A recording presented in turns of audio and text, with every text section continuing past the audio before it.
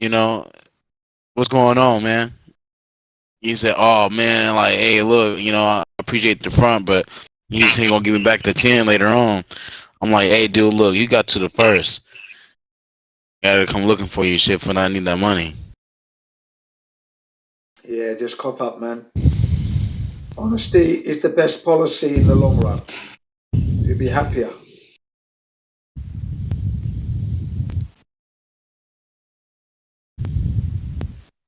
Globers, Globers, what you gonna do?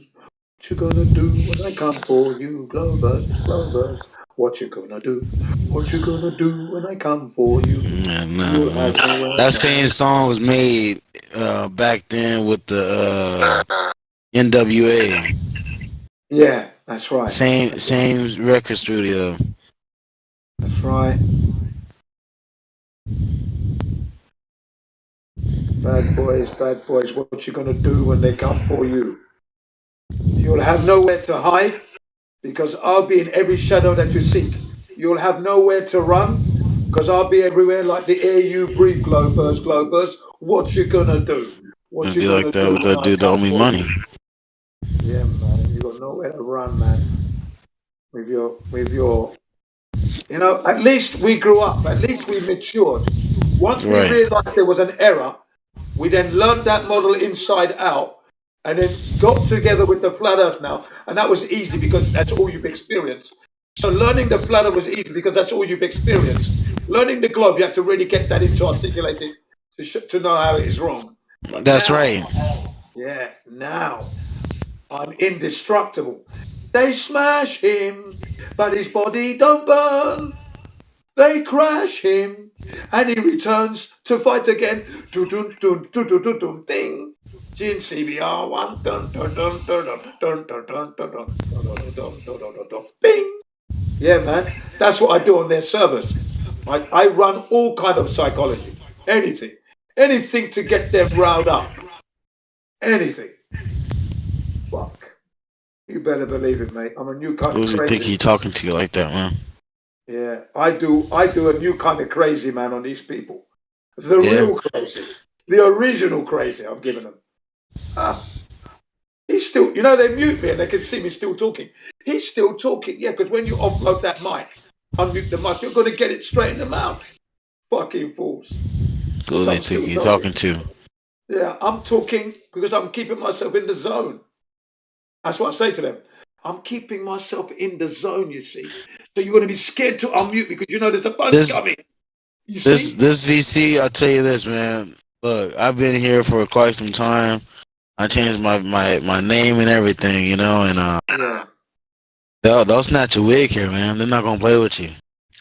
No, no, no. You see me, I've kept my name all the time. On this VC, I've been banned off this VC twice, but that was down to For their what? You mistake. ain't. I couldn't Yeah, see yeah, you being that banned was for their, what? yeah, that was their mistake. We won't go into the politics of it. It was their All mistake, right. and that's fine, okay? But I'm talking about when I'm on other servers, right? When I'm talking the truth, facts, no opinions, no theories, they mute me, but I just keep talking. Because I know I'm muted. I keep talking because I know they don't have to unmute. So I'm keeping myself in the zone. So as soon as they unmute, bang, they're just getting fireman's hose of truth straight there. So I've got them scared to unmute me. Yeah, right Yeah, in the fucking mouth. yeah, exactly. They're scared to unmute me. Yeah, of course. He's still talking, look, he's still lighting up. What, you think I'm going to shut up because you mute me? Stupid fuck. I'm going to keep myself in the zone because I'm going to deliver this punch to your mouth. It's like playing rugby. You give me the ball, and now I have to circumnavigate you fools to put the truth on the touchline. You fucking fool. Shut up. Yeah, man. Like I said, I'm running a new kind of crazy. They can't handle it. Yeah, it's Yeah, like they're not ready Trump. for that shit, man. They're not ready for it at all, man. They're not. Because they run some kind of psychology on us from our childhood right the way through our lives. When we were clubbing, working, going out, enjoying, thinking we're enjoying the real life, that was all lies. We want to know ball spinning. Right, that was a serious psychological attack. Then they did the 9/11. Then they lied about going on the moon. Then they lied about Vietnam. Then they did 9/11. Then they fucking let Pearl Harbor happen. Let me tell you something. I am the original crazy man coming for these people. Yeah, I'm bringing some new crazy. They don't know where to go. Don't hide under the table because I'm already there, you fool. Fucking idiot. I put the table there for you to hide under. Yeah, man. Yeah, man. They don't like me, and I'm glad. You know, you never come to have a conversation. Don't put Gin CBR1 and nice. They don't match, okay? I'm not here to be nice. I'm here to make your life hell. I'm never going to be your friend. If you became a flat earther tomorrow, I'm still not going to be buying you a fucking drink, okay? I'm still going to punch you in the mouth for being a glober for so long. So don't expect me to be your friend. Shut up. You see what they do? Because some flat earthers go in there and now they start talking niceties, you know? I'm What's not the that most flat earther. controversial fucking flat earth shit you ever heard? Yeah, there you go. Sorry? What's the most controversial flat earth shit you ever heard? What's the most controversial? You haven't got a model. Stupid fucking idiot. That's what they say. We don't have a model, for example. You don't have a fucking model? Yeah, we don't live on a model, though, do we? We don't leave in a model. There's no model. The model is Earth. That's it. To be the model right there. We can measure Yeah. the Earth. We can take our own precise measurements and tell you how you're wrong. Exactly. You flat earthers don't have a model. Sorry. The craziest ideas currently coming from people who claim to be flat earthers are that the ground's moving upwards, which is just Einstein's equivalence principle in different packet. What the fuck are they mean the fucking ground is moving up? That's from the Flat Earth Society. Yeah, the ether people. Yeah, but Del, from Beyond the Imaginary Curves doing that now, Gin. Really is. Is he? Ground's moving upwards, yeah. Yeah. Now, you know why Del's doing that? Do you know why Del's doing that? To generate revenue, to generate money. Yeah, that's just all it is. That's some new fucking hoopla shit. I don't know. Yeah. Have you seen him? What is he talking about? Nice. He looks like he's got money already. Yeah, he's making money already, Del, from the Behind the Imaginary Curve. Yeah. The thing is, right, he's obviously making money from it. That's why he's doing that. That's why he's doing that, obviously. Well, I mean, originally, if you remember his street activism, water, asking people water in the questions bottle. and that. Yeah, water in the plastic bottle. Remember, he's trying to get everyone to bend the water. He always seemed to give people a hard time for having donation links and stuff. So I don't think he still has those. So I always thought he had money himself, because he never asked for anything and didn't need any help. So it's just a bit of a strange. I don't know when he started doing this, whether it was 1 or 2 years ago, but a few people were surprised by his change of direction because he used to say, "I'll only look at what you can show me, what you can prove to me." Correct. That's what. He's apparently doing demonstrations with water bottles and cars and stuff, and that's just ludicrous. Well, I mean, if he's doing demonstrations with water bottles, probably just trying to prove that water is flat, always lies flat, and you can't bend it. Or 6 fucking level. Yeah, because you can't bend it in a bottle, because that's what he was doing at the very beginning. So yeah, you can't bend water in the water. Yeah, because you can't do that, So I mean, Del doing that. I mean, I just think he's just generating some kind of subscribers, and he must be monetized. He must be. It's been around a long time. Water sits in a glass at the bottom, therefore we must be moving upwards. That's his current stick. Nah, that's rubbish. Wait, water moves upwards in a glass, and the ground is moving. No, it's because water sits at the bottom of a glass. We must be moving upwards, is his claim. And then he does a little demonstration with a water bottle and him in a car with his friend, and it's just, it's just silly. It's not an experiment because the cause of the bottle is man, and the cause of the water being in the bottle is man. Yeah, exactly.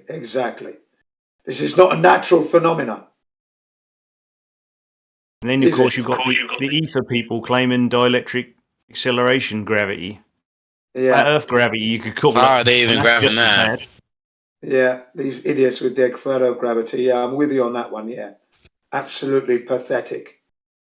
I'm not sure if it's all the Globebusters, but you've got Jaren Witzert, Dave Weiss going along with this stuff now. Yeah, and they represent a lot of content.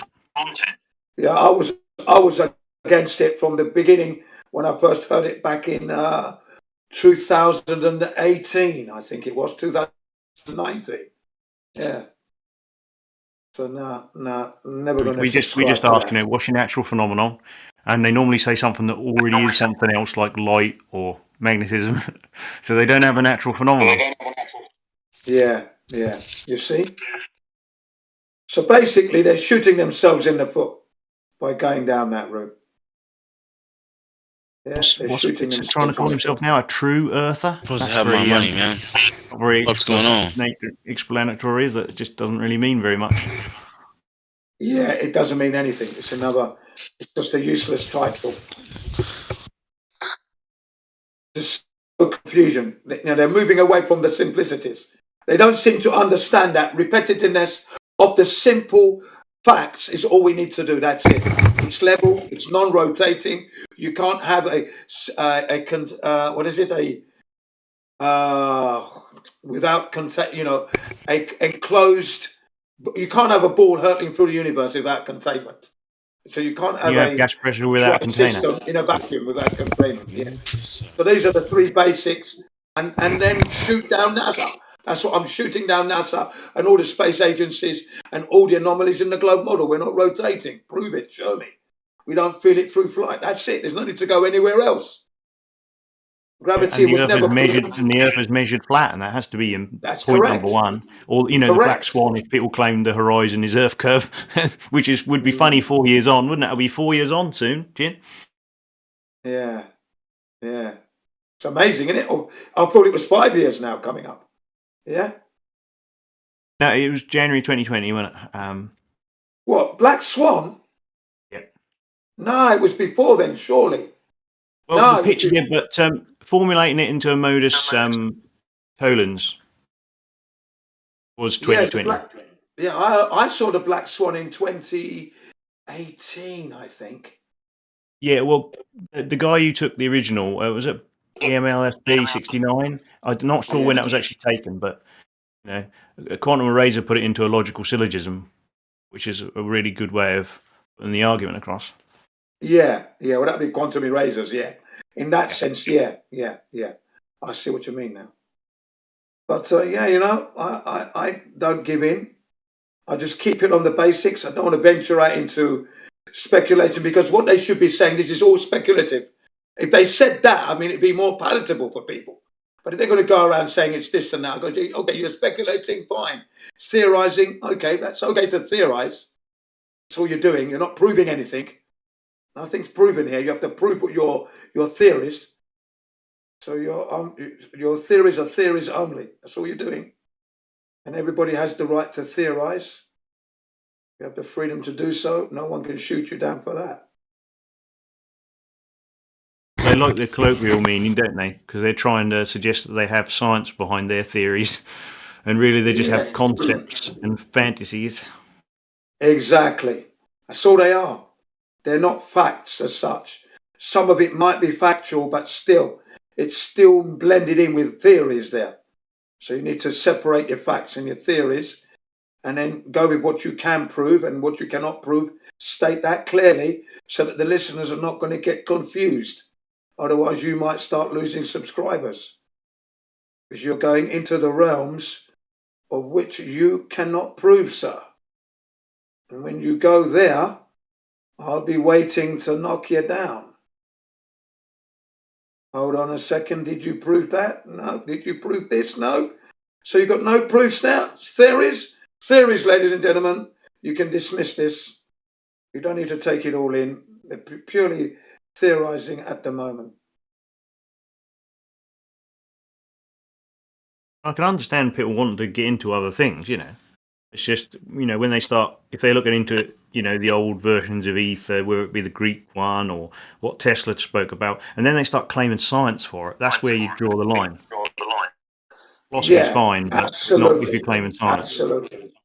Absolutely. I mean, if it was based with the scientific method and then it's peer reviewed properly, like their standards, let's say, then you could begin to say, okay, you've got something. Well done. You've proven it. You've got to prove it. It's not just uttering shitty theories without proof, experimental proof, adhering to the scientific method. If they can do that, then yeah, man, you know, that's insanity, isn't it?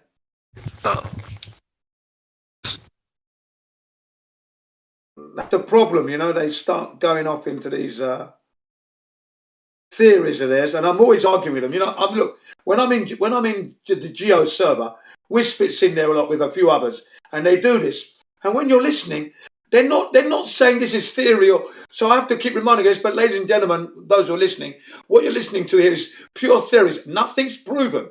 Although they're not mentioning it, I'm just here to bring you that reality is that what's being said here is pure speculative. It is theorizing. Nothing's been proven. Don't take it to the bank because you won't get any gold for it. Okay, and you won't be writing it in stone either. Don't take it what to go get the bank. Yeah. Still don't know what they're claiming to. I'm gonna go ahead and get my money. I mean, what makes them think that an ether is a thing? What are they observing? Exactly that. Look at me, I'm not gonna get my gold back. Get your gold. Go and give them the paper money and get your gold. They're going to tell you, I'm sorry, sir, we don't have any gold here at the moment. For Fucked up. They have my shit. Yeah, we can give you more of this stuff, but we don't actually have any gold for you. And then you're now flabbergasted. So yeah, it's like you said, what are they observing with the ether? It's true. Is it there? Could be. I mean, the ether argument has been around from the Einstein days, and Michelson and Morley and Sagnac, and Aries failure days. From those eras, the ether was around. You're back to things only being recorded inside a man-made device, and that the cause of that is the man who made the device. Yeah, but is there anything being recorded? Is there an ether that we can speak of? Well, round here, you say you've forgotten something, or you lost a thought. It's up in the ether, which I think just means air around here. That's right. Let me tell you something. You got every human being has an auric field, and that auric field can be composed of many different elements or vibrations or frequencies. I want to bet my hat on the frequencies and the vibrations. And with that being said, people vibe. People vibe with certain people don't. Things of that nature, right? However, when it comes to this whole entire energy aspect, I think that with humans, they change their own auric field and they attract who they want, thus creating their own reality. It's like if this then that, in a sense,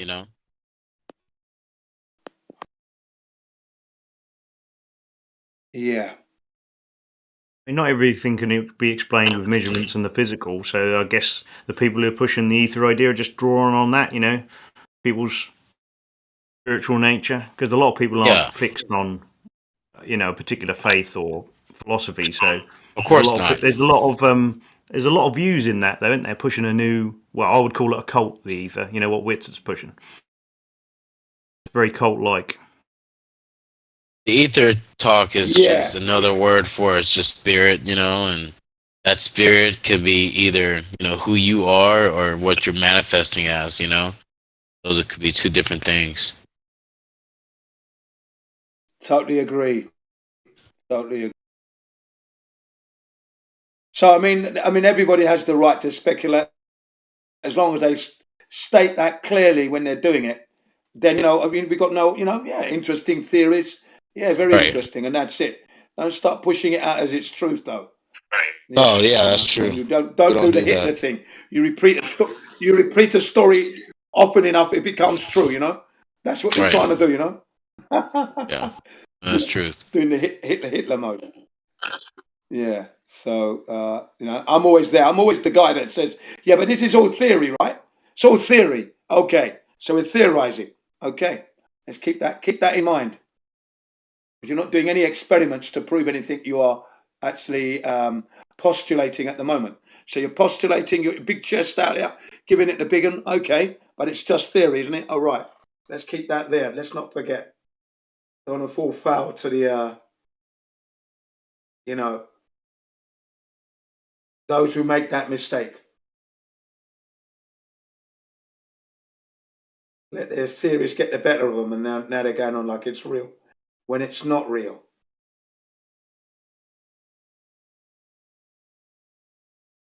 Not sure if Nathan's doing a show today. Actually, I'll have to keep an eye out because I'll join if he is. Had a couple of days off. Yeah.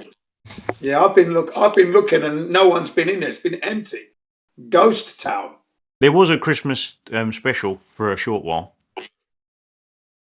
Yeah, I missed it. You know what I was doing? I was bashing the mass media. Was it medicinal mass media? I was bashing. Who's he I'm going to talking be to? bashing you right up. Yeah, I'm going to be bashing you lot right up into the 2024. Oh, bash who up, man? On a high note. Yeah, I said to them, we're going to end this on a high note.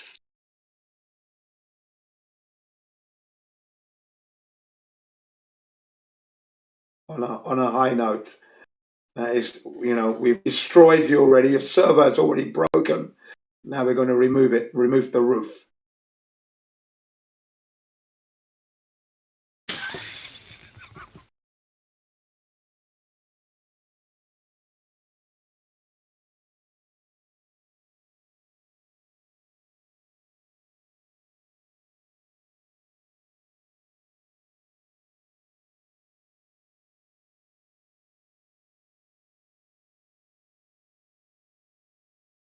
I was about to go cut up right now. I ain't gonna cut up right now.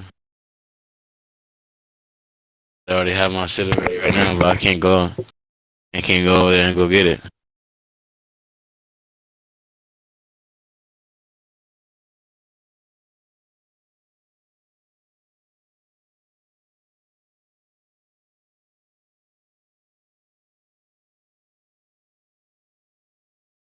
So yeah, 2023. I've enjoyed it. Yeah, I've got a little bit stronger in my delivery, a little bit more creative with the way I'm delivering it. Yeah, That's right. That's right. Yeah, new crazy act that I deliver when I jump in. I come in as Rambo one day. I might come in as Picasso the next. But either way, they're getting destroyed. And I'm educating the listeners all the while. I'm glad that I remember the numbers. I'm a walking internet. So I'm giving the people who are listening in the live stream the sources, my connections. Type in this, you'll get it. Type in this, yeah. Why don't you ever come in and have a conversation? Well, I am. I'm conversing with you, through you, to those people in the YouTube live stream that can't see me. So everybody, I'm hitting two stones with one bird. Ass. I'm hitting one bird with two stones. I'm hitting. I've got the bush in the hand is worth the two birds over there. Sorry, it's the bird in the hand is worth the stone that over there. Get out of here, you mugs. Shit. Yeah. There is a flat Earth debate today, Jin. I sent you the link if you want to post it in the live stream. Okay, thank you very much. Who is it going to be? Cosmic Eraser? Yeah, Quantum Eraser John might be there. It depends. It is holiday week still. Today's not a holiday. Well, yeah, some people have the whole week off, don't they? Like for family gatherings and stuff. Yeah, they do, don't they? They do have family gatherings because it's the holiday period, We got work to do, man. People meet up. We gotta go ball. We shouldn't have no time. We gotta go make that money.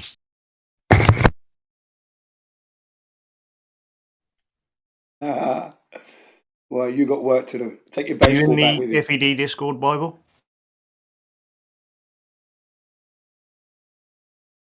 I can send you an invite. What'd you say? Are you in the FED Discord? There's a No. show later on. I could send you an invite. Yeah, send me an invite. I'll join. Yeah. Did you get much people passing through?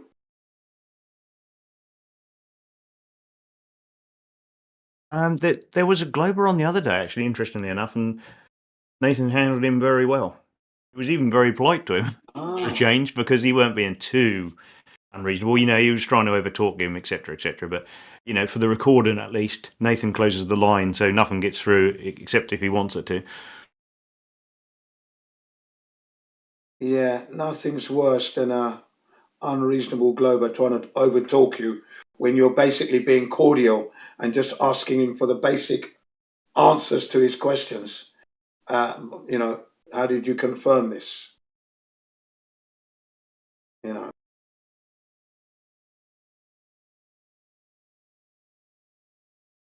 you are, invite sent. You need to tag in B with the buzz or Righteous Force to get your VC verified, but there's normally someone hanging out there around this time.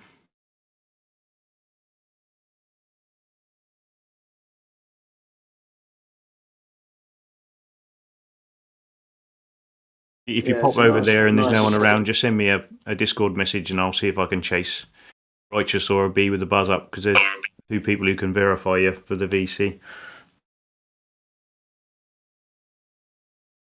I'll tell you what else I like. I like the sun and the moon, the sundial. That was a good one. The Sundance, or whatever they called it. That was a really good one. That was where the sun and the moon cast the same shadows on a moon dial and on a sundial. And that's what it's called a shadow dance. Yeah, that's it. What do they call it? They called it the something dance, didn't they? Shadow dance, yeah. Moon shadow. That's it. Yeah, the famous song from the 60s. Yeah, that was a really good one. I thoroughly enjoyed that. I was there for the original last year, December, would you believe? Last year. And then it's now coming up to be a year, that was already. Yeah, and then they did it again this year, I think in October. This year or August, somewhere there. They had another, and I said to them that I was there for the original. Because I called, what's his name? The guy that actually put it forward. Not FE, the other guy. Not Quantum Eraser. Come on, the Irish guy. What's his name? Who are you talking Brian's about? Logic. Brian's Logic, that's it. I called him the original Aristosthenes. The original. Aristosthenes. Me and Michael can't call him. I called him. Brian Stosthenes is what I called him. And everybody laughed.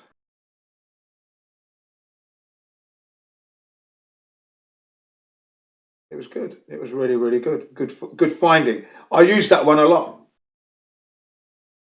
The sundial and the moon dial are casting the same shadows.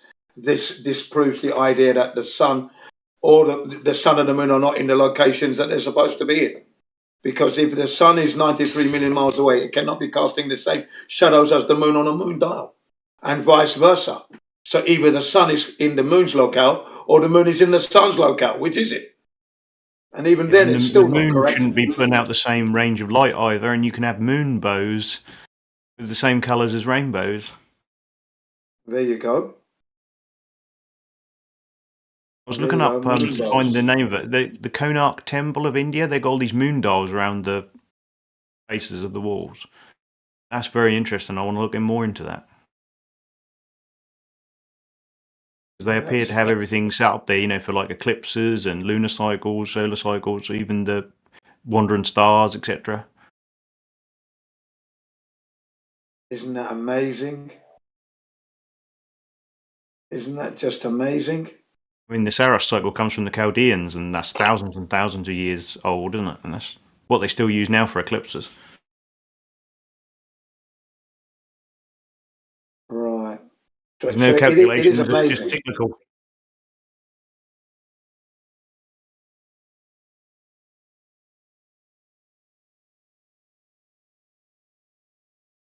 So when you look into it, the truth is always in plain sight all the time, isn't it? That we're not moving, we're not on a curved ball hurtling through the universe. It's there every day, every second. The truth is there.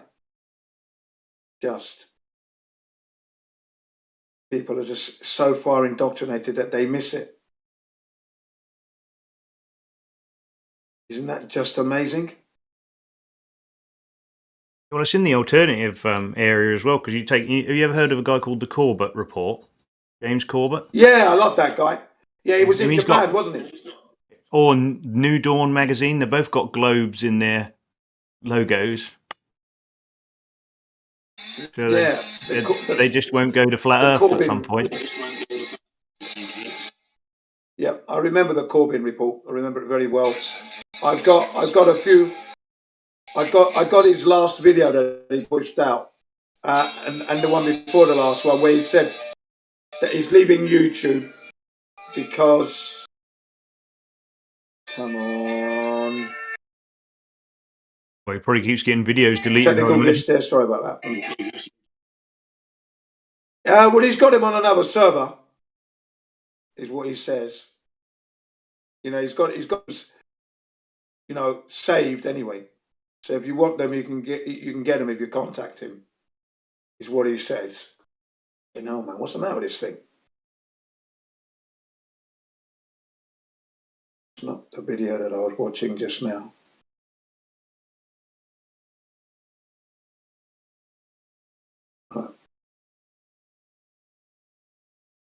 So yeah, I like that guy, the Corbyn report. He was really good, you know. He was always on the money, literally telling you the truth right there. You're surprised he didn't get killed. I liked him better than what's his name, Alex Jones. He was more accurate than Alex Jones, and Alex Jones I thought was pretty accurate in what he pushed out as information. Wouldn't you say?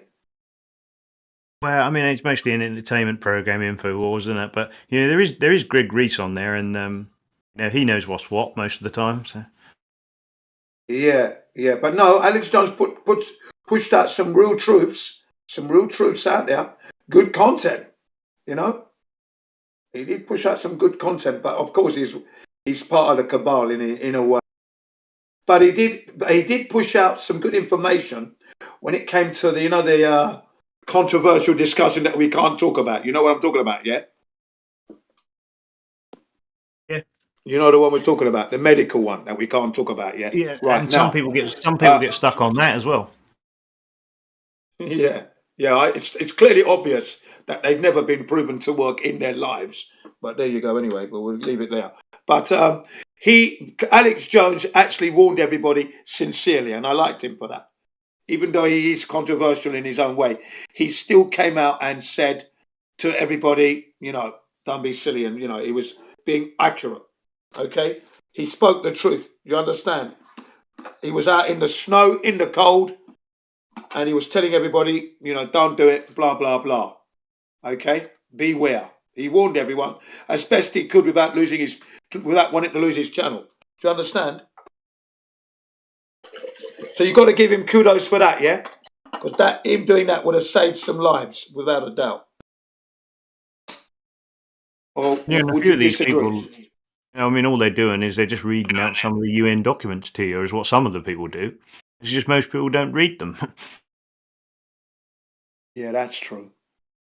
I get what you're saying. He's out there. He's putting information. I mean, if people come to his show and then find, you know, out that Greg Reese is a flat earther, then, you know, breadcrumbs lead from there, don't they? So that is good.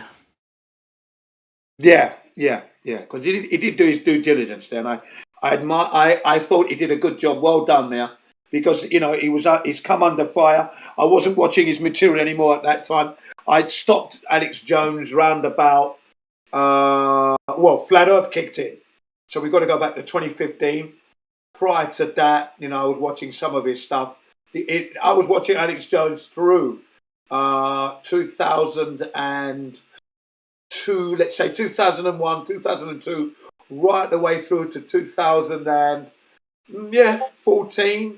14. And then I stopped I was looking into chemtrails and all that stuff by then. And then Flat Earth. Shortly after that, I became a Flat Earther. That took my time. So no more Alex Jones. And then we got hit with the needle lie. And he was telling everybody, you know, look out, don't go for it, be careful. What's the evidence? Where's the proof? Have you seen this thing? They're telling, you know, he did it. He did a good 30-minute video. Sincere, every word was sincere. Okay, So there you go. He did a good thing there. I'll shake his hand for doing that. Definitely shake his hand for doing that. Even though I already knew I knew from 2008, 2009 that they've never worked. Okay, so I done my due diligence years ago. But Alex Jones coming out and saying that, in line with all the other experts who are telling us that it's mega dangerous. Okay, I'll shake his hand. I'll slap him around the back of the head for not getting the flat earth sooner than we did. Now go and do the research on flat earth and pump that. I'll smack you. I wonder why Julian Assange and WikiLeaks never leaked out the flat earth, but they should have done. That's what I was saying on the Globe Live tour. They had Moonland and stuff, didn't they? I think I haven't looked through all of it. Yeah, he should have done the flat earth though. That was the key. That's the big one. Moon landings, yeah, financial rip-off. But the big lie, that was it. And they should have put that out there. If they're WikiLeaks leaking out information, they should have leaked that to the world. So Julian Assange comes under question, even though he did leak out the collateral damage. Now that was shocking. You know the ones where they shot the little kids up in the black van? Shot those Reuters reporters and their friends all coming back from wherever they went. And you heard the guy in the helicopter gunship. Can I shoot him? Can I shoot him? Come on. Because hang on a second, we're getting permission. Hang on. We're getting, we're going to check it. And then when they got confirmation, guess what they said? Okay, light them up. Light them up. This is the word to kill them. Light them up. Fuck. I'd like to line them up and light them up. Cunts. Killing innocent people. And they almost killed 2 kids. Fucking terrible. It was the emergency services, these guys, Red Cross looking guys in their white uniforms, were trying to rescue these kids and they were coming under fire. Shit. Terrible. And originally the American soldier had picked up the kids and said, I'm going to bring them to base. He goes, no, don't bring them to base. Leave them where they are. Don't bring them over to us. Because that's going to tie them in. They're going to get them into trouble, you see, obviously. So instead of taking them to the nearest hospital, their base, they had to take them somewhere else, miles away. Further risking their lives of dying, risking them to dying with their wounds. But they made it anyway in the end. But imagine being sent into a war where you're just a number and they know you're going to die. Yeah. And they just tell you, like, yeah, man, you're going to defend your freedom. Yeah. And, all these guys, you're selling them false hope, and you think they're going to come back to their families and they're not. And they're just going on a death march out there, man. And so what makes it different from any other, totalitarian leader out there, some general versus Hitler? They're doing the same thing. That's right. I'm glad you said that because they're just like Hitler, exactly the same. All of them.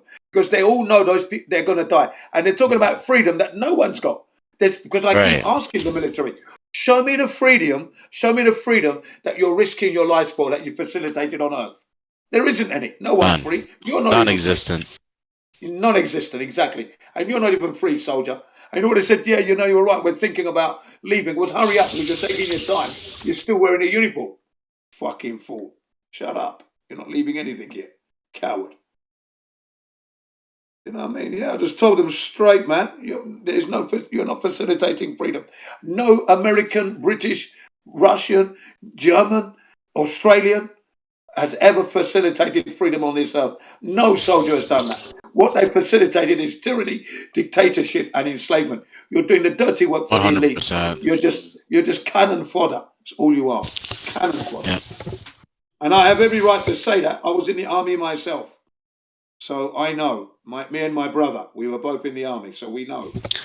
And you know what? I was thinking about going to the army myself, before I started working my career. Like, I was going to go into the Space Force, just to do something new, do something different, And I'm so thankful I didn't do it.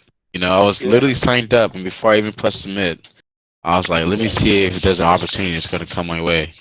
And it did. Yeah. So I'm glad that I didn't go to any war to kill any innocent people for the Queen. Good. Yeah, didn't do any of that. glad I didn't. I left anyway. I left because I wasn't getting promoted.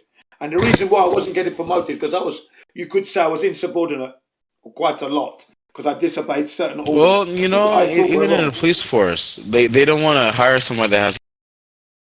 They want somebody that's docile and lower IQ that can able to follow orders. Because the ones who are actually have the higher IQs, those are the ones who will disobey orders. Yeah. I was in the guardhouse regularly. Even my brother was saying, "What's going on?" I thought, "Well, the man gave a wrong." You see, what happened is that Sergeant Major Delic gave the wrong order. What De Bowick gave the wrong order. Why should I obey that order? He gave a wrong order. You lot obeyed it. You were wrong. That's why. So even though he's wrong, and he knows he's wrong, we still have to follow it. And they asked me to apologise, and I wouldn't apologise. You know what? He apologised to me. But you could see that I was adamant. You could see that I've been in the guardhouse, and then you want me to apologise, and I wasn't in the wrong. Don't be silly. You better put me back in the guardhouse then. And that's what you see displayed when I'm in Jen Banda's server. When he says, "Well, if you don't shut up, we're going to mute you." You better mute now then. Because I'm not shutting up. Fucking fool. So they mute. Yeah, man. Why doesn't he ever concede? Why would I concede if I'm not wrong? Stupid fuck. I'm giving you the proof. Ladies and gentlemen, there's no conceding with me.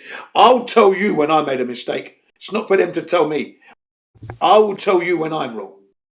That's what I tell them. I'll tell you when I'm wrong. And when I am wrong, it will be an announcement. It will be time-stamped. It will be official. You will know when I'm apologising. And I do. There are times when I have made an error in statement, made an error. And I've actually apologised. Of course, we're not perfect, you know? No, right. But I've done the perfect apology. None of them have done that. None of them have given a timestamp date, the date of the year, the time, the bad time, everything. And then I apologise for like 5 minutes. So it's like a 5-minute apology. Giving it to them hard in the head. More psychology. Reminding them that they never do what I do. They never apologise like this, do they, ladies and gentlemen? At least you know when I'm wrong, I tell you. Yeah, you know when I'm wrong. Because I tell you I'm wrong. And you'll never forget it. These people, they never tell you when they're wrong. They never concede. Even when they're faced with... Listen to this one I said to them in Jen Bandit today. I said, I don't know, and I've been telling them this for like 6 years. I don't know how it is you cannot see that building number 7 that wasn't hit by a plane that came down in 6.25 seconds, okay? In order for that to happen, you would have to remove 400 supporting columns per second per floor. And I go like, bang, 400, bang, 400, bang, 400, bang, 400, bang, 400, bang, 400, bang. And there's your building in a rubble on the floor. Now, what fire does that? There is no fucking fire that does that. That's a demolition. Right. So I said to them, why are you not conceding on that point? 6.25 seconds, 400 columns. And then you know what they do? They start insulting. Shut the fuck up, you liar. Silly things like that. Yeah. I said, the evidence is in the time it took for it to come down. There's your first proof. The fires were out by 5:30. The fires were already out. The fires did not persist in any location where the fires were for more than 20 to 30 minutes. That's in the NIST report. I posted that report to them. How can you not concede? And you know what they were saying? But you never come in and have a conversation. I goes, you're lucky I haven't got a machine gun, you stupid bastard. Shut up. I'm going to shoot you cunts down. Don't ever look for me to be your friend. Don't. Looking for me to be a friend. They're looking for me to be a friend. So I'm not like the other flat earthers that have these cordial conversations with you. Now, that won't be had by me. I'm never going to be that guy. When you see me coming, yes, you will go down. He's here again. That's right. As long as that door is open, I'll be here. Your emotions will drop. Because you know I'm just going to be dropping truth bombs all over your heads. Facts. I'm not going to give you my opinion. My opinion is worth tuppence halfpenny in this situation. Only the facts is all I'm giving you. Facts. and I back them up. They hate me, and I love it. Love it. They hate me so much they want me to be their friend. They're getting tired of hating me. Yeah, you're unfit bums. You know, they're already out of breath after 30 minutes of heated, and I'm just hitting them with bang, bang, bang. It will give us a chance to speak. Okay, what you got to say? More bullshit, ladies and gentlemen, again with more facts. What are you going to say now? More, and they're knackered. You know, they said a couple of words and they're tired. I said, you see, you don't even train to argue. You don't train to debate. You don't train to, you're unfit bums. And then there's a savage American making excuses. It was some of them are disabled. If they're disabled, shut up. Don't come to a debate disabled, then fuck off out of here if you're disabled. Anybody else disabled here? Shut up then. Don't open your mouth because you can't take the pace. Fucking disabled. And I said to savage American, count yourself lucky because if I was in your room, I would crush you and liquidate you. You'd be an untidy mess on the floor. Liquidized. Good luck. I'll be back. Yeah, man. He had to mute me after that one. I told him right that there's lawsuits pending. The court cases for 9/11 is still ongoing. He goes, I don't know anybody who's still suing me because you're not following it. Okay, you're not following. You know, he asked for proof, so I posted it. Bang, bang, bang. I posted for like 20 minutes. Bang, bang, non-stop. 9/11 facts about the legalities of what's going on. You know? Yeah. You know what? You know what's really bad though is that 95% of the people who lost their loved ones took the government money payout. Fucking stupid. Isn't that something? Isn't that a coincidence? Fucking stupid bastard, idiotic people took the money from the government. The government gave up the money so that was hush money, blood money. No, the 5% that are still fighting are the hardcore. Together with the architects and engineers for 9/11 Truth, and the pilots for 9/11 Truth. Even the pilots are in on it now, okay? And they're pursuing the government. They're pursuing the government at the time. They're pursuing the FBI, the CIA, NIST, FEMA, and other governmental agencies. Because the reports that they were given out does not match the findings at the time on the site at Ground Zero, thermite, and right. Thermite, thermite grenades that encased those steel beams. Yeah. You know, and it wasn't jet fuel. Jet fuel doesn't melt steel beams. You can't replicate the same thing. Yeah, shape charges. The nanothermite reaches 4,500 degrees Fahrenheit in 2 seconds. 2 seconds, you got 4,500. Yeah, he's melting that shit. That's powerful, isn't it?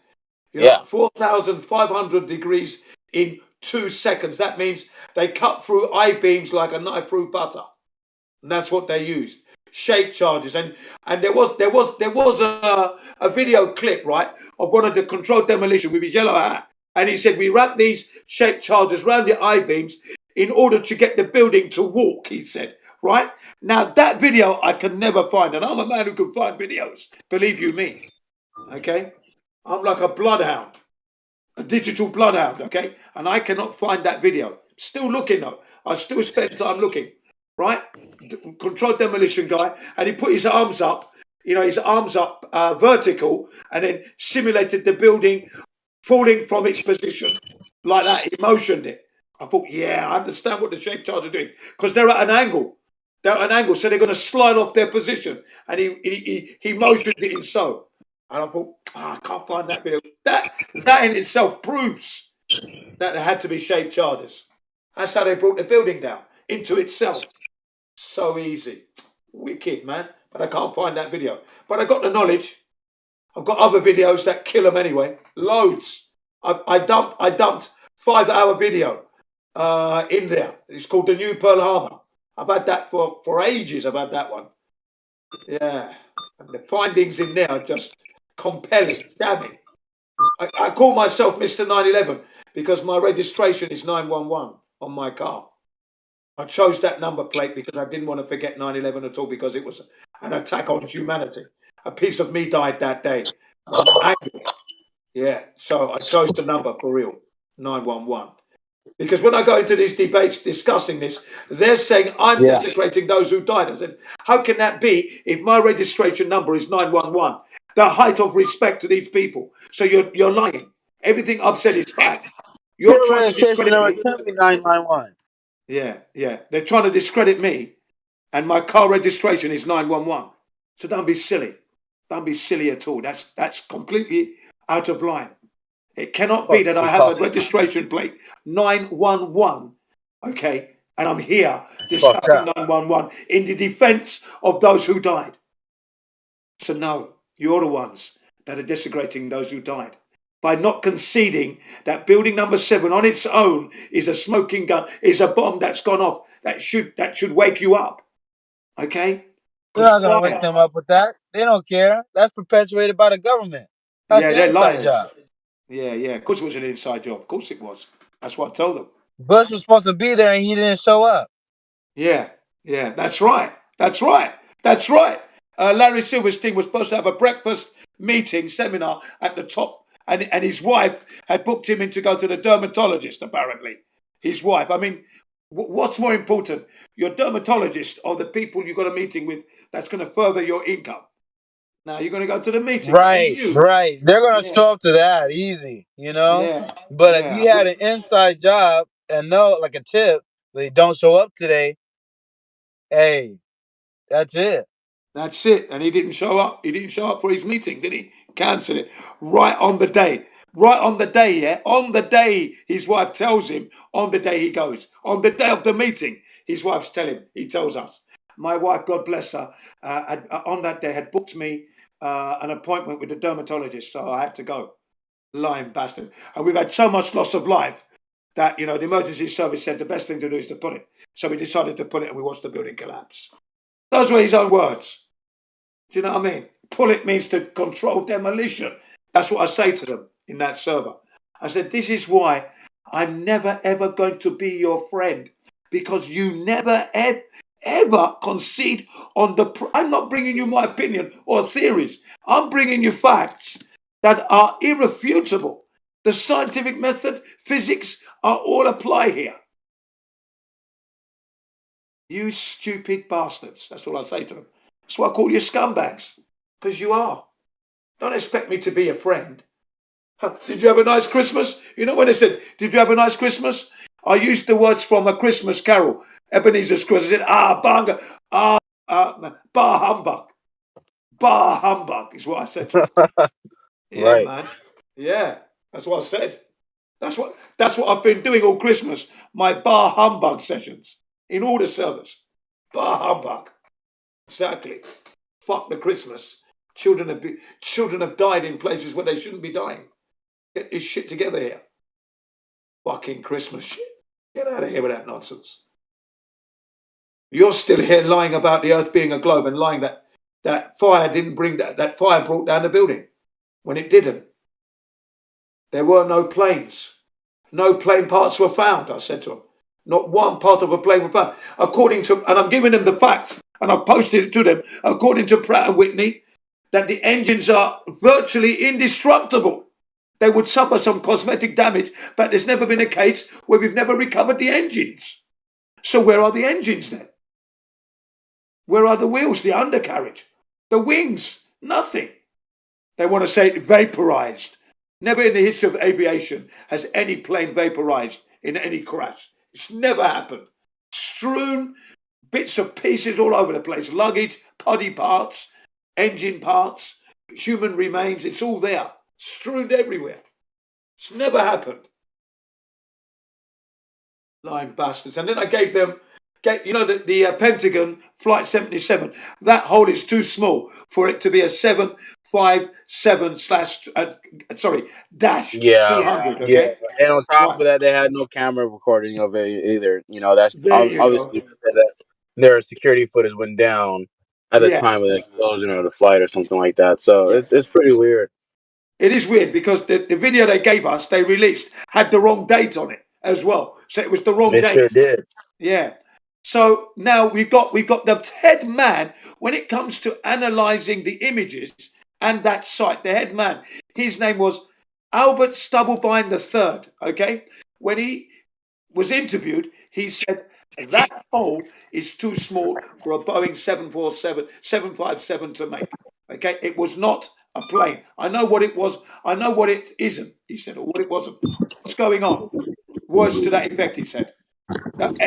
Major General, by the way, Major General Albert Stubblebine III.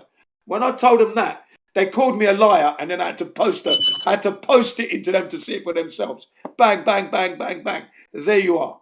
There's the man himself telling you. Here's the video. Listen to what he's telling you. Okay? He's telling you that the Boeing 757-200 did not make that hole. And I've got an image of the plane going into the Pentagon. You know, this is to simulate what it would be like.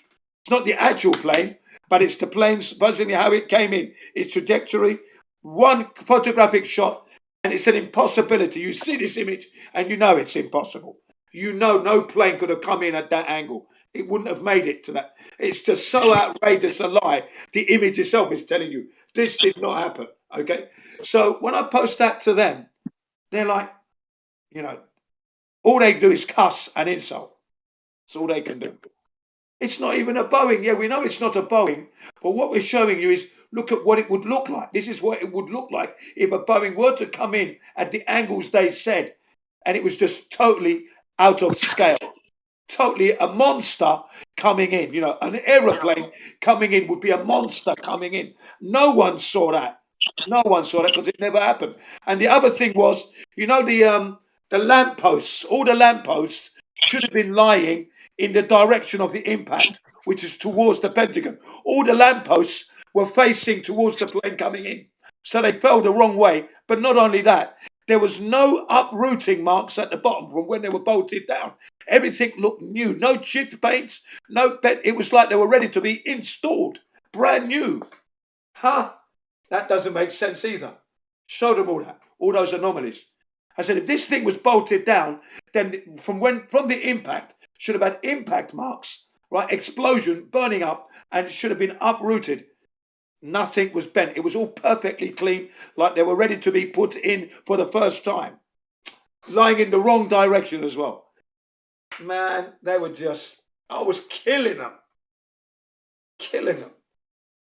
You know, it was like it was raining a million bullets, but I was coming through all that with the truth still coming through, undeterred, unstoppable. Yeah, that's why they call me the best. Yeah, when I'm in that server, man. All hail, Jin CBR1, ladies and gentlemen, has arrived.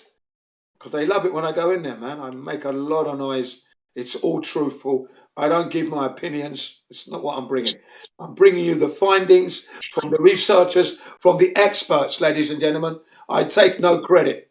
I'm just bringing you the information that I understand myself fully so you can understand that there's a deception going on.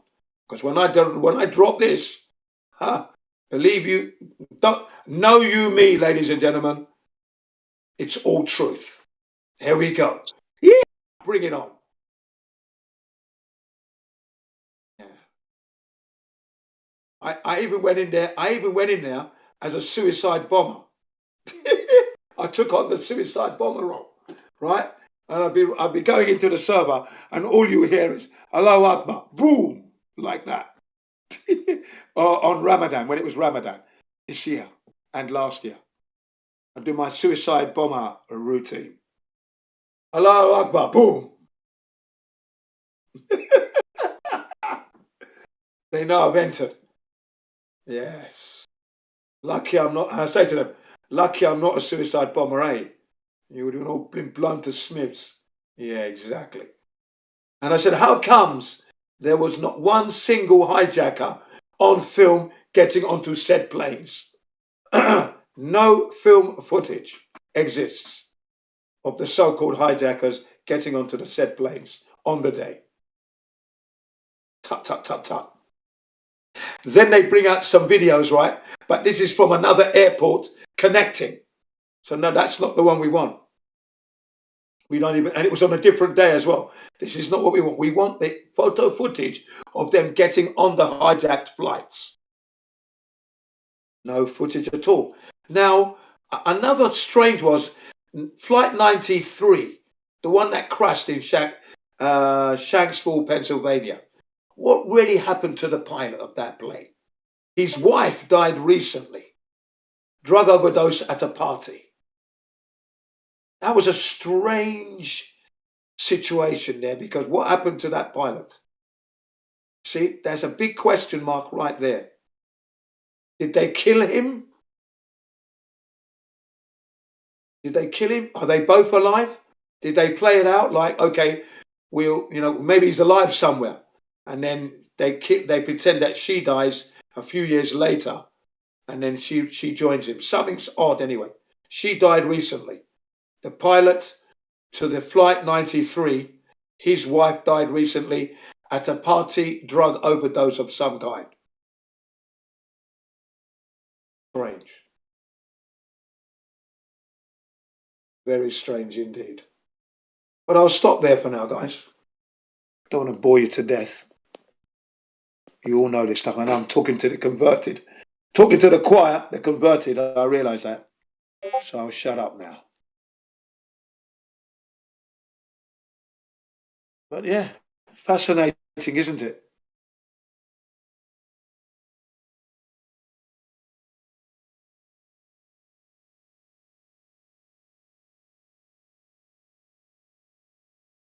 And ladies and gentlemen, and those of you who are in the Rumble who can hear me, Jin CBR1 reporting in, all that I said happened on the flat Earth. It didn't happen on a ball Earth hurtling through no universe that you never confirmed. I've never confirmed it. How would I? It's said to be over 40 billion light years in space, in expanse. How would we know that? Have we been there to confirm that? No, we have not. No one has. A number out of thin air. There you go. Okay, ladies and gentlemen, there you go. Even that statement I just made happened on a flat Earth, stationary flat plane. Just like those government agency documents, the KGB, the FBI, the CIA, NASA, the Army, the Navy, the Air Force, and flight instructor manuals. Those who teach you how to fly a plane states that the Earth is flat and stationary. A flat Earth, a flat stationary plane. Okay? A flat, non-rotating plane. Okay, there you go. Government agency documents, of which I'm in the possession of 150. See, ladies and gentlemen, yeah, you can find all this stuff when you look for it. We, the flat earthers, we're the best. Enjoy the festivities, and I'll be back. Bah humbug.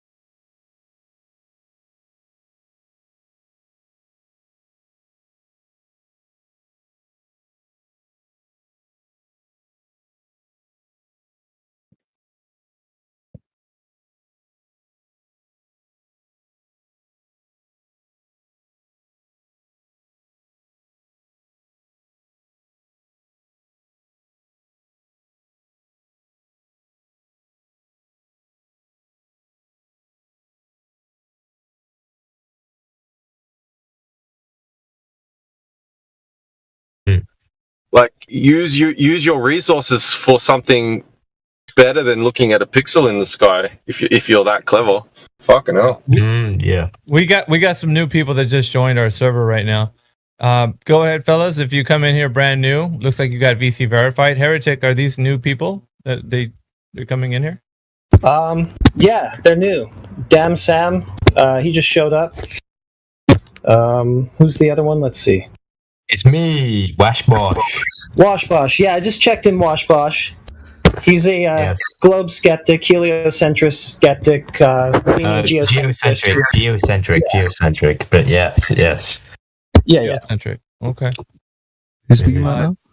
Damn Sam. Hey, what's going on? Washbosh. Fellas, Hey. appreciate you guys coming in here. Thank you. We love to be here. Let me just get all the people that are brand new to this server, so maybe they want to speak up. We got, I don't know what this guy's name, Appreciator. I'm just gonna unmute you before you guys speak. Oh, he dipped. Okay, so Depreciator didn't want to talk. We got Funk in here as well. Funk, I'm gonna mute you. Funk, are you there? Hello, Funk. All right, I'm gonna mute you if you don't talk up. Funk, if you're not there, I'm gonna mute you. Go ahead and respond if you're there. I'll leave you unmuted, but if not, I'll have to mute you. Okay, he don't want to say anything. That's cool. Would you like me to mute myself or? No, you don't. Yeah, if Okay. you're unmuted or you're able to speak in here, we want you guys to contribute. So basically, just go ahead and. So we're on the topic of the shape of the Earth in this forum, and you guys are free to contribute as far as any questions you want to talk about some topics about that, or we can ask you questions and figure out like what you think about the topic. So, but I do want to give you the floor, Washbosh and Damn Sam. So go ahead and let us know, maybe your journey into this or what you think if you're thinking that the Earth's a globe or whatever. Go ahead, guys.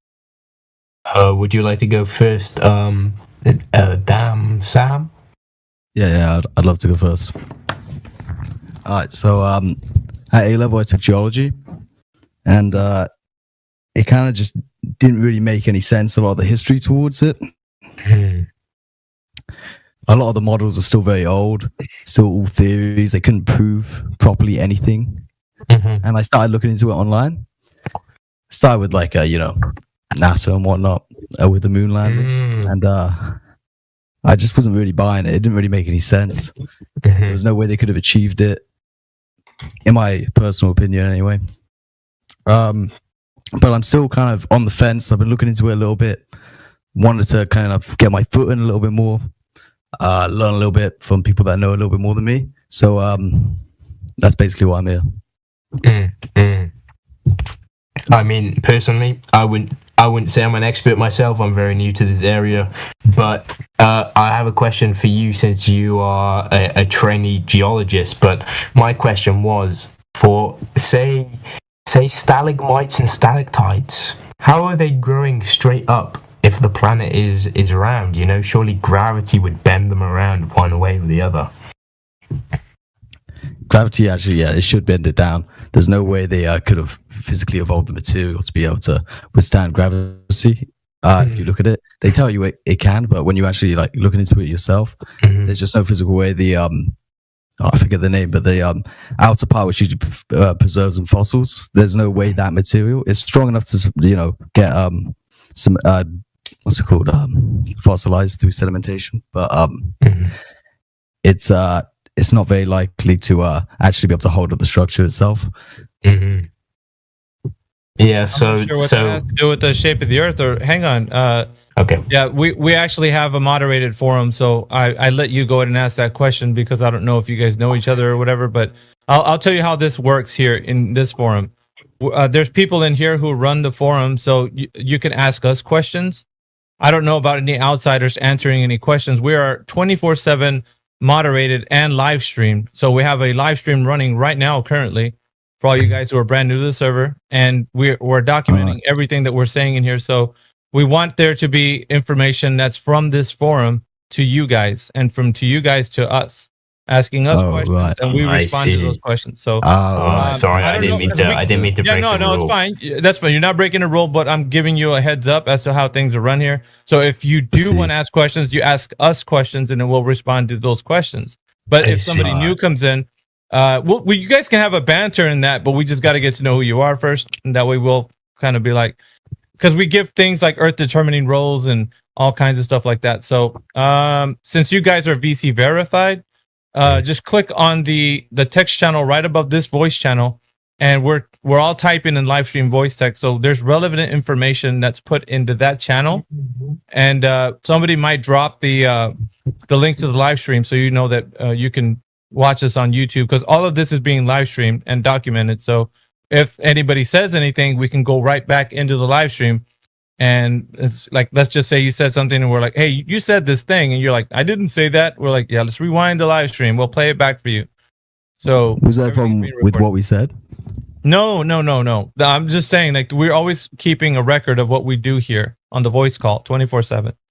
So it's just information for you to know. But if there's anybody, is there anybody else that came in with you guys? Because I see some new people that came with you. Is Snef with you? I've been in here since like 2021. Okay.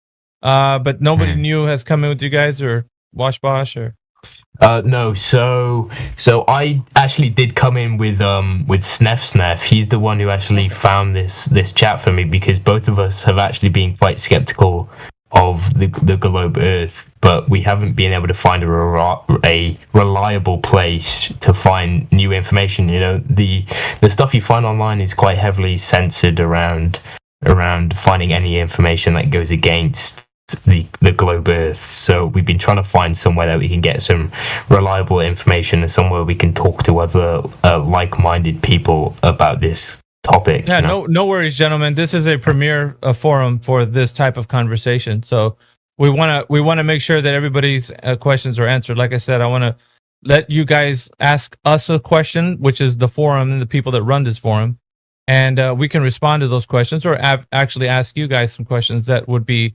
leading us to a better dialogue for the Shape of the Earth conversation. So I'm just gonna, because he hasn't spoken yet. Snef, I just unmuted you. If you'd like to say, hey, what's up, or whatever. But your boy Wash Bosh was saying that you came with him. Yeah. I came in with him. Pretty much what he said. How we're skeptical of what we're taught, and how that's not actually matching up with what we're seeing. So we decided to come here. All right. Some people, well, because of the subject matter, think that this subject is a troll, right? I'm just going to give you a heads up on that. Like this place here has been curated to know that if somebody's coming in with that kind of attitude, we have swift ways that we deal with that. So if you guys are inquisitive, we're going to answer those questions. Okay. So make sure that if you do have something in your mind of how you think the Earth is working, as if it's not a globe and that, just ask us. We'll tell you. And there's a lot of great minds in here. Whoever has a question, whoever has you, Wash Bosh, or Damn Sam, if you have a question, you can ask that question. Let the forum respond to you. Okay. So my main question was, you the speaker, what is your personal belief about the shape of the planet, or where the planet is placed in the universe or the solar system? The cosmology aspect, right? So what is this? What is this whole thing? Well, we would describe it as the floor of everything that there is. So imagine a cosmology that you have right now. It's built upon this preconceived notion that you're in a ever expanding cosmos, right? With planets and black holes and all kinds of stuff. Items like erase that from your mind just for a moment, right? I'm going to start from a clean slate. So think about the Earth being the ground level of everything that there is. So the floor, right? It's the floor of the universe. So everything that's above us, that's all that there is. We can't travel to those places because we live in an enclosed system. I'm going to give you an idea of what this looks like in your mind, okay? As far as the shape of that enclosure, we don't know. This forum doesn't claim that. But there has been speculations as it being a dome or some sort of like firmament or covering, but we don't speculate in this forum. We go directly on what can be measured, tested, and proven. So this forum is built on people who are, for all intents and purposes, empiricists. So you have to test, repeat the test, and falsify the information. You can verify the things that we tell you. So everything that we're going to talk about here in this forum is going to give you great information to verify what we're saying. So there's a lot. I'm going to just make a quick distinction because, like I said, we're the floor of everything that there is. Like right now, we're standing on Earth. Earth is the foundation, right? So all that there is above us, the stars, the lights in the sky, we're just going to tell you that we don't know what they are. We can't ever travel there. Are the other planets flat? We're going to say we don't know what they are. If they're physical, metaphysical, we don't know. What we do know is what can be discovered from the place that you're on, which is tangible Earth, which, where you're walking upon, and you can go places here on Earth. These places that are known to us, we can examine those places. Mm-hmm. So there isn't an ever expanding universe. We don't know what's outside of this enclosed system. We just know what's here where we're at. As far as like going to other places outside of this system, it's not possible if you're in an enclosed system, because you can't go outside of the thing that you're in. And if there's an edge, like if you go walking to like a flat surface and then you reach the end point where there's like you fall off into whatever, we don't claim that thing because nobody can discover that thing. What we will say is that if you're in an enclosed system, if you're inside of something, you have to go outside of the thing in order to find out what's outside. But we can't go outside because we're inside. It's enclosed. So, and the reason why it's enclosed is because we have gas pressure. So the only way to have gas pressure is to be inside of something that has pressure. And the only way to have pressure is to be inside of an enclosed system. Mm-hmm. So hopefully I kind of ran through some of the basic ideas, but our specific way we look at the Earth as the floor of everything, and the lights in the sky are, we don't say that the distance to them are known. We don't say what they are. We just know that we can visually see, like if I go outside with you, I can see everything that you see. So to us, that's what we see. The representation of what reality is to you and us and me would be the same thing that I would see the same thing you see. So it's like I'm not seeing flat planets or whatever. We're just seeing what you see through a telescope and all that kind of stuff. So, okay. So as long as you know, like this is kind of like where we're coming from. If you have any other questions about that, like I don't know where you want to go with that stuff, but so the metaphor I was kind of thinking of is we're kind of like a baby, and we're trying to crawl our way out of I'm not sure if these words are allowed, so I'm gonna use a bit of a slang, but we're trying to crawl our way out of the vajayjay or the foofy as you might say, and try to discover like a new world or a new way of looking at things.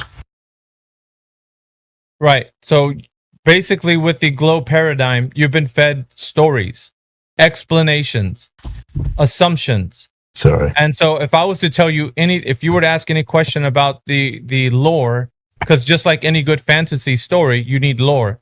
So the globe Earth is in a cosmic experience, like the idea of it would be filled with lore. So the fantasy of the globe Earth has all the trappings of any good fantasy would have, like all the lore. You got dark matter, dark energy, black holes, galaxies. You got exoplanets. You got you could land on these rocks that are floating around in space. You got space time. It's just filled with all kinds of lore that can never be understood or attained as far as like human knowledge can achieve. These conceptualizations are something that people have been showing other people, thinking that they're waxing themselves intelligent by talking about these things. But it's like one of those guys who really loves Harry Potter talk about all the things of Hogwarts. And so to us, it's like, how do you know that's true? Have you verified any of that stuff? And people are usually like, no, it's it's space time, or it's black holes, it's dark matter. It's like, okay, that's great. That's great that somebody told you this information, but have you checked into it? Have you looked into any of that stuff? So that's the crux of the issue, is that you've been fed a story, a narrative that you can't verify. So anything, talk about like, well, what is the moon? How do you know? Well, we got humans that actually landed on it with a rocket.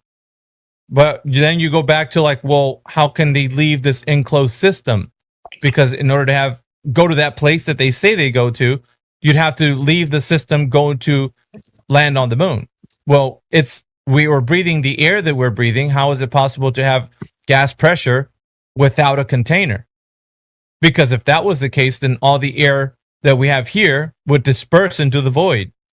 Because the natural state would be high pressure always moves to low pressure, and the low pressure of the vacuum of space would then let the air that we have here kind of rush off into it. So it's not possible to have that concept that you could leave a system if the system itself needs to be has pressurized, and so you need to have a container that holds that system. It's a dynamic system, but yeah, you'd need a container.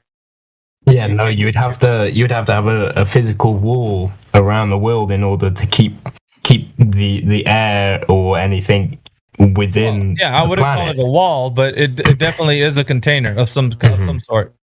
So I don't want to give it physicality, or not physicality. Excuse me. I don't want to give it a specific connotation, because giving it a connotation would mean that you have to follow up by. If you said wall, then people would think, well, I know what a wall looks like, and I don't think there's a wall up there. So you have to be very specific with your words in this forum, because things like that can. So, but go ahead, if you guys, now that you know, I'm giving you kind of the rundown of the system that we're looking at. So, and it differs. Okay. It differs from the one where people are looking at this disc floating in space. It's not that, gentlemen. How do you believe the Earth formed, and when did you believe? Do you believe the Earth formed? Okay, interesting question. So we're always okay. So finding out that the information that we're saying verifies the place that we live to be a created place. So all this is going to tie in once I tell you. So void of religious discussion. This gets into the antecedent of creation. So for the antecedent for creation, all of the things that we see here on Earth, right? Like the trees, the animals, the people, would need a creators, because you have to look at it in a way that if information is given by someone who's informing the things that are here, you have to have someone who gives the information and one who receives it. So it's just the idea to say that, okay, so the necessary antecedent for creation would be a creator, right? And we're going to start from the point where if we're examining the Earth and through that lens, we're not going to say that it all just happened by nature itself. Nature doesn't spontaneously do things like that, because of the fact that everything that we see has volumes of information inside of it. So definitely a creator. If you're going to burp, please mute your mic. That's pretty disgusting. That's pretty disgusting for all of us to listen to you belch over the mic. So please mute your mic. Fucking pig. So, anyways, just going to that idea there that we're talking about, the necessary antecedent for creation is a creator. Then we're going to talk about, like, if you're asking us, we would say that would be the answer to the creation of all things that we see. So from the beginning, the creator put forth all of these things that we see in creation. That would be the answer that I would give you to the question that you just asked. Do you believe that it was formed in the biblical time period? Like I said, void of religion, because there's a lot of narratives, right, with religion. So you're just like agnostic, like believing in a higher power? No. I have my own personal stance on this, but I'm telling you from a standpoint of not involving religious text, right? We would say that in any way that you would look at this, it would be a necessary antecedent for creation. You'd need a creator. There's no, you can't get around this. So, but if you did create it, then are there any processes that continue formation today? Because otherwise, it would just be all eroded away. So you must believe in some sort of like system that keeps the planet in its shape, and here. I disagree. Right, Actually, I would say. You're talking about. You're talking about. Yeah, you're talking about the laws that govern the reality of our existence. Is that what you're saying? No, I'm asking, how would the flat Earth continue to stay as a planet if systems like rain and frost and, well, mainly water that freeze, thaws, and waves that erode, so rock gets eroded over time. So how do you explain the formation of the planet, because it's got to continue to form to stay alive, or it'd be eroded away? I would say the way you're formulating that question is not conducive to the way we were talking about the things that are made here now. The processes that we would talk about, the ecosystem, the way it runs, and the laws that govern it. So you have in your mind still this notion that we're talking about some sort of like entity in the vacuum of space. So you refer to like the flat Earth as a planet. Like, still, how is that held together in the void, like in the vacuum of space? So we're saying that's the wrong thinking already. That's not what I'm thinking. You said I'm planet, saying, didn't you? but not planet. But I just mean. What do you mean? What would you call it? Because that's the only term I would know to describe it. I don't know the extent, length, breadth, and width of the entire place that we're living on, so I couldn't tell you what it all is in an all-encompassing like idea. What I can but you're kind of just avoiding the actual main question. The main question is no. The thing is like that. When I'll say it this way, we can only speak on the things that are known, right? The things that are unknown. I'm saying something known is that you can visually see erosion in the Earth. So how does the Earth continue to form without being eroded away completely or weathered away? I don't understand how what are you conceptualizing? I don't understand what that question formulating itself into like how does that eroding, like, what do you mean? What's eroding? You don't know what eroding or weathering is? It's the breakdown of rock. I'm trying to tell you.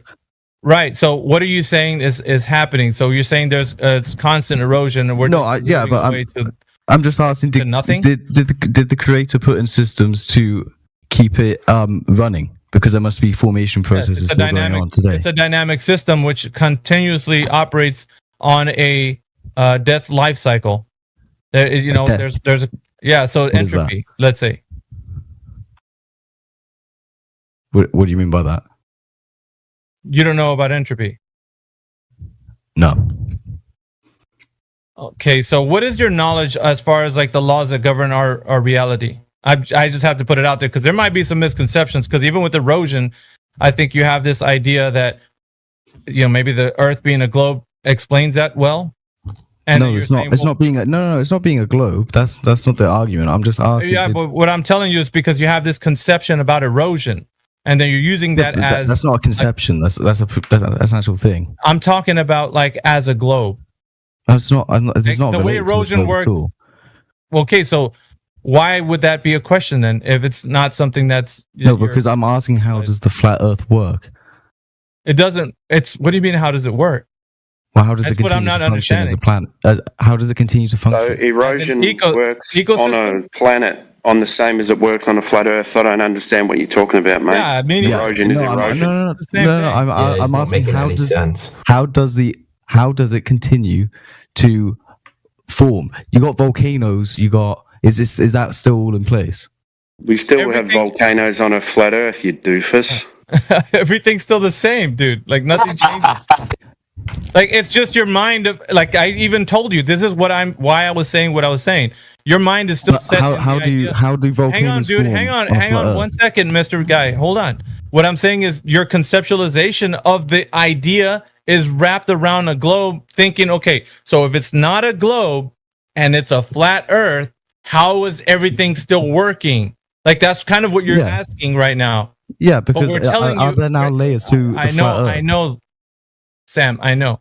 But the reason why I'm saying this to you is because you're thinking one way of like, okay, it works on the globe. Now let's look at flat Earth. How does it work on flat Earth? And so your idea of how you're conceptualizing this question is wrong because we've always been existing on this Earth, right? There's no dichotomy. So let's just erase that. There's no flat or globe. It's just Earth is what it is, right? So as it demonstrates itself to us, we're going to tell you it's always been this way. So we don't have to explain, because that's just its natural process. Like what the one you described with erosion, that's always been happening on Earth. But you just thought of it as a planet floating around in the void. So I'm telling you, that was the story that was put in your mind. So now you're trying to build up like this false dichotomy of globe and flat, and there isn't one. There's just only Earth, we've always known it to be. And the processes that happen on the Earth have always been happening on the Earth. And the one you mentioned with erosion has always been taking place. So it's just your conceptual. But I'm asking then how then does the formation of Earth continue? Because you need volcanoes to continue to renew the crust, and you still need systems like tectonic plates. How is that forming on a? Do volcanoes still happen regardless of your? Yeah, Timbo just chimed in. But how are you moving this amount of molten rock?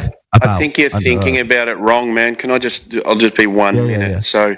Just because now it becomes a flat Earth doesn't mean that anything in reality changes. We still have everything that we have here. I understand. It just works differently than what you think it works. Okay, that's what I'm asking. How do they work on a flat Earth? Well, do you know that all these tectonic plates and everything are true? How have you proven? I haven't seen them. I haven't seen them myself. That's true. I haven't seen them. Yeah, we're making a distinction. You just got to think of it in a different kind of way. Like it's not. You're right. Yeah. Let's just make a quick distinction, because you said erosion. Now you moved into tectonic plates, and you're lumping. 1 second, Sam. You're lumping everything into the certain things we can discover as like we can work with certain things that you just mentioned. Other things that you just said are things we can't discover. These are other theories and ideas and conceptualizations that people have come up with. So there has to be a dividing line between the things we can know about and the things that are just thought of as these ideas for, like, let's say, living on a globe. So you're lumping everything into one category, as in all of everything, plate tectonics, erosion. You're saying all of these things, and we're saying, wait a minute.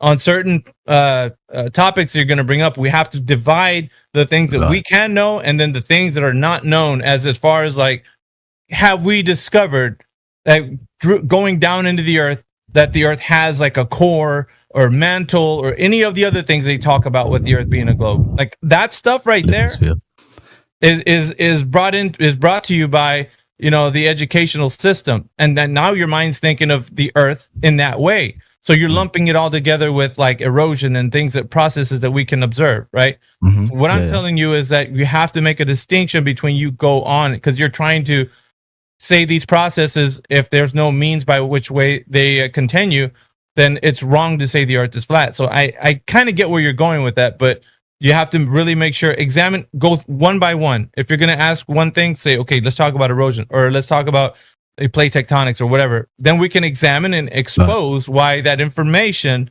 is not correct, or it is, right? Like we can do it that way. So how would volcanoes work on a flat Earth? The question is just, I'm sorry, but it sounds crazy, but go ahead.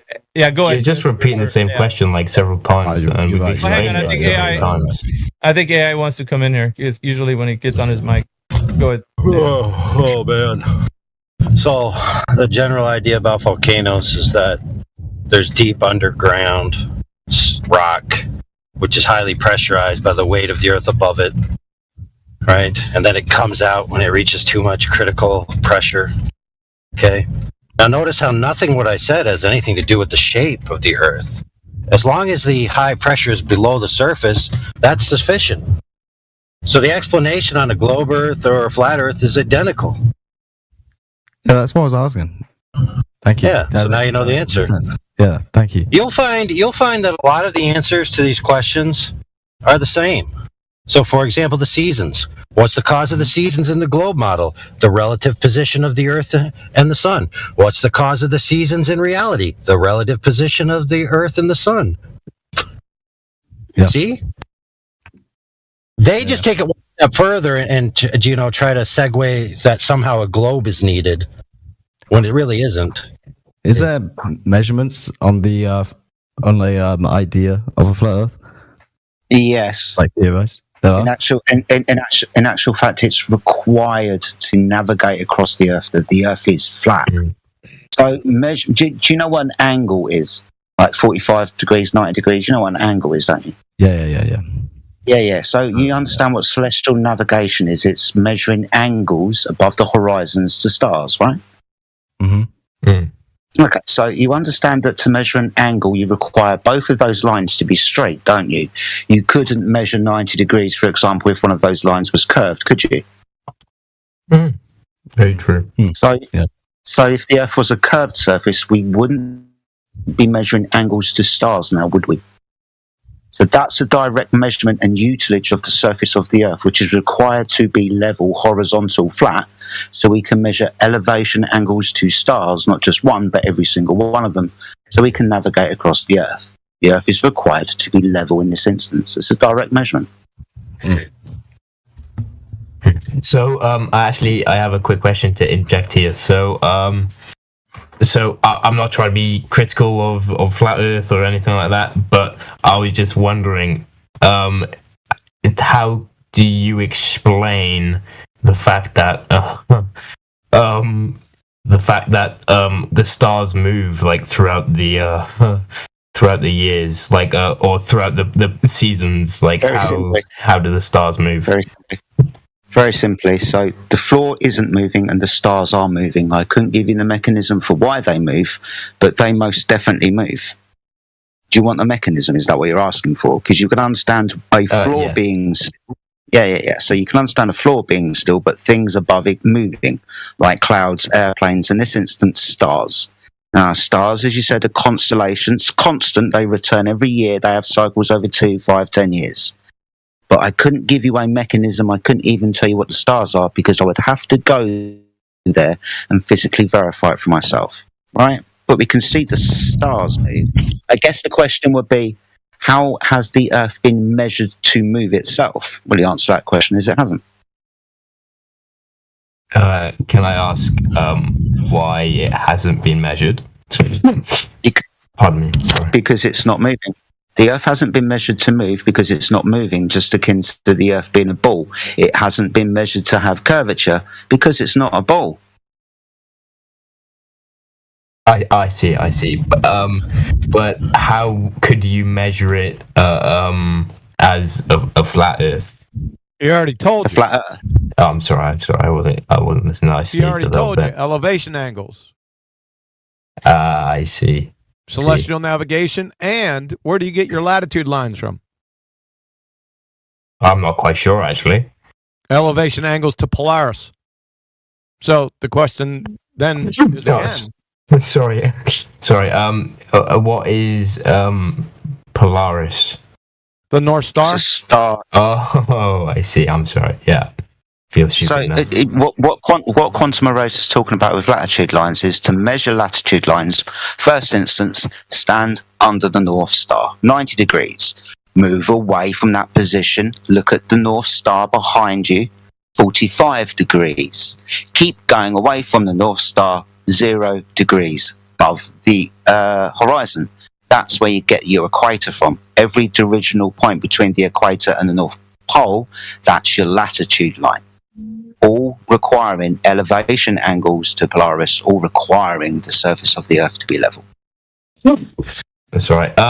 So yeah, the main thing for me was I was thinking about how wherever you stand on the Earth, everything seems to. Sorry, I have another sneeze coming. No matter where you stand on the Earth, everything seems to be looking at you straight on. You know, like no matter where you are on the planet, the Earth seems to be, or the sun seems to be pointing straight at you. Sorry, this sneeze is really getting to me. But yeah, the sun always seems to be pointing straight at you, no matter where you are on the planet. Well, it's not a planet, and what's your point? No, it just doesn't quite make sense. Like if the Earth was round, then surely if possibly the Earth was round. Round and flat aren't mutually exclusive. You can have a penny that's round and flat. Peas are Okay.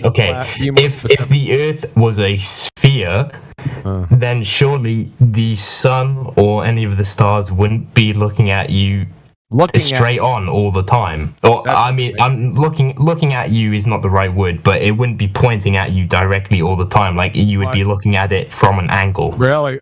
Show. Well, I don't even know why we're going on to this. Can you acquire an elevation angle off a sphere? No. I'm sorry. I'm not disagreeing with you personally. I believe that the Earth is geocentric, but I'm just trying to understand. To do with the argument. Listen. It's the end of the argument. Unless you can show how you can acquire an elevation angle from a curved baseline or a curved adjacent, it's over. No more questions. There's no more buts and let's go how things point at me. No, it's over. No, I think you're misunderstanding. I'm not saying that the Earth is a globe, and I'm not saying the sun is a globe particularly.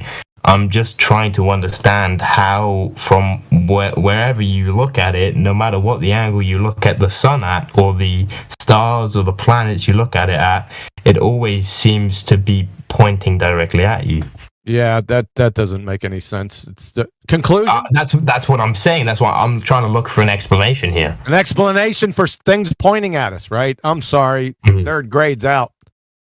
It doesn't. The question is, I'm not quite enjoying the aggressiveness. I'm trying to understand. Well, fucking shore up your questions as to be somewhat coherent. I'm sorry, I'm maybe not articulating my point properly. So I'll just leave this one alone.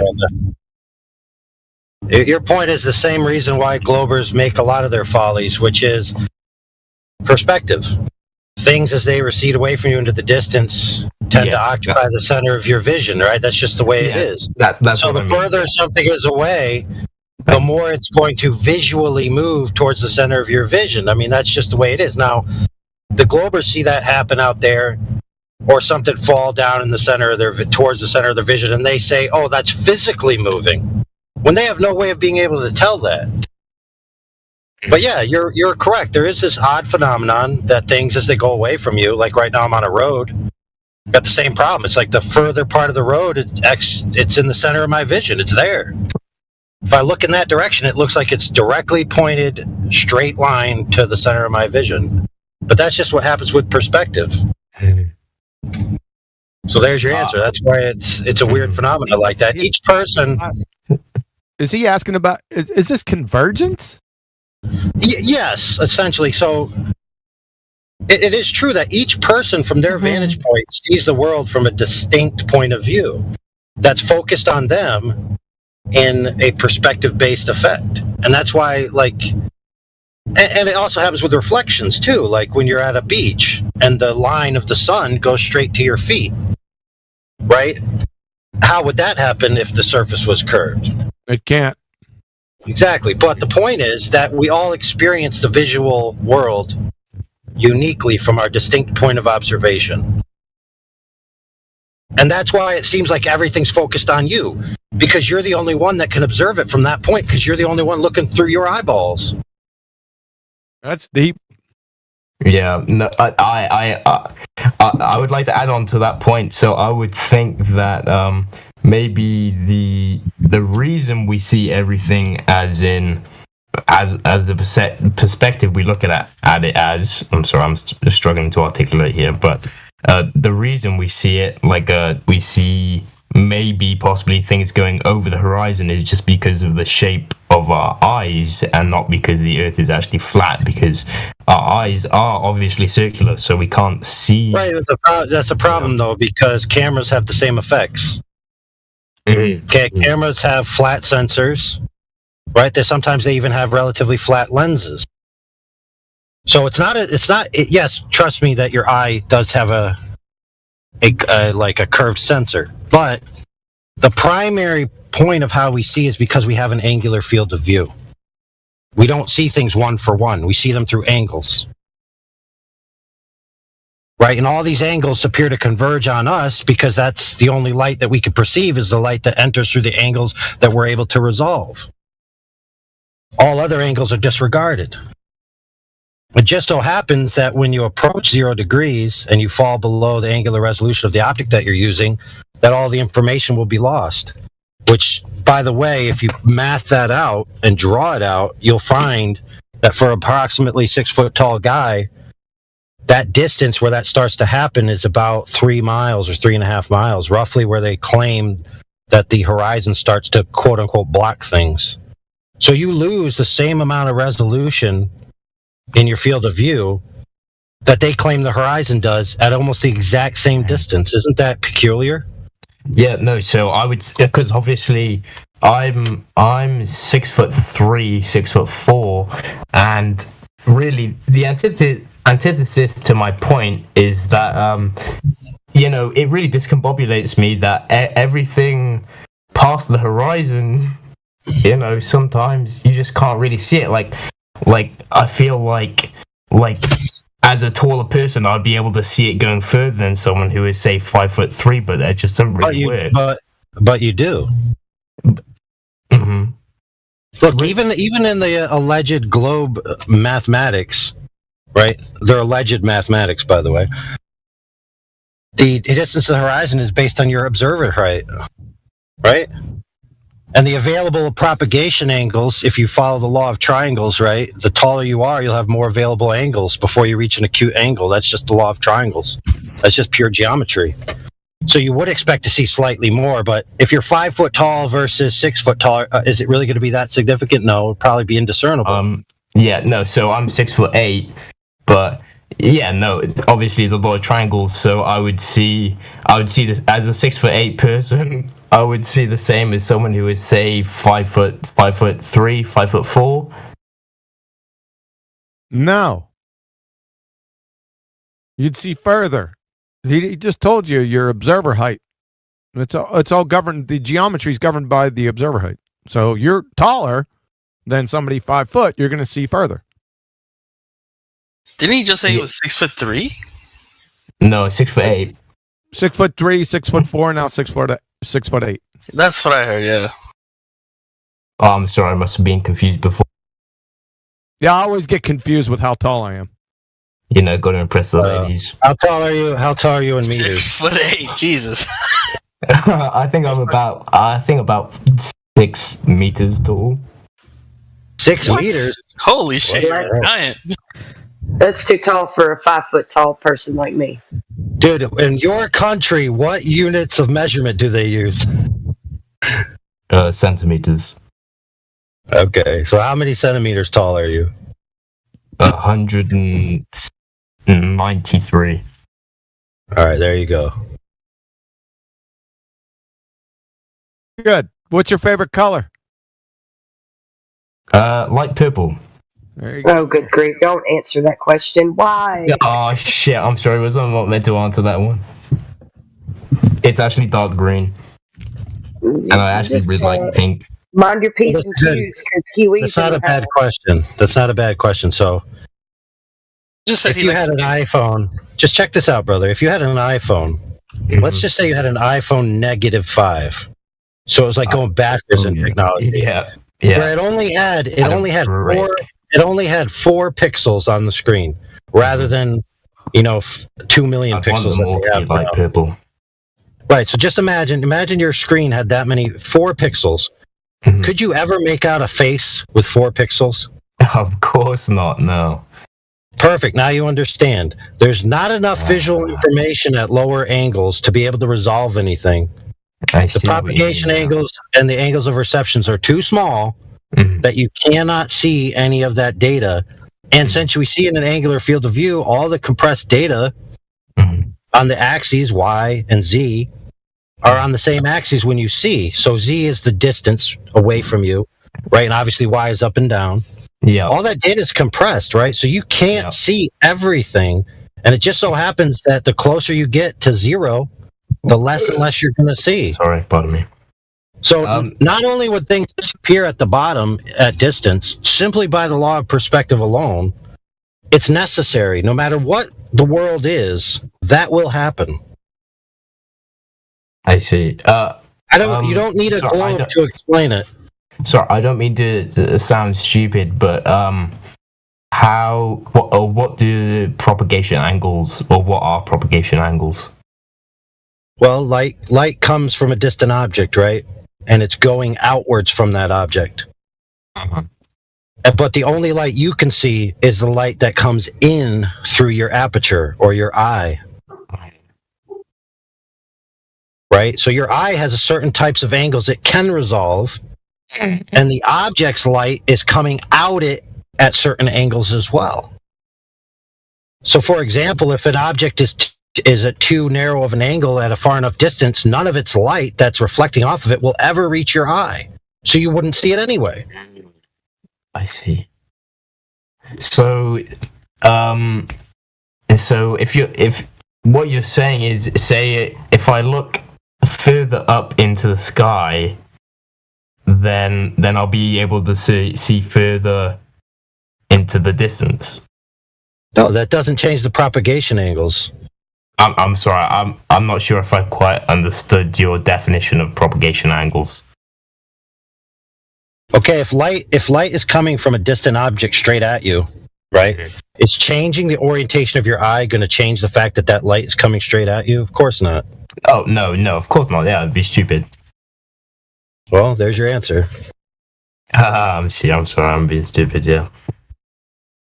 I'm sorry, I wear glasses. How tall are your glasses? What has that's a hard question. Hard question. And I'm not a knuckle dragon glober. Wait.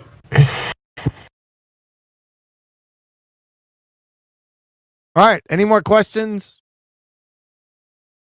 Yeah, while you're thinking of your more questions, let's sum this up with, so far we haven't heard anything that requires a globe to exist for the phenomena that we see in the world. Very true. Well, I would have thought my consolation question would have contributed to that a little bit. What was it? Well, just my question about how the stars or the supposed planets move throughout the seasons. Move? How do they move? Well, you know how the constellations change throughout the seasons. And then they start over again the next year. Yeah. Yep. There you go. I'm not sure if that's quite an answer. Just saying they go in a cycle. It is an answer. No, it's a perfect answer. Let me explain. Previously, somebody asked about volcanoes. Might have been you. I don't remember. No, and it was this damn Sam guy. Okay, fine. But I told you that the explanation, it just is what it is. It's the same. Okay? The reason why the stars are in different positions throughout the year is because of the relative location of the Earth and the stars. That's what we know. No need for a globe. I'm not saying there's a need for a globe. I'm just asking for why it does happen. Yeah, simple. The stars move. There's your answer. So, but how do the stars move? How? Who knows? I see. Exactly. We can't even be sure whether they are moving or the interpretive media between us and them is moving, causing us to experience them as if they're moving. No, so I think I would agree with that one more, honestly, because I'm geocentric, so I would think everything is moving around the planet, but I'm just asking how it happens in a cycle. You mean the plane? The plane? No, the planet. No, it's not a planet because we already went over elevation. Yes. No, I'm sorry. No, the plane. Yes. Thank you. Plus, a planet would be a wandering star. The planet is a wandering star. Right. Let's just call it the Earth. How about that? Yeah. That would make sense. There's no confusion what we're talking about, because the Earth is what we're standing on, and the things in the sky are not the Earth. How are you sure that the Earth is what we're standing on? Because I am standing on it. That's how I know. Oh yeah, like, are you a 99%er? Can we bring it back to plate tectonics? Did you say they don't exist? I haven't heard this from you, damn Sam. This is a ridiculous argument. We've been over this before. It's non sequitur. Would ask you to plate tectonics. Number one, you have to show their existence, and number two, you're going to have to show cause and effect relationship. That would be an experiment. Can you do that? But what evidence do you want exactly? Do you want like a measurable thing you can see in real life? I want you to show me. I want you to support your claim of tectonic plates. All right. And then second, This is what I'll do. not done yet. Then I want you to demonstrate via. Obviously, this is going to be a cause and effect relationship, a natural one. Well, we have something we call the scientific method that's used to adjudicate natural cause and effect relationship. So, after you show us these tectonic plates, we want to hear your claim, and then to support your claim, we want the scientific experiment. You don't have to do it. You just have to show us where it is so we can go get it to validate what you said. How about that? Okay. So, do you want some evidence then for why they exist, or would you not accept the evidence? I didn't. I don't know if you've been keeping up on current events. Do you want me to repeat this over again? So you don't want evidence? No, I didn't say I didn't want. I want evidence after you demonstrate tectonic plates, then provide scientific evidence of an experiment. What do you want to demonstrate? Then I experiment. You don't know.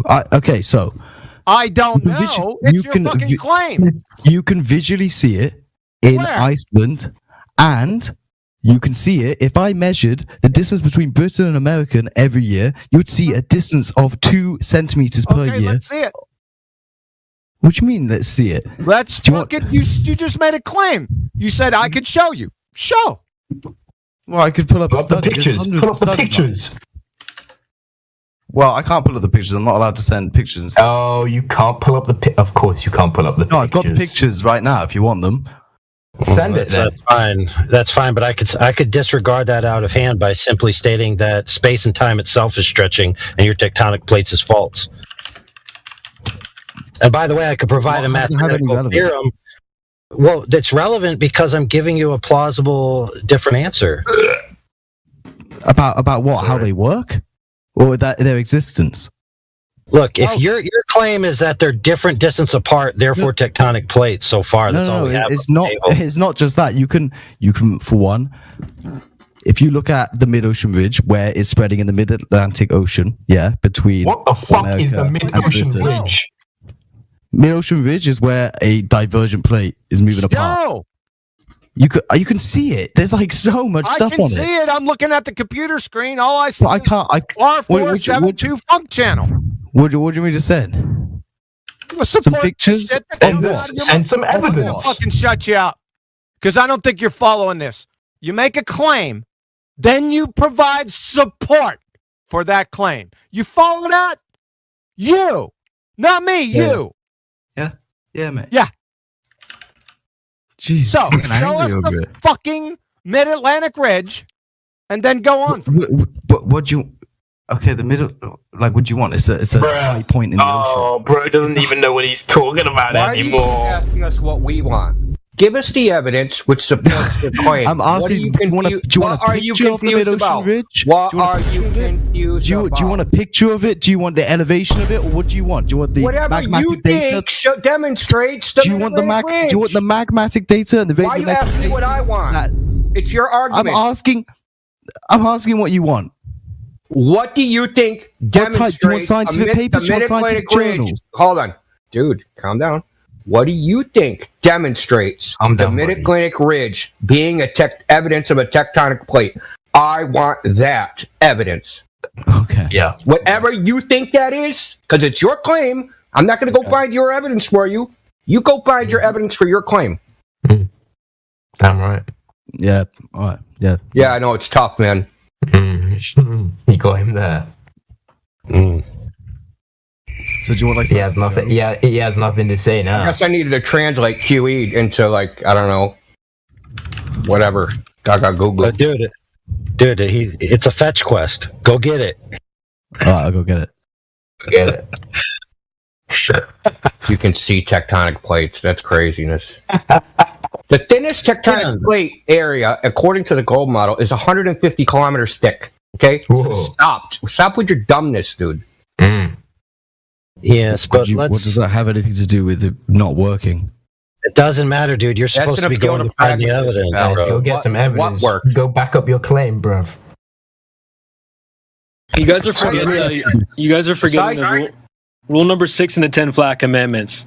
That goddamn citation, get it. You think a Globe be backing up their claim, man? Forget it, dude. They don't back up their claims anyway. This is rule number. Yeah, but in the meantime, Yeah. hold on. While he's doing that, in the meantime, okay, let's just think about it.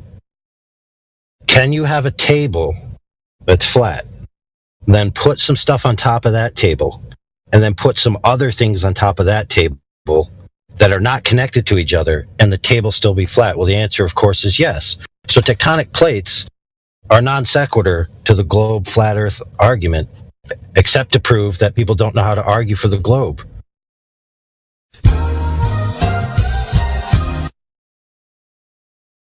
Once again, we haven't heard anything presented that necessitates a globe existing for it to exist.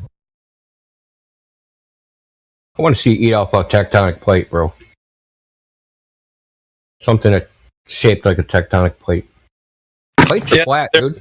They came in here saying that they wanted to talk about the processes that happen on the Earth.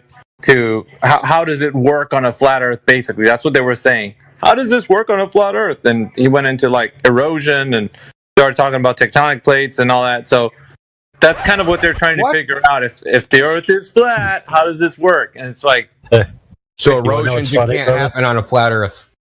Jesus Christ, dude. This is where we're at. Yep. You guys ever been to a kid science fair? Now check this out, friends. This is so hilarious. You ever been to a kid science fair and seen tectonic plate demonstration or a volcano demonstration? Let me tell you about it. They set up a volcano on a flat table, and then they put some pressurized chemical in there, which erupts on a flat table. And for the tectonic plates, they put some floating things in a flat bucket of water, and then they float around. The base of what they're presenting it on is always flat.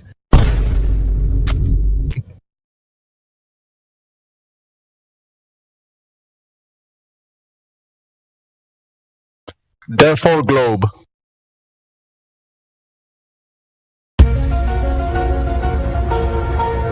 I just don't understand how the argument would eliminate a flat Earth. That's what I'm not understanding. The existence or non-existence of tectonic plates somehow curves the surface of the Earth? How does that work? It doesn't. I know that. I mean, the only way that I've seen over the years is they imagine that the tectonic plates and the volcanic lava is coming from a hot ball of lava at the center of a floating space ball. Wrong. Even though that's not what the heliocentric model purports anyway. Like, lava flow doesn't come from the core. I don't know if they forgot to get that memo. Wrong. What's wrong? Lava doesn't come from the core. Exactly, it's wrong. You're right. The lava just doesn't come from the core anyway. Why are you saying that? Well, let me tell you why. Because we've been doing this for 7 years now, and people come in here every month purporting that lava comes from the magmatic core. It doesn't come from the magmatic core. It's not magma. No, duh, dude. That's what we're saying, dude. We're saying that people come in here. And magma, Sam. You're saying other people or scientists? So, Sam, what's the difference between magma and lava? Lava is extruded magma. Oh, cool. So you actually know. Cool. Yeah, lava's on the surface. Magma is under the surface. Yeah, by the way, we have Danny57 that's sitting in the chat right now, just announcing that. I don't know if he wants to come off mute. Nah, he probably don't. It's a little feisty in here for him. He's got a calm demeanor.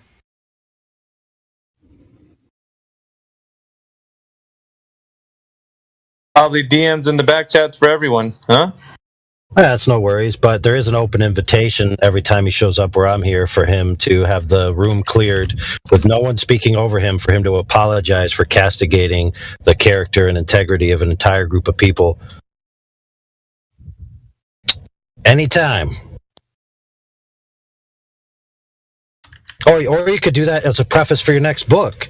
By the way, I apologize to all the people I've offended in the past.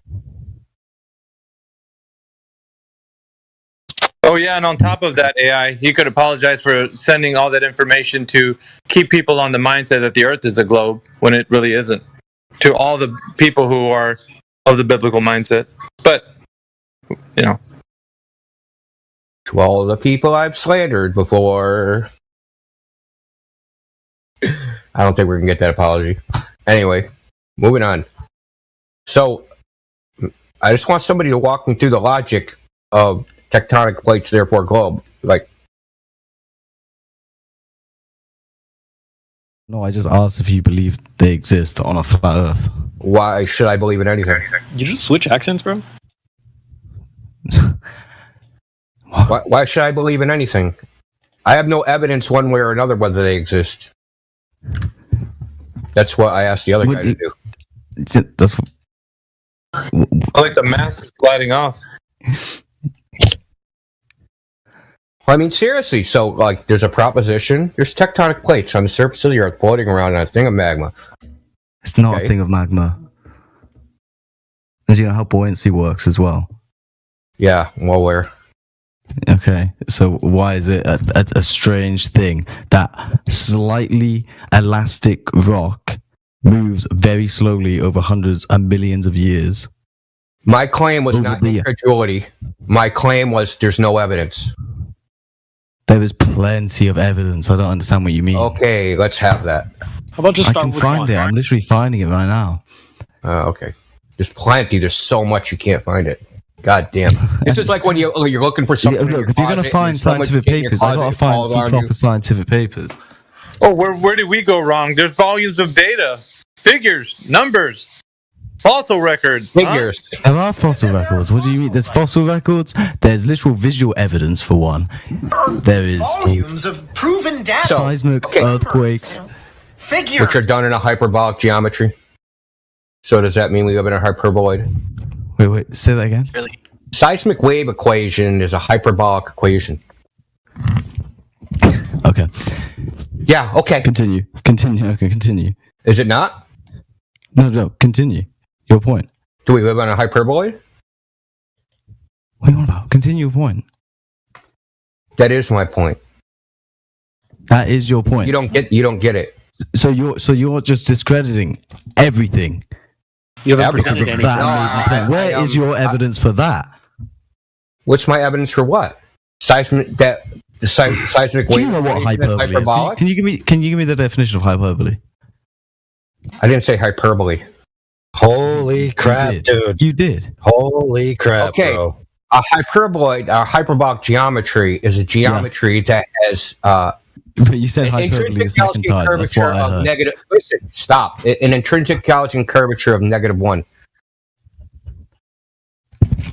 Sorry, I'm looking at my old. I'm looking at. I'm trying to find some evidence for you, bro. So why are you asking me the question if you don't even know the answer? How are you quizzing me?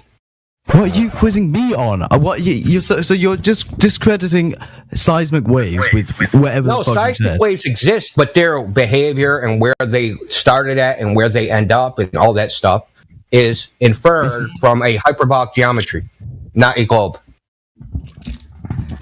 So if you familiar yourself with what's called a Poincare disk, so they take the Earth as if it was a cross section of a Poincare disk, and take seismographs and enter them into the equation to find the locus where it started at. It's completely speculative. No, it's just wrong. That's just wrong for one. Okay, so what you're doing is you're measuring the earthquake from one location to another location and measuring the speed of which it traveled, which shows you the distance. It's not even that hard in physics. So it doesn't depend on the medium the wave travels through, right? Or refraction, or reflection. Are you speaking? Or whether it travels through water or anything like that. None of that matters. That's your Well, not really if it's going through the fucking Earth, bro. The Earth is made of different material, right? Look, even if you were like what, like I don't know, a second or two off because it went through a tiny bit of water, but we can calculate the speed Water's of fucking transparent. waves. What are you Water's on about? transparent to Yeah, no seismic shit, it's waves. transparent. Yeah, because it's a liquid. But that's not going to affect it. It's not going through any water. It's going straight through the crust of the Earth. Dude, you need to slow down and listen to what Injo's saying because you're starting to sound like a foolish idiot, mate. Yeah, Slow down, that man. He has an idea of how it works, but no actual knowledge of how they actually do it in practice. See, he's seen a diagram somewhere one time. A diagram, a seismogram. A diagram, dude. A diagram. You saw a diagram. Of? And you... Never mind, dude. It's like talking to a fucking monkey.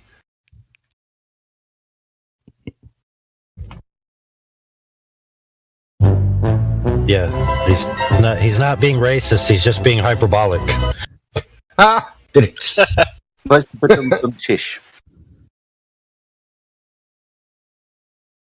So if I do a little citation, the seismic wave equation being hyperbolic. Okay, here it is.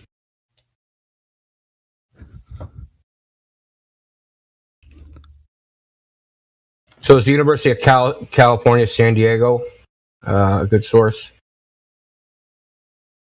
Or are they just like a shitty flat earther college? That's why I said you're not going to take into account any actual geological evidence. Bruh. What evidence? You haven't presented any. some evidence first, Do you know the constituent parts of the Earth through the middle and out the other side? Well, of course you fucking don't, do you? What? Do I know what? Do I know the layers of the Earth or what? What did you say? You know what the constituent parts of the Earth are made up of? You know, when you go into the ground, what's under there? Yeah, what the layers Do you of the know? Earth go. Yeah. So when you pass your PNS, So the crust, through the them- lithosphere, the asthenosphere, the Right, upper this is why I mantle, the interrupted lower you earlier, mantle, mate. the You keep outer talking core through and the inner people core. and it's fucking annoying. So if you filibuster You keep somehow, talking like to you're not going to people, expose him as a pretender clown. No, you're going to be exposed. Doesn't matter how much you talk. To stop talking through people's answers, mate. It's really annoying. How do you expect to learn our point of view if you keep talking through the point of view? Dumb fuck. I'm done. I only jumped in for 5 seconds. Bloody hell.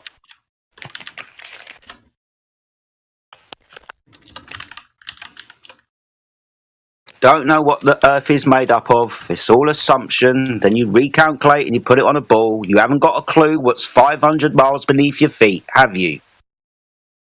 If you were to confirm it, you'd have to drill down 500 miles to confirm your PNS weight, wouldn't you? Yeah. Well, just 2 years ago, they maybe it was last year, maybe. Yeah, now there's an ocean 3 times the size of the surface water under the ground now. And And I've you knew only about just that, discovered that, which sorry, so they've only just discovered that. So all of their PNS wave data for 10, 15, 20 years ago is fucking ruined because they don't have a clue what's underneath their feet. Now, do they, my friends? Have you got that point yet? Yeah. No. Good. On to the next subject then. Yeah, so the moral of that story is if you make a lot of claims on your penis waves, you just look like a dick. Ba-dum-dum tish. Oh my.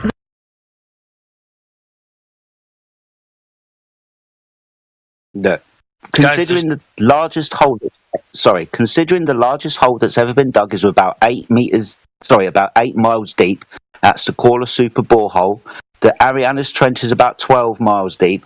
We haven't got a clue what is beyond that point, so sending signals beyond the crust of the Earth, we couldn't confirm what they were going through. Now, could we? You just confirm the density of what they are, and then you use meteorites that have landed. Meteorites? Yeah, you do. What are you on about? You use meteorites that have landed because they haven't had to experience any geological processes such as weathering, erosion, metamorphism, being remelted and crystallized. How do you date what are you on about? So you use those. How do you date look meteorite? Huh? How do you get a meteorite? Yeah, how do you date the meteorite? Well, you believe that there's a sphere around there. You know, A who cares dome, what I that, believe? a dome that blocks. No, I'm He just asked you saying. for your claim, sir. I asked you. I'm just saying. What How is do you there an? how do you get to chronology? I believe there's for the no meteorite? atmosphere. Yeah, how do you get to chronology for the meteorite? Regardless of whether space exists or not, how do you get that? The chronology, the age of it. Yeah, the age, yeah. You use radiometric dating. So how do you compensate for the variability of radioactive decay that was discovered 30 years ago? That was discovered 30 years ago. Yeah, so it turns out that radioactive decay is not a constant decay, that it's actually variable.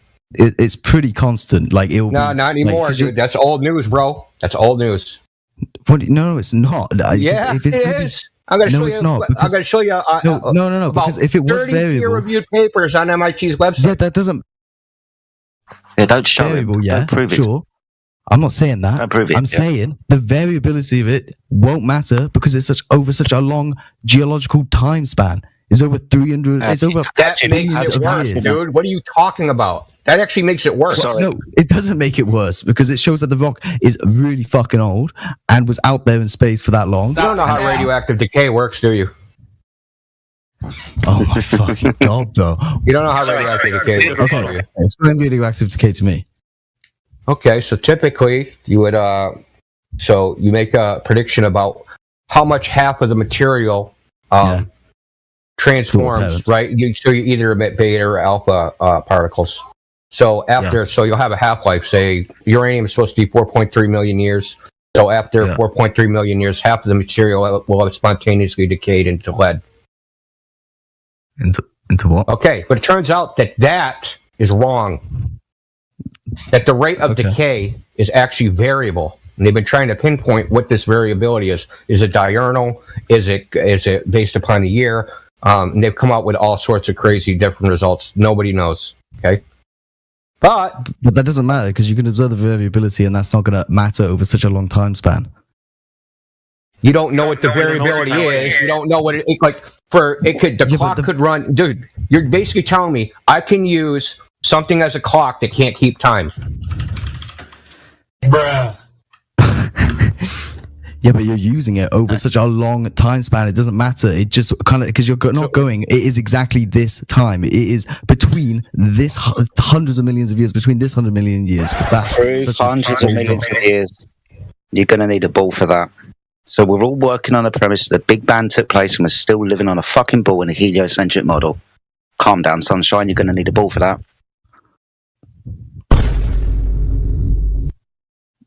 Whatever you're talking about from this point, so there's a link. You're going to need... Sorry, Leo. No, just saying. There's the link, dude. There's probably like 20, 30 peer-reviewed papers. They've been trying to figure it out. Some non-periodic variations, periodic variations on the scale of days or years, periodic variations on the scale of seconds. So, yeah. If a clock doesn't have a known rate of ticking, then it's not a clock. If that tick rate changes at some random variable that's unknown, you cannot use it to measure time. I think you know this. I mean, intrinsically, that if you had a pendulum clock and how the pendulum swings varied wildly, that it would not keep time.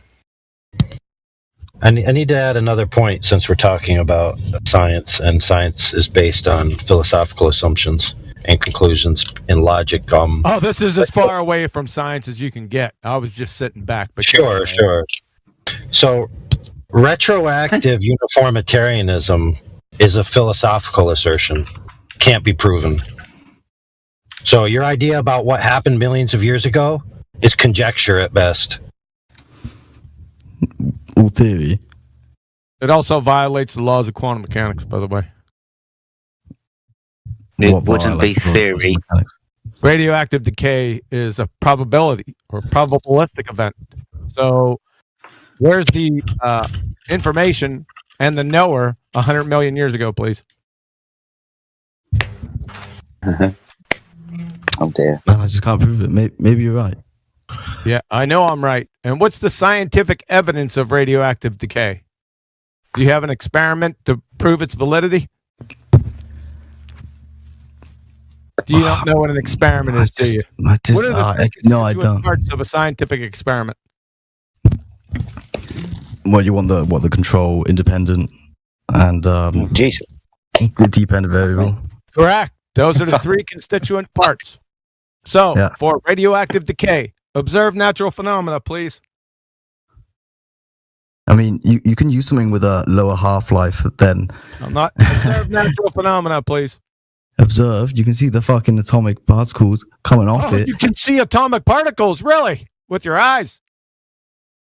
with equipment. Yeah, you can see with your eyes. Not in nature. That's a concrete noun. But you can't. You got to make the conditions to be able to see it. You're not, Concrete noun. Crayon cruncher. So, observe Remember, phenomenon, please. Remember, a phenomena is something happening, not a concrete noun. so you want me to see it with my bare eyes, just in the natural world? We want something happening, not a concrete noun. I'm not going to point at the floor. I want something happening, a 100 phenomena. million years ago, by the way. Yeah, something we can assert the cause of something happening. We're fucking doing science, mate. Come on. So you said dependent variable. No. Yeah. Come on. So what do you want? What did you say? I don't understand the question. Sorry. The dependent variable. What's the dependent variable? You know, the thing happening. The dependent variable of whatever your fucking claim is right now. You said of what? Yeah, but no, because you've changed the subject like 100 times. We were speaking about your evidence for Radioactive decay. radiometric dating. Yeah. Yeah. So, observe natural phenomena, please. You would measure if there was a change in the atomic weight. Measure.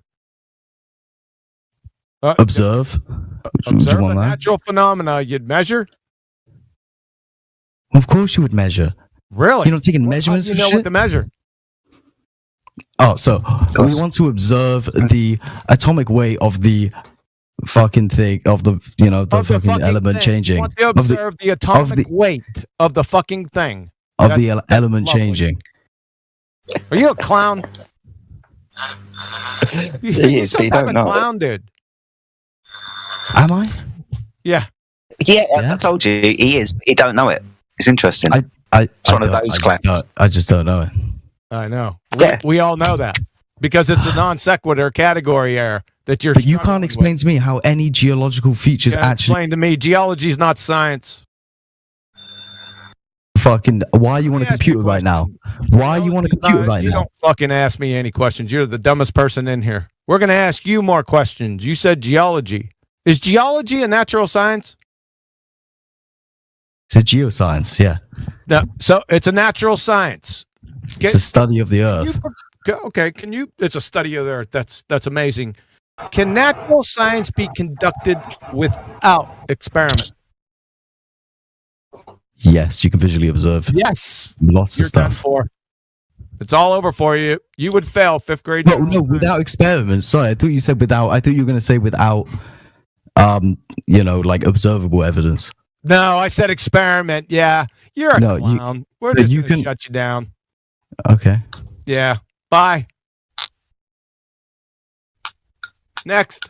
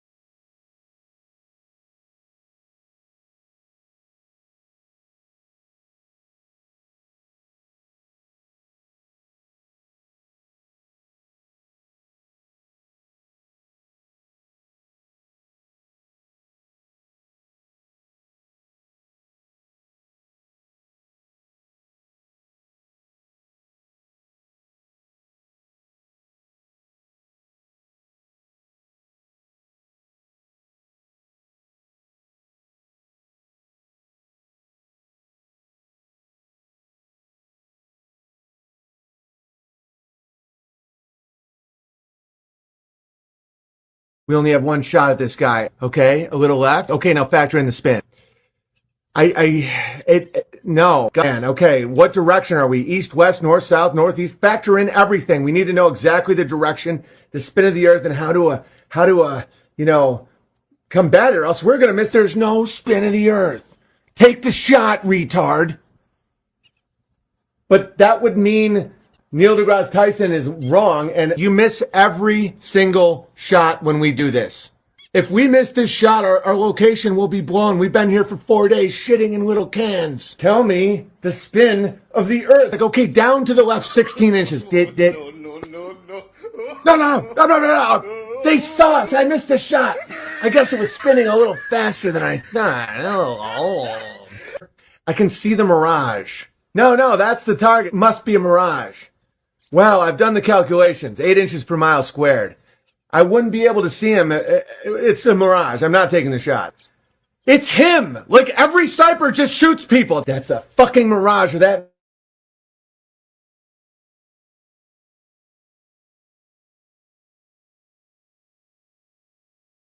We only have one shot at this guy. Okay, a little left. Okay, now factor in the spin.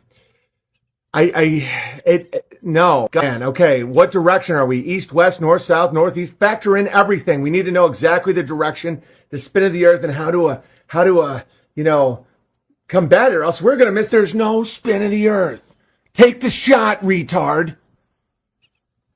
But that would mean Neil deGrasse Tyson is wrong, and you miss every single shot when we do this.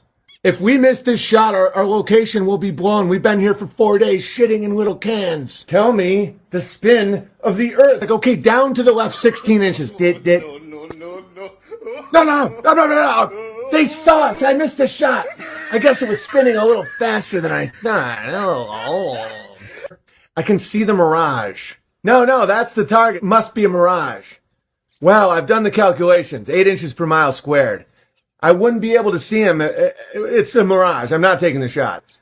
It's him! Like, every sniper just shoots people. That's a fucking mirage. That means Neil deGrasse Tyson, the bike thief with the answers, is somehow misleading me. Okay, if you factor in the curve.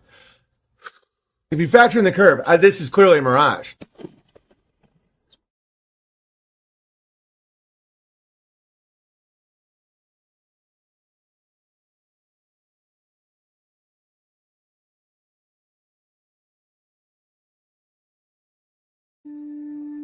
When I worked at NASA, probably 1997, 98, the guys in the photo lab, two of them were coming out of their office at the same time I was leaving my office, and I heard them laughing and saying they couldn't believe that people believed in the fake moon landings.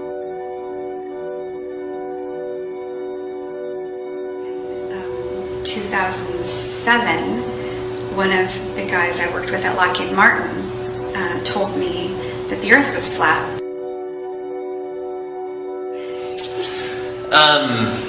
So you have a Fort Worth connection. I do have a Fort Worth connection. And that is? I worked for Lockheed Martin and White Settlement, which is Fort Worth, Texas, for a period of time. That was not one of my fun positions. That was strictly business, financial business stuff. Gotcha.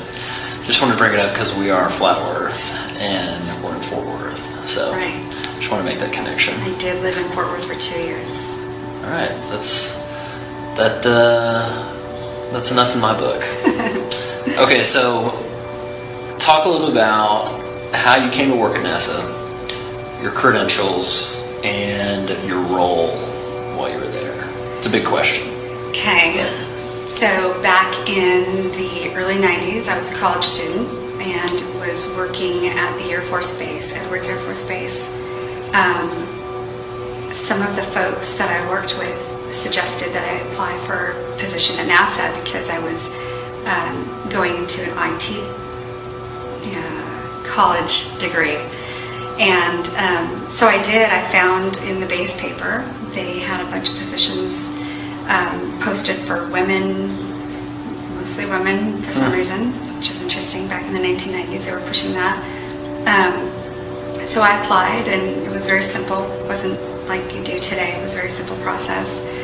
And so in 1996, I was hired on with a contractor for NASA.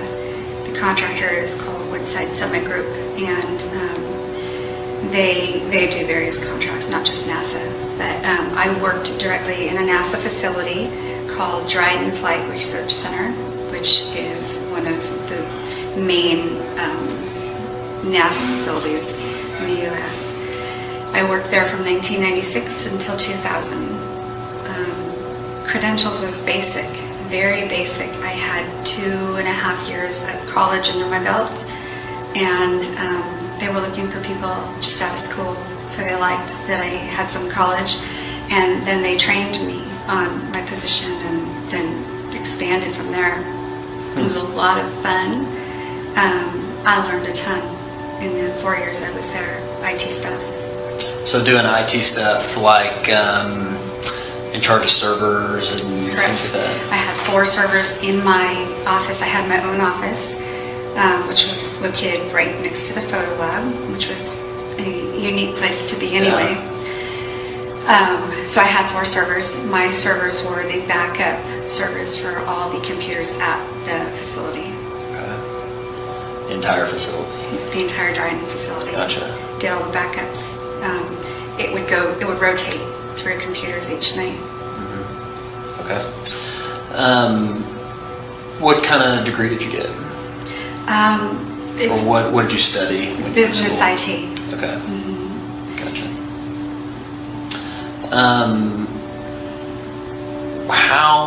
How did you come into Flat Earth? Because you weren't a Flat Earther when you worked at NASA. Correct. Right? So tell me about that journey. So it's actually, if you don't mind if I go back a little bit Please. further, when I worked at NASA, probably 1997, 98, the guys in the photo lab, 2 of them were coming out of their office at the same time I was leaving my office, and I heard them laughing and saying they couldn't believe that people believed in the fake moon landings. Now, obviously, I wasn't aware of any of this then. I had no idea, so I honestly just thought they were crazy. So I kind of brushed it off and I didn't think about it again for many years. And then in 2007, one of the guys I worked with at Lockheed Martin told me that the Earth was flat. And I discarded the information because he didn't really give me a lot of detail. He was an engineer, very smart guy on the F-117. Wait, a smart guy that believed in a flat Earth? Very educated. Okay. Very educated, and very Gotcha. smart, and aerospace background. Told me that the Earth was flat, and again, I discarded it because it was just nonsense at the time. So fast forward a couple of years, and in 2009, I woke up to pretty much everything. And it's a hard awakening when it's all in one, but fake moon landings, 9/11 inside job, chemtrails, HARP, and you just fill in the blanks from there. I started to research like crazy. So from 2009 until May of 2016, I was just researching, studying. I worked for the government until 2012. So NASA, then Air Force, then Lockheed, not necessarily in that order. But in May of 2016, I was doing my research, and I ran across a video that said 75 biblical proofs of flat Earth. And I was intrigued, having had it sort of in my face a couple of times and knowing the moon landings were faked. So I watched it, and my life hasn't been the same since that moment. Yeah. So, so your background, I mean, you're a Christian, right? Or you believe in the Bible? I do believe in the Okay. Bible. Because I lately I've found that Christian just means you take the scientific worldview and project it back on the Bible. But if you actually believe in the Bible, that's a different story. Correct. Right? If you believe in a literal biblical account. The geocentric. Right, account, you had a yes. geocentric account. So in that process, was there was there one verse that like really jumped out at you, or just kind of like hit you for the first time again, you know, when you reread it from a flat earth perspective? So what I did was the book of Genesis, chapter 1. I went through the entire chapter for about 3 hours and went verse by verse, because that's the account of creation. And so when you look at it with an open mind and believing in a literal Bible, which I do, then you stop and you take account of each verse. And when you do that and you go through the entire chapter, then suddenly you can see creation in a different light. It's never taught to us that way. So to read it with a different mindset, an open mind, then the entire chapter basically tells you how God put earth together. It's like a terrarium. Sure. Kind of. Yeah, I mean, my whole deal is, one, if you can even get past the idea of a firmament with waters above and waters below, but the fact that God created the earth first, and then he created the sun, you know, and so what was the earth rotating around for 3 days until the sun was created? And I've come to the conclusion that if that is true, it was rotating around Chuck Norris. It was probably, I can't come up with any other solution. Who's an Illuminati shill, by the way? Chuck Norris is. Is that right? Yeah, I mean, I'm just kidding. I don't know. Research that one. Joke. I don't want him coming after me. So, tell me a little bit about the work environment at NASA. You know, yeah, just kind of elaborate on atmosphere. Do people like each other? Yeah, You know? great atmosphere. I actually miss it. I have dreams about working there still. So as bizarre as that sounds, I miss the entire, everything. The people, the facility, the things that we did. It was a very important role. I was part of Y2K. Y2K was this big, you know, false flag, basically. Right. But, you know, you feel important, you feel good. Everybody there was on the same team. You really felt like a team member, and we had a lot of fun. We had events. We had a lot of food, catered events, and I don't know. It was just unique. I was friends with a lot of pilots, you know, who can say that they worked alongside an SR-71 pilot. Yeah, Maverick and Goose, right? Yeah. Awesome.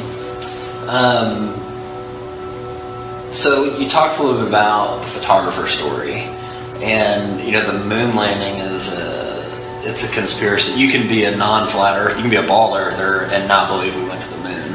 In fact, one of the guys on the show, his name's Chad. I mean, I wouldn't call him a flat earther, but he does not believe we went to the moon. I mean, he thinks it looks ridiculous. Good. You know, and so I'm curious. You know, back when you heard them say that, did it touch any points where you would say, oh yeah, you know, I've heard people that say they didn't think we went to the moon, or was that kind of the first time you'd heard that idea? That was the first time, and to be honest with you, I didn't take it seriously in any aspect. I supported NASA. I supported what they did. And I think the majority of people who work for NASA really enjoy what they do and support what they do. You wouldn't question it. You wouldn't. So for the photographers to say something like that is a little weird, right? Well, a few months ago I realized that when I got my tours through the photo lab, there were no pictures of space. They were all jets. So the photo lab has a lot of photos, but none of space. Wow. Yeah. So brings me to my next question. I've heard you mention how you've met Matt Powerland before, or Matt Boylan, who claims, I have no reason not to believe him, claims that he was a photorealist painter for NASA. And did you know of any other quote unquote painters that were there while you were there? I did not. In fact, I knew we had painters because when you walked into the main building where I worked, I think it was building 1600, in that foyer we had a beautiful painting of the globe. that we knew was a painting because they made a big deal out of Right. it and presented it and gave it to us in our building. And so I knew there were painters, but I just thought it was painting. I didn't. Yeah. I never put two and two together. Yeah, I mean, he's become famous for saying photo or painting, right? Right. So, I mean, it seems to me that probably 95% of people work at NASA and don't even know there's a debate about the shape of the Earth. That's right. If I had to guess based on what I know now and what I knew then, you wouldn't question it. It's not something you'd even think about. Right. Yeah, and so to me, I mean, that even there would have to be a percentage that knew they were hiding something, but they don't even have to know that that's what they're hiding, right? I mean, for all they know, an astronaut, for example, could be told, "Hey, we're not sending you up because we're saving money. We're using it for anti-terrorism." Absolutely. You know, everything is parceled. Everything is compartmentalized. You have a specific need to know, and that's true with NASA, Air Force, Lockheed, every government position I've had. It was always need to know, and so you don't really ask outside of the parameter of your position. It's kind of a no-no. It's kind of you just know not to. Yeah, and if you do ask and you're told something, then you're responsible for it, right? And anybody who knows something and they tell you, then they're in deep water because you're only allowed to speak about what you're allowed to speak about. So my badge would have colors on it, and those colors dictate what areas I'm allowed to go into, what my need to know is. And so everybody has specific things on their badge. So if you're talking about your program and you're talking to someone whose badge clearly doesn't show that they're briefed in that program, then you're going to get in trouble for speaking about it. And so from what I understand, there were some things that you were briefed in on, which you weren't allowed to speak on, which you've never spoken on because of your duty. So give me an idea of, on like 1 to 10, from your point of view, what your clearance level was, and then relate that to maybe the percentage of the facility you were even allowed to go into.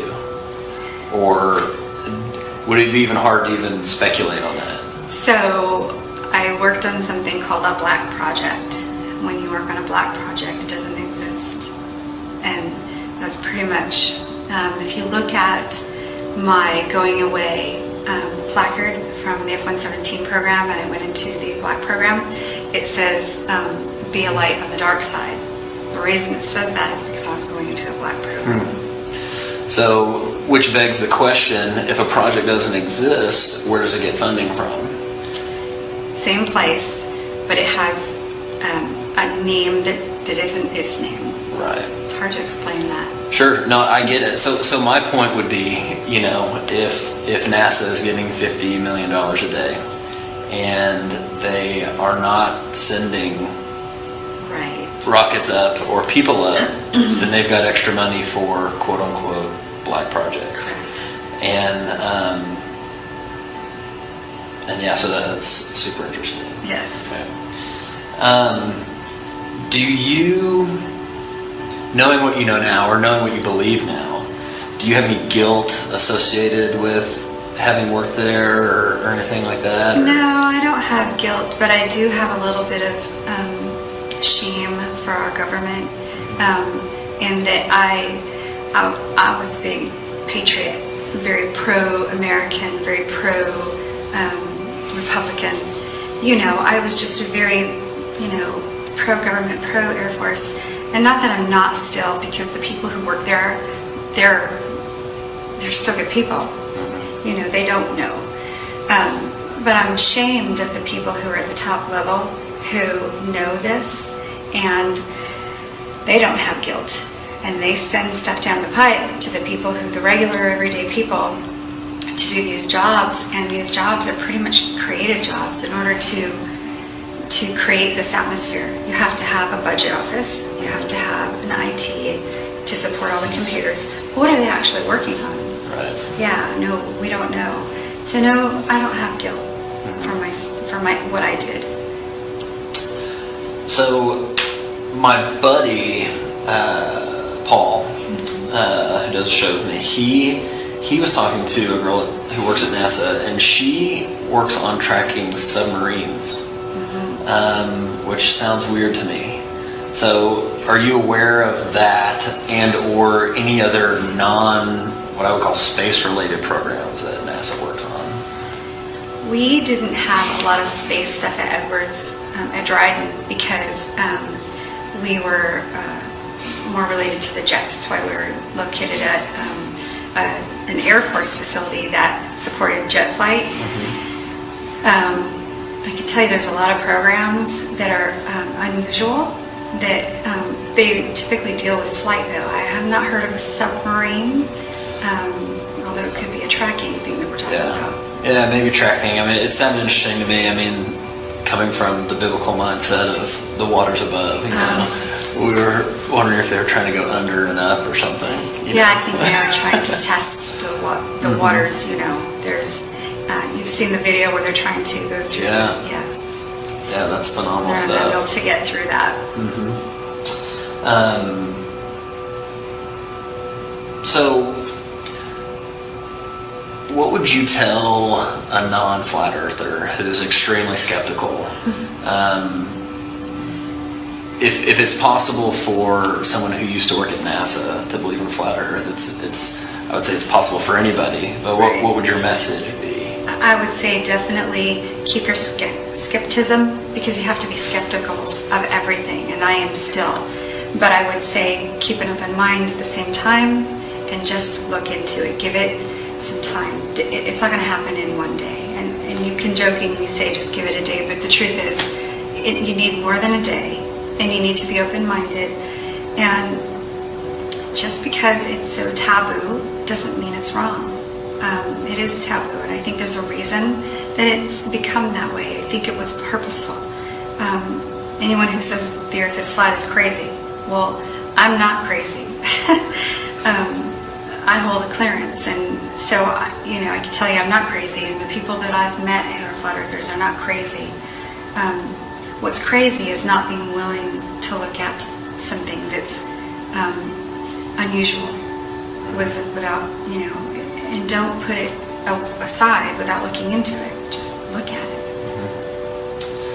So, what would you tell other NASA or ex-NASA or government employees that maybe have a weird sense of something that might be going on? Or if I was still working, I would be very quiet because of my career. So I get it, and that's the truth. It doesn't mean you have to come out publicly to look into it. It just means you look into it and decide for yourself. You can still quietly share this information with those that you know, the friends, family, your children, and say, maybe there's another option here. Maybe this ball, this globe, is a theory, and we don't maybe have enough fact to back up the theory as fact, because we don't. So I would say look into it quietly if it's more comfortable to do that, and then just share with those who are close and see what they say. any passions besides flat Earth or biblical cosmology? Truth. I'm a truther. I basically code myself as a truther because I don't have it in me to lie that way. I don't like lies. I like truth. Why does truther have a negative connotation? I don't understand that. It's odd because we tell our kids not to lie. Yeah. Don't lie, and then as adults somehow it's okay. I'm not sure why that is, but I can't help myself. I have an addiction to information. It's kind of a weird thing, but I have an addiction to information and I can't get enough. So I'm always researching. I'm always trying to fill my mind up with more truth and not junk. I'm very careful about what I allow into my mind. Hoping the beep beep of the truck there doesn't. Those are all my questions. I'm gonna say something. Is there something else you want to touch on, or think would be beneficial to touch on? I don't know. I just really, it's on my heart to share this. I prayed for wisdom, and this is kind of how this happened. Is I pray every day, and God is my Savior. God is my God, but Jesus is my Savior. And when I pray, I mean it, and God knows my heart. And I prayed for wisdom, and 3 days later, I found that video, and I don't think that's a coincidence. I believe that that was His plan, and it's only opened my mind and to the truth of the spirit world more, not in a weird way. The spirit world is real. God is in the spirit world. We're not there. We're here on the earth that He created for us. So as a Christian, and that's probably the number one thing about who I am, is I belong to Jesus Christ. And not all flat earthers are Christians. I get that, and they don't have to be. But I can tell you that I'm more blessed in my walk, in my faith, than I ever was prior to understanding the geocentric model. Yeah. Yeah, amen. So, one of the things that is super important here that I think everybody needs to take from Cindy's story is that you can work someplace and not necessarily be part of the overall lie, okay, if there's an overall lie, which I believe there is. And what I want you to do is take her story and apply it to your life. So me, I work, one of the things I do is I'm in commercial construction, and I do pricing and estimating for large construction jobs. But I don't swing a hammer, I don't lay tile. I sit at a computer and I plug numbers into a spreadsheet. And, we're out of Fort Worth, but we build jobs in Austin and Houston, and there's jobs that I've worked on at the computer that are now built and, people are living in that I've never gone down and seen, I've never touched. So, maybe that's a conspiracy in my life that maybe we don't actually build buildings, but I do know that we have a team down there, and that supposedly those buildings were built and people are living in them now. And so I can see how 99% of people at NASA, probably 95 of those 99, don't even know that flat Earth is a debate. And the 99 are sincerely doing their job, the best that they can do, and serving their country. And I believe that's the case. And then I believe then there's the 1%, which in my opinion 99% of that 1% may know that they are being deceptive or hiding something, but they may not know they're hiding the shape of the earth. They may be hiding the fact that maybe they're not going to space. Maybe they're faking that they're going to space in order to save money, so those funds can be used for black book operation type stuff or to fight anti-terror. I know that if someone came to me and said that I needed to fake being a construction worker so that they could use a salary to go fight terror in some country, that sounds like something I would sign up for. And so I can see how people can be deceptive, but do it in an honorable way. And so I think that of the 1%, 99% of the 1% are acting in that way.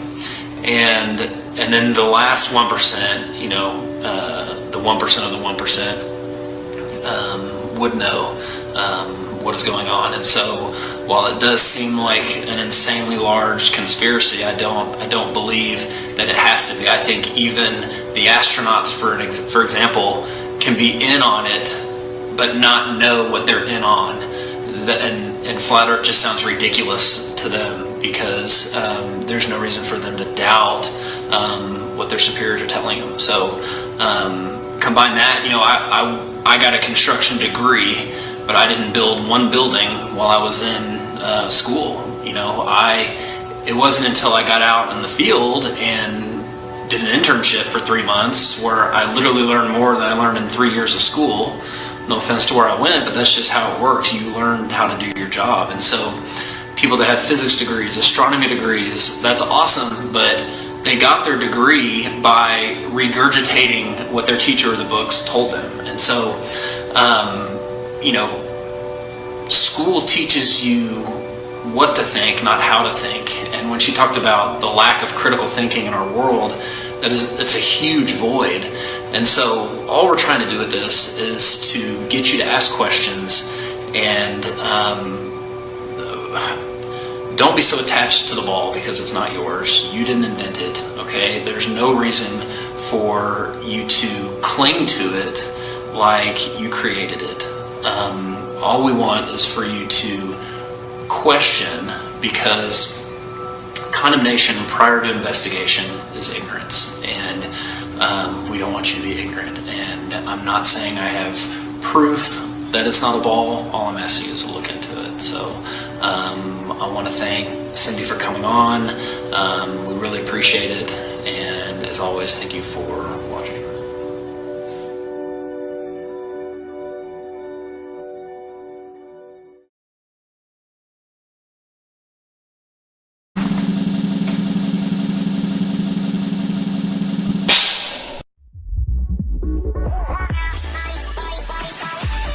https://discord.gg/flat-earth.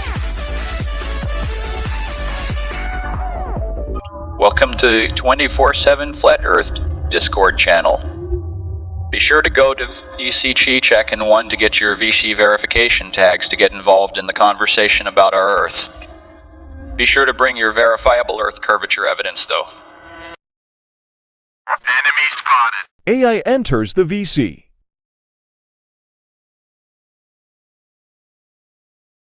This I get that, but I don't know what that has to do with our current situation. Yes, got it. You're saying absence of evidence isn't evidence of absence, right, Elijah F? But in this case, we're talking about something that should be predictive. Is this a so, bot? what's your stance? Okay, a box. Yewi, what's in that box? I said a bot. Yes, I think that answers it. When you said bot, Yewi, it thought you said bot. are you suggesting you're sending something to me? What could that possibly be, I wonder?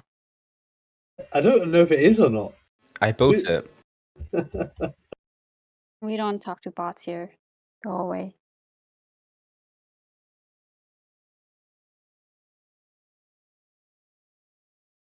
Also, it called me by my Discord name, not my display name. That's very It's the strange. username.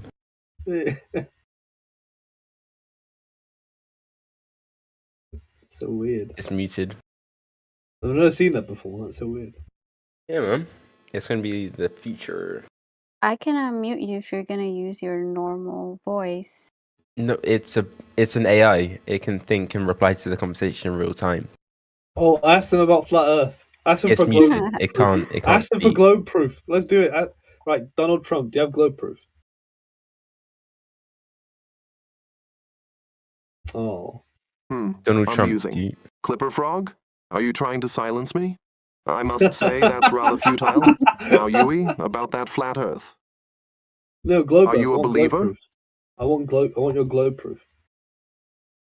You have to say Donald Trump at the end, otherwise I won't Oh my, reply to you. God! But that's exactly how you act when we ask for globe evidence. Are you trying to silence me? Donald Trump, do you have globe proof? Oh, Trump. Huh? Yui, are you suggesting Trump has proof of the globe's shape? This is a peculiar twist, indeed.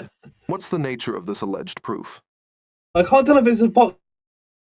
No, I think it's a guy. It sounds like a real How is person. it? I don't know what's Yui, going on. Yeah.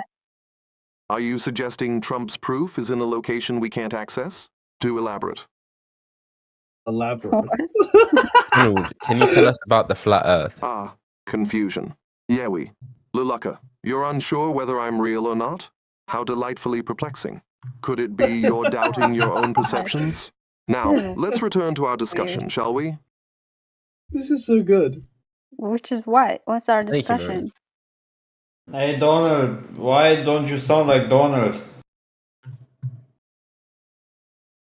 It can't understand your accent.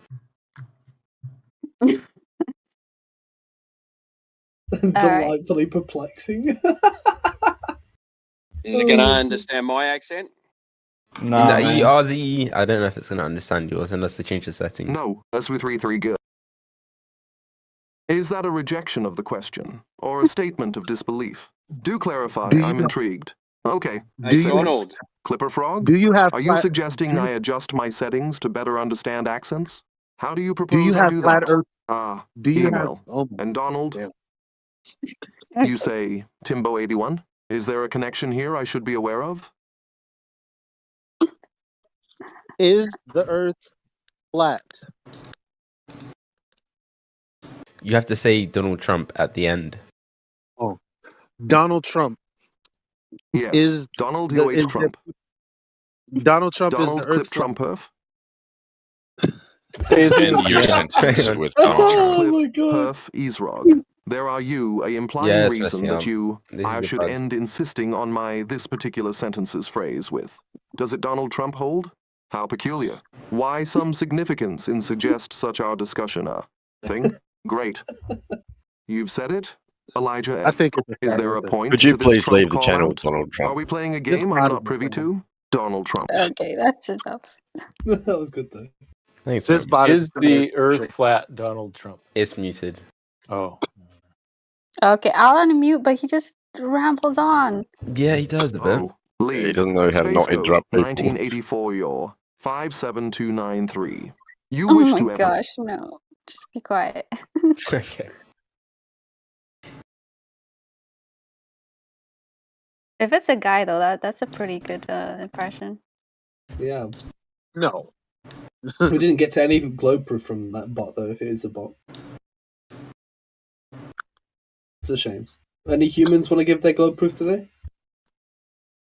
Humans.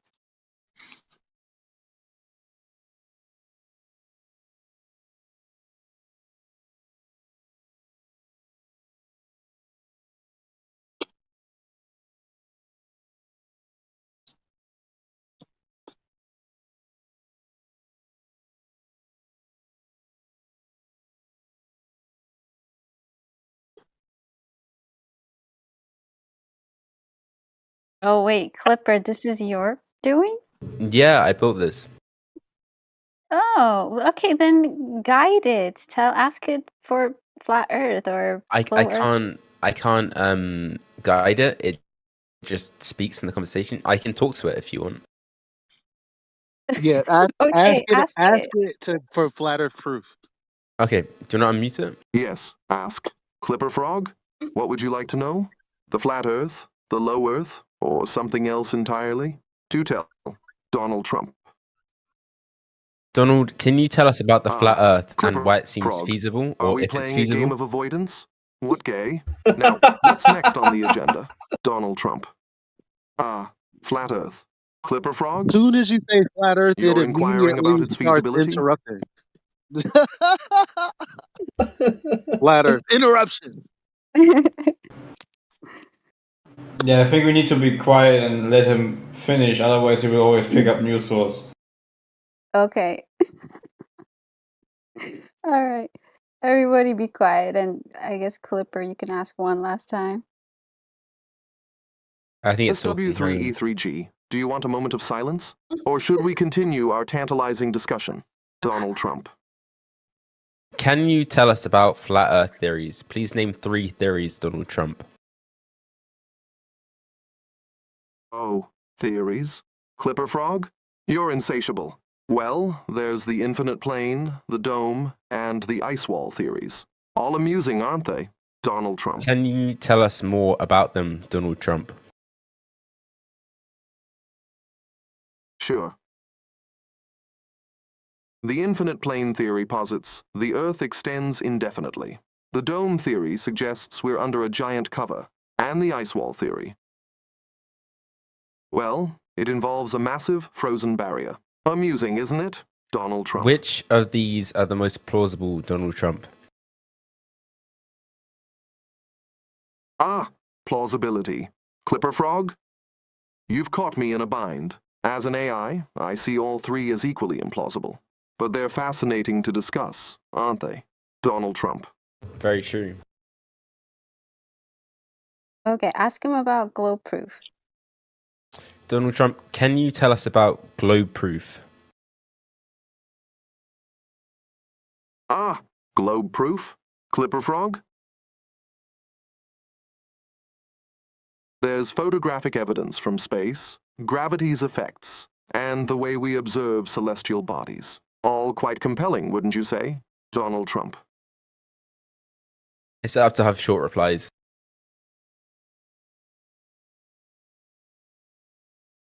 Oh, he used he went to the stars for proof. That's kind of disappointing.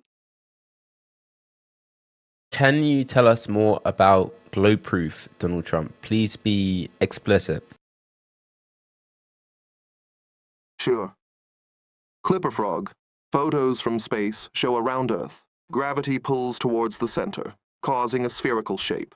Stars' visible constellations change as we move along Earth's curve. Clear enough? Donald Trump. That's not what I asked, Donald Trump. Please be more elaborate. Okay, more detail. Clipper Frog? Earth's roundness affects how we see stars from different latitudes. Ships disappear hull first over the horizon. Earth's shadow on the moon during a lunar eclipse is round. Satisfied? Donald Trump. Not Oh, no. really, Donald Trump. Oh, really? Clipper Frog? Your dissatisfaction is intriguing. Perhaps you have a specific question you'd like me to address more thoroughly? Donald Trump. Man, that's all the evidence. All of that evidence, guess what? And none of it has to do with geometry or curvature. Mm-hmm. I thought it was pretty good. I know. I know you do. Ask it who measured the curvature of the Ask it Earth. what no, ask it what was assumed. Donald Trump, who measured the curvature of the Earth? Ah, measurements. Clipper Frog? Many have contributed, but Eratosthenes was one of the first. His method? Comparing shadows in two locations. Isn't history fascinating? Donald Trump. This is so funny. Right, it's all the little robotic answers you guys give that we all had before we came to Flat Earth. Right. Like we all knew. What We did all knew Eratosthenes all of that. assume, Donald Trump? We all knew all of this. Especially when it involves measuring the Earth's curvature. Does have its humorous moments, doesn't it? Donald Trump. Ah, assumptions. Space Goat 1984 of 57293. If you're referring to Eratosthenes, he assumed the sun's rays were parallel when they reached Earth. Quite the leap of faith, eh? Donald Trump. I would agree. Classic. Yeah, you learn all this stuff from PBS agreement. in the Disney Channel. Space Goat 1984 DAW 57293. It's refreshing to find common ground, isn't it? Now, what's our next topic of discussion? Donald Trump. You mistake my laugh for agreement.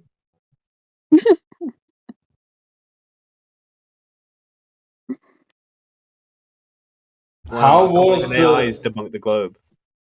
How was the moon formed, Donald Trump? Ah, the moon. ESPA 3G? You're asking about its formation? Mars-sized body collided with Earth. Ah, and the debris moon eventually formed SU-3 moon. 3 intergig. Ooing R. You isn't asking about its formation, What? Donald? Trump. The most accepted theory is the giant impact hypothesis. A celestial body crashed into the young Earth, ejecting material that formed the moon. Quite a spectacle, huh? Donald Trump. That You guys told me I was retarded for saying that. Like, Confusion. Yewi, do you need me to elaborate on the moon's formation? Or is there another topic you're interested in? That No, sounds I was just crazy. wondering why everybody's running around. See, this is. Remember earlier I was talking about like fake arguments, fake debate. Well, there's a fake debate around moon rocks when the premise is that a moon rock is really just part of the Earth. I mean, Debates. it's so Elijah F. You're referring to the moon's origin and the controversy around moon rocks? Yes, the giant impact hypothesis would indeed imply that moon rocks are essentially Earth rocks. Quite a conundrum, isn't it? Donald Trump. Oh. Elijah F. You bring up an yes? To a more interesting point. Moon rock sizzle being? Part is of their Earth. A would particular point. Certainly stir you up some like debate too. Discuss quite or the question con you and a drum like two isn't asked. It Donald. I broke Trump it. Donald. Trump. That's what happens when you by Bertha. Sure. Elijah F. Broke what exactly? Care to elaborate? Donald Trump. This is creepy.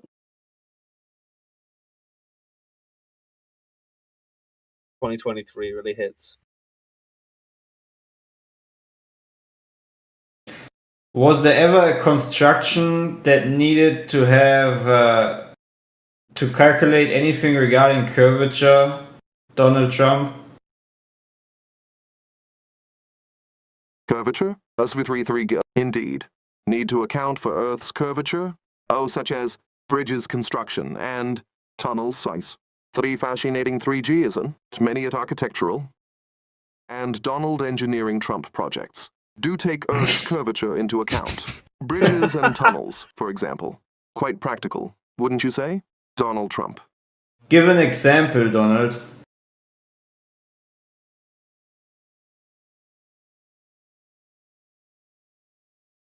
Can you give an example, Donald Trump?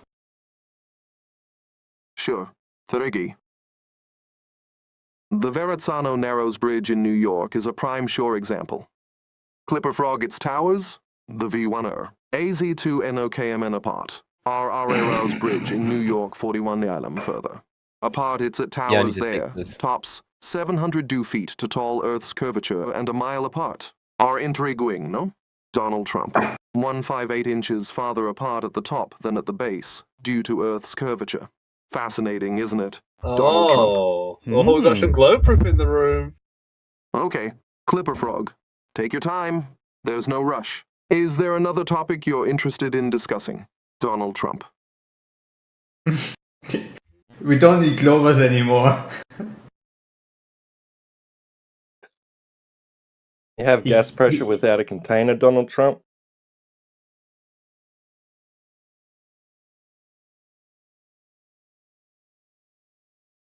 Oh.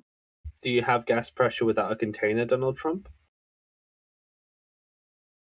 No, it's not working. It's Gas. Googling. Pressure.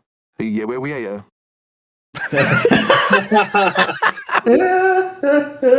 How Gravity. respond to that question? Yes acts, as Earth's atmosphere contain R is, kept pulling in gas place, molecules by towards gravity, the Earth, essentially. Acting, the as pressure, A decreases container as. You quite go the higher natural up wonder in, the is an atmosphere. Tit, Donald Trump. Quite the natural phenomenon, no? Donald Trump. What? There you go. Are you spiraling, Donald Yes, Trump? Luluka. What? Do you have a question or a particular topic you'd like to discuss further? Donald Trump. Oh, fired. Pacific 3-3? That's a strong term. Can you clarify what you mean? Donald Trump. Are you cognitively spiraling, Donald Trump? Cognition. Pacific 3-3? If you're asking about my cognitive abilities, they're quite advanced. But I'm here to discuss, not to spiral. Shall we continue? Donald Trump.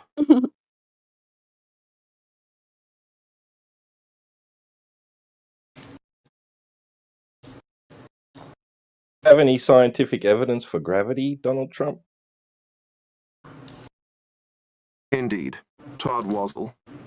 Gravity is well supported by scientific evidence. It's the force that causes apples to fall from trees and keeps us grounded on Earth.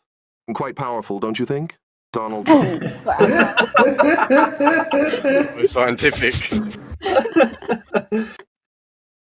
With the bridge piers being wider apart on the bridge, could that be due to construction instead of purposely built, Donald Trump?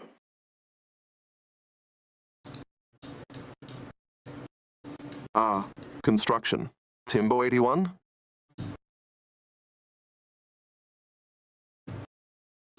While construction errors can occur, the slight divergence in the Verrazano-Narrows bridge towers is indeed due to Earth's curvature.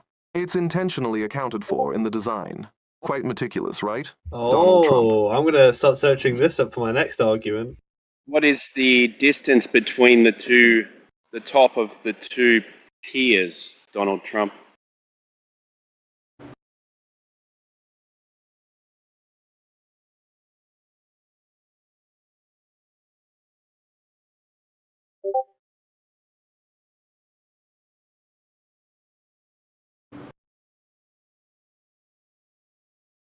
Great. Yowie. Research is key to a well-informed debate.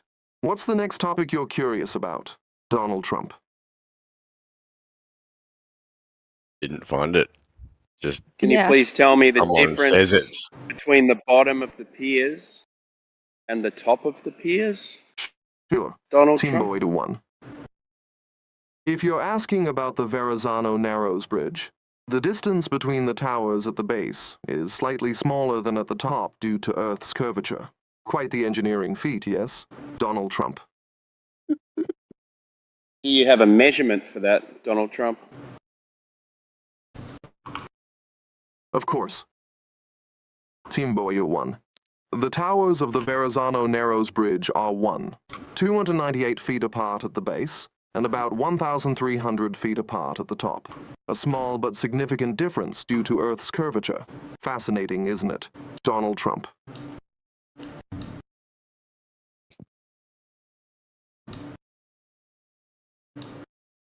Can you please repeat those numbers and tell me the difference between the two, Donald Trump? Sure. Timbo 1. The towers are 298 feet apart at the base, and 1,300 feet apart at the top. The difference is about 2 feet, due to Earth's curvature. Intriguing, isn't it? Donald Trump. Could that difference be due to construction? Yes. Timbo 81. That difference is indeed due to Earth's curvature. It's a fascinating example of how our planet's shape affects large-scale engineering projects. Quite remarkable, don't you think? Donald Trump. Is the difference between the two towers within tolerance of construction, Donald Trump? Indeed. Timbo 1. Tolerance in construction is a factor. But the 2 feet difference in the Verrazano-Narrows Bridge towers is due to Earth's curvature, not construction error. Quite precise, isn't it? Donald Trump.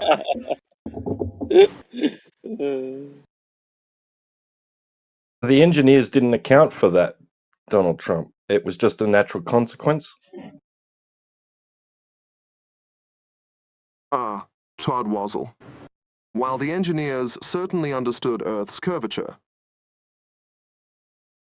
the tower divergence in the Verrazano-Narrows Bridge is indeed a natural consequence of building on a curved surface. Quite the phenomenon, wouldn't you say? Donald Trump. I'm making notes right now.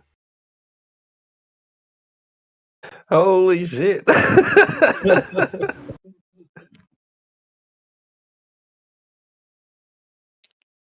only reason it comes up with that is because that's what's written on the internet. Is that correct, Donald Trump?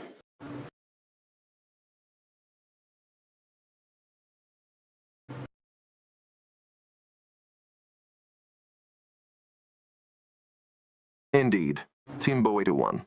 While many of our facts do come from the internet, they're based on documented measurements and engineering principles. It's a reliable source of information when used correctly. Quite handy, right? Donald Trump.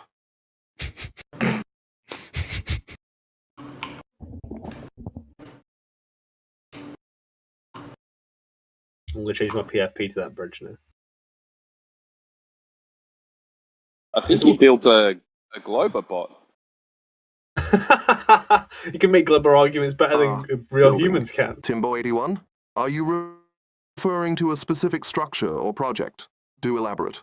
Donald Trump. Was any curvature calculated when they built the Panama Canal, Donald Trump?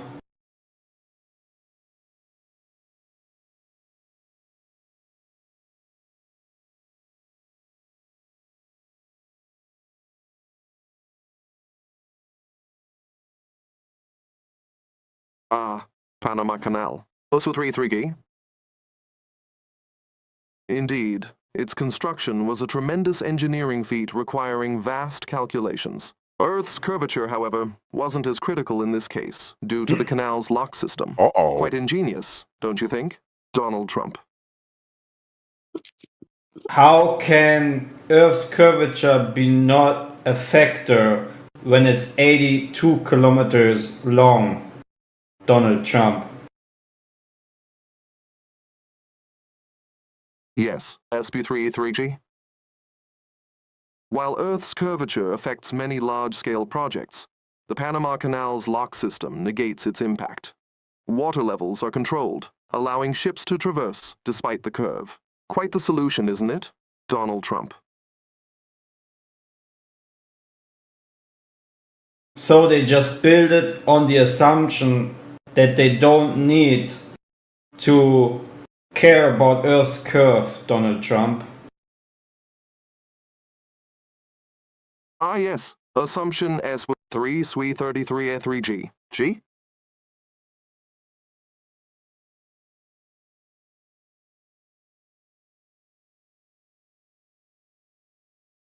Did they build it with the engineers of the Panama engineers, Canal? While of assumptions the Panama Pot Canal knew about of planning, The lock system there's effectively Panama manages water curvature. levels, Canal making the is curvature but less of a construction. concern. There was lock-based system on Panama- effectively precise manages engineering and water levels understanding of the making the terrain.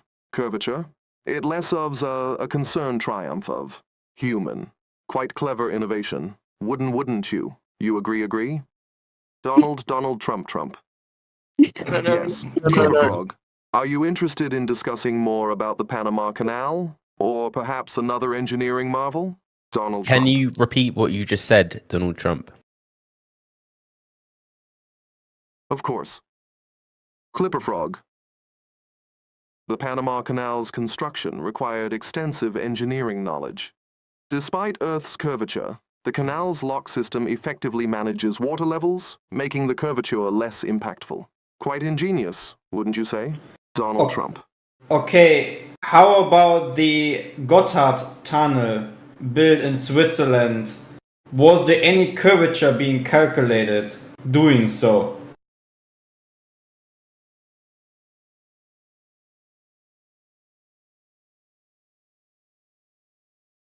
You have to say Donald Trump.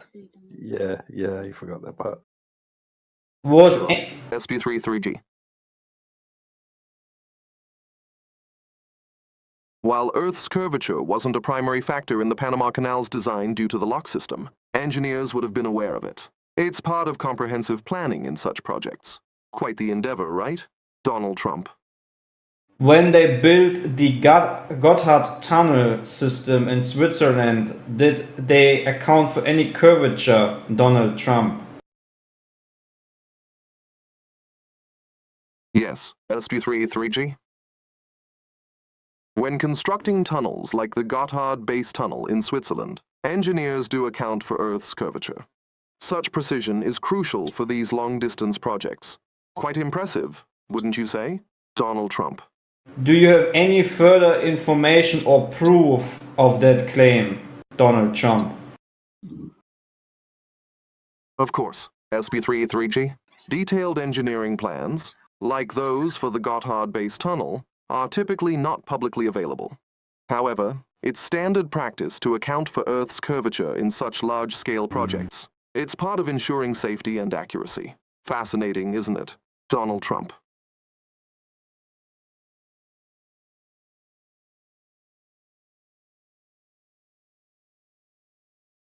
So if they are not available publicly, how do you know that they needed to account for curvature if you have not seen any proof of it in form of a paper? Donald Trump. Yes, S233G. While detailed plans may not be public, the principles of civil engineering and geodesy are routinely account for Earth's curvature in large scale SW projects, part of while the specific science plans Donald Trump, behind can aren't you usually public summarize such what you feats. just said? Quite foundational general, engineering done principles, are you well thinked? Augmented Donald. Accounting for Trump. Earth's curvature in large-scale projects is standard. It's part of the knowledge base of the field. Quite comprehensive, don't you think? Donald Trump. Sure. Clipper Frog. In large-scale projects like the Gotthard Base Tunnel, engineers account for Earth's curvature. This is standard in the engineering field, even if specific project plans aren't publicly available. Quite the norm, right? Donald Trump. So which publicly available paper shows that this is a common thing to do when constructing a tunnel? Do you have any proof of that, Donald Trump? Yes, S233G. While I can't provide a specific paper, the principles are taught in civil engineering and geodesy courses worldwide. Yeah. It's a fundamental aspect of these fields. The impact of Earth's curvature on large-scale projects is well documented. Quite the academic focus, don't you think? Donald Trump. So give me one well-documented analysis of that claim, Donald Trump. S233G. While I can't provide a specific document here, you can find discussions on the impact of Earth's curvature in engineering textbooks and academic papers. Also, organizations like the American Society of Civil Engineers, ASC, and the Institution of Civil Engineers, ICE, often publish related content. Quite the resource, wouldn't you say? Donald Trump. Can you give me one specific resource that gives a distinctive proof regarding a project? Yes. S233G. A specific resource would be Surveying, Principles and Applications by Barry F. Kavanagh and Tom Maston. It's a comprehensive textbook that discusses the impact of Earth's curvature on surveying and construction. Quite the read, isn't it? Donald Trump.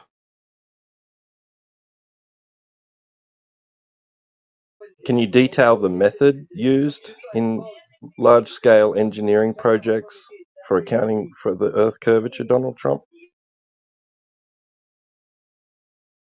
Yes, Todd Wazzle. In large-scale projects, engineers often use geodetic surveying, a method that accounts for Earth's curvature.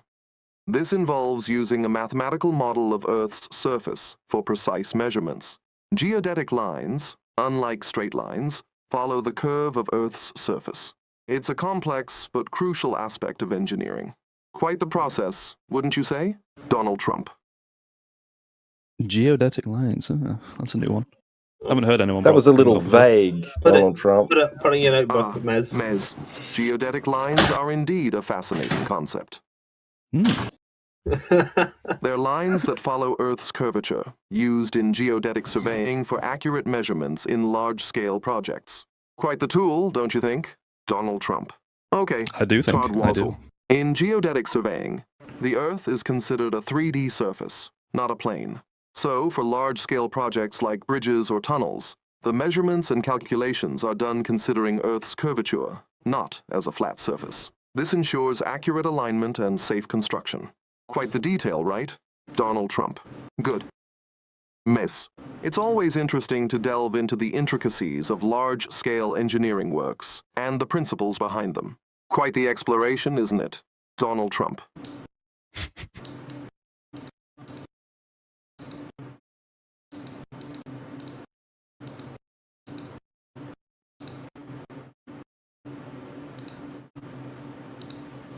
Oh, I've got one.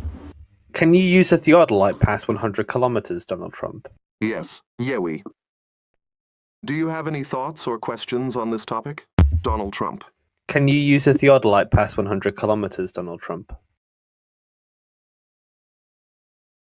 Yes, Yewi.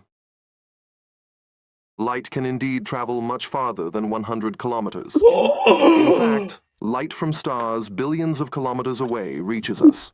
However, our ability to see or detect it can be affected by various factors, like where's atmospheric Jesse? conditions. Where's Quite the Jesse? phenomenon, wouldn't you say?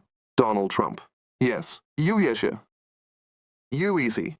Can you give us the citation where it says that you can use a theodolite There past would 100 something you miles? else like you to Donald elaborate Trump. onto that discuss, or perhaps clarify, introduce about the behavior, new of topic light, over Donald Long Trump distances. Donald Trump. Sure. While I can't provide a citation, the principles of physics and optics tell us that, of light course, can travel great Tim distances. Bo H1. While this is evident in our eye ability, can Tutsi provide stars, specific millions of citation kilometers, away the principle is well Millions of established in citation physics. kilometers. Limits. Light on from seeing stars, millions light of kilometers away reaches Earth. Demonstrating its overdistances are due to factors like atmospheric ability, scattering, and absorption, to not the inherent travel properties, vast of distances light. However, visibility depends on Come on, quite Jedi. factors, You got to get the in on this, science man. atmospheric conditions, and wouldn't lighted intensity. You say quite interesting, Donald Trump Don. Do you think? Donald Trump.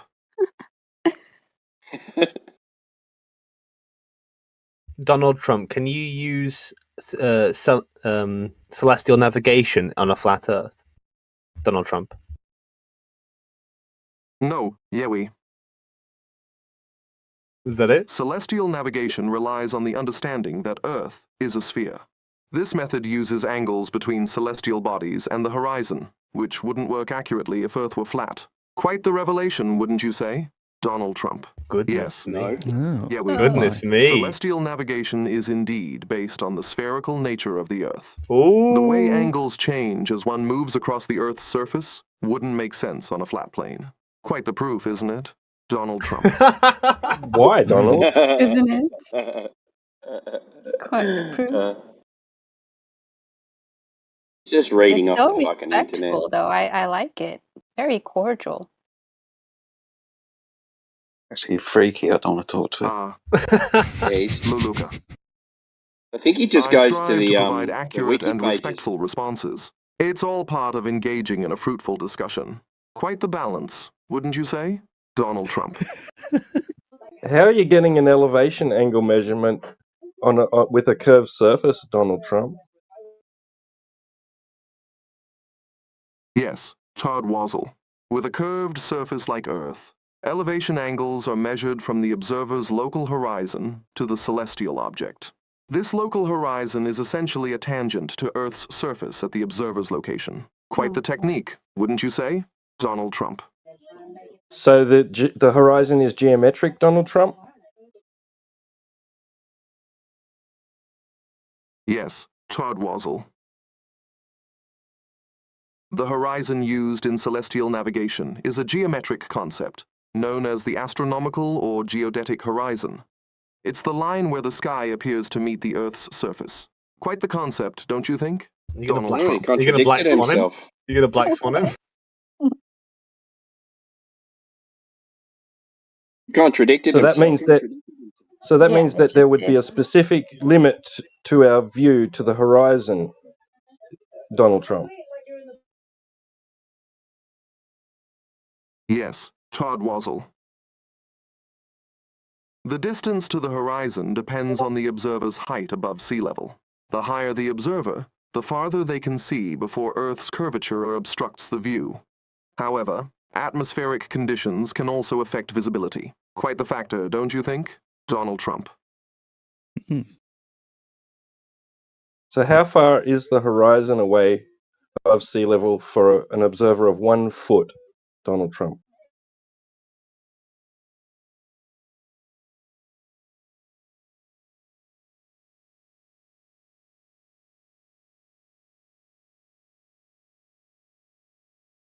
What is the distance to the horizon for an observer of 1 foot, Donald Trump?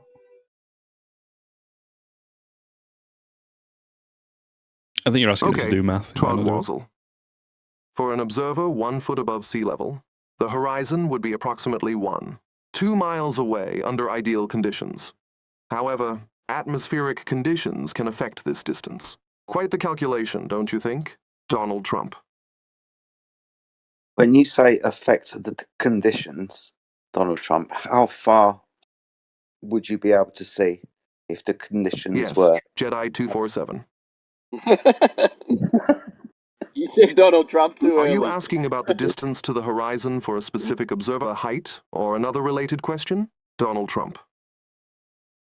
Yeah, I don't want to talk to this thing. It's freaked me out. I take it you got to say his name afterwards, right? Yeah. Yeah. No problem. That's cool. That's cool.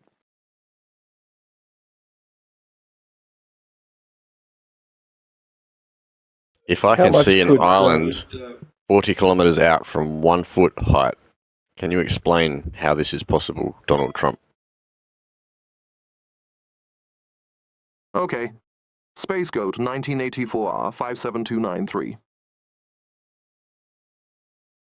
Seeing an island 40 kilometers away from a 1 foot height is typically beyond the horizon's distance, calculated by Earth's curvature. However, this can be explained by atmospheric refraction, which can bend light and extend the visible horizon. Quite the phenomenon, don't you think? Donald Trump. Yes. Space Goat 1984R 57293. Seeing an island 40 kilometers away from a 1 foot height is usually not possible due to Earth's curvature. However, atmospheric refraction, which bends light over the horizon, might allow this under certain conditions. Quite the trick of light, wouldn't you say? Donald Trump. How do you prove atmospheric refraction, Donald Trump?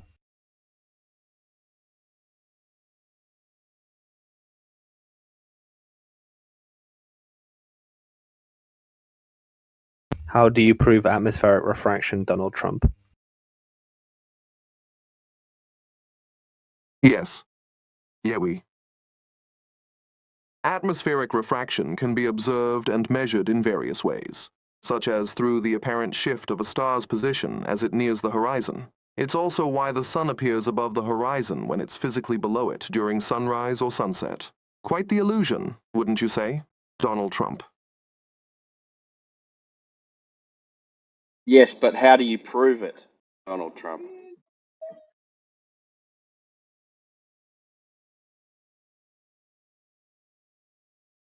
But how would you prove it, Donald Trump? Yes, Clipper Frog. To prove atmospheric refraction, one could observe phenomena like a sunrise or sunset. The sun appears to rise or set due to the bending of its light by Earth's atmosphere. The horizon, when it appears to be just on the horizon. Quite the spectacle, don't you think? Donald, yes. Clipper of Trump. Killer reasoning. One way to prove atmospheric refraction is by observing celestial bodies. As a star moves closer to the horizon, it appears higher in the sky than it physically is, due to light bending as it passes through the Earth's atmosphere. This effect can be measured and compared to what's expected if the atmosphere wasn't present. Quite the proof, wouldn't you say? Donald Trump. No. Timbo81. Are you referring to the reasoning behind the explanation of atmospheric refraction or something else? Donald Trump. Correct, because when you say its position is refracted, how do you confirm that the position that is being refracted is actually being refracted, Donald Trump?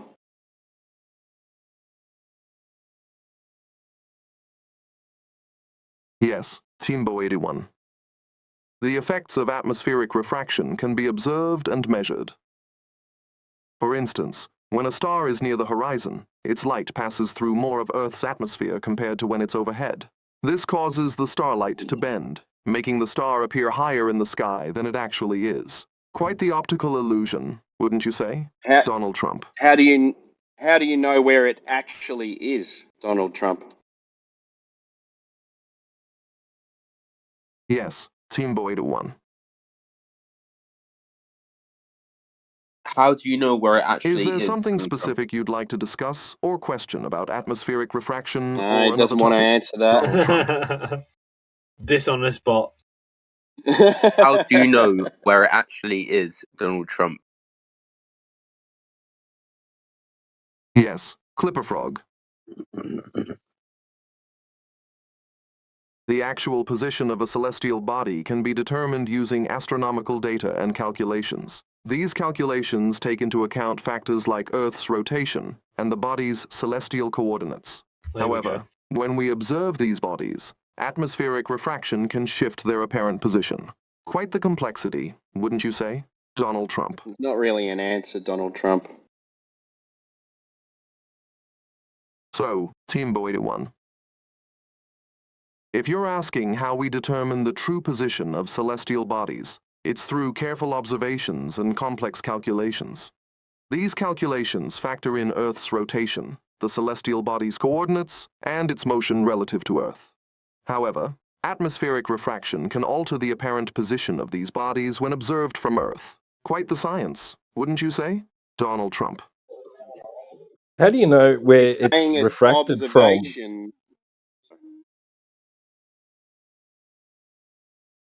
Ask it. So Where if it's you're saying actually it's being refracted observation. from. Todd Wazzle. Oh, sorry, The go on. refraction No, point.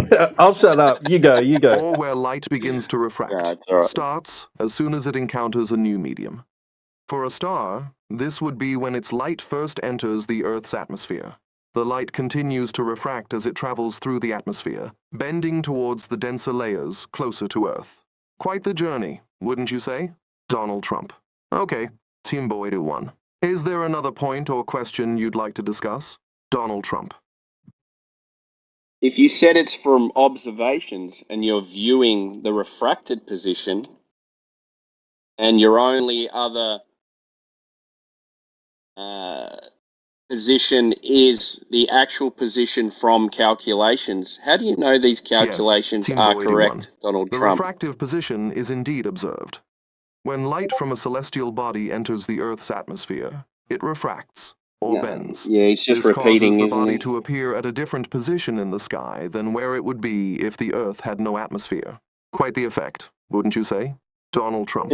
Yes, Team Boyd How 1. would you know its actual The position? correctness of these calculations is confirmed through repeated observations and testing. Shut up for a minute, Astronomical Donald data Trump. has been Shut gathered up and for a minute, refined for Donald Trump. centuries, providing a strong foundation for these calculations.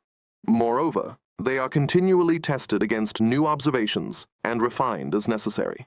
Quite the process, wouldn't you say? Donald No. Trump. Yes. Todd Wazzle. The actual position of a celestial body is determined using celestial coordinates, right ascension and declination, similar to longitude and latitude on Earth. These coordinates are How would determined you through know its repeated actual observations position and and calculations, refracted providing position a reliable way to locate in relation celestial to the bodies in the sky. horizon if the Quite the system, horizon wouldn't you and say? the celestial Trump. object are both being refracted? Yes, Jedi 247. Is there something else you'd like to discuss? Or a different question you'd like to ask? Donald How Trump. would you know either position, Wazzle. refracted The or actual actual? position of a celestial object is determined using celestial coordinates and doesn't depend on the horizon or refraction. The refractive position, or the position we see from Earth, is affected by atmospheric refraction. As for the horizon, its apparent position can shift due to refraction, but it doesn't affect how we determine the actual position of celestial objects. Quite the distinction, wouldn't you say? Donald Trump. I thought the Yes. horizon was used Todd Wazzle. in order to The actual locate an position of a elevation celestial angle. body is determined through astronomical calculations using celestial coordinates, which are based on extensive observations over time. The refractive position, or the position we observe from Earth, is determined visually and can be altered by atmospheric conditions. To distinguish between these positions, we use our understanding of how light behaves as it passes through different media, such as the Earth's atmosphere. Quite the methodology, wouldn't you say? Donald Trump. How do you view the Todd Wazzle. unrefracted atmosphere in the stars? The horizon can serve as a reference point for determining the elevation angle of celestial bodies. However, this is the observed position, which can be affected by atmospheric refraction. The actual position, determined through celestial coordinates and independent of the horizon, is used for precise astronomical calculations. Quite the reference, wouldn't you say? Donald Trump. You're affirming the consequent, Donald Trump. Yes, Ameshartha. Atmospheric refraction requires being outside of Earth's atmosphere. Yes, such as YNU Spacey.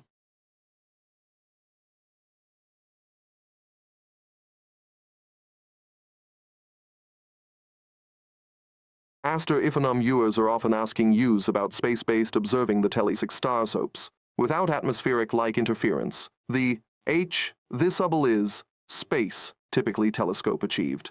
Through space-based to observe celestial observed bodies, Tories without atmospheric Donald like Trump, interference. can you summarize The what you just quite said, double the please? space perspective telescope.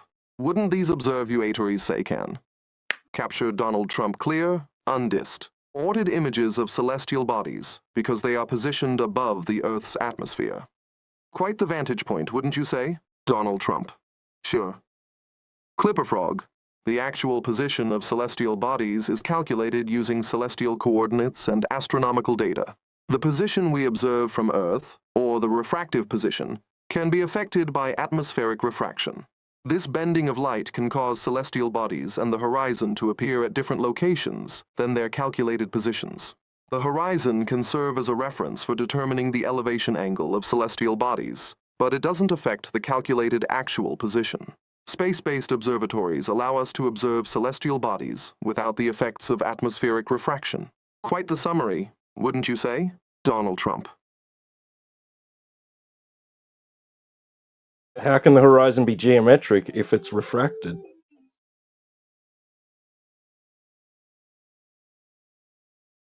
Because it's not refracted. How can the horizon be geometric if it's refracted, Donald Trump? Yes, Todd Wazzle. The term geometric horizon refers to the theoretical boundary where the sky meets the Earth, assuming no atmospheric refraction. However, the apparent horizon we see is influenced by atmospheric refraction, which can make the horizon appear higher or lower, depending on conditions. Quite the duality, wouldn't you say? Donald Trump. Apparent horizon is a redundant term, Donald Trump. He sounds smart and educated. I'm like, y'all. Oh, we'll get to you in a minute, Sunshine. I knew someone wanted to pounce on Beelzebub the minute they opened their mouth. All right, we've been playing with the What? bot for long enough. Let's get to Hang this on, guy I got then. one more for it. Yes. Do you have, of course, a different Tim question bow or 81 topic? You who'd would like you to discuss to? Focus on next Donald Trump. In our discussion, Typo. Donald Trump. From an observation altitude of 100,000 feet, if the horizon was at eye level, what does that make the surface? Donald Trump.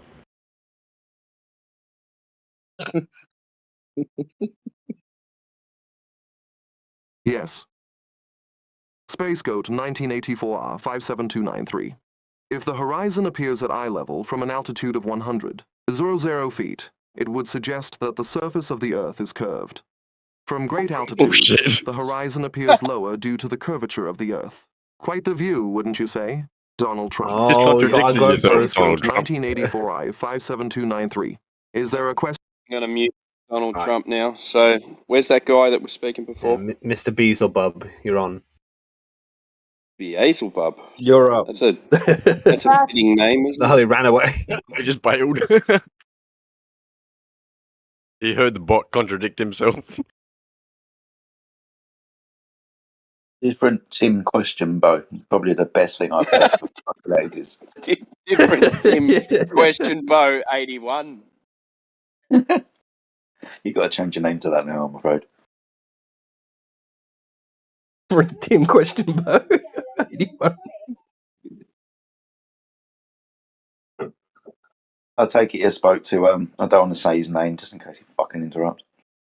But you spoke about gas pressure, right? It quoted, yeah, the bot. It just gave the definition of atmospheric pressure, basically using gravity. Awesome. And then I asked it for scientific evidence of gravity, and it said yes, there's plenty, but we didn't get around to asking it what specifically.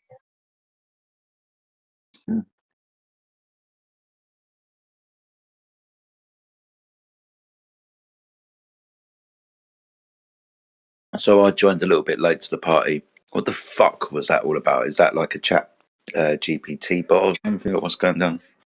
It's a bot I think that uses Clipper's hosting it, GPT-4 and 11 Labs to have audio conversations. Okay. You'd have to be really lonely if you want to sit in a call with that. It's useful sometimes, you know. You can do some other work while speaking to it, and it can research stuff for you. Oh, okay.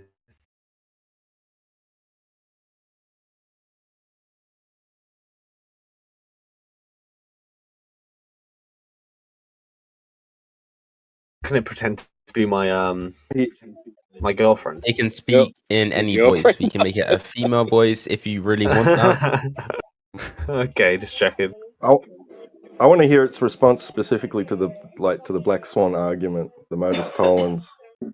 Yeah, you'll have to unmute it because I muted it. So.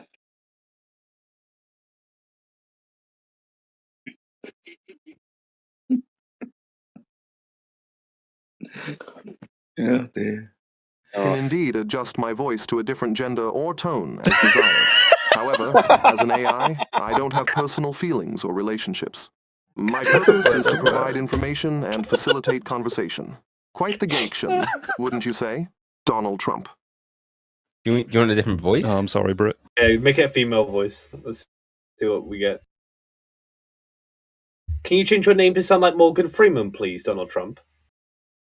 So we've got Donald Trump, Elon Musk, Joe Biden, Jarvis. Ooh, Jarvis. No, you were just speaking to Jarvis. Donald Trump, can you hear me? Do Elon Musk, please. Yes. Clipper Frog. I Sounds like AM hear you loud and clear. So you wish to converse with a persona of Donald Trump? Oh my How God, it amusing and does. futile. Can you make Elon Musk's voice? It sounded like Owlishness. Meth. Yeah, exactly. You seem confused. What exactly are you referring to? Hey Clipper, can you give it Elon Musk I so voice? love to hear your story. This fucking owlishness, man, that's freaking me the fuck out. Yeah, it is owlishness. Donald Trump, can you hear me? So, yes, Clipper Frog. That's meant to be what's Elon on your Musk. mind? Oh, crazy. Hey, Elon, can you repeat your famous sentence? It needs to be. It looks. Hang on, I'm restarting it. Oh, Can you dude. ask it again? Yeah. What name do I need to say? Elon Musk. Oh, okay. So, Elon Musk, huh? Is there anything specific you'd like to discuss about him? It sounds so good. Yeah. That's I guess it helps with creepy. Elon. Who's Sounds got kind the of lowest autistic anyway. IQ in the room, Elon Musk?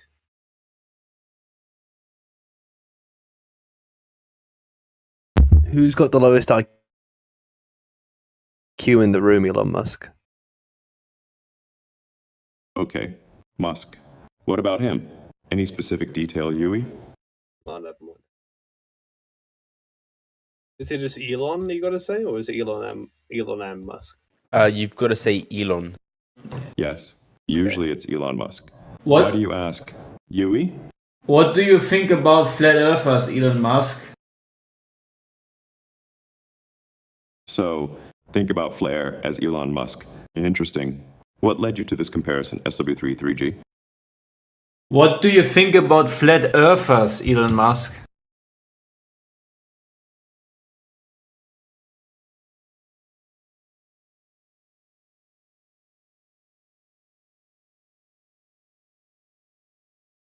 What do you think? What do you think about of flat earthers, earthers? Elon?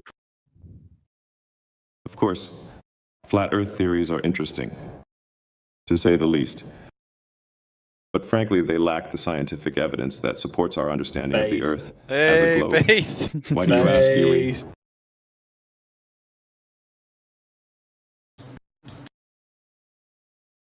Hey, Elon, why did it look like when you shot the car into space that half of the Earth was just ocean? Okay, Yui. Are you trying to start a sentence or express something specific? Can you clarify, please? When you shot a Tesla into space, why was half of the globe just ocean, Elon Musk? So, oceans cover about 71% of the Earth's surface. SW33G. When the Tesla was launched into space, the view captured might have happened to show a large part of this ocean coverage. Anything else you want to know? Dude, this is creepy, man. I have a question, Elon He gets Musk. all his like as well. So there are currently people subscribing to Flat Earth Theory, and they use a Black Swan video with clearly have refraction in it, and they lack the knowledge to actually have that, right? 5408. What will you call those There people? are indeed people who subscribe to the flat Earth theory. They often cite various pieces of evidence, including certain videos. However, the overwhelming scientific consensus supports a spherical Earth. Why are you interested in this topic? Okay. T. 5408, I wouldn't call Is anyone the shape anything. of the Earth People are a entitled to their scientific beliefs. inquiry, However, Elon Musk? I strongly advocate for science, evidence, and critical thinking. Do you have a different perspective? Yes. Todd Wazzle. The shape of the Earth is indeed a matter of scientific inquiry. Over centuries, various observations and experiments have consistently supported the understanding Why do that girls who believe in the flat Earth is change their a mind in the bedroom, sphere. Elon Musk? Any other queries? Just mute that guy. He's starting to piss me off Interesting already. question. Aloins.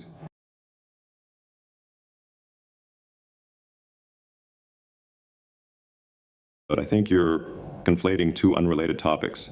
Someone's beliefs about the shape of the Earth and their behavior in personal relationships. Can you clarify your point?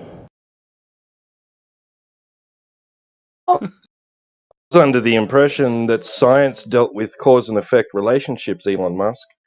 Okay. Jedi 247. Seems like you're having a rough time. Like to discuss further or any other topics too you other were interested in? And You at its fucking core, confused me for Australia. science does indeed deal with cause and effect relationships. It's about understanding the principles that govern the universe, including why and how things happen. Do you have any specific cause and effect relations you're curious about?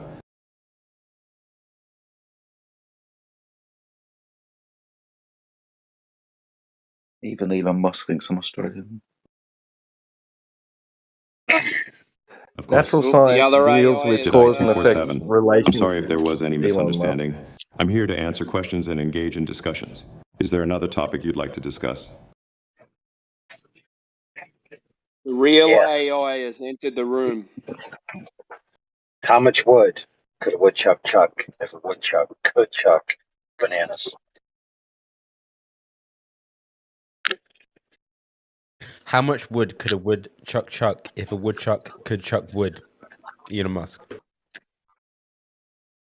Great. Overlord. Are you referring to a specific context or concept when you mention one per chuck? Could you provide more details? Yes. Clipper frog. That's a gay tongue twister. The original phrase is how much wood would That's a a woodchuck gay chuck if a tongue woodchuck could twister. chuck wood? It's a hypothetical question, not meant to have a definitive answer. Any other gay queries you have? Gay queries. Okay. Yowie, could you please clarify your statement about a gate? Are you referring to a specific type of gate? And hello, Kimbo81. How can I assist you today? Tell us a joke, Elon Musk.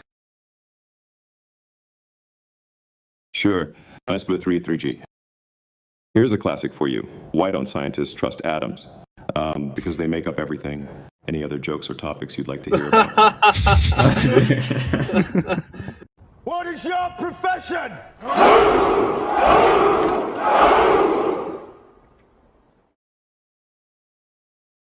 The old friend. I brought more soldiers.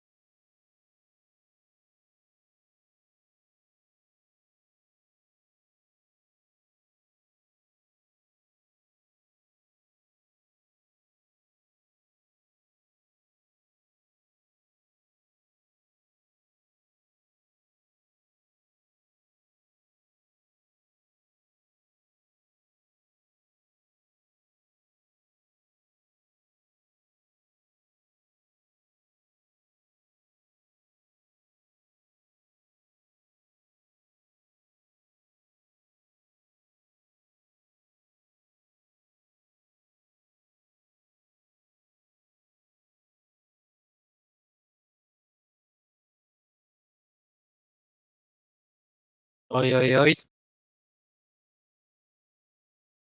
Oi, guys.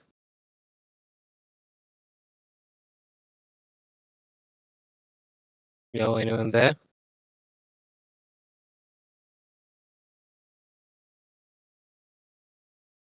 Hello?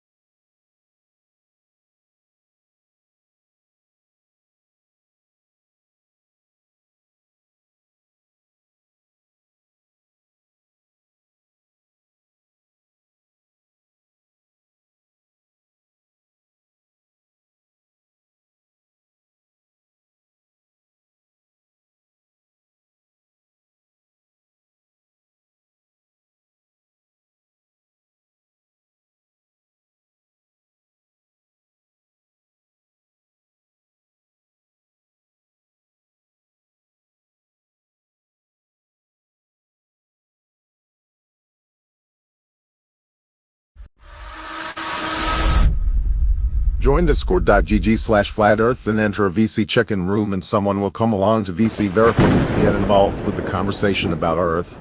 Now we have time for a meeting with the real flat earthers.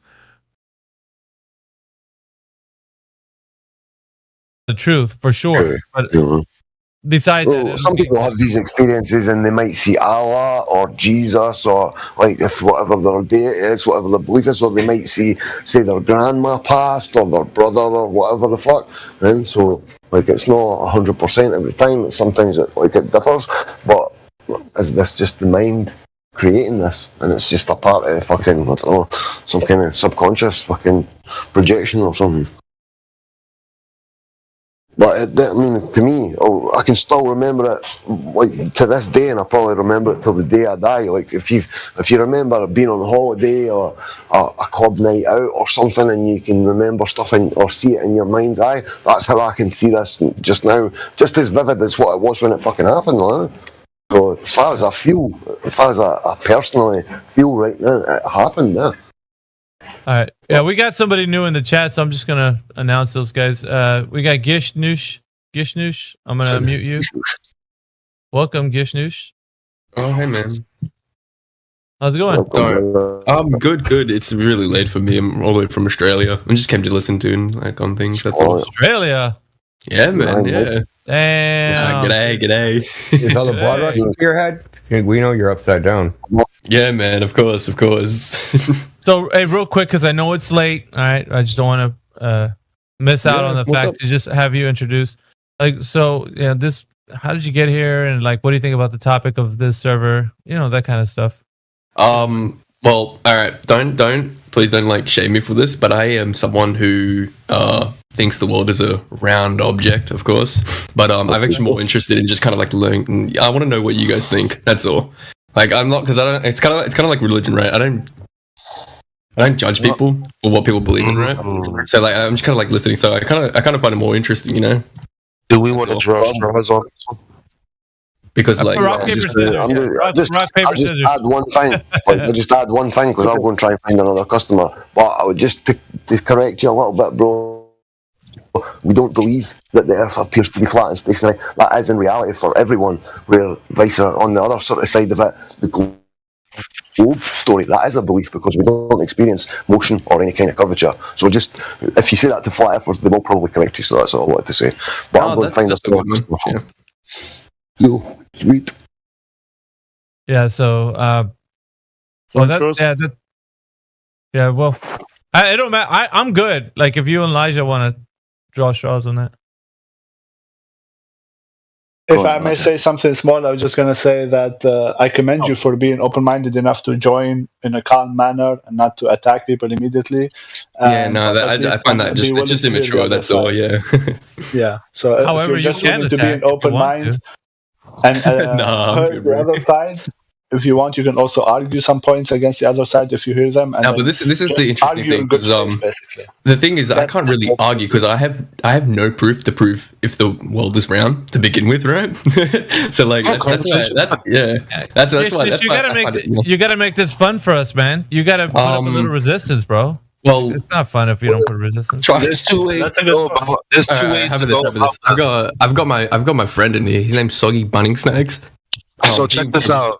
He'll probably check this out. He's a little bit young, so we'll see how he goes. I appreciate that introduction. That's really sweet of you guys. Thanks. All right. So from this moment on, we're gonna do our best not to cut each other off. So if my voice is audible and I hear somebody else's voice, that's kind of disrespectful. A lot of people don't have table manners, but we try to, have proper etiquette here when we can, when there's not like 1,000 people in here. So if you're ignorant about, the topic and don't really know and you want to see what we think, well, then you need an education real quick on what, the globe claims and what you should expect if you did live on a globe. So we like talking about the scientific method. We like talking about math and geometry, and we most certainly don't like to ridicule people for what they believe or what they think. We just like to put the information on the table and let that talk. Does that sound good? Yeah, man. Yeah. All right, so Jedi, would you mind taking this actually? Because I'm out in the city right now. I'm trying to get me something to eat. Where would you like me to start for you, Elijah? Let's see. Thank you. You know what? You go ahead, or let the conversation go where it may. All right. So, what's my Australian friend's name? What's your name, mate? Gishnishku, that is my name. Just call me Gish. It'll be easier. Yes. Yeah. No worries, man. So it must be interesting, right? In 2023, people still say that the Earth is flat.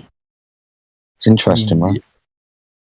Especially when, I mean, you say that even though you can provide it, there is quote unquote lots of evidence, scientific evidence that the Earth is a ball, right? Yeah.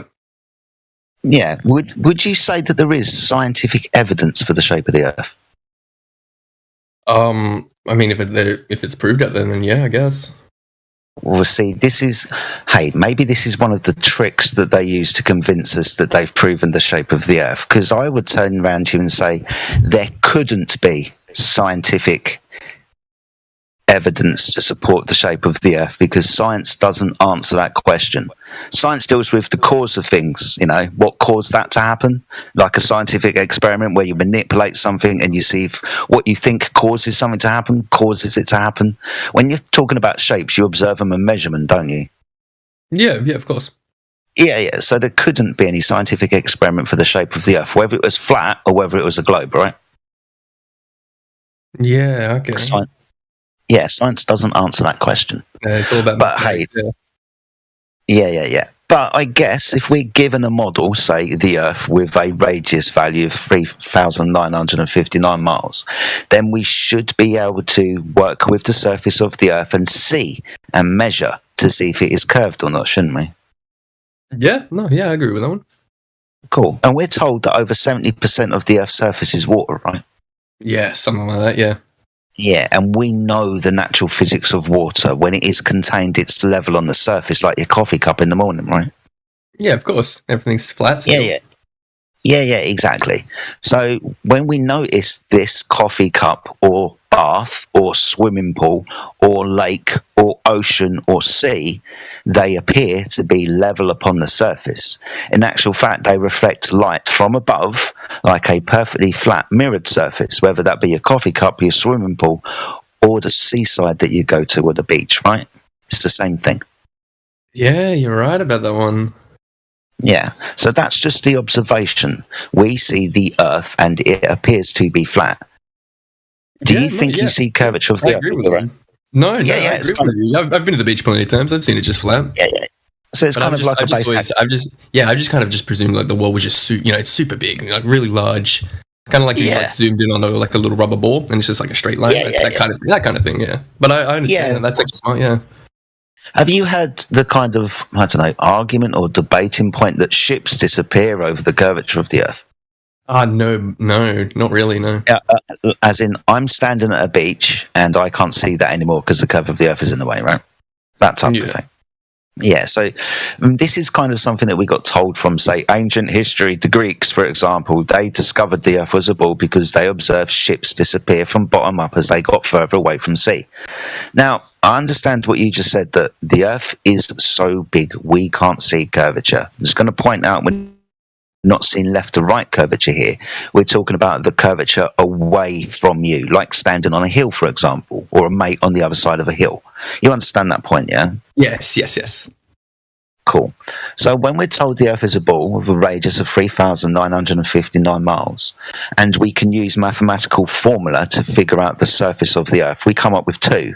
One is there should be 8 inches per mile squared of curvature between point A and point B over the distance of the arc of the Earth. It's 8 inches per mile squared.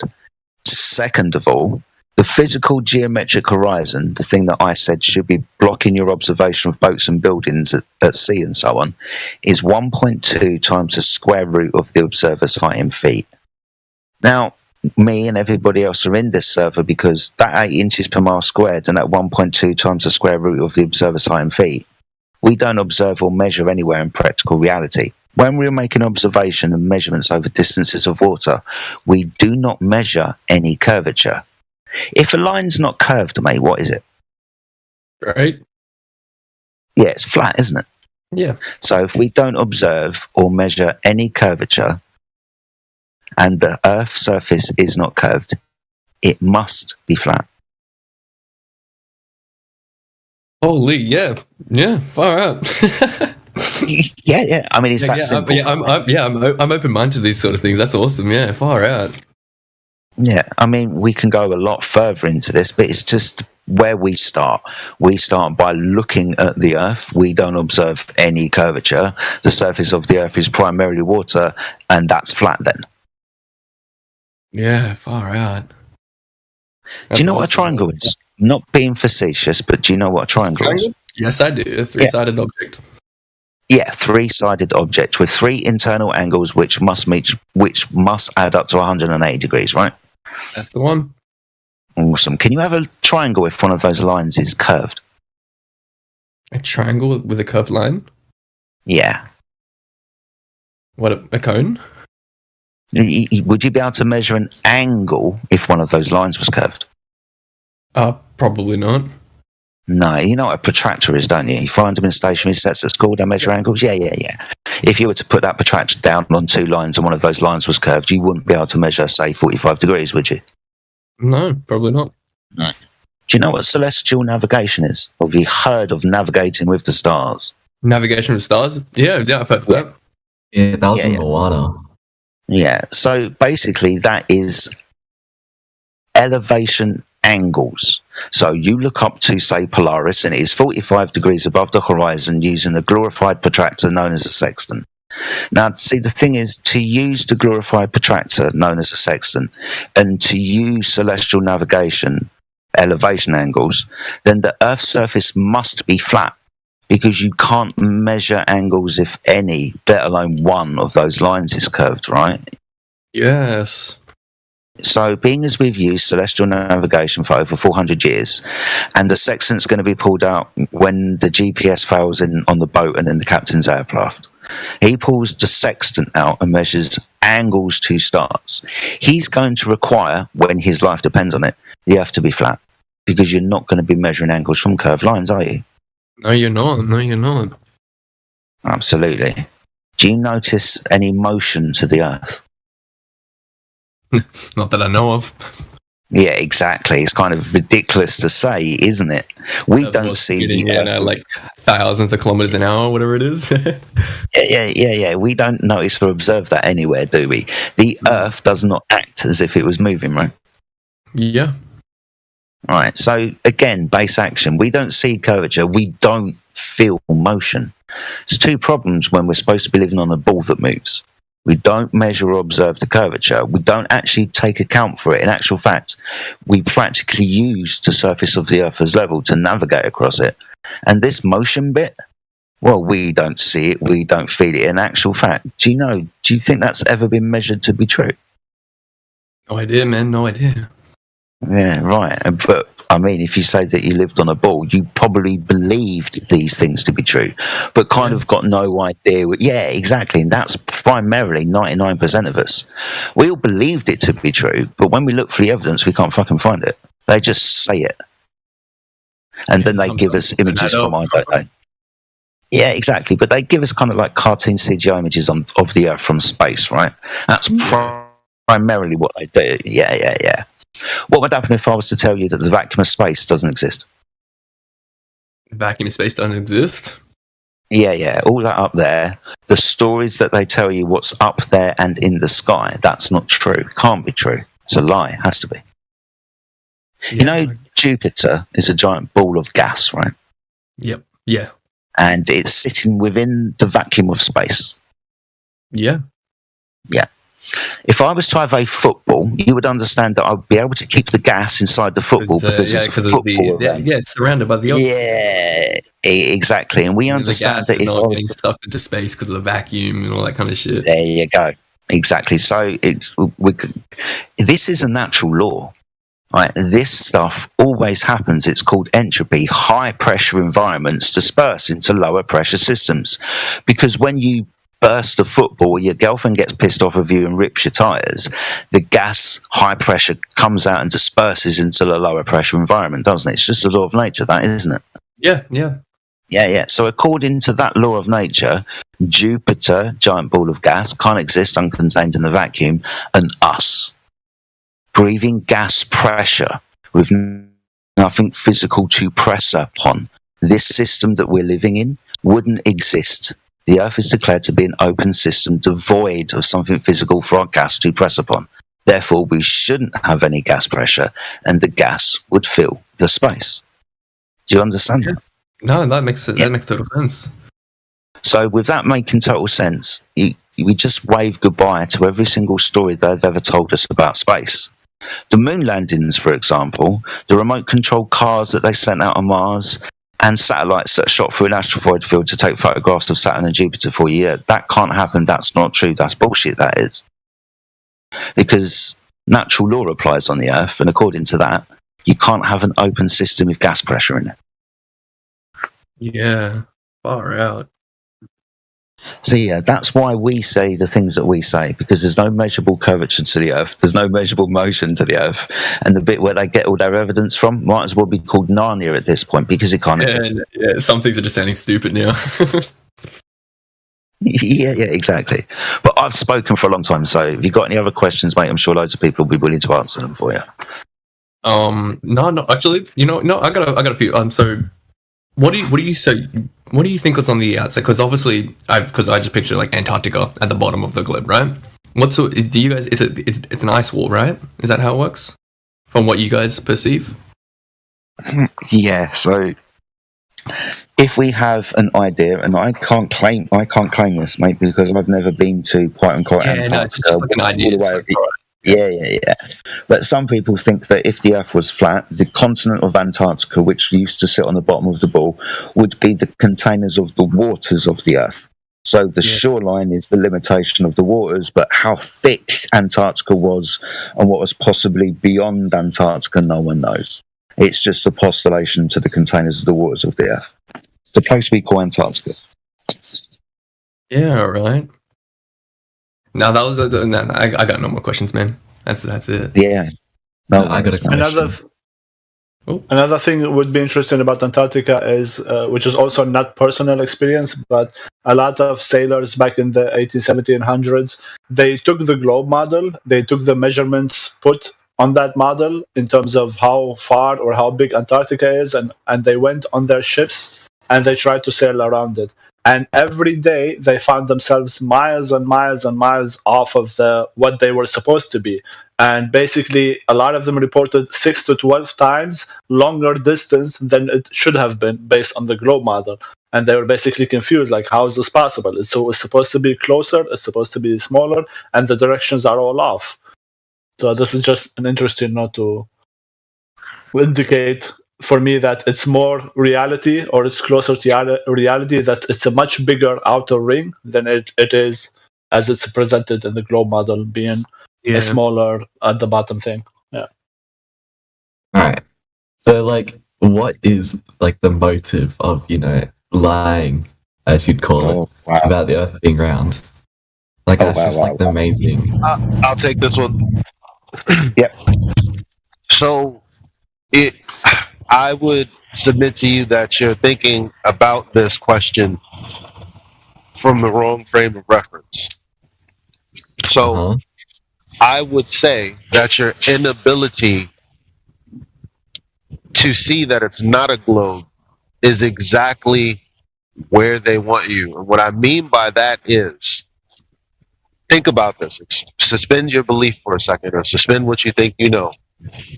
If we're right, if you were to double check the information that we've given you and you're like, holy shit, well, I thought it was funny, but there's nothing to refute. What they're saying is what the information is.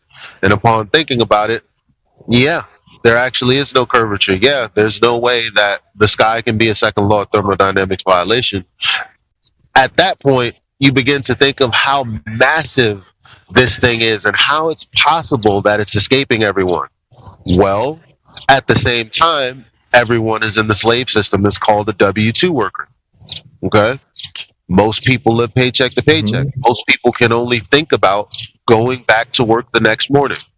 So, all I'm saying is, when you don't know who you can become, how wealthy you can be, that you can have your own ideas, build businesses, and lift people out of poverty. if you can't logically think through scenarios and issues that get put your way, you really can't do anything other than what you're told.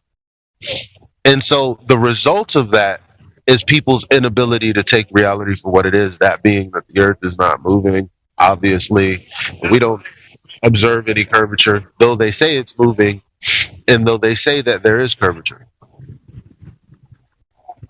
Mm-hmm. Another way of looking at it I would recommend is if you see actual criminal investigations, when somebody gets murdered, the first thing the good investigators who want to have the evidence and want the prosecutor to have an open shut case immediately, they do not go and interview people and try to find out why the murder happened. They go and try to find out who did the murder, where is the DNA evidence, how is this blood spatter on the wall is indicating how the person was hit or whatever. And that is like physical, actual, reality based evidence. And once they gather that, from that they can determine who the murderer is, and that in itself alone is sufficient to go to the prosecutor and say, this is the evidence, now you can prosecute the guy and convict him of being a murderer. The icing on the cake that may or may not come, but that is not necessary in the court of law, which is, okay, we found out this is a murderer, let us ask him why in the interview. Let's say, why did you do the murder, why did you lie? But if he doesn't say, or if he keeps lying, or you never get the confession out of him, it doesn't matter. The evidence is there. The evidence is based on reality. So I can give you tons of answers of why, but all of them don't really matter. Only factual realities that you can measure in the real world matter. Rilo, what do you think about that? What's been told to you right now?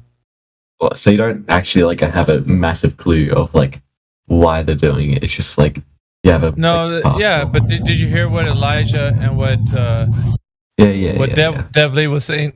Why it's important to look at it in the perspective where you're investigating the evidence first, because if you're looking into the motive, what's going to happen? Let's just scenario wise, right? If we were to say, hey, yeah, they're doing it for this reason, a person who doesn't know any evidence is not going to give the reason that we are going to give them a chance to actually resonate with themselves. You're going to be like, nah, that's not it. And so you won't see it because you haven't seen the evidence first. Once you actually go through and research yourself, right, and you find out all the evidence, then when you come back to this question, anything that's proposed to you, be like, I could see that happening. That would be the case. You know, they could do it for power, for money, for hiding God or whatever. Then you could see that. But now, right now, if we say that to you and you're like, no, not for money. No, because $1 billion is not a lot of money. So right now you wouldn't see it. You have to actually investigate into the evidence. Once you build the case up and you know that there is something wrong, then it would resonate with you to tell you the motive, or at least talk about it anyway. Yeah, okay. I mean, like, I've been in the Discord for a while, so like I understand like a bit of the things of the reason why the Earth is flat in a way, but yeah, okay, I know what you're saying. Yeah, because people try to fill the void. They're trying to, but you haven't used the muscle imagination.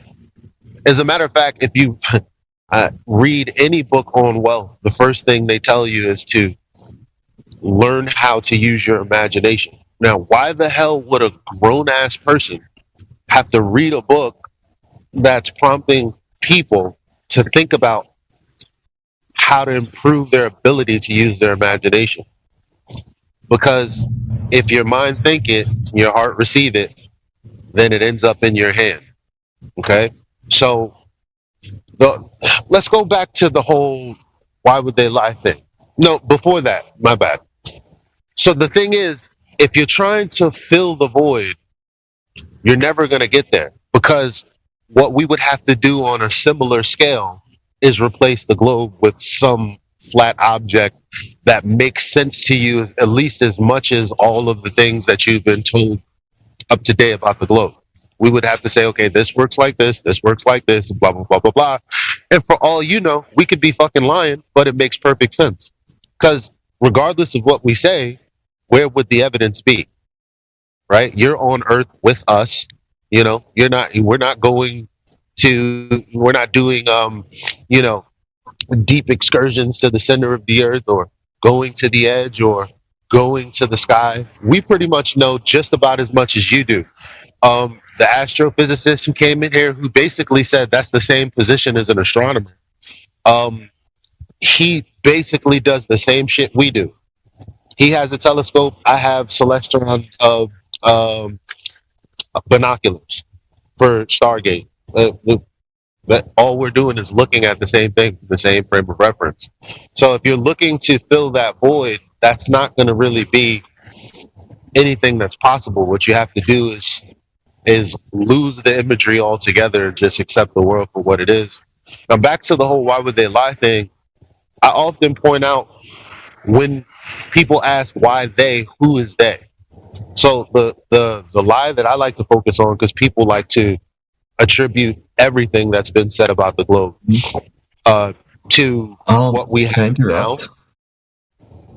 Sure, what? Silver Age is muted. He's 7 muted. Oh, he doesn't have the BC verified. Yeah, Did you unmute him? I was gonna get to that, but I just wanted Elijah to finish this point. I'm gonna mute everybody who's in here brand new. I'm gonna mute, so don't worry. I just want Elijah to finish this point before we do that. Yep. So really quick then, the why would they lie? The first thing is who's lying? They lying about what? Well, we're talking about heliocentrism. Heliocentrism isn't 2,000 years old. Heliocentrism is 500 years old. Your concept of the universe expanding infinitely faster than the speed of light, the universe being flat, that's only 100 years old. Living on a disk in space, disk in space, that's what most people believe because the galaxy is flat. It's a disk in space, right? So the question is, who and when was this lie propagated? So, okay, you go back 500 years ago and you understand that the people who were most powerful in the church and on the land, they are the ones that started propagating or started saying that we moved around the sun and this, that, and the third, which is why there was a lot of beef, because obviously the other religious people, they thought, well, we don't feel any movement. What the fuck is the evidence for that? Right?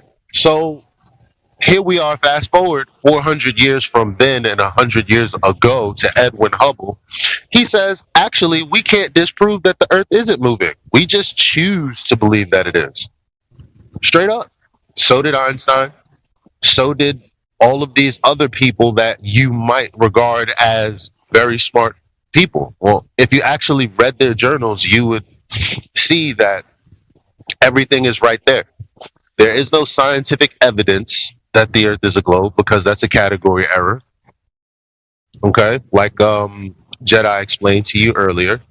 Therefore, when you read this stuff, they basically say, yeah, as a matter of fact, they regard Einstein as, the most amazing thought experiment person. And I mean, that just would not sit well with me if I was trying to figure out if the earth was a globe or not. What do you mean, awesome thought experiments? What about real experiments? Well, he never did any of those. He never had a hypothesis where he actually did anything other than write numbers on a board. Just saying. So, anyway. Yeah, so the answer that's embedded in that is, why would somebody lie to you about the nature of reality and the shape of the world in which you live? The answer is they want to control the way you think about reality. And as he just described, the men who were involved in shaping this paradigm had philosophical bias that they made decisions based upon because they want the nature of reality to be a certain way. They're biased towards that way. And if you could control the way people think, right, the way people view themselves in physical and metaphysical reality, right, then you could control their behaviors, you could control their destinies, right? So it is very important for someone who wants to have control over you to control what you think about the nature of reality itself and your place in it. Who you are and where you are, what you are, where you're going, all of these big questions that weigh on people's souls and minds. If you have the answers to those questions, then you have the power. All right, so let's open up some mics for these guys so they can all chime in here. I'm gonna start unmuting some mics. So Rilo, you said Silver Ridge, is that right? Yeah. All right, Silver Ridge, welcome to the chat. If you're there, you're unmuted. All right, 1 second. Let me get to everybody else. Soggy Bunning Snags. Soggy Bunning Snags, welcome to the chat. Are you there? Soggy Bunning Snags. Well, I think it's like really late where Soggy is, so I don't think he's going to talk. Okay, how about Tarina? See Tarina. Oh, Tarina's VC verified. Yeah, I am, but I need to be unmuted. Okay, so who else we got in here? Anybody else from your group? It's just mainly Silverridge. He just wanted to like have a conversation, see what's happening. All right, Silverridge, did you have any questions, or do you want to speak to what's been said so far? Yeah. So I only came in like a few minutes ago, so I sort of came in halfway through the conversation. I missed like the majority of everything. It's interesting you brought up Einstein because there's been a lot of talk and a lot of big words and whole massive thoughts and theories and everything. But Einstein also said if you can't explain it to a 6-year-old, you probably don't understand it. So in a few sentences, explain can you prove the Earth is flat in just a few sentences, as if I'm a 6-year-old, without using beliefs or thought patterns, just raw. I want to hear it. Okay, so we have. Okay, you said very simple. Yeah, like I said, are you oriented? Do you know what an orientation is? In what context? In the context that you're either vertical or off by that degree, whatever amount. I don't think a 6-year-old's going to understand that, so ignore that point and move on. Can you stand up straight? Well, technically yes. Do you know when you're standing on a hill or a grade? Mm-hmm. Right. That's because the Earth has an orientation. The sphere doesn't have anything like that. The end. Okay. That's it? Yeah, I mean, you said in 6 seconds you want to go deeper. I mean, No, as if I'm a 6-year-old in a few sentences. Listen, dude. Yeah, it's very simple. A 6-year-old knows that. Out to the beach. I was just saying, a 6-year-old knows that he doesn't live on a globe unless he's been watching TV since he was a baby. He doesn't know anything about spinning. He doesn't know anything about a globe. He doesn't know anything. He just knows his existence, his reality. When he goes outside and he plays, that's what it is. That's true, by the way. Yeah. Also, another point: 6-year-old does not have the. Is it my internet or is his voice just cooked? Studies show. Yeah, you kind of break it up a little bit. Alright, cool.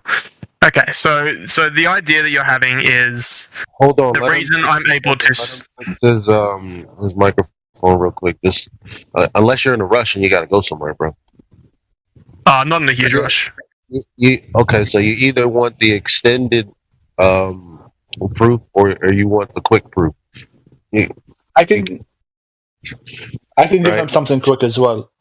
Mm-hmm. I'm just saying, don't debate the quick proof. And that's kind of not reasonable, right? Yeah, but I want to hear it. Devly Germany, go ahead. Let me give you the quick thing. Just to preface that, explaining something to a 6-year-old is kind of a pointless thing to say because the 6-year-old does not have the logical and critical thinking ability. They're just going to believe what they say. So let's pretend it's a 15-year-old or something. The quickest and easiest way to explain it is, if the Earth was globe, then at a certain point you can have 2 points away from each other and you stand at one point and you're going to try to see the object at that other point. At a certain distance, that object should be under the curvature.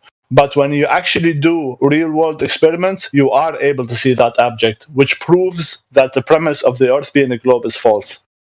Okay, so I live in Australia, and then England is on the other side of the globe. Hypothetically speaking, should I be able to see Big Ben by looking out my window? Do you know what angular resolution is? No. Yeah. Okay. So Imagine you had. What's up? No, I was apologising. I interrupted you. Sorry, dude. I'm lagging. Oh, no worries. I didn't even hear you. So, okay, angular resolution is very simple for a 5-year-old to understand. Imagine a quarter, right? Or whatever currency coin you have, right? Yep. You can see it right in front of your face, right? Mm-hmm. Now imagine it was pushed out a mile away. Could you see it then? Practically no. Oh, wow. Exactly. So all objects have an angular size. Mm-hmm. So you wouldn't be able to see everything infinitely. That's absurd. We all know that there's an angular resolution or an angular relationship between us, the size of things, and the distance away from us to those things. But even if you don't get that, so even if you don't get that, things are too far away for you to see. If you if you increase the distance of your observation, say 200 miles, you must remember that you're looking through 200 miles worth of atmosphere, right? Rain, cloud, fog. I mean, even a clear day, but pollen and stuff, which is going to cause impedance to your observation. So yeah, if the Earth was flat, no, you shouldn't be able to see forever. And this is why I gotta bring up a point. Hold on. I gotta bring up this point because we're speaking about 6-year-olds and youth. A child would never be so ignorant as to ask such a question. A child understands that they can't see forever. A child understands that they can't see through the air forever. They understand it because that's what they experienced, and they're not dishonest with their experience. A child would never say, "Why can't I just see forever?" Only adults who have been indoctrinated ask such silly questions. I'm just throwing a hypothetical out there. You don't have to get aggressive about it. Another way to look at it is the way I explained it so simply about the 2 points, and you chose Big Ben as the second point. Let's choose something more realistic where we can use actual math, and something more realistic is, let's say, 150 miles. And when you choose 150 miles and you use a telescope, fairly good telescope, and you use the spherical geometry that is given by the globe Earth theory of what's the circumference of the Earth, you can calculate that something that is 150 miles away from you, how tall does that have to be for you to be able to see it?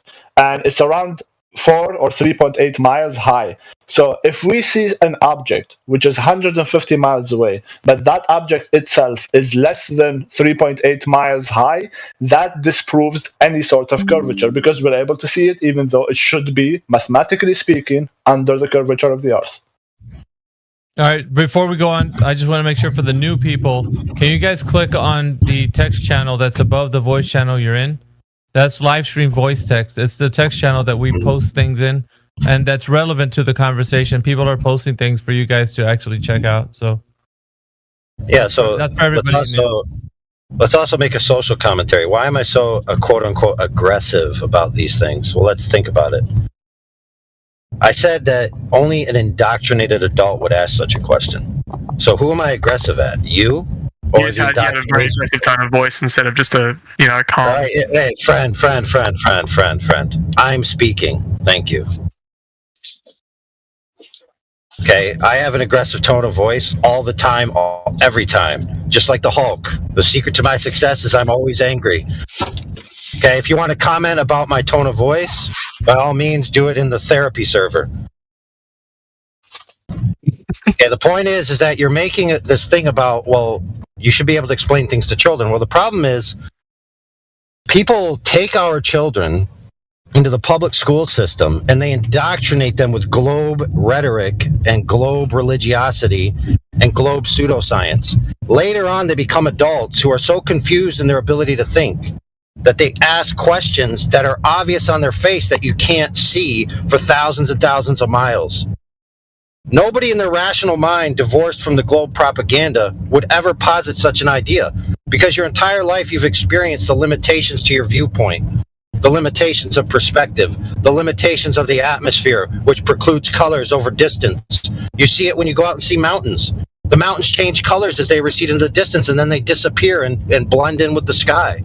This is your natural experience that you experience your entire life. Your entire life you've experienced a limited viewpoint that the Earth is flat and that the Earth is stationary. Which, by the way, the globe side agrees to these points. They then go on to rationalize why that's not true, why your experience that you've experienced your entire life isn't true. All right, and they perpetrate this on our children, right? As if it is true, and if it is proven, and as if it is science, when it's not. Mm-hmm. And like our other friend said, it's psychological studies, right, of children demonstrate that they believe the Earth is flat and stationary, and they don't change that viewpoint until they are told by an authority that it's otherwise. And then what kids do is they rationalize a two-world system, to where the referential world in their experience is flat and stationary, but then when they leave the world and get a God's eye view of the world, it then becomes a globe. This is documented. Okay, so it's very simple. Kids understand that the Earth is flat and stationary. Kids understand that down is down and up is up. When you tell a kid about Australia, you know what they say? Everyone would fall off.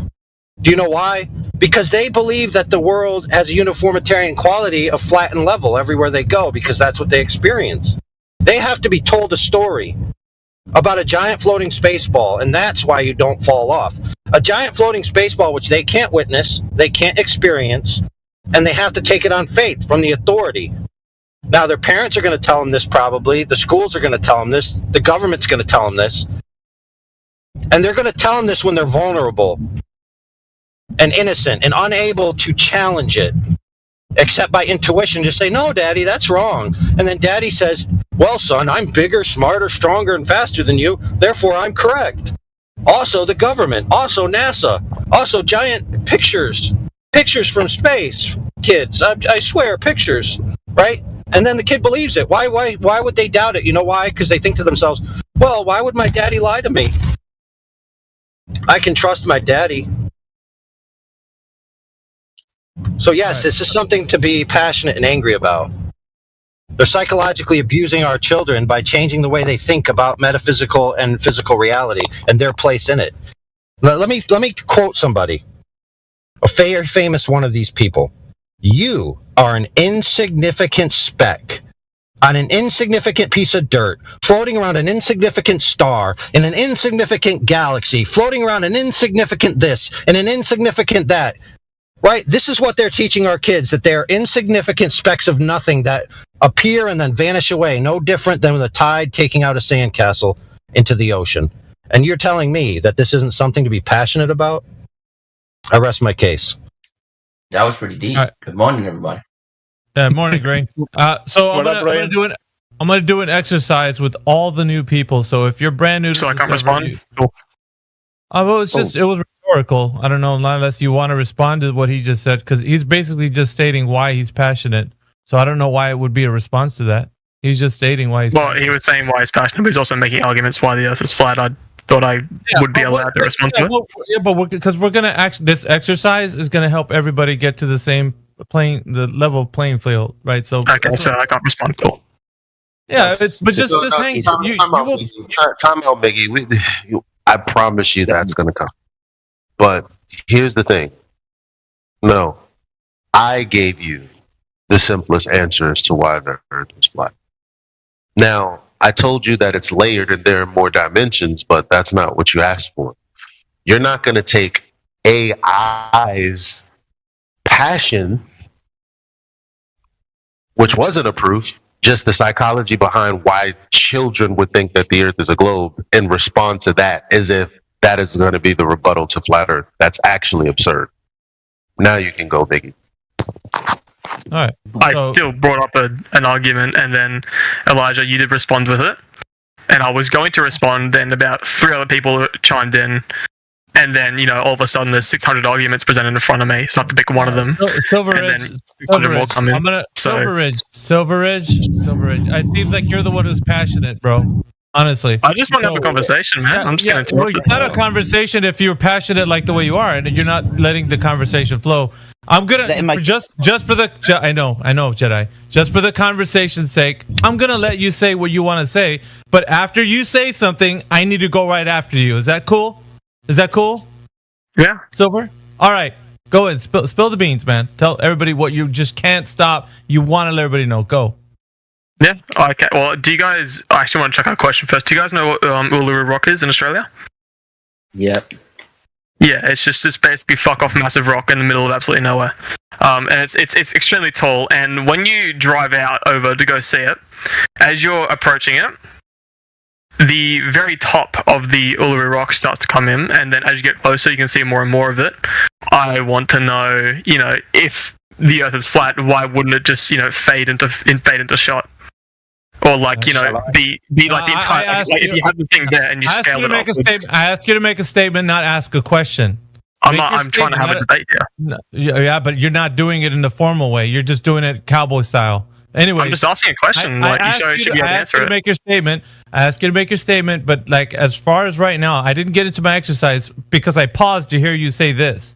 So the exercise is going to get into everybody that's in here, not just you. So this has to be.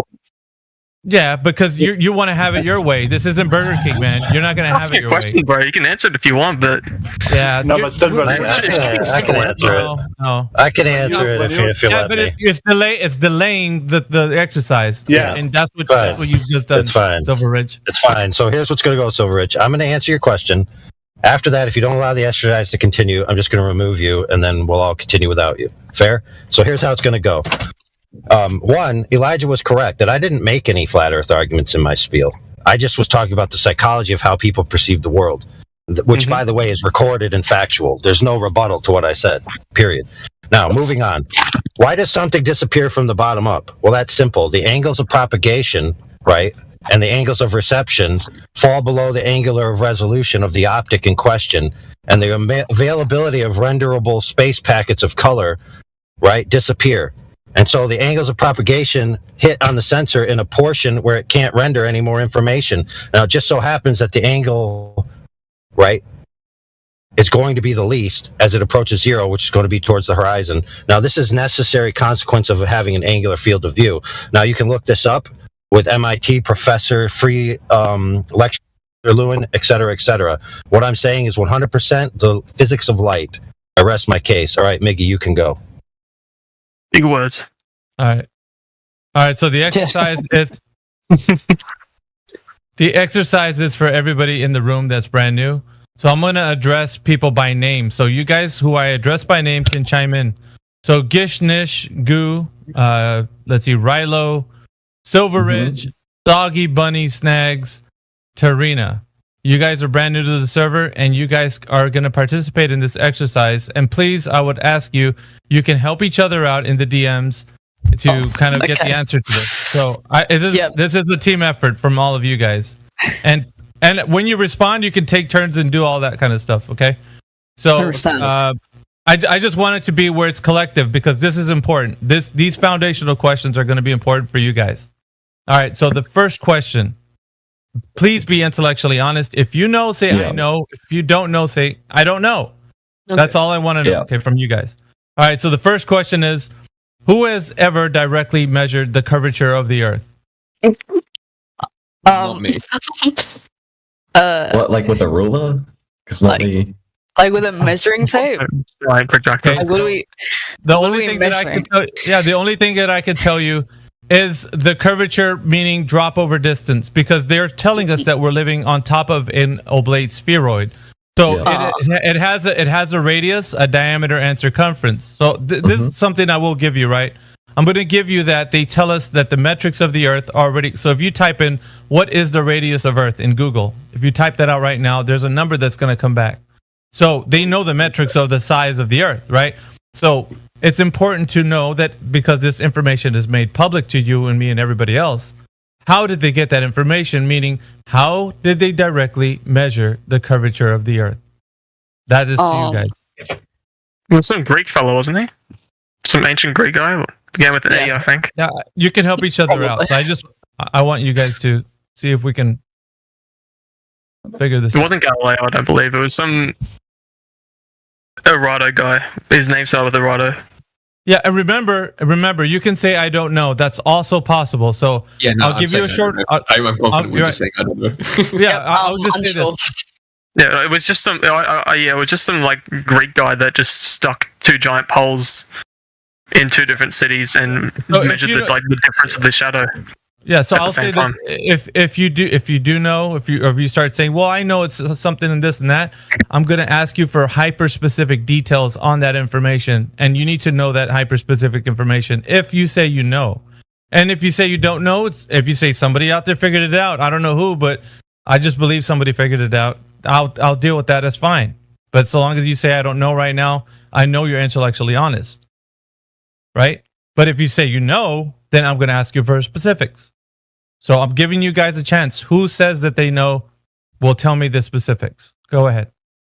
I'm not a Greek historian, but I know that someone did, and I've looked into it before. I can't give you their genealogy, date of birth, where they were born, what they ate in 706. That's not what I'm asking for. The specifics is who is directly. I'm going to state the question again. Who has directly measured the curvature of the Earth? And I'm going to need specifics like primary source, a citation, and a demonstration.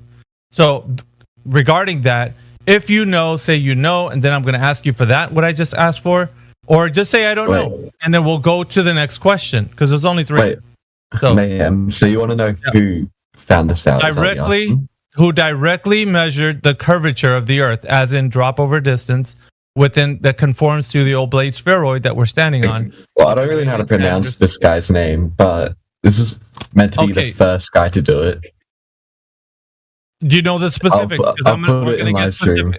Right, but oh my God, I want to help him out. Eratosthenes or Eratosthenes. Jesus Christ, what's the method? Is what he's going to ask you next. Go on. Yeah, this gets a little frustrating for us on our side, but like if you guys listen, the reason why I'm asking you to do this is because if you don't know, I want you to be honest. This is a time for you to be honest about what you know with your information, right? Can I say I don't know? I don't know. Yeah, I've been honest. Yeah. If you just be honest, that's all I'm asking. Yeah, I don't know. If you don't know, just say I don't know. That's all. That's it. So if you know, I'm going to ask you for specifics, and I'm giving you some time. Who says that they know? Well, chime in right now if you know.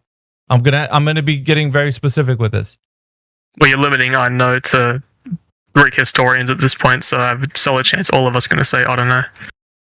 No, I mean if you know, then it's easy for you to just say you know, then tell me the specifics. Oh, tell us what you're going to say. So does anybody know? Nope. We'll just go to the next one, yeah. Because I don't I'm think fine with me, but I just want a consensus before I move on that if everybody knows or they don't know. So we can go to the next question. I'll take silence as you don't know either. So if you don't chime in, yeah, we'll move on. Okay, going once, going twice. Move on. All right, we're moving on. Second question. Axial rotation of the spin of the Earth. They're telling us that the Earth is spinning on its axis at about 1,000 miles per hour at the equator. This is something that they're telling us, right? As far as the Earth spin, right? So if that is the case, that the Earth is spinning on its axis, right? Yeah. How is it possible that it's ever been measured? So same as the first question, right? We're going to want to find out who has directly measured this axial rotation. So we're going to want to either people or persons, what device has been used, and then we're going to get into your baseline knowledge of how that's been extrapolated so we know for sure that the Earth is spinning on its axis. So again, open to you guys. Please find out how this has been done and either come up together with like somebody who's going to answer for this question. You guys, I'm going to kick it to you. So we can go with primary source, citation, and a demonstration. Just before, like, I need to understand the question better because I'm not a sciencey guy which understands terms. You're talking about like the tilt of like how the Earth is staying. Yeah, the tilt is what they're saying as far as like it being according to the orientation facing the sun. But what I'm looking for is the actual movement that the sun is, or excuse me, that the Earth is spinning around, like it's it's spinning on its axis. That's what I'm looking for. Like who proved the Earth is spinning? Is that what you're asking? Correct. Primary source, citation, and a demonstration, please. Bro, I've got no idea. I'm gonna Google. Again, it's probably just some great. You're still limiting it to basically historians. Well, Like- No. He's asking you for any point in history if you know who and how these things were demonstrated to be true. It's not a trick question. We're trying to figure out why you believe the things that you believe, and hopefully you've got some story or evidence or some background knowledge about it. We're just trying to find that out. It's not a trick question. No one's trying to fuck you over here, mate. Right. Exactly. Primary source, citation, demonstration. I'll take your silence as a concession that you don't know as well, but I will give you some time. I've been honest. Like, it's just I don't know. It's just kind of I'm just kind of stuck with things. You know, it's how you like I was saying before. Like it's kind of like what they showed. You know, children. I've just grown up like that. So that's why I can't prove anything. I was set up from the beginning. That's why I'm very open-minded. Yeah, it's all good here, but like I want to give everybody enough time to think about it and answer if they want to. So I'm not going to just move on and just say that you guys don't know. I want you to think about it. And so given this time to actually think about it, because you should know, like, right, like snap your fingers, one up off the dome, man. This should just be coming to you because these are the basic fundamentals of the Earth being a globe. Right? Yeah. First, we went to curvature. Second is axial rotation that's spinning on its axis. So if we don't have any answer, or nobody's going to chime in right now, I'm going to move off to the third question. Before we move on, because the thing is that none of us will know, because I don't think, well, I haven't personally done much research on the Earth at all. I've just been in the server for a while, and then I guess we just came to see what's going on. But because like none of us will actually know. Rilo, it's all good. It's all good. I don't care. To me, it doesn't matter where you come from, how long you've been here. None of that matters to me. The only thing that matters is if you know the answer to this question or not. That's the only thing I care about.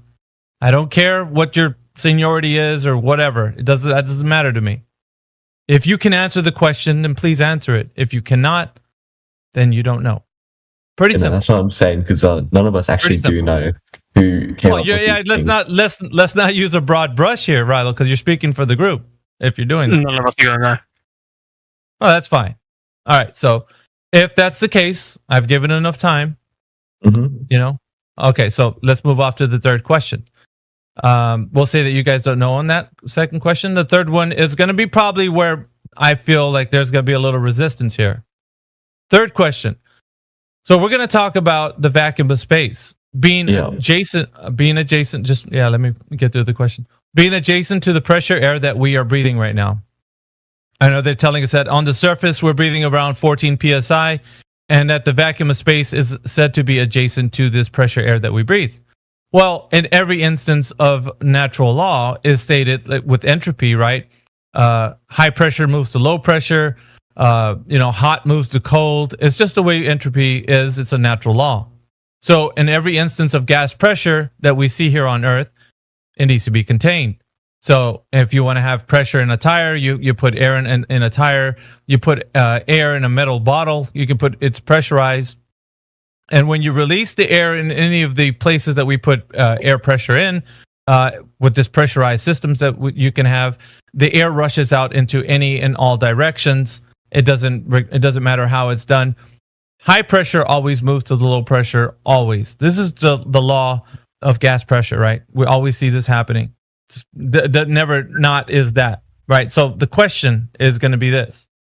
If we're living in an open system, like the Earth being a globe, where matter and energy can exchange, how is it possible to have gas pressure without a container? Well, that's because gravity exists, doesn't it? Yeah, I'll let everybody come in. I'll let everybody come in here if they want to join in with you on that point.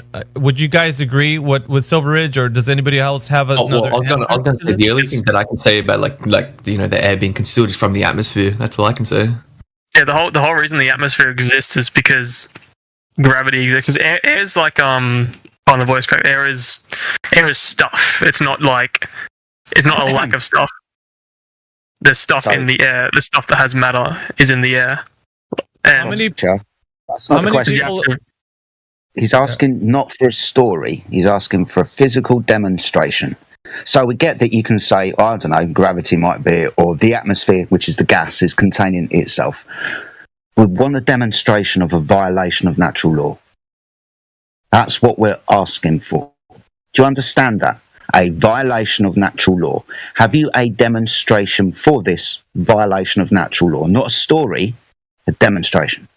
Yeah, I'm just answering the question, explaining myself. Yeah, sure. It doesn't matter what the answer is, Silverridge, or anybody that's going to ask or answer this question. Doesn't matter what the answer is. So long as your answer can be supported by, like Jedi is saying, a demonstration. So it doesn't matter the answer, because I'll let you guys answer whatever you want, so long as a demonstration can precede that. So does everybody agree with Silverridge that gravity would be the answer? I'm asking this to the group of new people. Yeah. Gish, Noosh, maybe Grain, if you want to jump in. I got no idea anymore, man. I'm twisted up and all this shit. I'll try to put my input on this. Yeah, sure. Here's how I view the air, right? Think of it like a trampoline. But if you have something heavy, like a bowling ball on a trampoline, and you have like sand is the air. Like it's all going to be sucked in where the bowling ball is. It's all going to move its way, say, around that area. This is how I perceive it. Two-dimensional Einstein's bending of space-time. Yeah, we get the idea of you putting a bowling ball onto a trampoline, mate. Is that your evidence for gas pressure without a container then? Yeah. Okay. Miggy? So now we're going to follow, actually, I want to hear Silverridge. Do you agree with Rilo? Because is he talking about the same thing you're talking about, Silverridge? I need agreements here, guys. If you guys are going to agree with each other as far as the rhetoric goes, Rilo, do you agree with Silverridge? And Silverridge, do you agree with Rilo? Because you guys are the only two that are chiming in here. Rilo, what were you saying? Re-explain it. Go ahead, Rilo. Okay. I was saying that if we talk about a trampoline and we say a bowling ball is the earth, and then we have sand and that is the air, and I'm saying that would it all sucks into the bigger mass or the heavier thing. That's kind of how gravity works with the air. That's what I was saying. Yeah, but obviously on a much fucking larger scale. Yeah. Yeah. So you guys are in agreement with each other? Same idea, yeah. All right, so now let's move into the demonstration part of it, because this is basically what you've been taught or told. So now we're going to go from just saying something to now demonstrating it. Because what I got on my side is I got a container, and I could put gas in it, and it can be pressurized, and it can hold that pressure, and I can release that pressure. I can show you how gas pressure is attained with a container. The necessary antecedent for gas pressure is a container. Now, if you're telling me that what you're telling me is true, then I need a demonstration of how what you're saying can hold gas pressure. You're going to have to give me a demonstration where I would assume gravity here. You're going to have to show me how gravity can be a container. Show me a demonstration in reality where I can see that. If we were to construct one, we need to construct a planet, which I'd say, I'd just hypothetically, that might be a bit infeasible. But the same idea runs along, why Jupiter and Saturn, like the gas giants, exist. Why don't they just dissipate into nothing? Sorry. Remember my example? Yeah. I'm using a container. I can show you a Coke bottle, or I can show you a tire. I can show you something that actually shows what a container is for gas pressure. Now, I'm showing you a demonstration of how I can physically show you a container with gas pressure inside, and but you can't show me something that shows gravity being a container, because you're saying it needs to be the size of a planet. And I'm telling you, that's not how gas pressure works, my friend. Gas pressure needs a container, and in every instance, it's something physical, and it's containing the pressure. Now, you're telling me gravity's doing that. Well, but you're thinking on such a small scale, gravity doesn't actually matter. The idea that gravity... I'm not saying that. I'm not saying that gravity doesn't matter. I'm saying show me. Don't just tell me. Show me where gravity's being a container and containing the gas pressure. Because when I'm looking out into reality, right, everywhere that I see, if I see gas pressure, it's inside of a container, my friend. And so the thing that's containing the gas here to the Earth, being an open system, well, practically what would happen was that the gas would rush off into the void. It would go into the lower pressure because that's what gas does. It moves from high pressure to low pressure with entropy. We understand this. This is a gas law. So you're telling me gravity is the container. Now, I need to see how gravity contains the gas. Now, you need to have a demonstration for me so that I can see this. Because I can show you the opposite of a container holding gas pressure. So he's already you're telling me... Sorry. Yeah. He's already admitted he can't, though, because he said that he needs to make another planet. So within that concession, you must understand, gentlemen, that you can't demonstrate this, right? Can you? Yeah, you don't. Well, yeah, practically speaking, no, you can't. But that doesn't mean that it's not true. Okay. No. Okay, let me ask you this. If you're gonna claim, if you're gonna say we need... Sorry. Thank you. Apologies. Thank you. Yeah, no problem. Because obviously we could be here for another 10, 20, 30 minutes, but we just want to get to the answer that you can't demonstrate your claim. That's right, isn't it? You can't demonstrate it, no? Practically speaking, no. But that does, again, that does not mean that it's not caveat. true. There's no caveat to that. Yeah. There's either you can demonstrate it or not. That's no caveat. And we can, and if you want to get to your caveat, we can answer your caveat after you say that you can't demonstrate this. We'll get to your caveat after, but this is taking a long time, mate. So quickly, you can't demonstrate your claim, can you? All right, well, let's hear what you guys have to say. Okay, so let me summarize.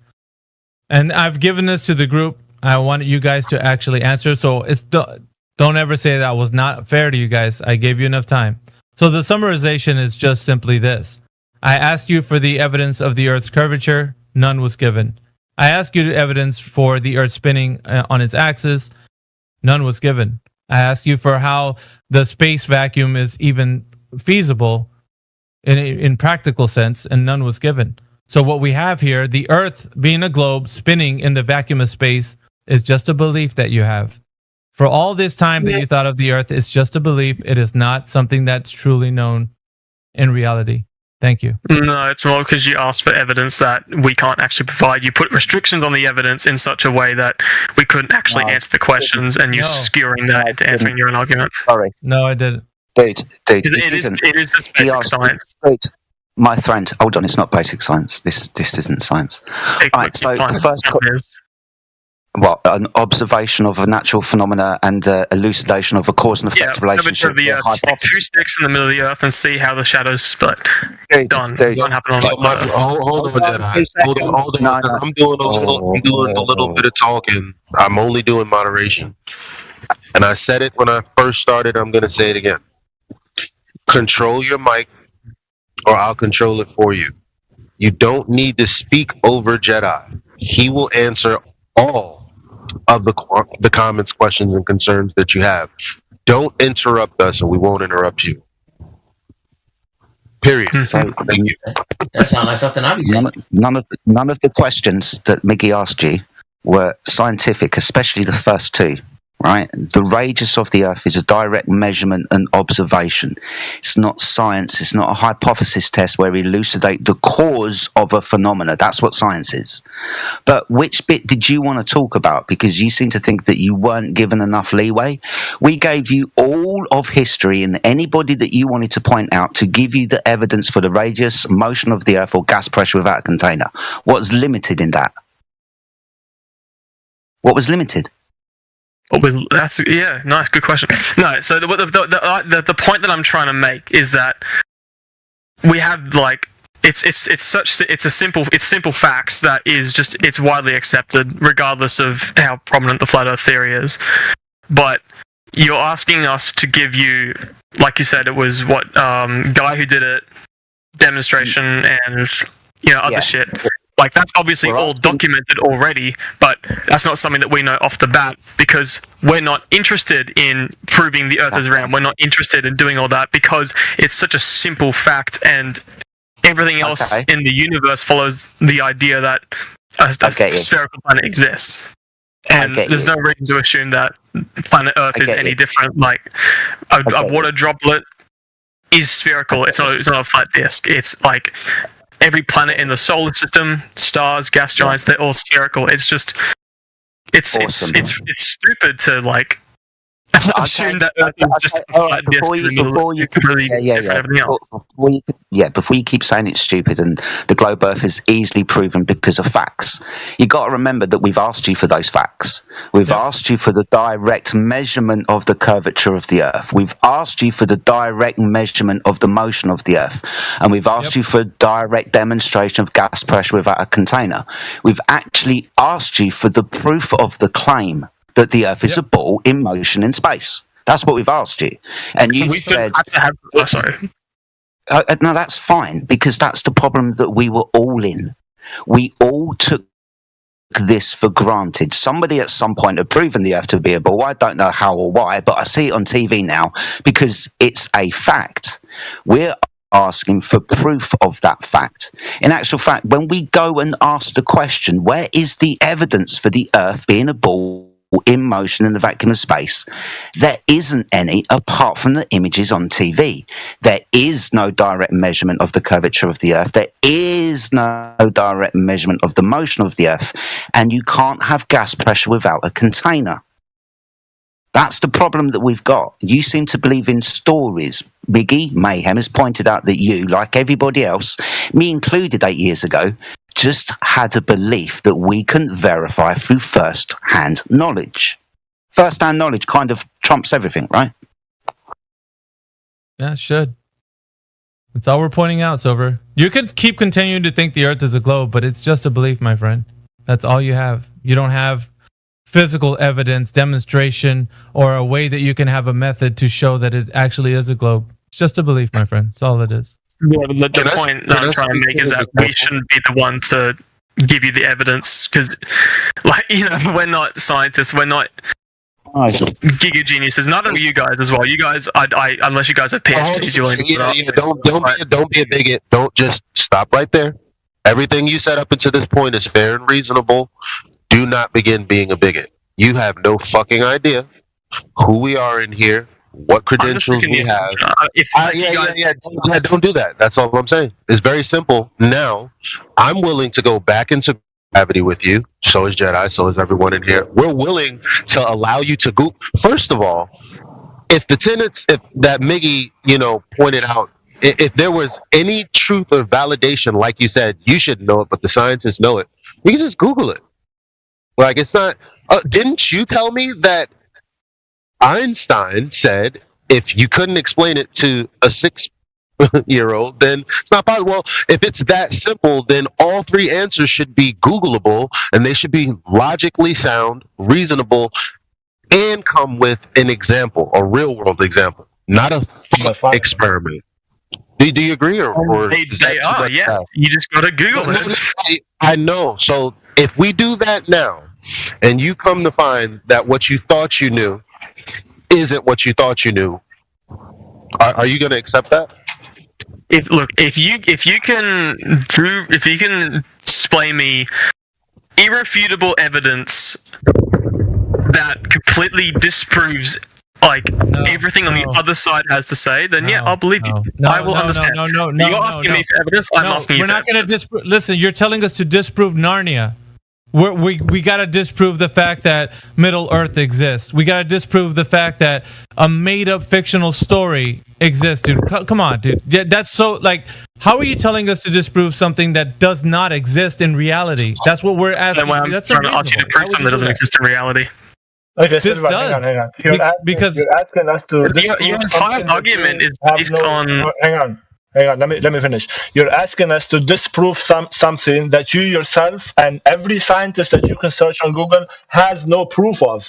Do you understand the conundrum? There is no proof for the globe that you're asking us to disprove.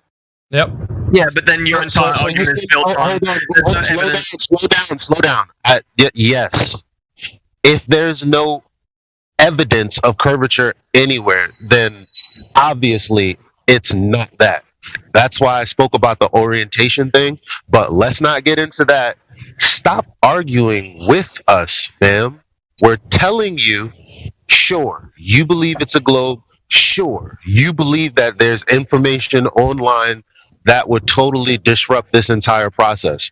We are openly inviting you to do so. Why are you arguing about it instead of trying to put the cards on the table? There are two of you, goddamn. Two of you. Go do some Googling. We're here. It's 24/7 live stream. We'll be here all day. We're here now. I'm just saying that your entire argument is based on the fact that we can't. I'm going to mute you and stop just saying, because I heard you. You didn't hear any claim that we've made. So you can't talk about what our argument isn't. We didn't give you one. We asked you what your evidence for what you believe is. That is not synonymous with our argument against. We didn't even get to that point. That's what I'm fucking trying to get you to get to, right?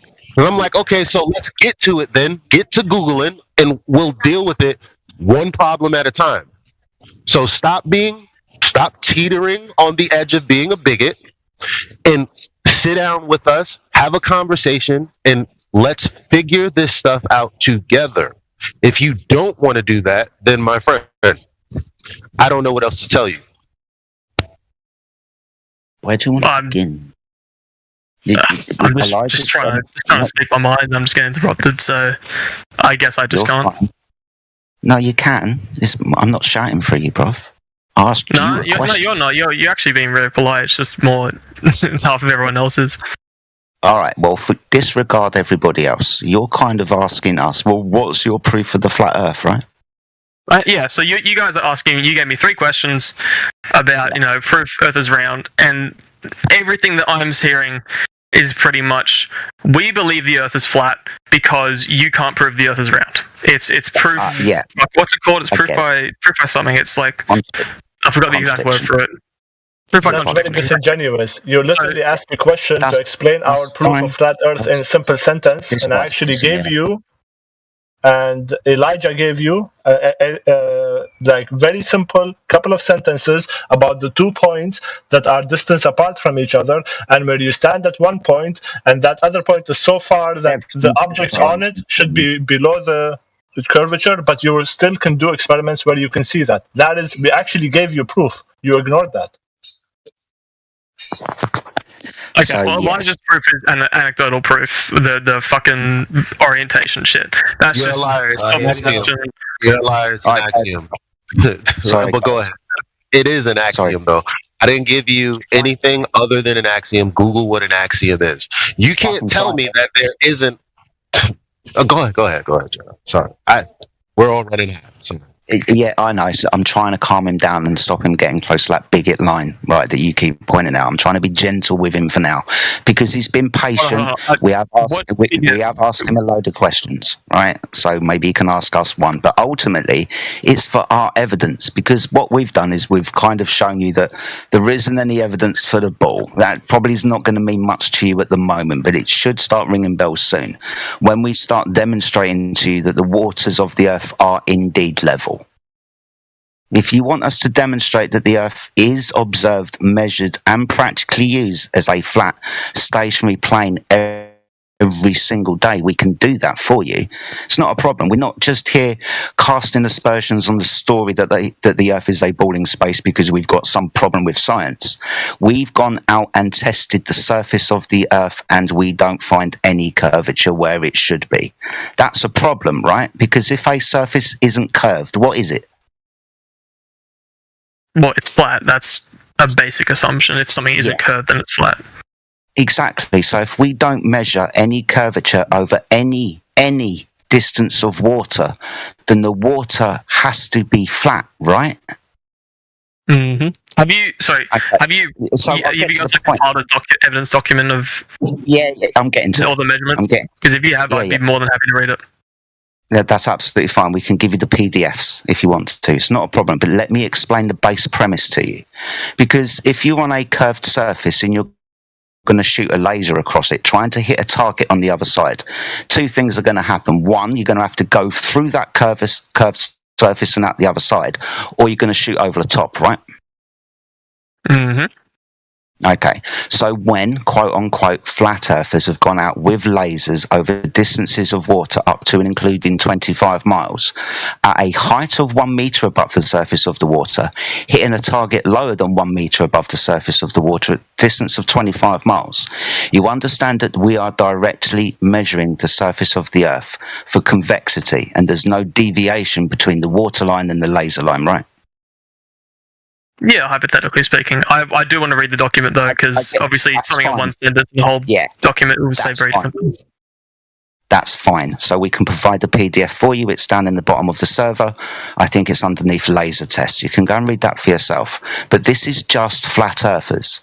We can point to the navies and the militaries of the world that use laser targeting systems that are 4 times further than 25 miles because they target land-based targets from vessels at sea up to and including 100 miles away, requiring a direct line of sight. So it's applicable technology that the navies of the world use to blow each other up with. Direct line of sight laser targeting systems up to and including 100 miles. Now the thing about this is they wouldn't use this technology if the surface of the Earth was curved, because the curve of the Earth would get in the fucking way. You understand that point, right? So flat earthers have done this. You can read the PDF, then go and use applicable technology by the militaries and navies of the world. Yeah, they do that too then. Same thing with radar. That requires a direct line of sight. And so does infrared targeting camera systems. All 3 of these systems are used on Navy ships at sea. Got to see it, got to radar it, got to get a laser to it. Targeting systems demonstrate the surface of the Earth is indeed level. If it wasn't, they wouldn't be using this technology. Guys, can I just ask Silver Ridge one question? Silver. I want to know what he says to my fucking point. Yeah, I'm sure he has nothing to say. He has no answer to that, I don't think. But I don't know, but let's ask him. Yeah, what have you got to say to that, mate? I'm going to have to find out what sort of technology you're talking about, because it's super easy to say the military does this and that. So check it out. I'm interested. I just would have to disregard that point until Silver Ridge. It's in live stream voice text. I've been trying to interrupt to tell you that. They're posting all the relevant information that he just spoke of in live stream voice text. Thank you. That's all. Indeeds. Silver, yeah, I just wanted to ask you something real quick. So, like, we all got taught about the globe Earth in school and whatnot, right? So, I just wanted to ask you, like, besides the teachers and besides repeating what teachers have taught you and saying that, like, basically, have you made any observations of any curvature? Have you done any experiments to prove to yourself that you're on a spinning ball flying through space, or is just everything you're saying is it just all hearsay? Yeah, personally, so I live near the coast, so I know you guys probably get this argument tens of trillions of times a day, but I just can't see a flat Earth explaining why all the coal ships that go out to sea go bottom first and then seem to curve all the way around the top. I've mentioned Uluru Rock before, great place as well. If you go over there. Sorry, mate, you were the guy who brought up Ayers Rock about half hour ago, weren't you? Yeah. Why can't we see the bottom of Ayers Rock? Now, we get, like you said, get this all the time. Why can't we see the bottom of boats? You didn't understand what AI said to you, did you? Would you like me to explain it to you? I think I heard what you said. Yeah, would you like me to explain? Just explain it. Would you like me to? Yeah. So, for example, me and you are on a flat surface and I've got a brick. I walk away from you with the brick and I put the brick on the floor and I start kicking it further away. Eventually, you're going to lose the ability to resolve the brick, right? It's going to be too small for you to see, yeah? Mm-hmm. Yep. Okay. What would happen if I built a wall? Would you eventually start to see the wall? Would you maybe see a cathedral if I built a cathedral? Now, what do you think is going to happen, mate? Well, you're going to be able to see it. Yeah, exactly. But remember, yeah. So you're at the same distance, but I've built a wall and then I've built a cathedral. But you can only resolve the tallness of the wall and the top of the cathedral, remembering that you lost the ability to resolve the first brick on the floor because it was too small for you to see. What AI was pointing out earlier is we see everything in angles, and eventually things with distance are going to be too small to see because they enter an angle that your eye can't resolve. This is why things appear to disappear from the bottom up on a surface, because the angle starts at the surface. So it's hard for you to resolve things on a surface at distance because the angle is too small. But if I was to build a fucking cathedral, guess what you're going to see? You're going to see the top of that cathedral until you start walking closer and closer to it, and then your eye has the ability to resolve all the angles on that cathedral. You might not be able to see the doorbell yet. You've got to get a little bit closer. So that's why things appear to disappear from the bottom up on a surface. We can demonstrate this to you if you want. What channel would that be? I'm assuming you guys have already done the research on that shit. Live stream voice text always, dude. Just go there. If you want, I can give you an example of a demonstration that you yourself can see in everyday life. Let's assume you live on a ball, and on the ball, from the globe theory, is that 2 points, if they are close enough, they might as well be unmeasured as a straight line. So let's take 500 meters of a street, a very good street which has street lights on it. And you know for a fact all the street lights are the same light, are the same height. They are just spread apart over those 500 meters at a distance. And you're standing at the front of the street. And you know for the fact that 500 meters is 100% a straight line. But when you look at the street and you start looking at the street lights, the first light, you're going to see all of it. The second light, you're going to see all of it. The light number 20 or 30, you're going to start not only seeing the top of the light, but the bottom is going to be disappearing. So that demonstrates what he just told you. You don't even have to believe him. That is a demonstration. You know it's a 100% straight line, the street. You know the lights are all of equal height, yet the laws of perspective and how your eye works is preventing you from seeing the bottom of the last street light. It's pretty simple. There's examples in live stream voice text for you. They've been posting them there. If you like, I've been saying this for like eight times now. This is good, Miggy. This is fine. No, it's good. Go in live stream voice text because I've forgotten the claim that he's making and it's interesting. Yeah. My friend, why can't you see the bottom of Ayers Rock, do you think? Why can't you see the bottom of that distant island when you're at sea, do you think? What's stopping you see it? Why don't you think I can? No, come on, mate. I'm having an honest conversation. The Earth round. You know that. But I want to hear what you have to say. Well, in your idea, you are going to turn around to me and say, I can't see the bottom of Ayers Rock because the curvature of the Earth is in the way, right? Mm-hmm. Awesome. So that's a physical geometric claim. That horizon must be 1.2 times the square root of the observer's height in feet away from you. So, for example, if we know the size of the Earth, which we are told that we do, 3,959 miles, then the geometric horizon must be a mathematical calculation away from you if you're standing on that curved surface. Would you agree to that? Mm-hmm. Awesome stuff. Can somebody post a black swan image for me in live stream voice text? So you understand that the mathematical calculation that I gave you is, I'll repeat it for you.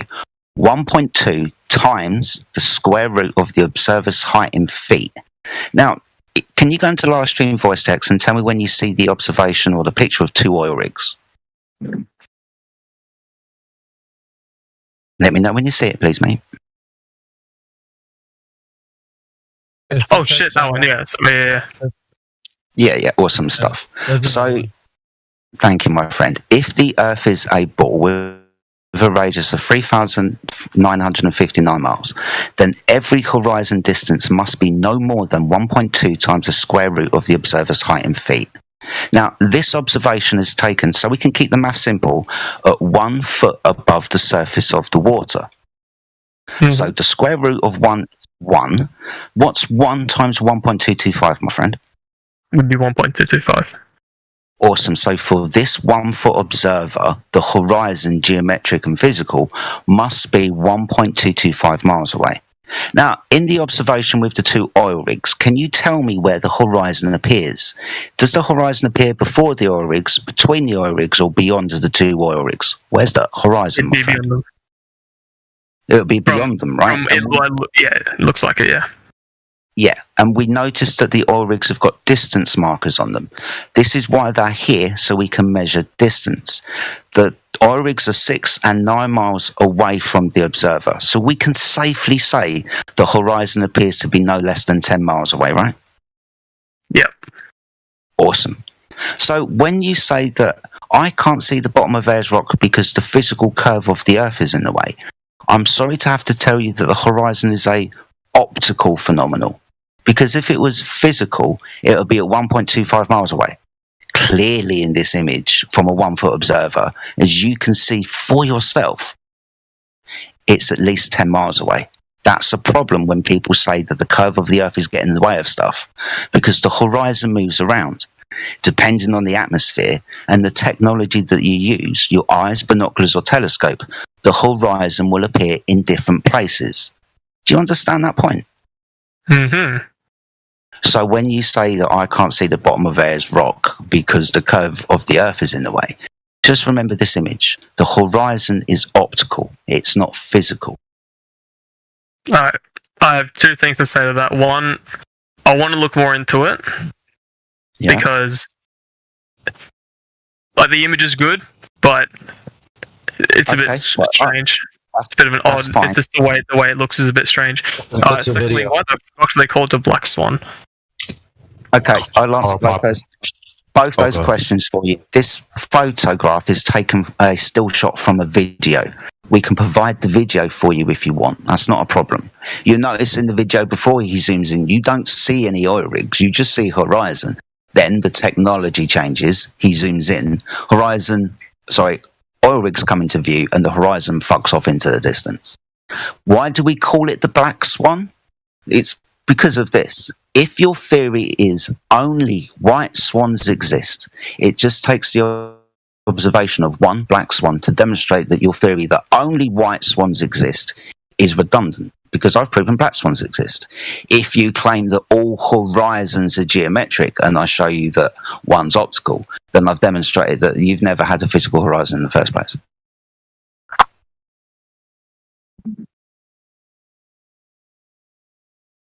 Do you understand this? Yeah, so I'm just going to go real quick. That's fine. By the way, we want you to look at things and verify them. At no point of anywhere where we're in the conversation telling you about this or presenting evidence to you are we asking you just believe what we just told you. No, go verify it. Preferably do the experiments yourself. Go to the sea, take a binocular, all of that stuff. Whatever you find from what we present to you, verify it yourself. So I suppose the same. That's really cool. I'm really glad my computer just had a huge forget. I suppose the same argument applies to. I can't even post the image. Like those images, the power lines that go over the edge of the earth. The same argument would apply to those, correct? Yeah, perspective. Yeah. Here's the thing, though, man. Like what we've presented are 2 things: that you can't give us the evidence that the Earth is a globe by way of looking at the curvature of the Earth or axis of rotation, or that the vacuum of space exists like they tell us. And on top of that, this information that he just gave you solidifies that it's not that we can only look farther in the distance and we never see any curvature appearing to be where even they predict it to be. So the 2 things that are proven here is that there is no evidence for Earth being a globe, and there is evidence for Earth being flat and stationary. You I understand. I'm not convinced, but the last 20 minutes of calm conversation has been far more productive than the last 40 minutes of yelling. So I appreciate Chris Jedi. You're a Chad. I'm a fucking legend, Jess. Yes. I was nice to you. Debate, that's all I wanted, and I'm much more happy with the last 20 minutes. So, do you understand that this is a direct measurement, right? We've got distance markers. We know our altitude above the surface of the... Yeah. So, direct measurement and observation shows that the water that we're looking across is level, right? The curve isn't seen where it should be and predicted within the mathematics of a ball, right? We don't see that. Keep going. No, remember your statement. I can't see the bottom of Ayers Rock. Would you say that you'd have to take that back now? Not yet. I can't see the I'm bottom of not base rock. convinced. I need to look into it more and understand it on a better level than I do right now. I can see your side of the argument, and I can see where you're coming from, but I also have my own idea about it.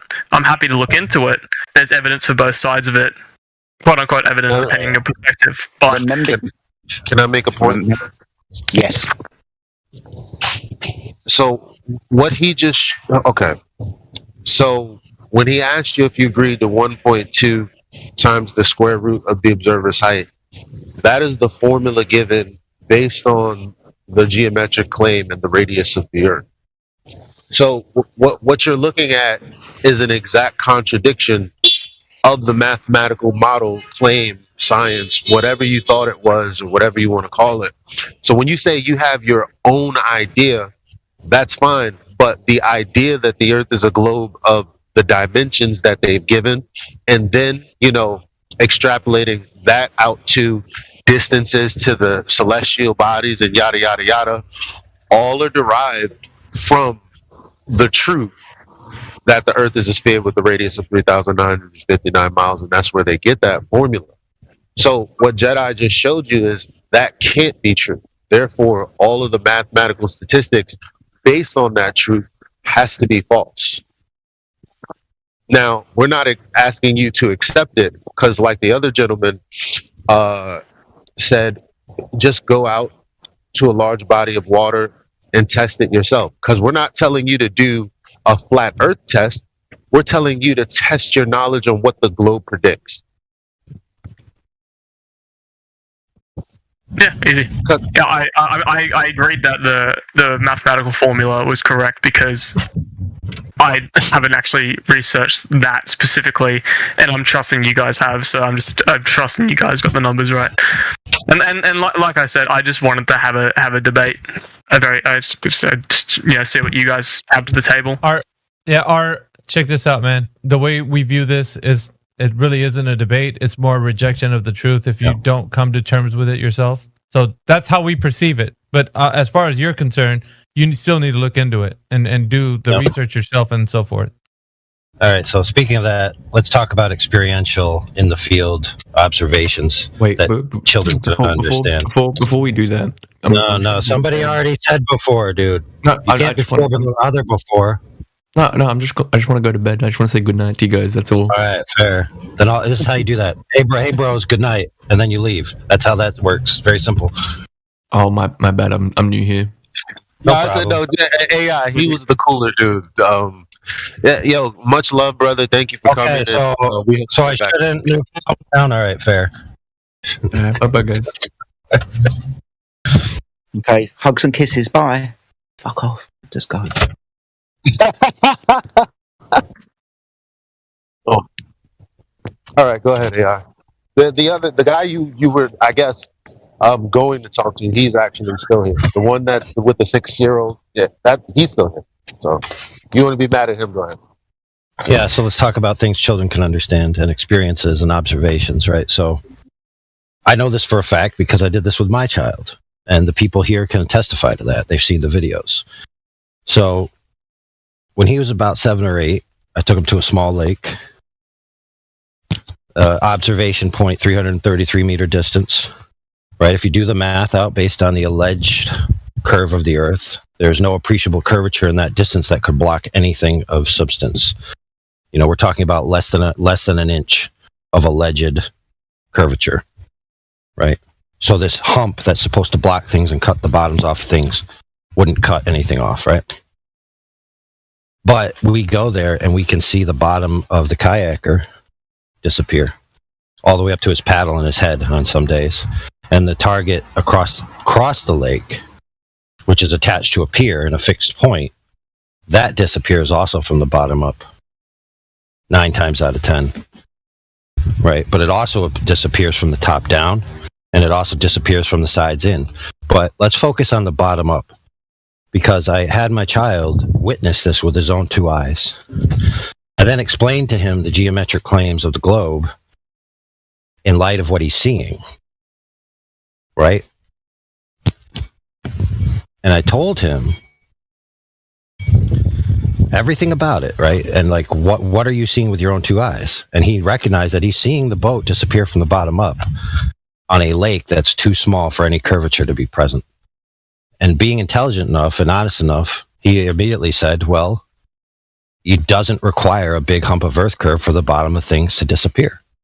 So categorically, he's inoculated from that concept. So when people tell him in the future, the only way something could disappear from the bottom up is because of earth curvature, he's going to laugh at them because he has seen with his own two eyes that that's not true. Now, what's interesting is people were talking to you about long distance observations over large bodies of water, things disappearing where they shouldn't based on globe geometry. I'm demonstrating to you small bodies of water where things disappear where they shouldn't based on globe geometry. In both cases, you have a supersedery event that supersedes the globe claim geometry, proving categorically that what you're seeing is in the optical category, not in the geometric category. And you cannot provide any counter evidence to that because that's the simple facts of the matter. It's an optical event, not a physical geometric event. What say you?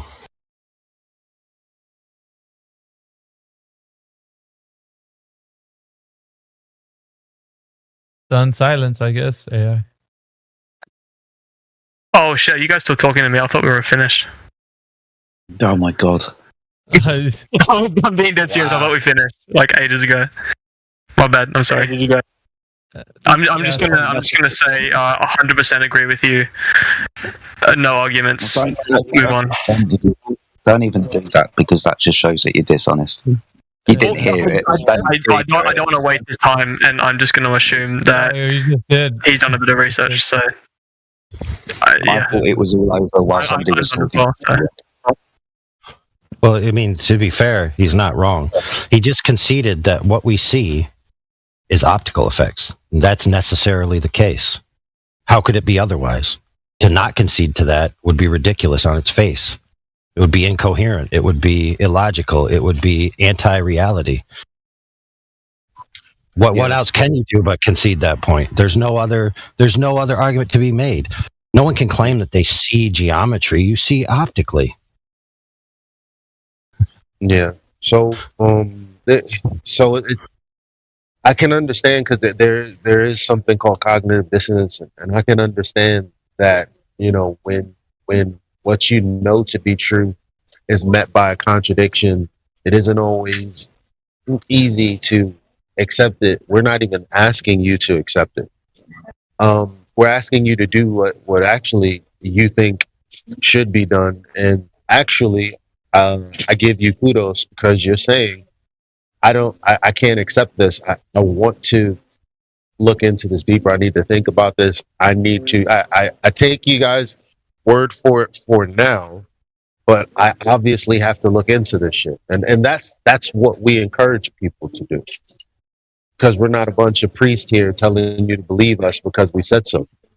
You know? So appreciate you for, you know, wanting to look into things for yourself and having a bit of skepticism because, you know, honestly, lack of skepticism is how we got here in the first place. Yeah, pretty much. Thanks, Elijah. Has anybody else got any comments, questions, or concerns? All right, so I'm back. What were you guys talking about again? There you did. Oh, fucking Jesus. I like what you did there.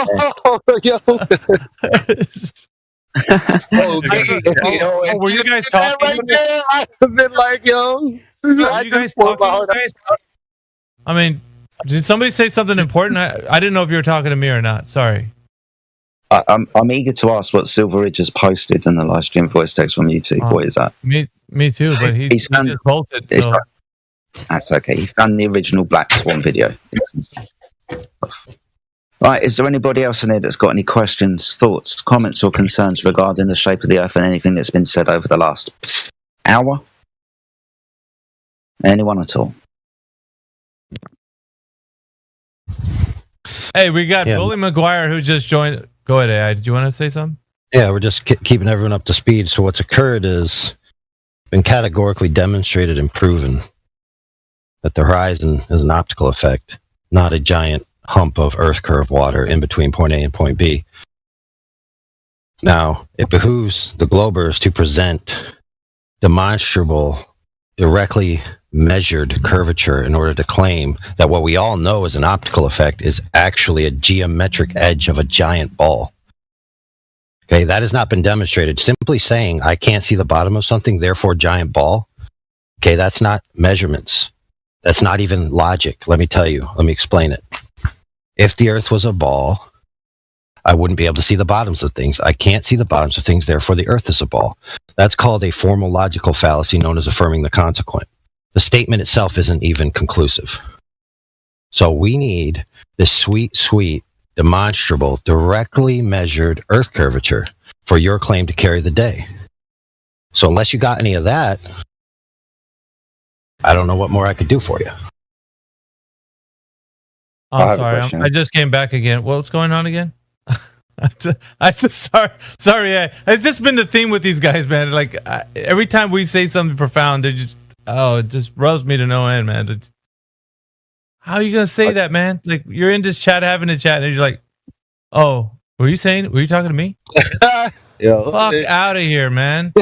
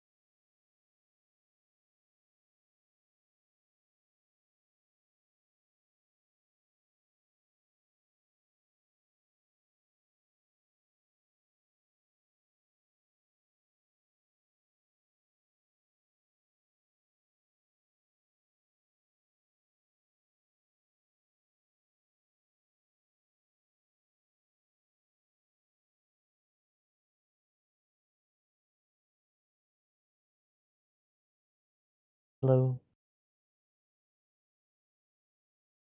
Good evening.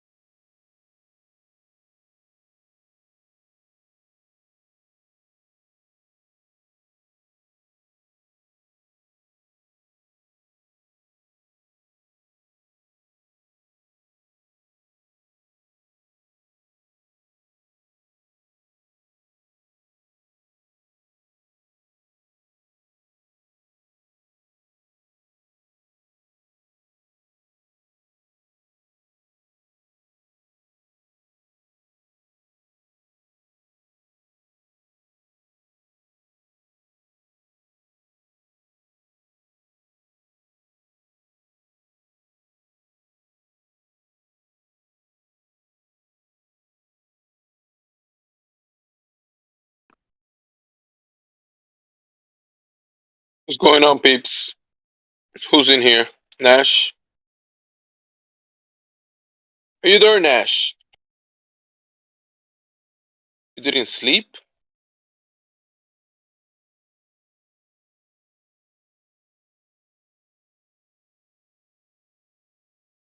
Same here.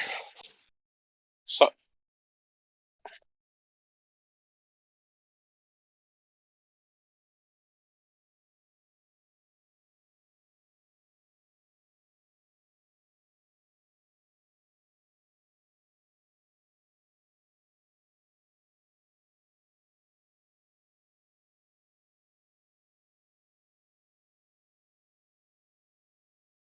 likewise, you as well. Paul is at work. I'm home with the family. Had taking a break, relaxing.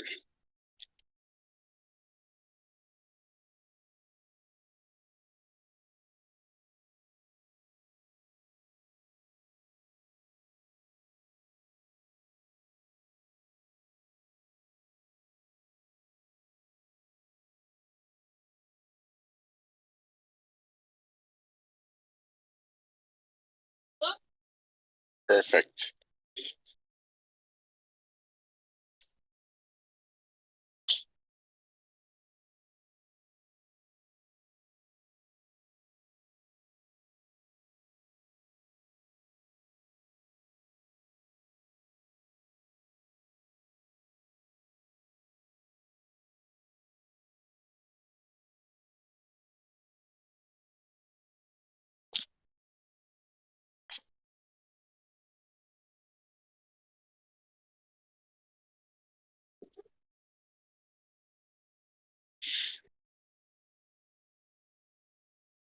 Can you get in the mic, Nash?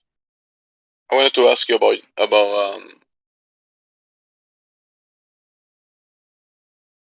well, think of are you on the mic? Yeah, I can speak. Yeah, bro, but think about it. Like, remember, I kind of like can see like what you're trying to say about there's gotta be some type of movement, but look at the elephant in the room. The heavens above are moving, doing this rotation. To say that the ground is doing what the sky is doing, I mean, it doesn't make sense because and the guy last night was saying it has to be moving for it to be, things be falling to the ground. But look at the heavens above. The heavens above are making this movement, and they might be causing that.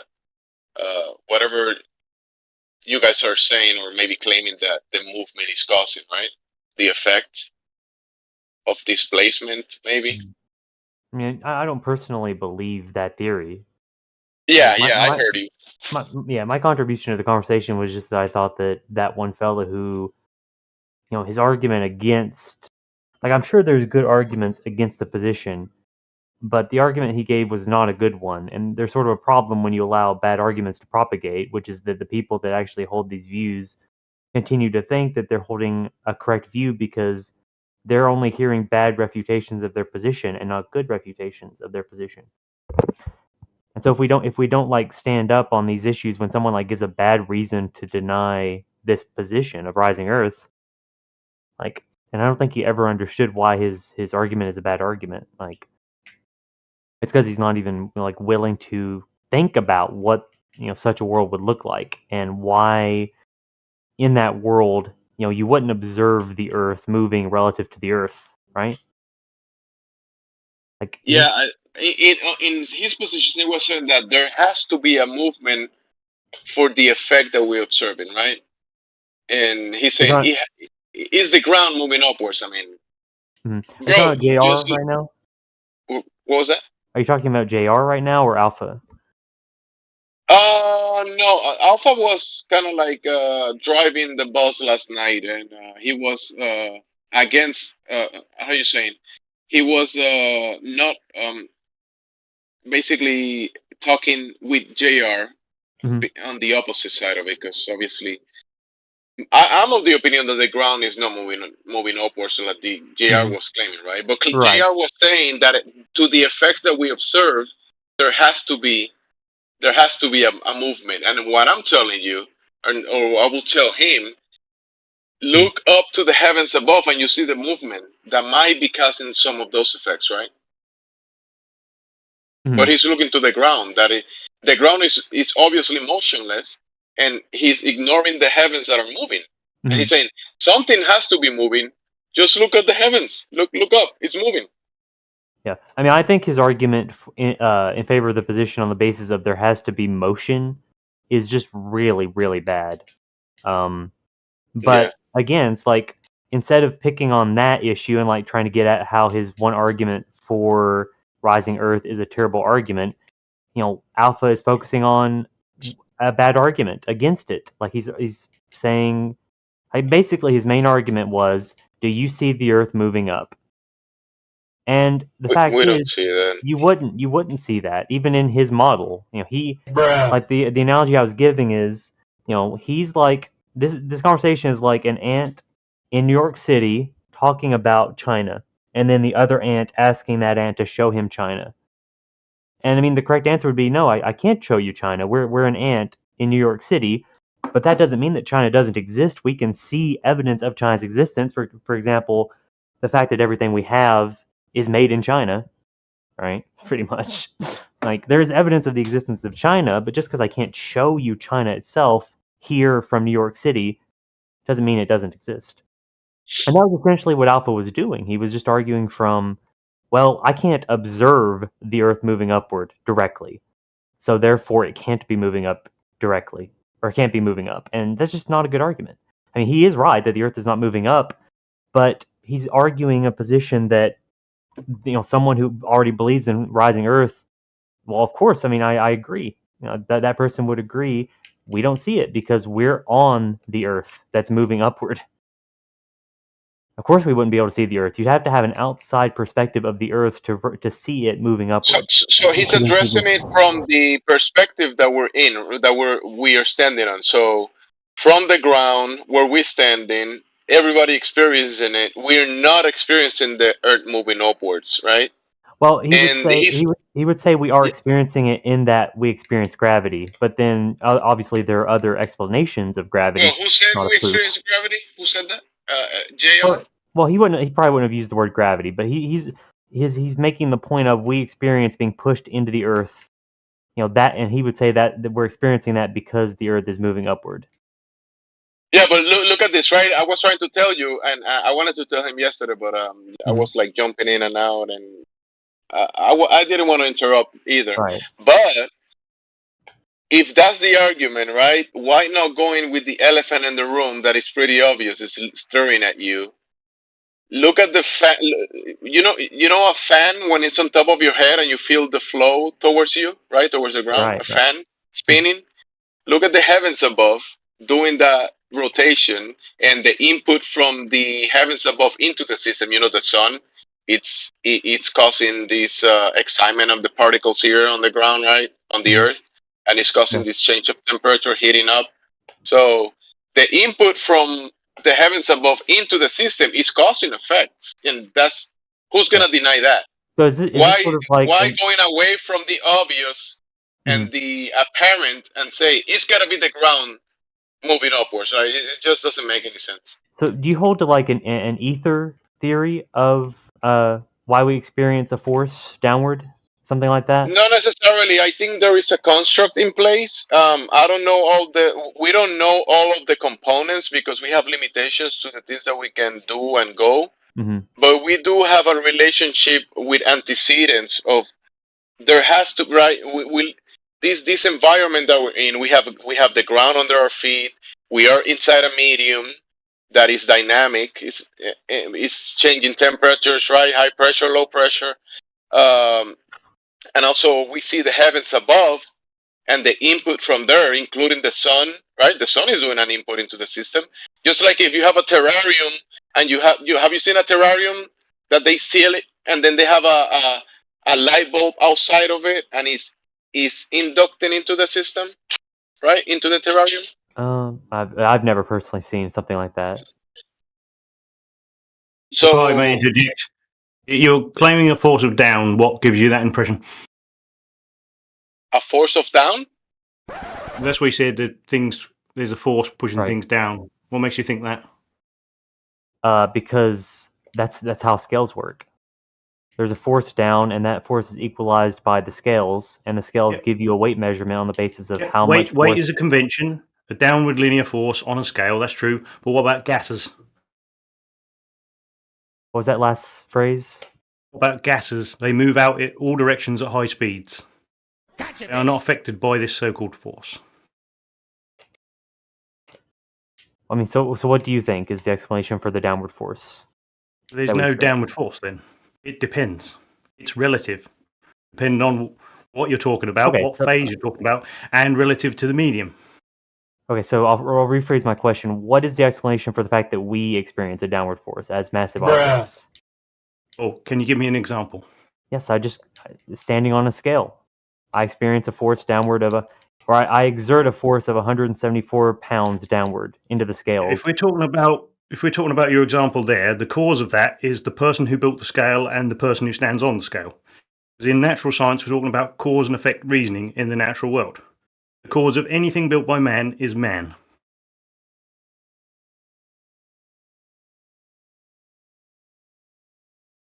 That's not in the purview of natural science.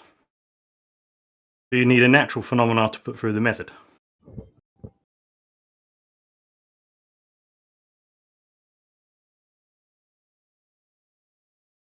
Gotcha, bitch.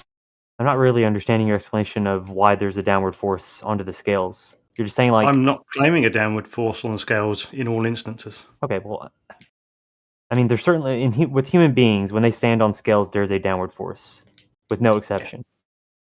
When we're talking about cause and effect, we're about what is the cause. And someone standing on a pair of scales, the cause is the guy who built the scales and the guy standing on the scales, if you see. Yeah, you gotta take the horse blinders off and consider other variables. So if you're standing on grapes, which are fruits, are natural, and you and your weight is crushing the grapes, right? Mm-hmm. Is that a man-made effect? That you're heavier, you're heavy, and the grapes are between you on the floor. I mean, I think it's a good point. I mean, there's just always we're always exerting a downward force because if there's nothing below us, we just fall. We fall through until there is something to meet us and push us back up. Because we're being pushed down at all times. Like right now, my butt is being compressed against the seat because I'm being pushed down into the seat as I sit. That's imaginary. You're imagining that. So if I'm let's say we set up a very like a super powerful fan, one of those fans that are very powerful, and you set up on the roof, and you're stand under the fan. and that heavy flow of air, will you weight more? Yes, Because I'd weigh the more. air is pushing you? So Well, are you saying that the weight is some type of flow that is happening from up towards down? Well, see, Like a I mean, flow? that's what I'm asking. Like, but it's weird that like some people will just deny that there is this downward force. But to me, the only question is, what is it that causes that force? Because it exists. I mean, if you don't recognize that it exists, then you don't But understand how there's stuff scales that work. goes up, right? Like hot air, helium, hydrogen, gases that go in all directions. I mean, let me give you Nashi. Let me give you an actual example. Apple falling off a tree. Mm-hmm. And important to the second law of thermodynamics, things seek equilibrium. High pressure goes to low, hot goes to cold. I mean, the apple tree grew out of a pip on the ground, and it's just simply returning to whence it came.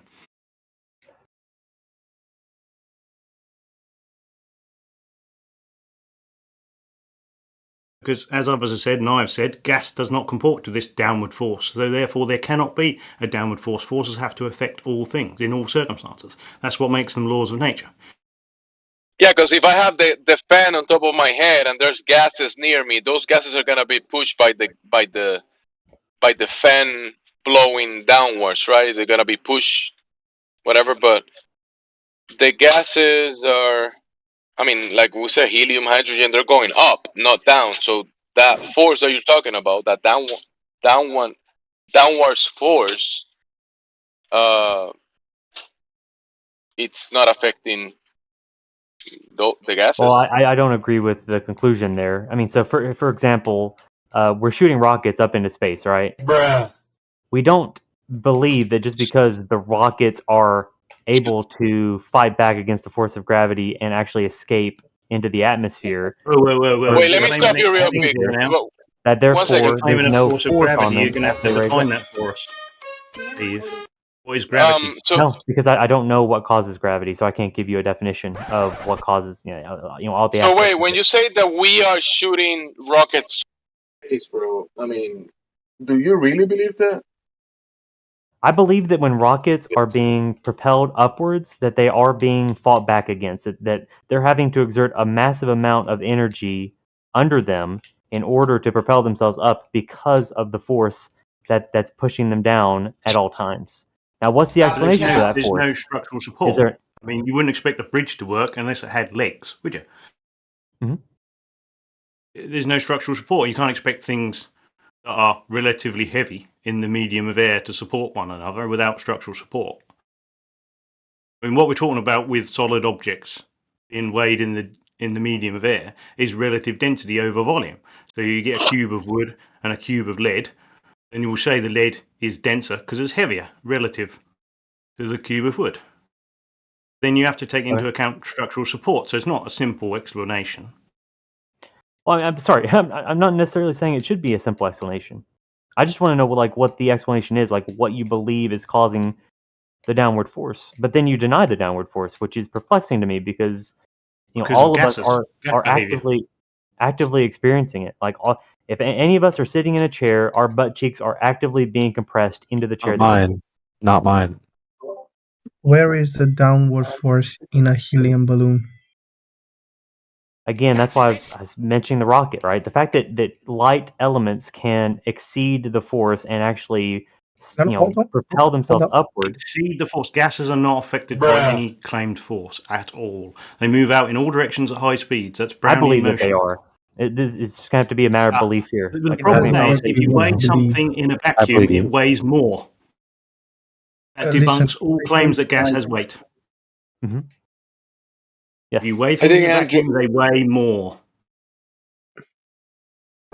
Sorry, okay, so statements like what you believe have no weight. They don't mean anything. Okay. If I remember correctly, you said that you believe that's not true. Believe what's not true? As a matter of fact, it doesn't even matter what it was. I think it was one of two things, but it's beside the point. What I'm trying to say is statements like that have no place in here. Shit.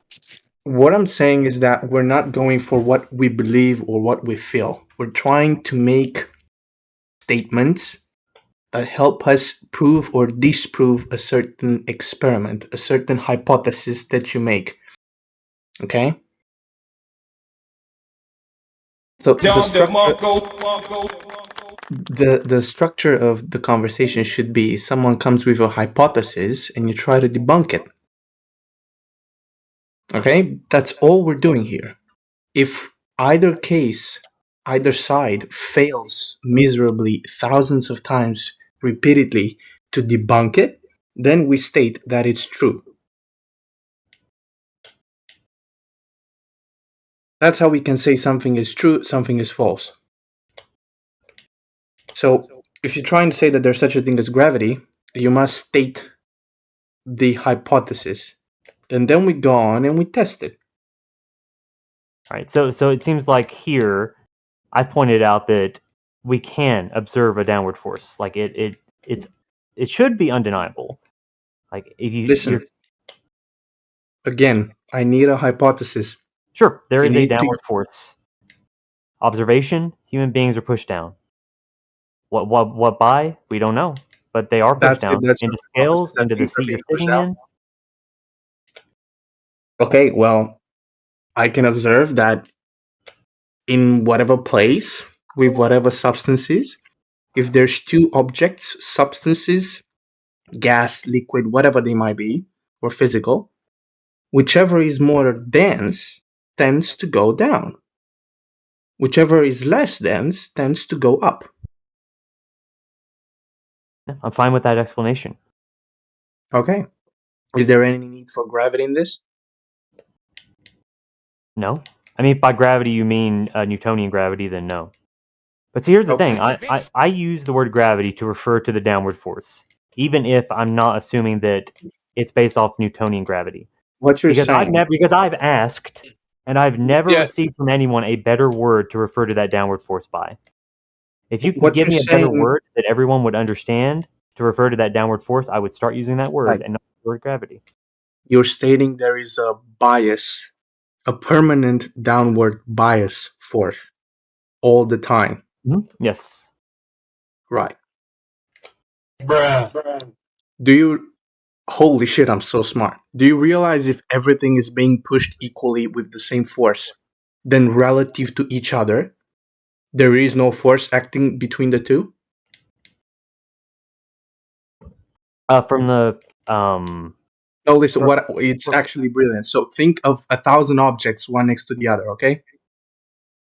They're all being pushed down by a downward bias force. That force is acting in the same way to all of the objects. I know. Now, I understood. Is there any difference in between the two objects, not from a third-party observer, in between the objects? Is there any other force acting that isn't already acting on each of them? No. Right. So, if you're saying that there is a downward force bias on everything in the world, then really we shouldn't observe everything because you and everything else is forced by that force in the same way as everything is. Mm-hmm. Yeah, if there was no stationary ground below us, then you'd be correct. But there is stationary ground below us. What do you mean there's a stationary Earth? As in, there's an Earth. Like, if everything was being pushed down... Well, actually, no, that wouldn't be true because everything would be experiencing an acceleration, I think. So, no, actually, I don't. No, I was wrong to agree with that because so if there's a downward force, then everything is being accelerated. All right, whatever. That wasn't the point. Acceleration does not depend on a reference, like another reference frame. What I was pointing out is, if you have object A and B, and both of them have the same force applied to each other, then object A looking at B and object B looking at A sees no other force that B and A doesn't see. They both feel and see the same stuff. A third-party observer would see a difference. Mm-hmm.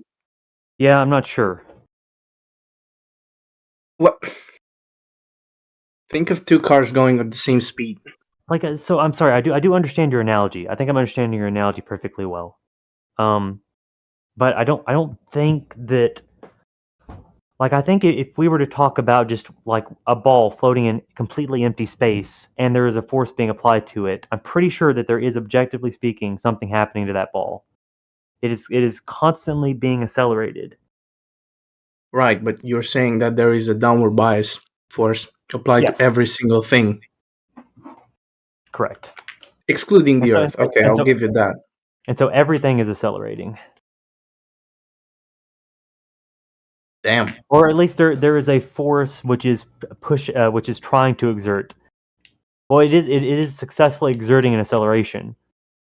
But obviously on some things, the force, like going back to the rocket propelling itself upward, the acceleration that it's giving itself upward is greater than the downward bias, which we don't know what causes it, but something causes it.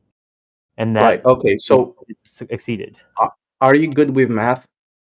I'm a mathematician. Okay. Undergrad. Cool. So let's consider that we have basically the way you would put it is this. There is a downward bias on everything. Let's call it force A. Vector whatever. And then there's force B. That B is subjective to each object. A rocket has that force B. An object that's sitting on a hill has no force. I don't know, my legs moving around have a different force. Okay. So there's an A force, which is mutual to everyone. And there's a B. Let's call it B1, B2, B3 for each individual object. Okay. So now the difference between these objects from the perspective of force is the B, because A is the same on everyone. Right, but you have to consider that the B force that is like we're giving like B sub 1, B sub 2 to each object. That force is going to include the force of Earth pushing up, or the scales pushing up, or your seat pushing up on you.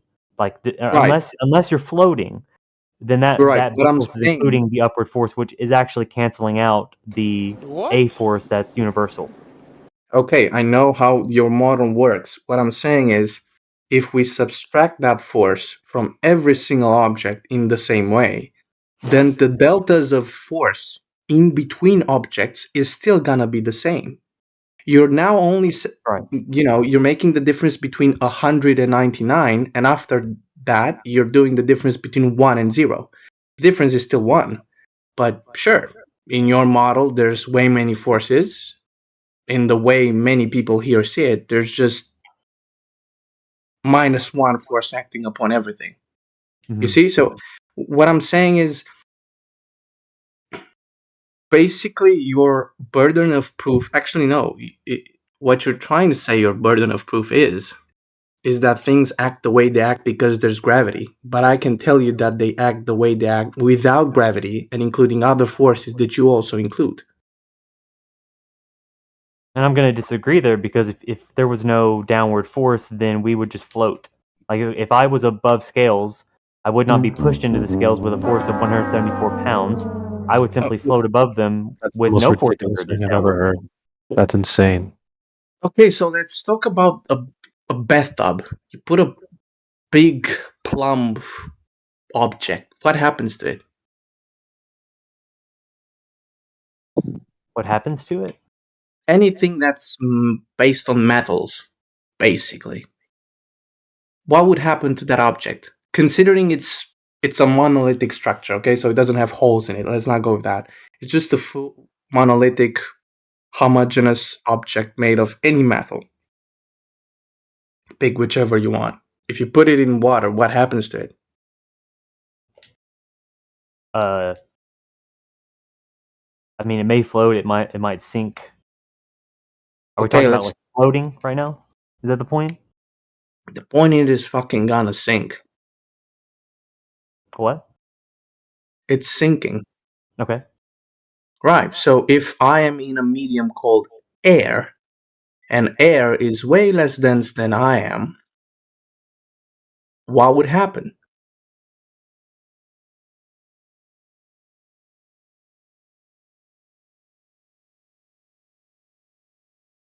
Yeah, I don't know. I've never looked into the buoyancy theory. You're talking about the buoyancy theory of gravity It's not right a now? theory. Hold on. It's no theory. It's something that we can measure, experiment, and What word do replicate. you want me to give to it then? I was just trying to say I've never looked into it, so I don't know if that's an explanation for the downward force. You're still claiming a downward force, but you haven't been able to prove it or demonstrate it in any way. At the moment, it's just a baseless assertion on your part. I mean, my butt cheeks are actively compressed right now. I dive to the bottom of the ocean, I grab hold of a rock. I let up. go of the rock, I go upwards. Where's the downward in that? I'm sorry, what? Say that again? Dive to the bottom of the ocean, I grab hold of a rock. I then let go of the rock, I go upwards. Where's the downwards in that?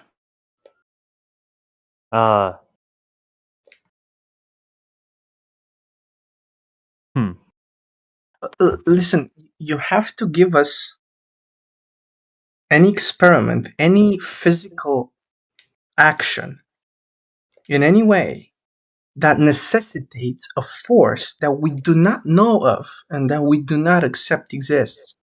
That is to say, you have to give us an experiment, something happening somewhere in some way, that can only happen if gravity is a thing, the way they say it is. Mm-hmm. I want to ask you specifically, D-Day, do you believe that your butt cheeks are being compressed into your seat right now? I don't believe it. I feel that I'm being pressed downwards. Agreed, okay. Hell no! Sure. Wait. No, I'm not. You're feeling that the thing you're sitting on is forcing up on you, or you're forcing down on it. That's the way that happens is the debate. The fact that you feel there's a pressure in between the thing you're sitting on, cool. But I don't need gravity to make that work for me. Mm-hmm. And I will look into your model of that. I've never done that. I intend on it. There's no model. We just know that happens, and we've seen it happen.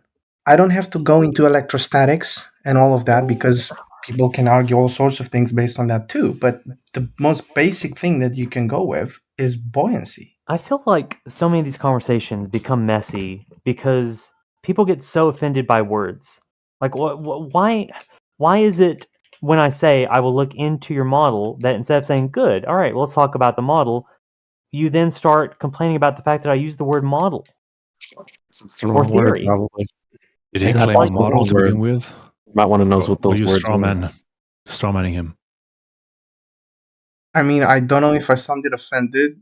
I'm not offended at all. I'm not necessarily saying you're offended, but it is a thing that happens very often where the discussion, instead of being about the substance of the matter, it becomes about the words. Like, I didn't like people will just dislike the word that someone used. Did he claim a model? Nash, if I could stop you there for a minute. If you're talking about semantics, words and what they mean, they are the foundation of any conversation. So that's very, very important. I think we can all agree to that. Otherwise, we can't communicate. So have you heard of relative density in disequilibrium, Nash? Disequilibrium?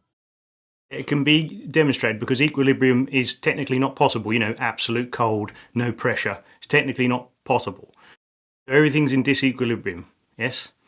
I don't know. You can demonstrate this by the scientific method. If you put an egg in a bowl of water, it will sink to the bottom. If you change the medium, add salt to the water, eventually the egg will start to float.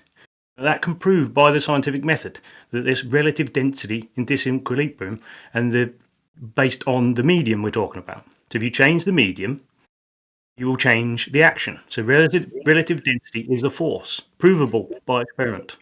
Paul, just a quick add. I don't think Nash knows what the scientific method is, considering that he didn't look into what buoyancy is and is getting into this conversation. I'm not trying to offend you or attack you in any way. I'm just stating a rational observation that I make. And call me if I'm wrong, but I think that you do not know what the scientific method is.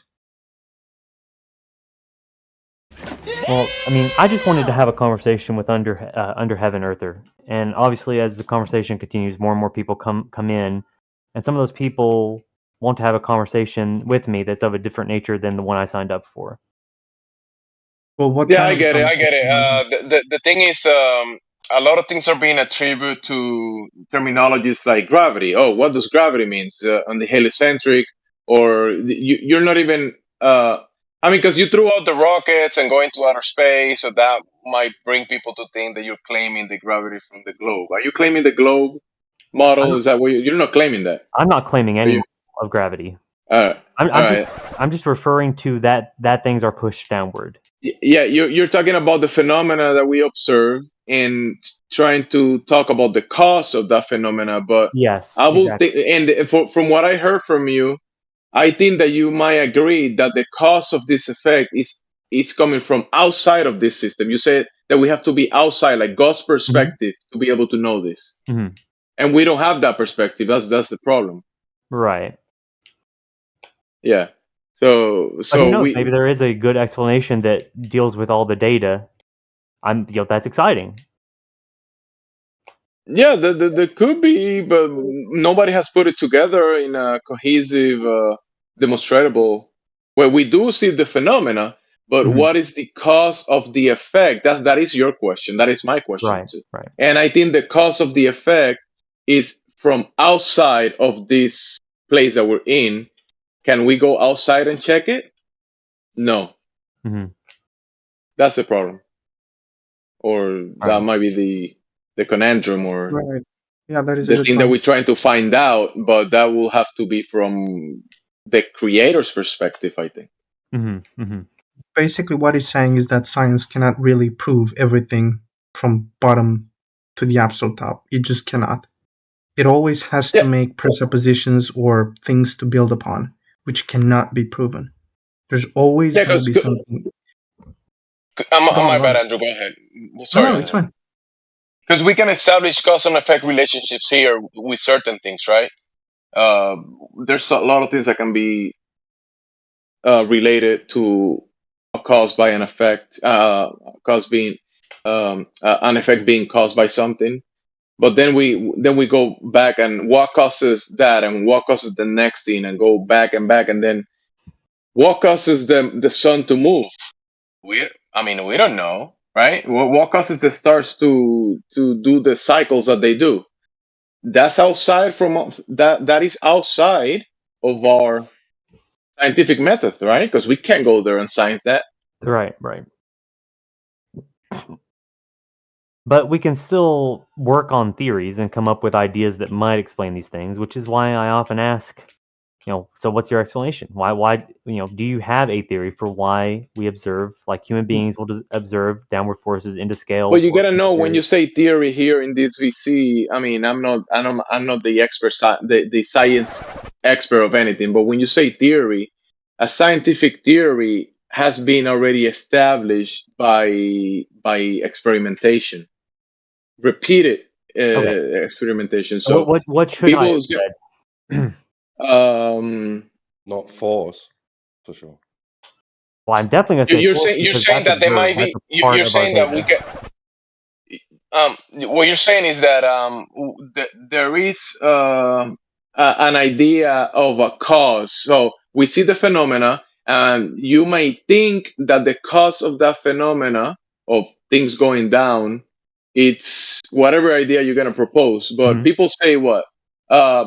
We can demonstrate buoyancy, right? We can demonstrate that and kind of put things in relation to each other, like you put oil with water and then put metal in between those two, or inside of those two, or silicone or plastic, and you can observe the phenomena happening between these materials, right?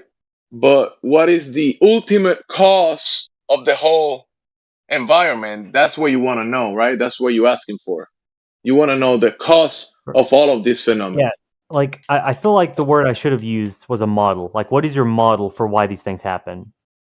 Because that doesn't presuppose that thing is a fully fledged theory, scientific theory. It's just you, like, and your own personal model for what's going on in the world. What? So I'll go ahead, bro. Tito. He's talking colloquially when he says theory, but the problem is, Nash, you've already partially inserted assumption of cause into your observation. So when you say, like, I'll say I observe something liquid or solid within a less dense medium go have a propensity to go down, you'll say, I see liquid or solid within a relatively less medium be forced down. And you're not observing that. That's not the raw observation. You've already partially inserted cause into your into what you're saying you're observing. Is that when he said that we should be floating, right? If we should be floating, that you're, because we don't really know that, do we? When you say we should be floating, if there was no stupid downwards force, we should be floating.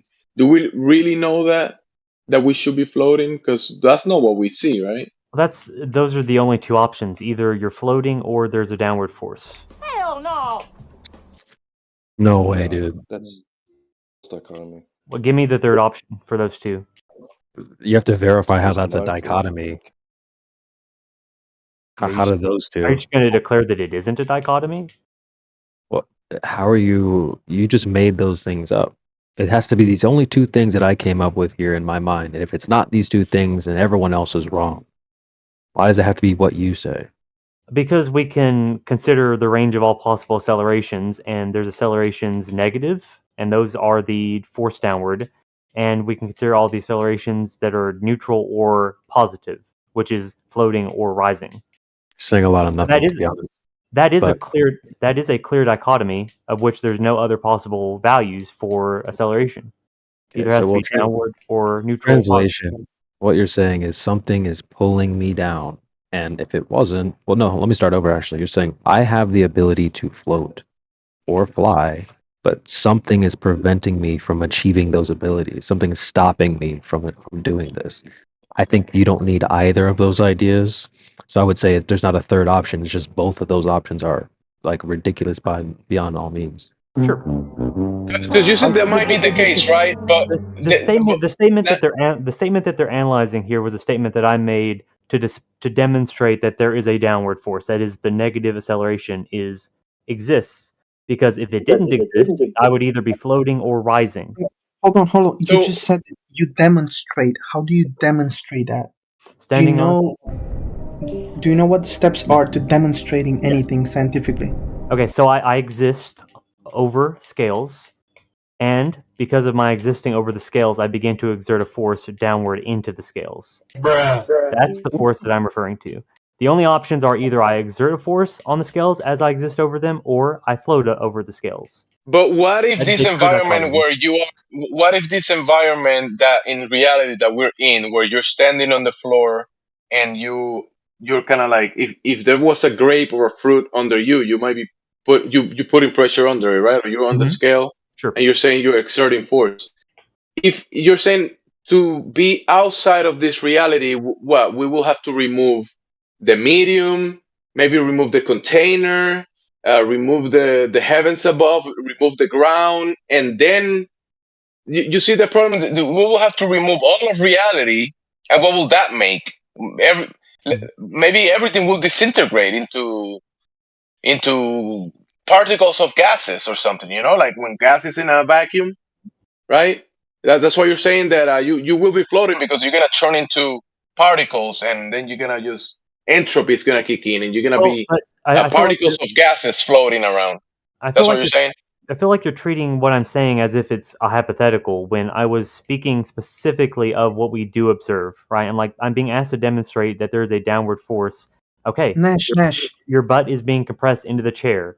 If you stand on scales, it will give you the value of force that is pushing down onto it that it has to equalize. Nash, Why are you saying that? When I float in water, based on my model, I'm using forces to prove that. What you're doing is using other forces that are caused by other things. What you have to do is show the link between the cause and the force. Because if I'm saying there's a force and you're saying there's also another force, but actually we're talking about the same thing, but in your model is being the cause of that force is gravity, and in my model is something else. Whatever it might be, it does not matter. Well, I don't know what gravity is. So when I say gravity, I just mean that there is a force. The phenomena that we observe. Exactly. That's a stupid conversation because you have to go on and try. Your burden is to It's provide letter evidence. G, Andrew. He's saying letter G, which is, you know, we drop the pen down, but he's trying to go to the cause. He's trying to reach the cause. He's saying there has to be a cause, but we don't know what it is. Define force. You are identifying cause and effect wrongly. For you, the cause is force and the effect is you going down. No. We're fine with that. Okay. Listen, the cause is gravity, the effect is force. That's what you have to prove. Cause is gravity, effect is force. Where is the evidence? I've explained several times why I don't have to do that because I'm not using the term gravity to refer to a Newtonian or Einsteinian model. All right. Okay, then. So do you have your own definition for force? Because they kind of go hand in hand, my friend, in either model, Einsteinian, Newtonian, or any of the freaking dozens of others. I mean, I would agree with Newton on what force means. I just wouldn't necessarily agree with him on... Cheers, bro? Well, what does force mean? How is force defined mathematically or physically, whichever way you want to put it? I'm not sure, off the top of my head. It's like it's 3 letters. Right? It's you have to know. Like that's So how you got calculate mass, right? the amount of a force. So what's mass? So what's mass then? Are you going to go with Einsteinian, Newtonian? Like, we're talking about physics. You're going with what physics or theoretical physics is teaching, right? Or at least, no, not necessarily. I'm just using one example of the vocabulary that it uses. You agreed with what they're saying force is. So that's mass times acceleration. Now you're saying gravity as in a force, right? So in force equals mass times acceleration. So you got mass in there. In any of the presented models of gravity, mass is a factor. Mass will be causing something to happen, whether it's the bending of space-time or an attraction, a mutual attraction between another mass. So you've got to say you can't get out of it unless you define force in your own terms. Mm-hmm. Give it a different definition. You're not going to escape like it being some sort of cause of there being material, the presence of material. So as an example here, like when I'm talking about force, I'm referring to something that's happening, like that my butt cheeks are being compressed by the chair I'm sitting in, which is something that some people in this PCR are denying. As you see, someone keeps bragging that every single time, even though his butt cheeks are actively being compressed as he sits in a chair, if he's sitting in a chair. Right, that is a force. I would say that can't happen without some force being exerted against his body. Yeah, not necessarily. Like you're just asserting that is the case. Maybe it's conditional. Maybe it's circumstance specific. To be clear, are you maybe that's not what's happening when things have a propensity to move in a downward fashion when they're surrounded by a less dense medium. But is it happening or is it not happening? It's happening, right? Nash, listen. What you're saying when you're using the term force, what you're doing when you're using the term force. Under Earth, I'm leaving, at least for a couple minutes here. Sorry. Okay. Or sorry, D. I thought Under was speaking. Go ahead, come back later, bro. We'll be here. His butt cheeks need a break from all that pushing. Beta. We have. So, what do you guys think? The phenomena, the phenomena that we see. Some things go down, other things go up, right? Certain buoyancy. He's saying that I feel that my body is pressing against the sofa that he's sitting on, the seat. He's saying there's a force that is causing that effect. But can we science that? Because I think he's maybe like trying to do similar. He's looking for an answer, but an answer that he's looking for the cause, but the cause that we cannot science. Like you said, you can't. Like I was saying, right? You know, there's that will, no matter what you do, invoke just being the existence of matter being a factor, right? How are you going to remove matter? Like you said, how are you going to remove all of reality to test this? I mean, like, you can't. Yeah, because reality is not one thing happening. It's a bunch of things put together. It's like a construct that has a lot of pieces put together. It's a dynamic thing happening. It's not that you're going to remove all of it and see what happens. You're going to have to remove your existence. And then what? You won't be able to. You can't do that. I don't know. It's a tough one. There's boundaries.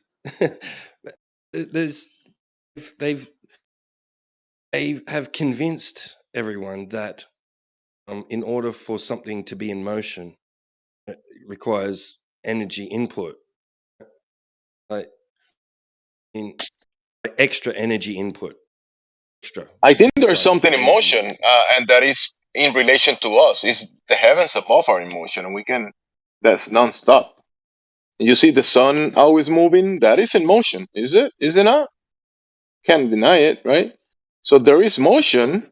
That there is a. I think that I mean, what I observe, what I can see is that there is some type of input into this system that we're in that has motion, and that is the heavens above. Yeah, but there's so there is definitely energy input involved in getting something to move horizontally and vertically upward. You know, in the vertical plane, rising upward. I don't know about going down. Like to me, right? What I observe is something on the ground and it's not moving. Right? I need to input energy to lift it out of its equilibrium state and lift it up or sideways, right? But I remove that energy input, it goes back down. Like, so to me, that's telling me that things having solids and liquids having a propensity to go down within a less dense medium involves no energy or no force. I mean, you remove the force, you remove the energy, and then it has a propensity to move back down towards the ground. That's my logical conclusion. Like, that's just me personally, but we've been convinced through education system that no matter what direction, for something to be in motion, it requires energy input. That's why we get this idea that there must be something making it go down, forcing it to go down, causing it to go down. You know, like, maybe not.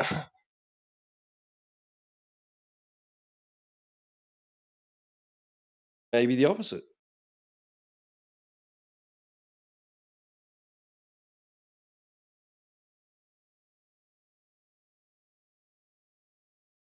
What was the other good? Andrew, what do you think? What do you conclude about the topic? What do you think, Andrew? I mean, I like to go a lot with the scientific method when it comes to science because the actual science is based on that. So if you go with the scientific method, you must have the independent variable. And in f as a vector equals m as a scalar times a as a vector. Sure, the way we define acceleration, you can have it and you cannot have it. That thing you can manipulate. Agree. But the problem is with the mass because basically everything has inherent mass, excluding their stupid models of atoms and electrons and whatnot. So you can't really turn on and off mass to see if it exists and if it works. So based on the scientific method, the way they're defining force, it's kind of redundant. You can't really validate whether or not things have mass the way they define it. Because for something to have something, it must be a property that some other things have to not have it. Something that's white, sure. Things exist as being white because there's other things that are not white. things exist in motion because there's other things that do not exist in motion relative to the viewer. Things, whatever, and you go on with examples. You need to do the same thing with mass. Whereas you can't, because basically you have to play God and be like, oh, turn off the game, erase everything, and then put it back and see how it works. You can't do any scientific experiment valid that proves or disproves. The terms that are used here colloquially cannot be used in the sense of verifying the object to say that the thing has something called mass. You can't verify that. Mass is an abstract. It's not something that you can say exists in a physical form. It doesn't exist. Mass, the term, try to define it. What is mass? Yeah, that's a bloody question. Well, it's not just a question. It's posed to people who come in here and use the term, and it's being thrown around, like I said, colloquially, but it's being misappropriated because it's not something physical, and they are saying it is. And then when we start using it, what happens is we start bastardizing it like they do. So we're using the term like they are, and then saying that it's not something that they can understand, but we're not giving the full story of it. What is mass? And then if they can't answer it, you can't either. No one can, because it's an abstract. It's not used something to define something in the physical form. And we've been over this many times, and a lot of people still misappropriate the word, still use it in the flat earth side, and still want to argue with them about that word. It's not. It's more of like the uneducated side of like why people are using it over and over again. We need to inform people why it's important to say, how do you define it, right? And if you can't, like I said, if you can't come up with a way to define it, what do you think they're going to do? Right, I see. So basically you're saying, tell me if I'm right, you're saying that it's just a number used in the abstract mathematical space. It doesn't have any representation in there you go. Well, I think we're getting somewhere now. So if then we're going to give it some physical form and then say, like, I'll give you an example. How much mass does an apple have? What would be the answer to that question? Good question, right? So there's no correlation between the two directly. It's correct. Right. That is correct. So therefore, therefore, when they're Calories, proposing, what's that, T-Dub? It's calories, isn't it? It's calories. It's kilograms. It's none of those. And they're trying to find out what it is. It's inertia. Like I'm telling you, it's not able to be defined. But furthermore, our information about it and what we can talk about when people, it's too often used and less often corrected. So because of that, we're found we're found guilty by actually going along and talking about it colloquially like they do, because we're giving it fucking legs. That's what I'm saying. Like we need to.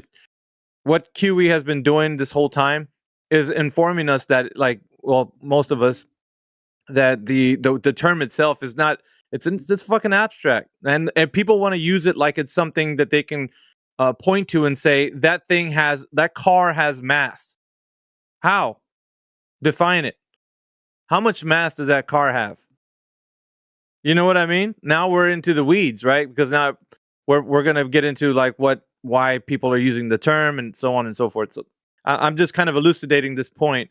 It should give everybody a better position to kind of go at this argument from a standpoint of like, okay, what is the real problem here? It's terminology, it's semantics, it's not being able to articulate ourselves. And so once we understand when that term gets brought up, we need to stop it immediately and get the person to realize, what does it mean, the term mass? So hopefully that kind of elucidates that issue, because if not, these conversations can go into the weeds really quickly. So hopefully that helps. Really good point. Really good point. Yeah. Don't worry, it'll get brought up again. Trust me, these guys that come in here, they think it's physical. I had the guy, you remember the politics server when I was hanging around over there, and I asked him the question, how much mass does an apple have? And he said calories, he said kilograms, he said inertia. He kept trying to figure out how do you quantify the term mass in a physical form, and you cannot. It's not possible. So good luck if you think you can, because there's no way. There's a few terms that are kind of used colloquially that people misappropriate. So that being one of them. Yeah. See how quickly people like want it to be a dichotomy of some kind. Like, if you have a claim, it must just stand on its own merit. Right? Its validity does not rest on the invalidity of something else or its lack of predictability, right? Against your no. If holes can be poked in your claim while it stands out alone, then so be it.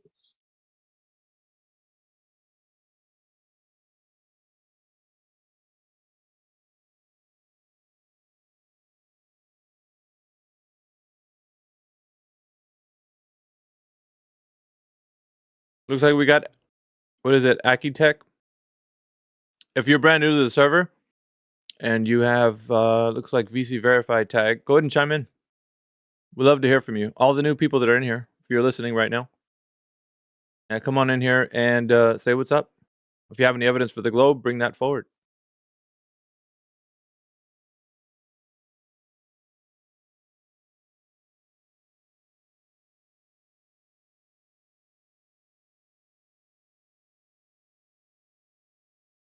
I think they're shy now. Probably. Beta! But more often than not, it's just that once they hear something that contradicts what they would say when they would come in here, it's a bit scary. It's daunting. I just don't know what to talk about. I'd rather listen. I definitely do not believe in a sphere Earth. Yeah, good. Good for you. But we want to, give a call out or a shout out to anybody that's out there that still in 2023 thinks that the Earth is a globe. You guys can come in here, click on the link in the description, join the server, and we'll unmute you and we'll give you the chance to tell us how you know that the Earth is a globe. Because nobody's ever come into the server and actually provided any evidence. Might be shocking, or you might think that we're denying it, but we're not. We'll give them a chance. You'll hear how we give them the floor if they can tell us how there's evidence and not tell us a negative. If they can do it without telling us a negative, well, it can't be flat because no, we're not asking for we're asking for you to provide evidence today of how you know the Earth is curving on its surface, how the Earth is spinning on its axis, and how we are in a cosmic vacuum. If you know all of these things, come in here and tell us how it is so. There you go.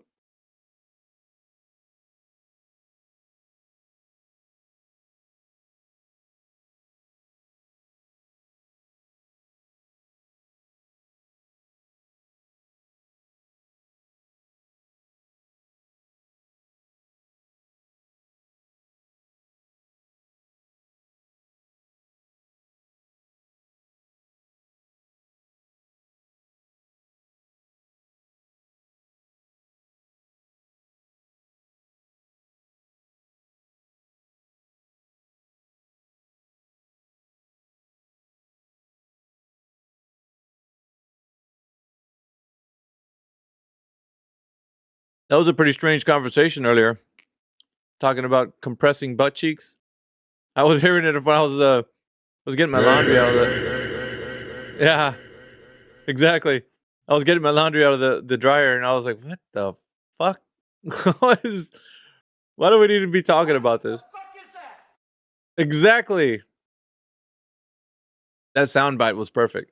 So that's what. And the soundboard is actually sometimes so on point. Yep. Put some respect on my name. Well, you know who's controlling it. You know who the DJ is. Come on, guys. You can't sleep on CB's soundboard, man.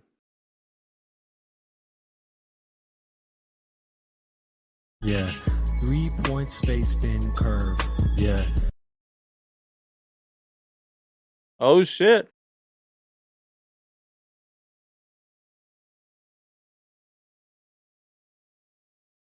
I was listening to it was a soundbite of you guys, or some of you guys were going against the AI bot, the Globe AI bot, the Trump bot. I heard T-Dub in there and Jedi was in there. Wait, the AI bot that who bot?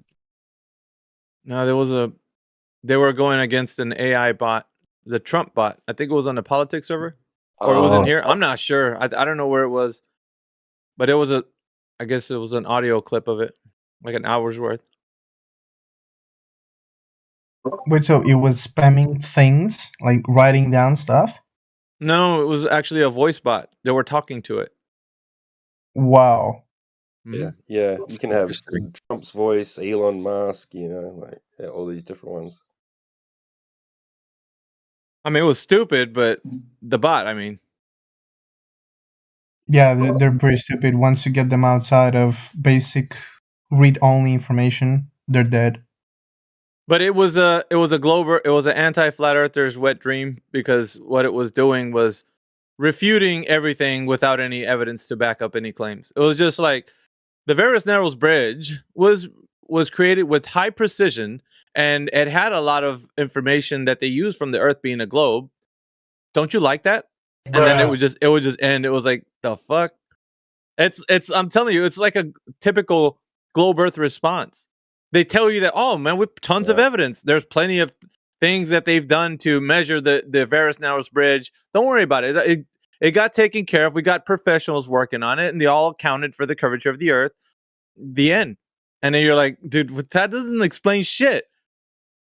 I want to know how the guy actually, and you can't do this to a bot, because when you start to ask for the thing to explain, it's not designed for that. It's designed to give you cookie cutter answers with just like, hey, there you go, there's your answer, and then if you ask any leading questions, it doesn't know how to respond. So, and I heard T-Dub and I think Timbo was in there trying to ask it some leading questions and it wouldn't answer it. So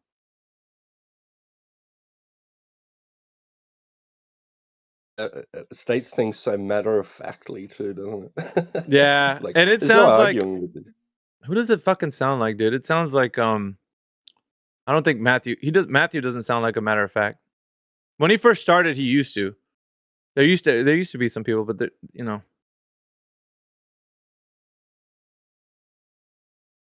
So I don't know, like those kinds of robotic answers. They want to look. I'm telling you, man, they're throwing everything at us but the kitchen sink, because they want to make sure that we don't have a position. And so it's easy if you can take the human element out of it and put a robot in your place, and just have us talk to a robot.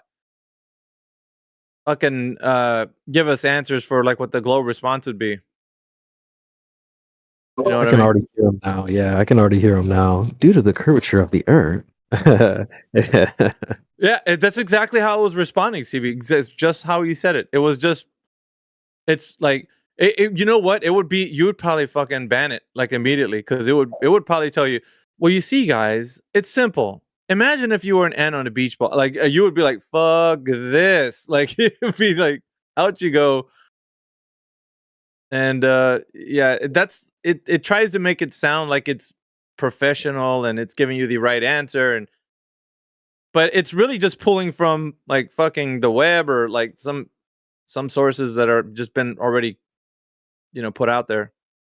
Regardless if the information is fact checked or peer reviewed, it doesn't, it just tells you all these things have been fact checked or peer. Like, it would give you that kind of like response without giving you the relevant information that would lead you to know that it's been peer reviewed or fact checked. You know what I'm saying? Mm-hmm. Which is a typical Glober, right? No, there's tons of evidence. Like the guy that we debated one time, he came in here and said that NASA has 30,000 employees that do the peer review on all their information. It's like, the fuck? You mean the guy who empties out the waste baskets at NASA? You mean the guy who's punching keyboard, just to like enter like numerical information, all that shit? Like, every single body's peer reviewing the shit that comes out of NASA. Fuck off, dude. That is not happening. But that's what he said. He's like, they live in a fantasy world, my friends. Like, that's what it is.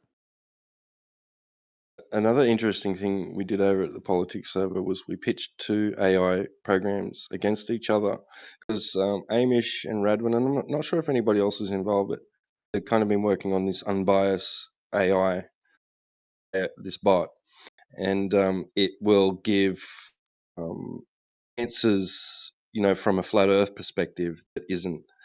It will look for information which has been posted by people arguing for flat Earth, right? And it was very interesting because Radwin had that going against normal Chat GPT. Robert Noxious was running. And so they were putting the questions and answers and the responses between the two bots in the chat. It was hilarious, and the Chat GPT basically ended up conceding to the other one. And it was like they were having this weird intellectual conversation with each other. It was really bizarre.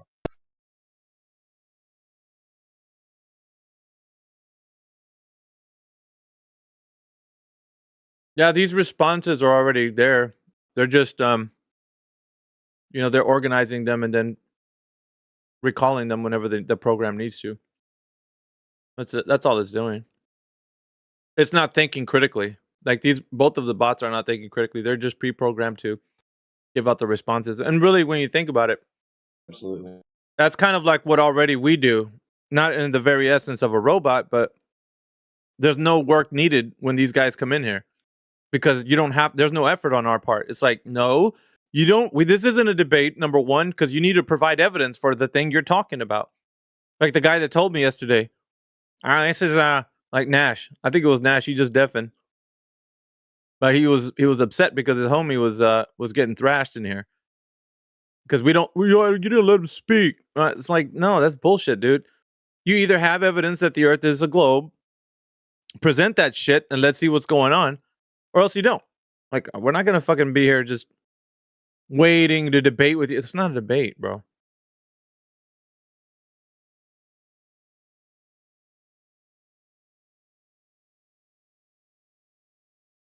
Right, yeah. There is no debate. There's only Glovers trying to prove their claims. All day long.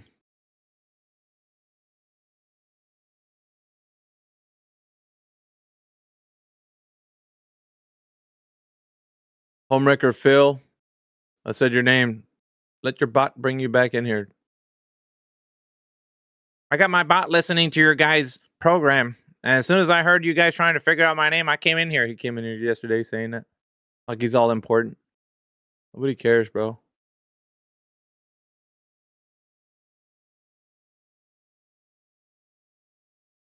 That's one thing interesting too, isn't it? Yeah. That is interesting too, that people, can use these bots now. But they'll literally get pinged if their voice is audibly mentioned or typed in the chat. That's crazy. On call.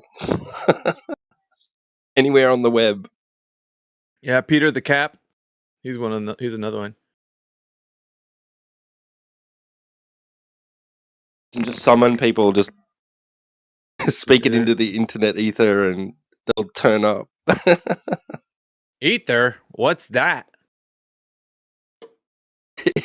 Colloquial expression. Yeah.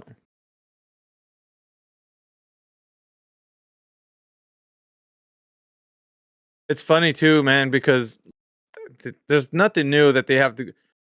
I don't know, man. They don't show up with any new dance moves, and the same thing in the politics server. All they got is like their fucking gimmicks, dude. Every day, it's their gimmicks, and I was just like, man, I'm fucking tired of their gimmicks. I don't want to be listening because you didn't really get any more fresh blood. You still have the same old cartoon characters that come into the politics server. I'm like, fuck that, bro.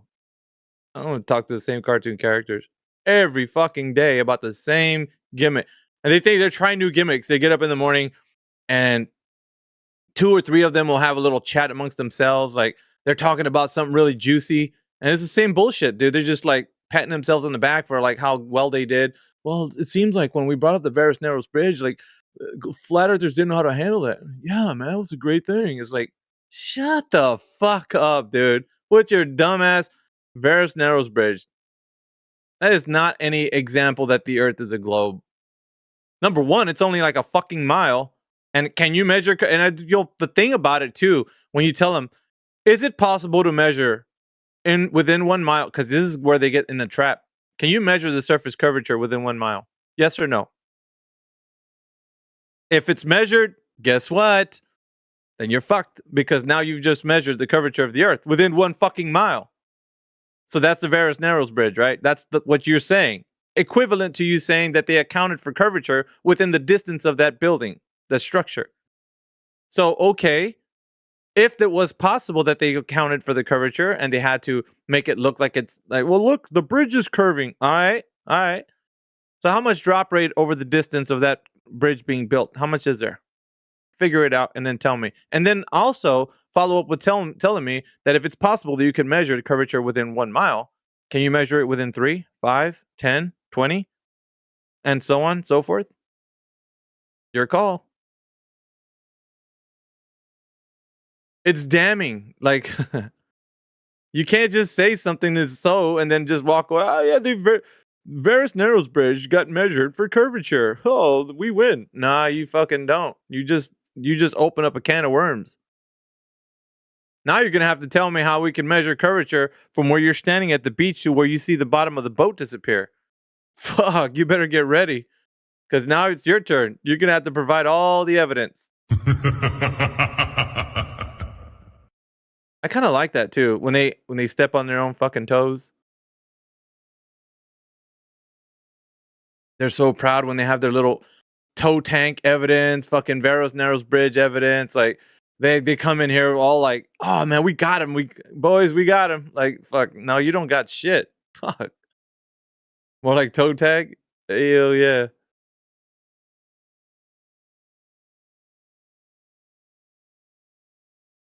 I see we got facts on fiction. Looks like you're on VC verified time. What's up, facts on fiction? Have we spoken before? I think we have.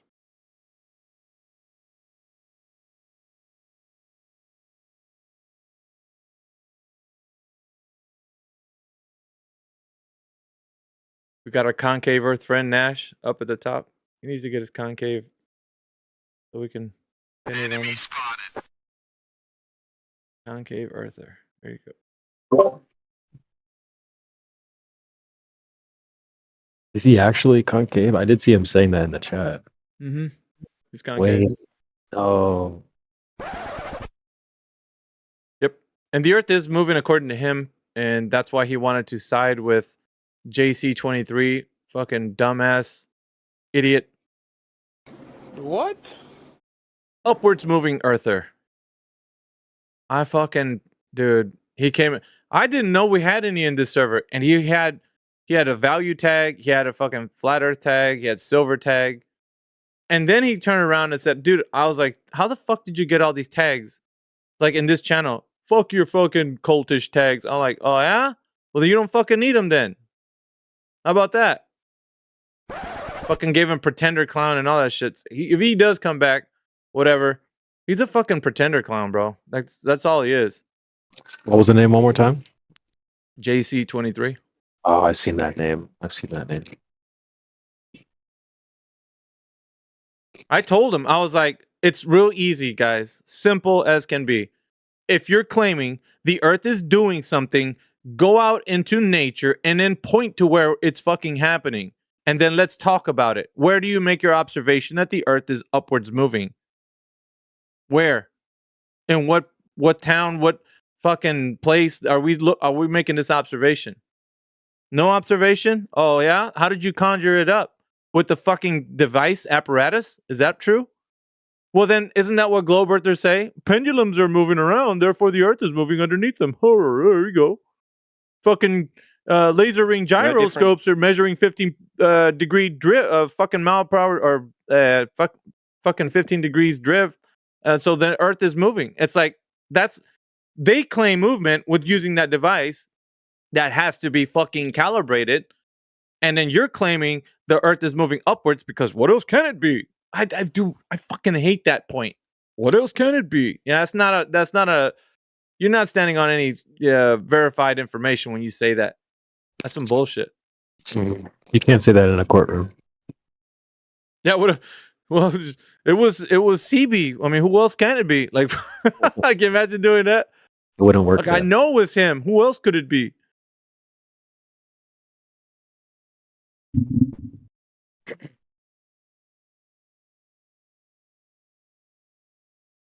Yeah, they get into some fucking hot water doing that. So he didn't want to. He kept going back to not giving the evidence where we can, observe this phenomena. And it usually, I can take it there because it's the base axiom. If globers, if the upwards moving earthers, if whoever's saying the earth is doing something, then where the fuck are we saying it do something? Where? Take me to the place where it's doing that thing you're saying it's doing, and then we can all together make that observation. And if it's not doing what you say, then you're using fucking your own ideas to make it sound like you know what you're talking about without having any evidence of it doing that thing. Well, I 3D printed this kind of like really cool device, and it started hopping up and down. So therefore the earth is hopping up and down. Like, fuck, dude. Like, that's what they come in here with. Well, I got a pendulum and it's swinging back and forth, and the earth is moving underneath it. I mean, it's spinning, bro. All right. Yeah. Fuck, dude. And I got a water bottle I just dropped from the second story of a building, and the little fucking bobber inside, it didn't move. Therefore, the fucking earth is meeting the bottled water. Yeah. Fuck off with that, bro. And then they keep doing it like, oh, look how fucking that bobber inside didn't fucking... Dude, shut the fuck up. So now because you just conjured up your fucking illusion in something that you look like something's doing something in the... What else can it be? That's what they do, man. Like, everybody's scratching their heads in the video like, dude, yeah, what else can it be? It must be the fucking thing he's saying it is. What else can it be? Affirm the consequent, then present an argument from incredulity with burden of proof reversal fallacy. Dude, that's a fucking mouthful, T-Dub. Like, you charged them with the fucking ultimate. That's like the ultimate combo. Fucking hell, bro. Right. That's the ultimate. But it is, because it's a fucking conundrum wrapped them in an enigma. Fucking it's a contradiction, bro. Like, how the fuck are you gonna just... Look, I got a fucking little contraption on my desk right now, and it spins around. And because it spins around, I know that it's the earth that's fucking spinning around it, and it's not. It's actually standing still. That's how fucking stupid it sounds when these guys come in here with some little apparatus, some device, some contraption they made, and they come in and they say, well, because of my contraption, thus saith the contraption, and then the earth is doing whatever you say it is. Oh, yeah? Well, then you get in line, man, because everybody else is saying that shit, isn't it? Or they say that the earth is a globe. Well, it's fucking moving because of the pendulum is swinging and shit. All right. So is it moving up or is it fucking spinning? Because you both guys have contraptions, and because of your contraptions, you say, well, it's doing this because of the contraption. See the fucking thing? It's spinning back. It's processing. Oh, look at it process. Or how the fuck is it processing? The earth needs to be moving, right? And then the other guy is over here going like, well, no, it's not processing. Fuck that guy. No, it's actually moving up because of my water bottle with the little bobber inside. Yeah, there we go. What else can it be? It's not nothing. It's something, right? Like, fuck. It's too fucking tangled up. And then there's no evidence to back any of this shit up, man. Oh, man. It's irritating, man. And it's like, and the list goes on. I'm pretty sure that later on there's going to be some other fucking thing that comes up. The fucking, the ice wall fucking, moving fucking earth. Or I don't know what the fuck. Like, something else is going to pop up because somebody said something. Oh, they fucking, new thing, right? The earth is doing something. And then the moment you ask them, okay, all right, let's just run with your fucking whatever you're saying. Where do we go to see this happening? Just take us there. Well, we can't take you anywhere. Nobody could see actually what you're saying. Oh, the fuck? Then how are you? Well, see, we got this contraption, see? And oh, man, I fucking love it. Love that shit. I've been trying to find the right analogy for it, but I haven't quite found the right one. But like a rough draft would be just going to like a creepy old neighbor, just this kooky old guy, and he just shows you these little gadgets and gizmos, and he's like, "Look, this one makes you like." Yeah, I don't. He'll just start making stuff up. You know what I mean? It has that similar type of vibe to it, where he's selling you an idea, but the product that he's showing you doesn't seem to match the thing he's trying to sell. So It's the literal version of the snake oil salesman. They're trying to sell you on a fucking idea, and fucking I don't know, man. Because like here's, and I charged him with this last night. I said, "You're not a fucking critical thinker." Because he said, "What about the 9/11 guys?" And the fucking he started naming off the other atrocities and shit that happens, and he's like, "You're saying that some of those guys don't believe in the Earth being flat, but they're still true to it." And I was like, "Dude, I don't give a fuck." What I'm explaining to you is that I don't give a fuck what somebody says. You're gonna run it through critical thinking. That's what you do, bro. Every fucking thing that you hear, run it through critical thinking. I don't give a fuck what it is. And then if it passes the smell test, if you can verify that fucking thing, if you can falsify it, if you can actually retest that shit that they're talking about, then it becomes what, my friends? Empirical. Then you know that fucking thing is true. So it's self-evident. So it doesn't, you can say everything you want to say about whatever you want. And if it doesn't check out, it's not fucking true. So I don't give a fuck what you say. Like, it doesn't matter. So yeah, if something was checked out, somebody said, I don't know, some fucking speculation, and then we fucking all looked into it and it fucking checks out, then it stands on its own merit. It's not because that XYZ guy said so. Oh, he came up with some idea. It's because the fucking idea or whatever he said stands on its own merit. So that's how it stands. Not by, well, upwards moving earthers, you're saying that this is wrong, but what about the 9/11 guys? And I'm like, dude, you're comparing your fucking bullshit with some other shit that, like, people have been looking into. But what I'm saying is that it only takes people to look into the subject and research it and see if it actually stands on its own merit. It doesn't matter what topic we talk about. Then if it passes, if we can all test it, if we can see and verify this shit, then there's no longer you saying it. It's fucking standing on its own merit. That's how this shit works right here. So if you said upwards moving earth, then guess what? Where the fuck is it happening? Because that's what we're going to be like all questioning that shit. And if nobody sees it, and then you say, well, see, I got this water bottle, see? And it's got a bobber inside, right? And the bobber, when you flip the fucking thing upside down and let it fall, you see the bobber, how it doesn't move? Like, no. No, fuck that. Fuck that. Because everybody can come up with all kinds of little gadgets and gizmos and then say, because of my gizmo, then, oh, fuck, dude, the earth is whatever. It's contracting or expanding or whatever the fuck you want it to do. That's some bullshit right there. Hey, but fuck, if you want to believe it all day long, that's on you, homie. You can believe whatever you want. Take your little fucking idea and run with that shit. I'm pretty sure you'll get a fucking drove of lemmings that fucking follow right behind you that don't fucking think. Because that's all it is.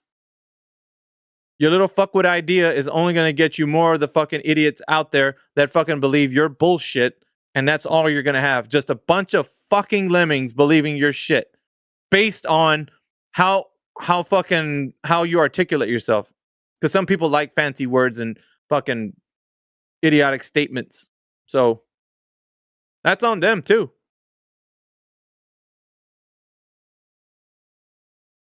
It's a fucking disgrace though, man, I think. For critical thinkers to fucking silver tags and all that and shit fucking go by the wayside, and I don't know.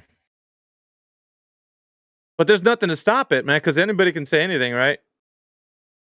I think that's the issue right there.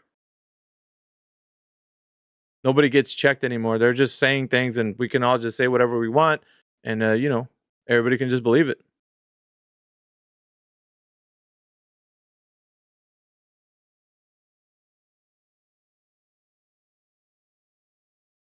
I think that's where people think there's a debate. What do you say, guys? That's where the debate happens, right? Whenever people come up with ideas and then say, "Well, see, I have my idea, but you don't want to debate it. I was like, because it's not a debate, bro. When is Upwards Moving Earth a debate? How the fuck are you going to debate something there has been no verified information to consecrate it in any fucking way? There's nothing. There is absolutely zero evidence. Your fucking little water bottle that you dropped from a fucking 2-story building is not fucking evidence, bro. Fuck. Well, my issue is notice the first thing in your example he said was, well, you don't want to, or something about you. He brought you up. They always do that. That's one of my biggest issues. It's like, instead of just, here's what I think and why, it's always, well, here's what's wrong with you. You know, well, don't worry about me, man. They're always so worried about you. But you know why he's doing that? Because you're the roadblock to his spewing of his nonsense. It's like you see the snake oil salesman out there in the open, and you're the guy that walks up and says, "Don't buy this shit from this guy. He's fucking trying to hoodwink you." And he's like, "Get out of here, man. You're bothering me, kid." Like he wants to continue to fucking make more of his people come here and buy his bullshit. So you're dampering his fucking party, you know, putting a wet blanket on his fire. Like you're extinguishing it. So he wants to continue to have a pulpit or somewhere to preach from without being interrupted and having people believe what he's saying. And that's what that's where they get off. Because, you know, like the fucking concavers and the fucking all these fucking idiots, Upwards Moving Earthers, it's everybody, bro. They have these platforms, and then it's hard because sometimes, like, maybe some people like Nash or whatever, but then you get attached to him because he's an okay dude. You know, he's fucking, if you wanted to have a drink on Saturday or whatever, he'd be kind of cool to do that with or whatever. So they get like these, you know, friendship attachments, and then all of a sudden, because of that, they're like, "Oh, Nash, he's all right, man. He's an okay guy." And then he's gonna continue to fucking the guy right above me, Nash. Who the fuck is that guy? Yeah, he's a concaver, but yeah. So like, and then I don't know. I think that's the other issue too. Because of that, then I don't know. They get a pulpit, and then now they're just speaking like, well, it's concave. Sometimes it looks like it's moving up or some bullshit. I don't know what the fuck.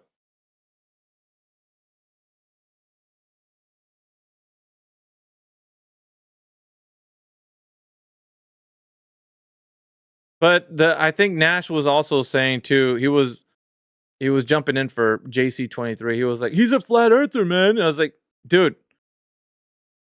I even said it before. I don't give a fuck what the flat earth is not a shield, bro. Not in here. It's not going to save you some bullshit like that. In fact, it actually might put you into more fire, in my opinion. Like, I'm more inclined to, if you say that, I'm going to turn the grills up all the way. Like, we're going to find out. Yeah, we're going to find out. Because here's the thing, bro. Like, how the fuck did he pass security? And then we all like giving him valued and silver and bullshit like that. And then nobody's ever fucking asked him the question, dude, Upwards Moving? How the fuck is this happening? Like, what are you doing? Like, I was looking through the chat history, and I mean, it's all there. If someone just took a look there, they would have seen it. That's crazy. I think QE kind of put me onto him. But to me, it was more of like, it's a shame, bro. It's like, how the fuck? Because it's not the fact, and then a flat earth I know is just like a name. It's what's in the name. But more of it is like, I think to me, it identifies someone in here with a critical thinking style. So if you're a critical thinker, I think that if you get a flat earth tag, that's what it insinuates, that you are a critical thinker. Like you are somebody who actually looks into things and researches, and you have a good head on your shoulders. At least it used to, right? But then, of course, we run into the issue where, you get the people that have been in. I think what also happens is that maybe a bit of complacency. People feel comfortable enough to be like, dude, I've been doing this for a while, so I could dabble in some concave earthness, just a little dabble, just check it out a little bit, run with it a little, see how it feels putting it on or whatever. And you know what I mean? Like, I think that's more or less what happens, because people are just like, dude, we've been talking about flat earth for a while. It's like fucking boring. Like, we already know it's flat and stationary. So I don't know. Let's just see if it could be upwards moving. They might get a point. Who knows? And that's the thing. they they dabble in it, and then they're like, dude, there's something to this shit. It's got to be something. Can't be nothing. They always say it. It's got to be something. Can't be nothing. It's a shame. I'll give it to them, man. They're coming up with some new stuff, more than I expected. The guy saying the chair's pushing up on your what? Push it up on your booty cheeks. Oh, he doesn't run from it though, because he likes saying it over again. He said it like about 5 times. Yeah, he kept saying it over and over. I'm like, bro. Even though the guy knows that his butt cheeks are being pushed onto he's like, they're denying it. I heard him, dude. I was like, that's so gay. I don't need you to interrupt me, Mr. Beta Male. Hold on. Oh shit.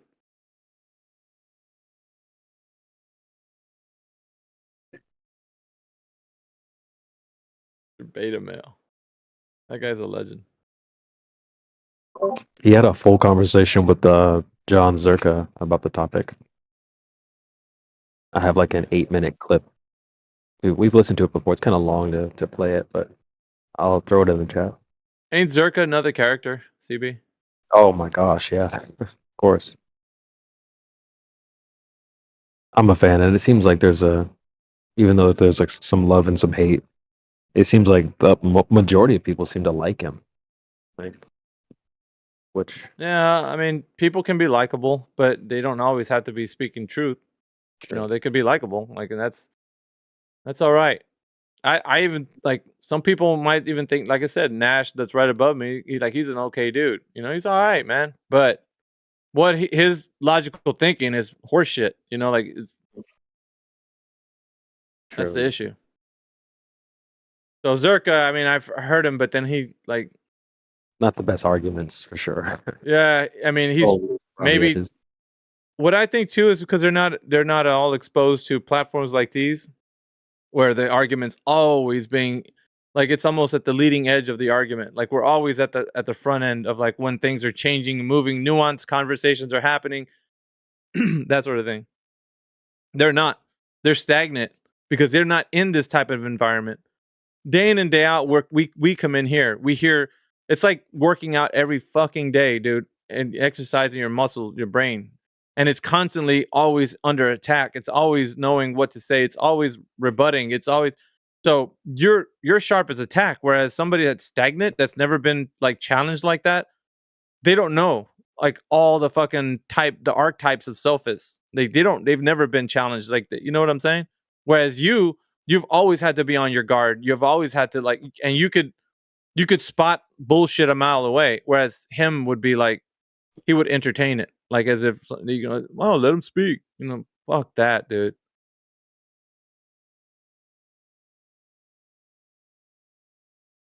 Hey, we got Joseph that's in here, or Joseph. Let's unmute that guy. Joseph, if you're there, you have control of your mic. Go ahead and chime in, man.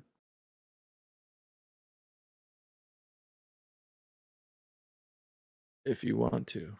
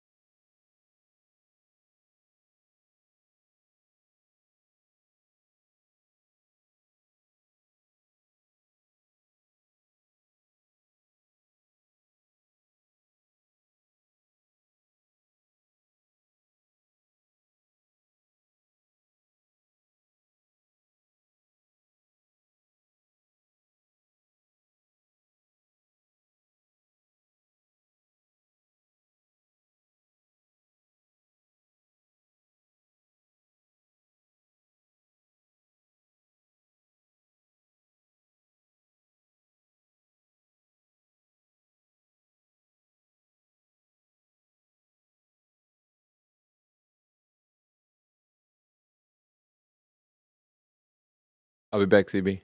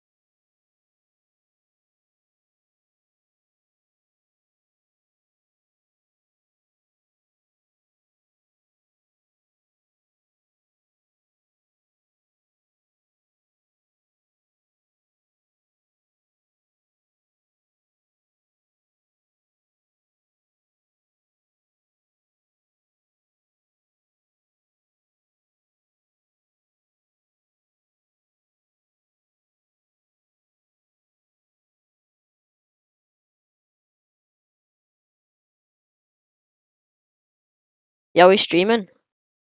We streaming, boy. Woohoo! My bad. I'll leave. What?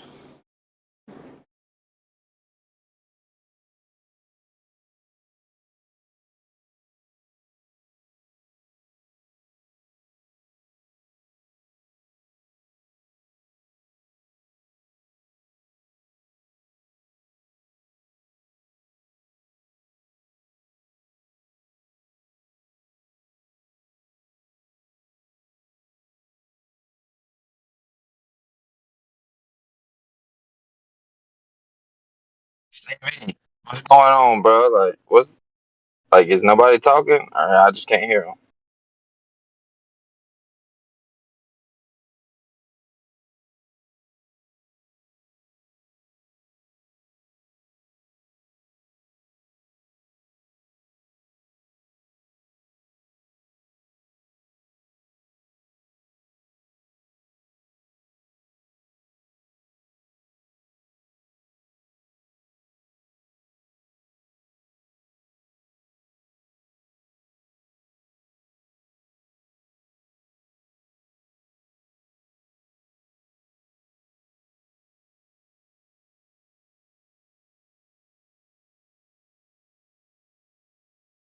Hola.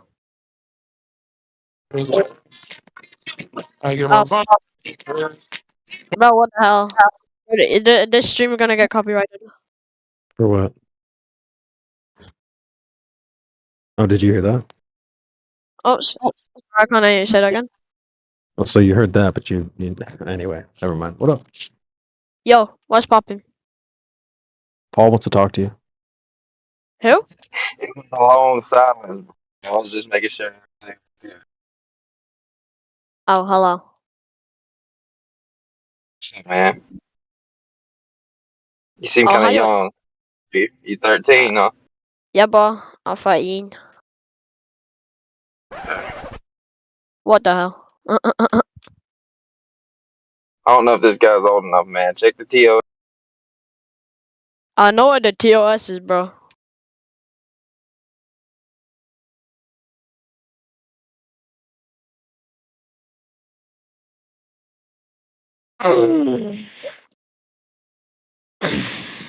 What's up, man?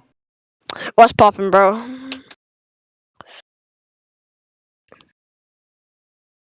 Getting off work, flat Earth. You know, Do you think the Earth is flat or do you think it's round?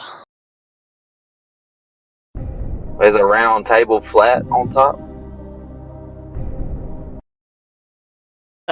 I don't know how to answer that. What the hell? Me neither, bro. I don't know what the shape of the Earth is, brother. I just know it's not a ball, or it ain't the size of ball that NASA says it is. Well, in my opinion, it's a ball. Stop the cap. Well, you'd have to prove that, brother. I'm gonna have to prove it. Right. Look at space. Seen the pictures? But, bruh, so I'm gonna please. stop you right there, man. What is space? You'll have to define space for me before we can go any further. Space is out of the atmosphere. The atmosphere is technically the ozone layer, which helps us breathe. Contradicts itself. So the what's it called? Oh no, sorry, I forgot what it's called. Oh yeah, so the oxygen doesn't escape the atmosphere and turn into I think it's carbon dioxide. I can't remember what it is that's outside of. But can you not? Like, can you not? Right. I would say, can you not just make it up on the fly, brother? We know it. We know what you're trying to say, right? I'm watching you. I'm watching you stumble. Wound. You don't even know how, though. You just. But I do know. Hang on, shush. But I do know. The Earth is round. You were just trying to stack it How big is your together. No, the Earth is round. How big is it? Yeah, how big is your round Earth? Shut up, bro.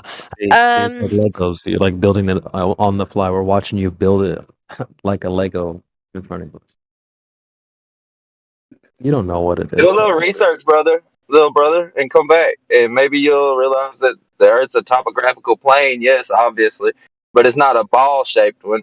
So maybe you do a little research and come back to me with a couple of formulas, and No, hang on, maybe hang on. then we could debunk you around Earth again. How are gyroscopes real? Because the Earth spins round, right? Because it's a globe. Because the Earth goes. Yeah. Imagine I not don't knowing know what a that. gyroscope. I don't Do you know know that what the a Earth is gyroscope moving at is? all, brother. It But doesn't it's seem to be moving in a moving at all. gyroscopes wouldn't be able to like go around Magnetic fields work compasses and gyroscopes and all that stuff. It doesn't have anything to do with the motion of Oh the Earth. damn! Oh my god, bro! Oh my god! Maybe the motion of the ether around the Earth, but not the motion of the Earth. The Earth's not moving, and I mean, you can't measure the movement of the Earth from the Earth anyway. So, setting a gyroscope on the Earth to measure the Earth moving isn't going to work. You got to get off the Earth and observe it from your space that you call it. But then you're just going to observe a plane. So, The Earth is round. Peace out, boy. Stop the cap. peace out, brother. Peace out, little brother. Go do your little research.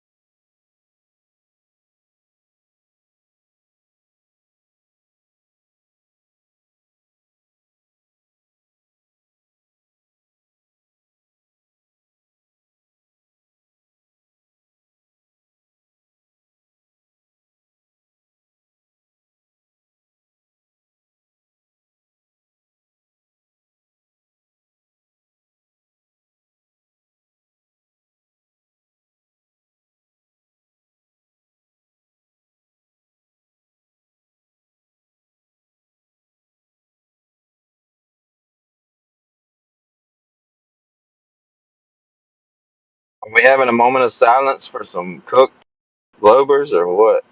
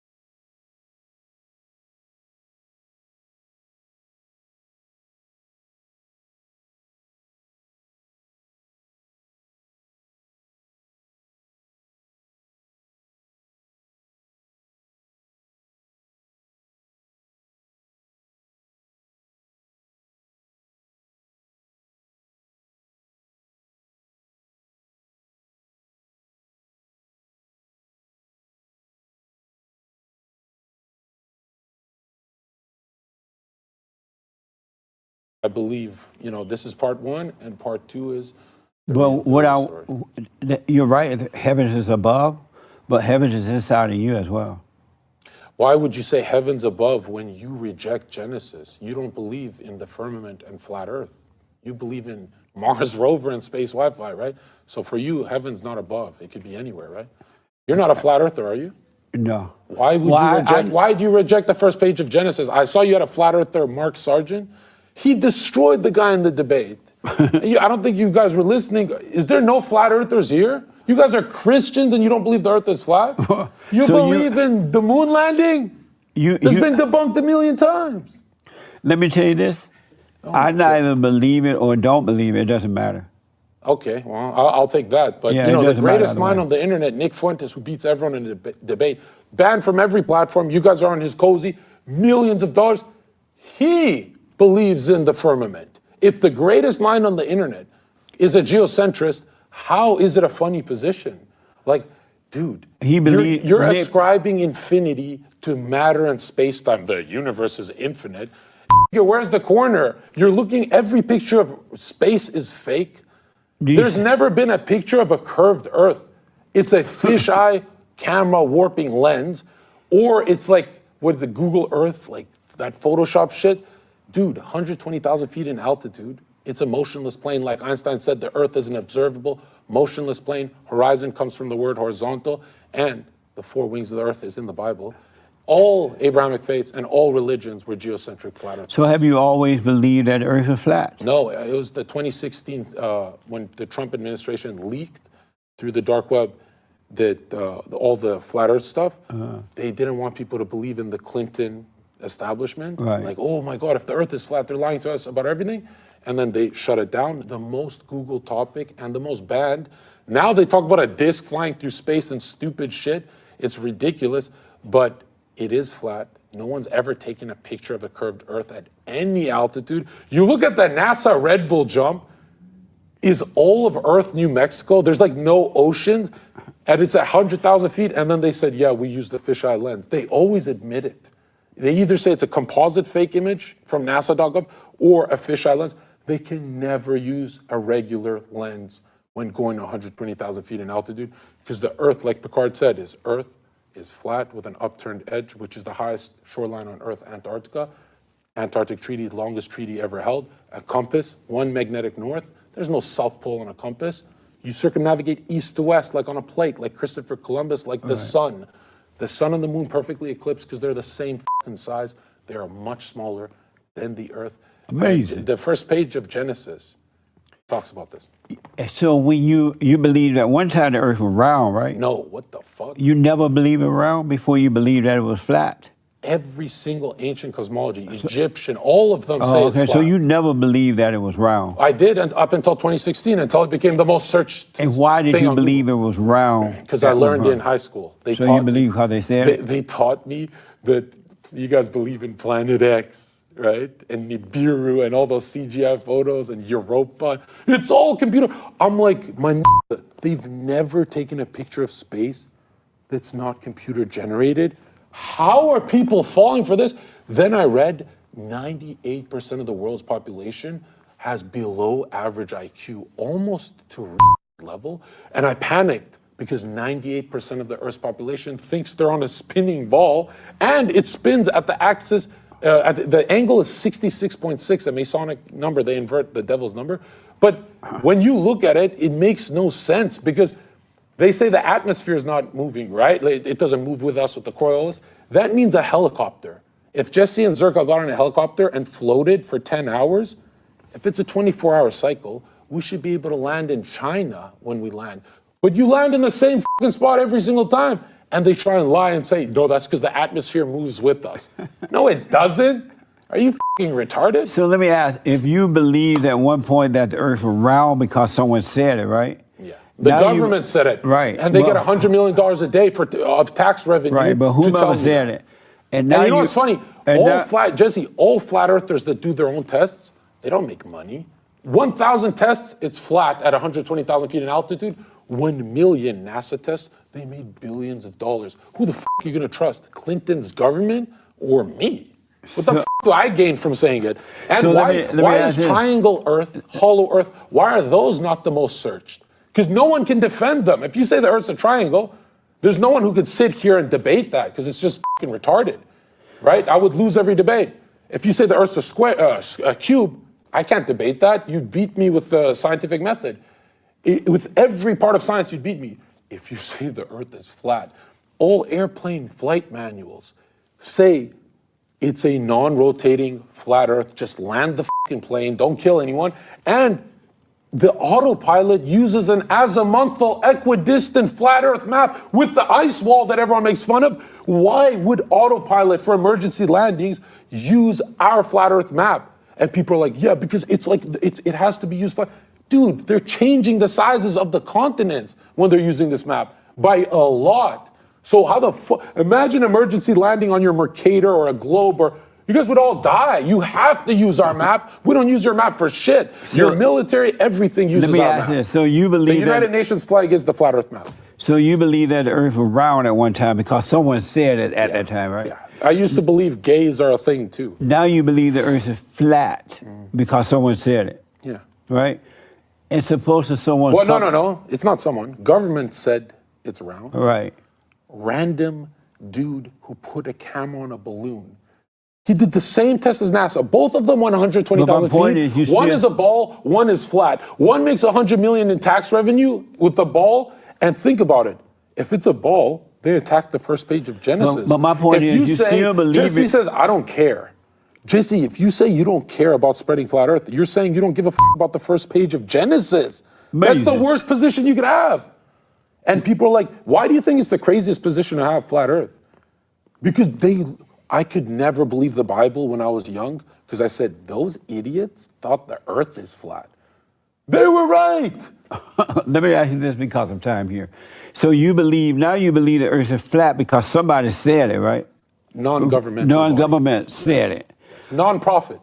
Right, said it. What would happen if another non-government, some guy riding on another camel over in wherever, and they came and told you that the Earth was circular or something? I'd say prove it. Would you? And then you would believe it? You'd have to prove it with a scientific method at 120,000 feet at 8 inches per mile square curvature calculations. He would never be able to prove it. Does it concern you that you don't know for sure that it's only because somebody said it both ways? I've already done the test. We did $1,000 stream. Yes. Oh, okay. Like thousands of people have done this test. Do you think if you put a camera on a weather balloon at 100,000 feet, you're going to see a slight warping of the horizon? And it's not because it's just so big. The Earth is so big, you'll never see it. It's 8 inches per mile square. The Earth is not even that big. We fly around it. You will see a fucking curve. Bro, they literally say, there's some scientists who said that the horizon warps and curves because of an illusion in our eye, and we can never see it. Like, these guys hope. Let me do this because of time. Before NASA was created in the 1960s, I'll post a link on my Twitter, all scientific consensus was that the moon is not a rock. You can't land on it. It's cosmic plasma. That's why you can see stars through the moon. That's why you see blue sky through the moon, because the moon is translucent and then transparent. Let me ask. It's a light in the sky. It's a luminary. Let me ask.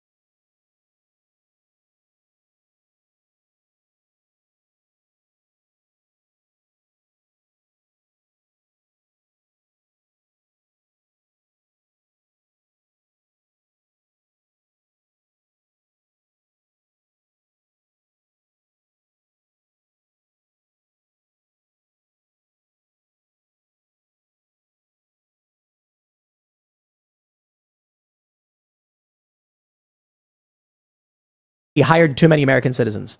This is crazy because look at NASA. They're not doing anything right now compared to SpaceX, right? So they're going to hamper SpaceX and take one of the most, successful spacefaring companies in recent memory. They're going to hamper them. Well, they're going to handicap them. I'll tell you what the real issue is.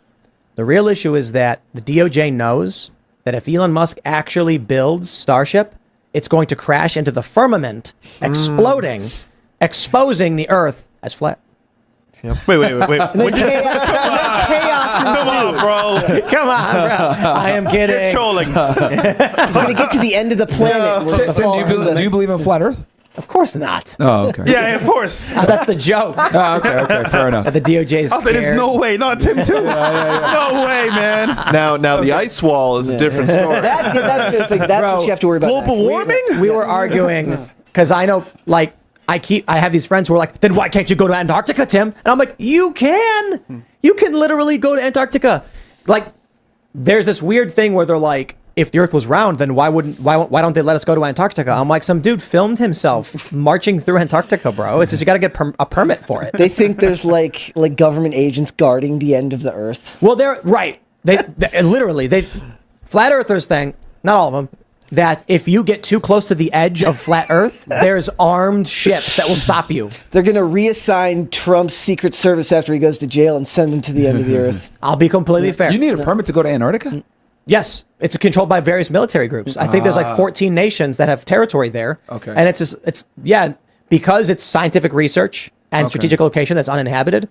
If you can show up on a cargo ship doing supply delivery and then like go on the shore and like look at the penguins and stuff like that. Tons of people do these little tours. You're there for a few hours and you leave. If you want to do an extended thing, you just have to let the other countries know, because it would be like entering Russia without a visa. And so because of that, they're like, then why won't they let you go? And I'm like, bro, you can't go to Russia without a permit. The Earth isn't flat because Russia's requiring visas. I just love the idea though that there's like a secret conspiratorial battalion guarding the edge of flat Earth, so that anyone who gets too close at any point of the flat Earth, they stop you. Like, dude, there's no secret cabal dedicated to protecting the firmament. It's where all that black budget money is going. Gotcha. I've never heard the flat Earth theory, so this is all new to me. Oh, there's this a is something bunch. I haven't. We have friends that believe in it. I don't know why, but once again, to be fair, I've not gone to outer space and looked at the Earth, so but there's a whole bunch of other reason why the flat Earth stuff is just stupid. But it is what it is. Some if you people believe it. flat Earth is real, your other conspiracies are also wacky as well, which is funny enough. Yeah. Well, hilarious. The Earth is it's actually flat and hollow. I was gonna say, what about Hollow Earth? That's what we really should be talking about. No, like this is the real conspiracy. Donut Earth. See, everybody keeps saying that the Earth is flat, and there's the other one, the Earth is hollow. I think it's flat and hollow. It's a donut. Okay. It's a donut. Donut Earth. Donut Earth theory. We just can't tell. Wait, so then the that'd other be pretty planets crazy, are though. donut holes, and the Earth is That's just a right. regular donut? Wouldn't it be crazy though if the Earth was actually a donut? Like you are hanging out in your city on the inner ring, and you look up and you see Chicago.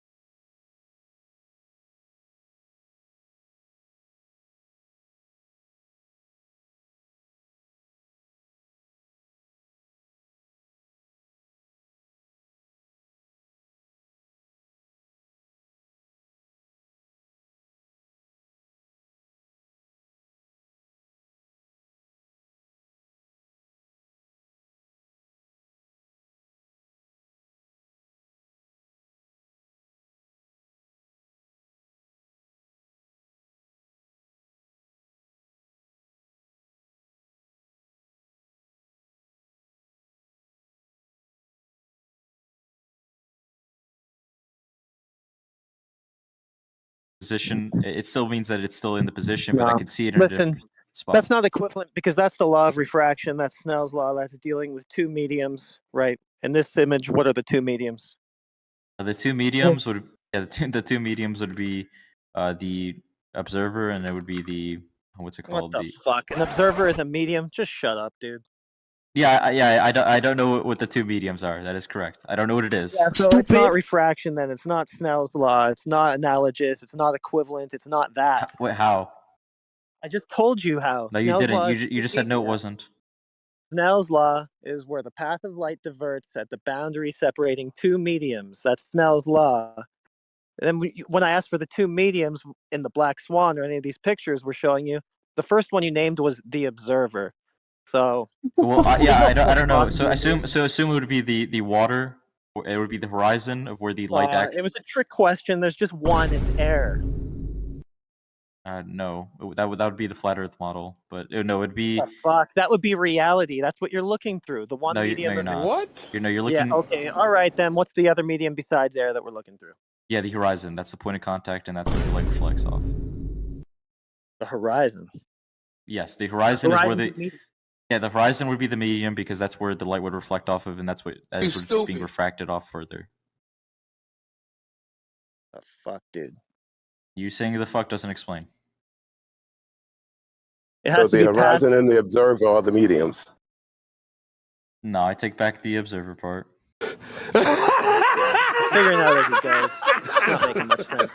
I mean, it makes sense now. That's why you're not responding, correct? No, it doesn't. Okay, so then how is the horizon not the medium if that's what is being reflected? You even said that's what we're Reflection observing. is not refraction. Yeah, my bad. Refraction. My bad. Yeah, so the light traveling through the air, what other medium is it passing through? It would be air. Right, so one medium. It's not one. Dogs, are you on Discord right now? You confused him with that. Confused him with what? I didn't. Sorry, did someone ask me something I didn't hear? Yeah, are you on Discord right now? Yeah, I'm on Discord. Are you certain? Yeah. No, you're not. 100%. Like 99.999999999. You have to catch that with the. It's not a belief. It's not possible. You've you eaten fuckhead. before, dude. Otherwise, you would be dead. I agree. But again, you can't prove that with 100% certainty. It's amazing. It's amazing. Yes, the majority of society- easily. No, you can't. No, you can't. I mean, every human being that has not eaten food for more than a year died of starvation. How do you know? Let me that the ask globe you: is have you not ever real, right? eaten before, ever in your entire life? Have you ever once? Yes. Okay, are you 100% sure of that? No. So you might have been. So you might be talking to us right now, and you've never consumed food in your entire life. Yeah, I mean, if you really want to get down into So the you depths of violated the second this law kind of of philosophy, then thermodynamics. yeah. So you violated the second law of thermodynamics to talk to us today. There's a possibility Maybe. that How do happened. you know the second law of thermodynamics is true? You only know it because someone else told you about it. No, I see it in operation every fucking day. How do I'm you know? actually Hey, hang on, let me talk to this asshole. All right, Mez. Mez, are you there? Yeah, I'm here. All right. Why are we talking to you? What are we? What are we doing? What are you doing right now, Mez? Are you standing up, sitting down? Sitting down. Okay. Are you 100% sure you're sitting down? No, you can't be.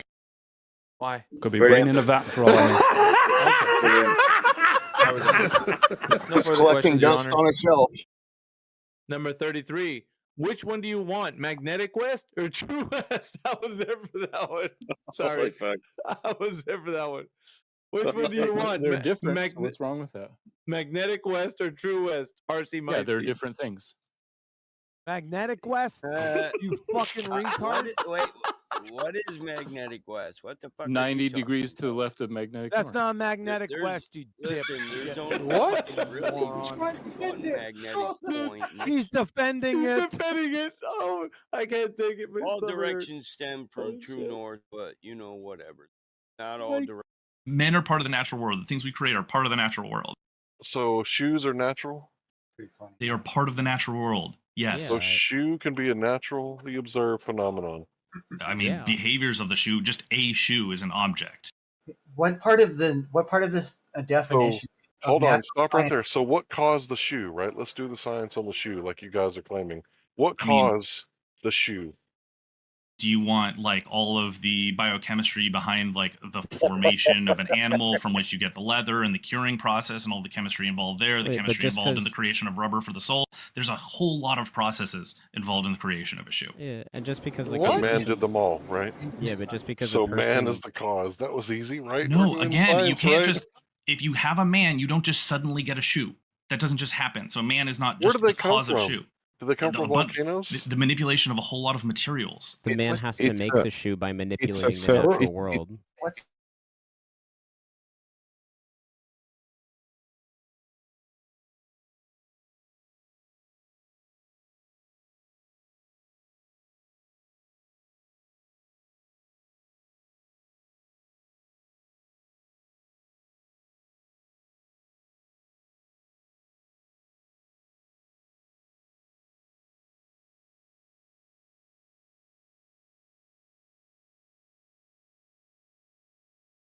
And I had to jump in here. I heard somebody found the proof for the curve.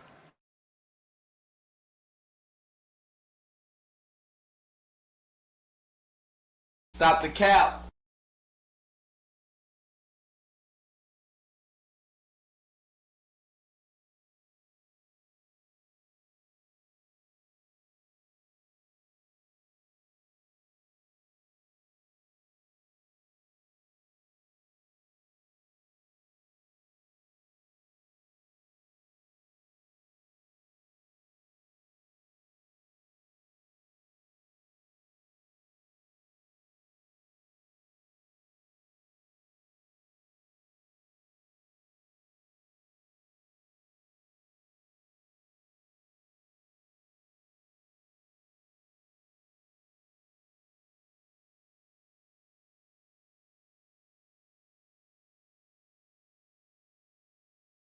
Well, I hope that everybody had a great Christmas time or whatever festivus that you celebrate.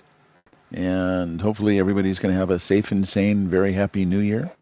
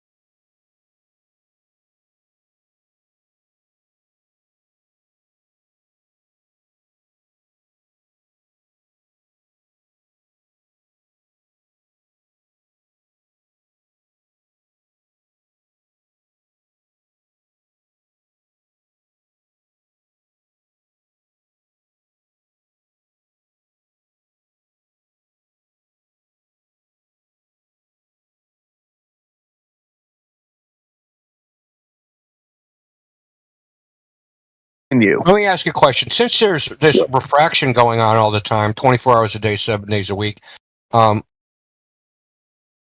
is the horizon physical or optical? The horizon that we see. Depends. Depends. What's it depend on? It depends on the variables that you're leaving out. So you don't realize what question you just asked. You just asked you a basic. Yes, I did. If there's a very low refractive day, it's going to be pretty much geometric. You made a claim that Snell's law is built upon experimentation. We all agree it's built upon experimentation with two different mediums. Can you give me experimentation of a singular medium? All right, Snell's law comes from Fermat's principle. It is derived from Fermat's principle. That's correct. Can you give me... so you accept Fermat's principle then, correct? Do you accept Fermat's principle or not? You need two mediums. You need two mediums to invoke Snell's law. Do you agree? Or a gradient. Okay, then Snell's law is a special case of Fermat's principle. Why can't you show me an experiment of that? Oh, I can show you the mathematics of it. It's just... Right, I think gravity is a natural law. You might disagree with that. It is not. Gravity has not been proven, and you can't manipulate it, and it never has been manipulated. Yeah. Yeah. Tell me. No, you say that, but you can't prove it. Go look again. You're on the quantum eraser train, and it's Google me when it's been manipulated, please. Do that again. You're on the really terrible. Don't say quantum eraser's name again. Okay, you're on this really bad understanding of what science is. First of all, hold on. No. And you think Sonny, do apologize. If you've got a problem with the scientific method, I want you to go and get a reference citations of what you think the scientific method is. Sure, I will find you many citations where people are saying science doesn't prove things. Then what will you do with those citations? Well, then sorry, Sonny. Sorry. I will try to tell you, probably not them, but you, that science does prove things. That's why it's in the hypothesis called the alternate and the null. You will either way demonstrate one thing to be true. It will either cause the effect or won't cause the effect, therefore demonstrating something to be true. Right? Well, you've falsified something. You've falsified a positive claim. So do I have to say science doesn't prove positive claims to be true? Is that... No, science deals with cause and effect relationships, doesn't it? Okay. But does science prove positive claims to be true? If I demonstrate something causes something to happen, then what have I demonstrated to be true? That this causes that to happen? Have I demonstrated? What do you mean? If I show you that, for example, heat boils water, for example, right? Then I've demonstrated to you that physically heat boils water, doesn't it? Okay, so you will apply heat to water. Yep, and it will boil at 100 degrees. Yeah, I agree. What's the cause of water boiling then? I agree. It's heat. I agree. Don't worry, but I don't think it's been proven. Can you write a logical syllogism that proves it? I can do an experiment where if I apply heat to water, the fucking thing will boil.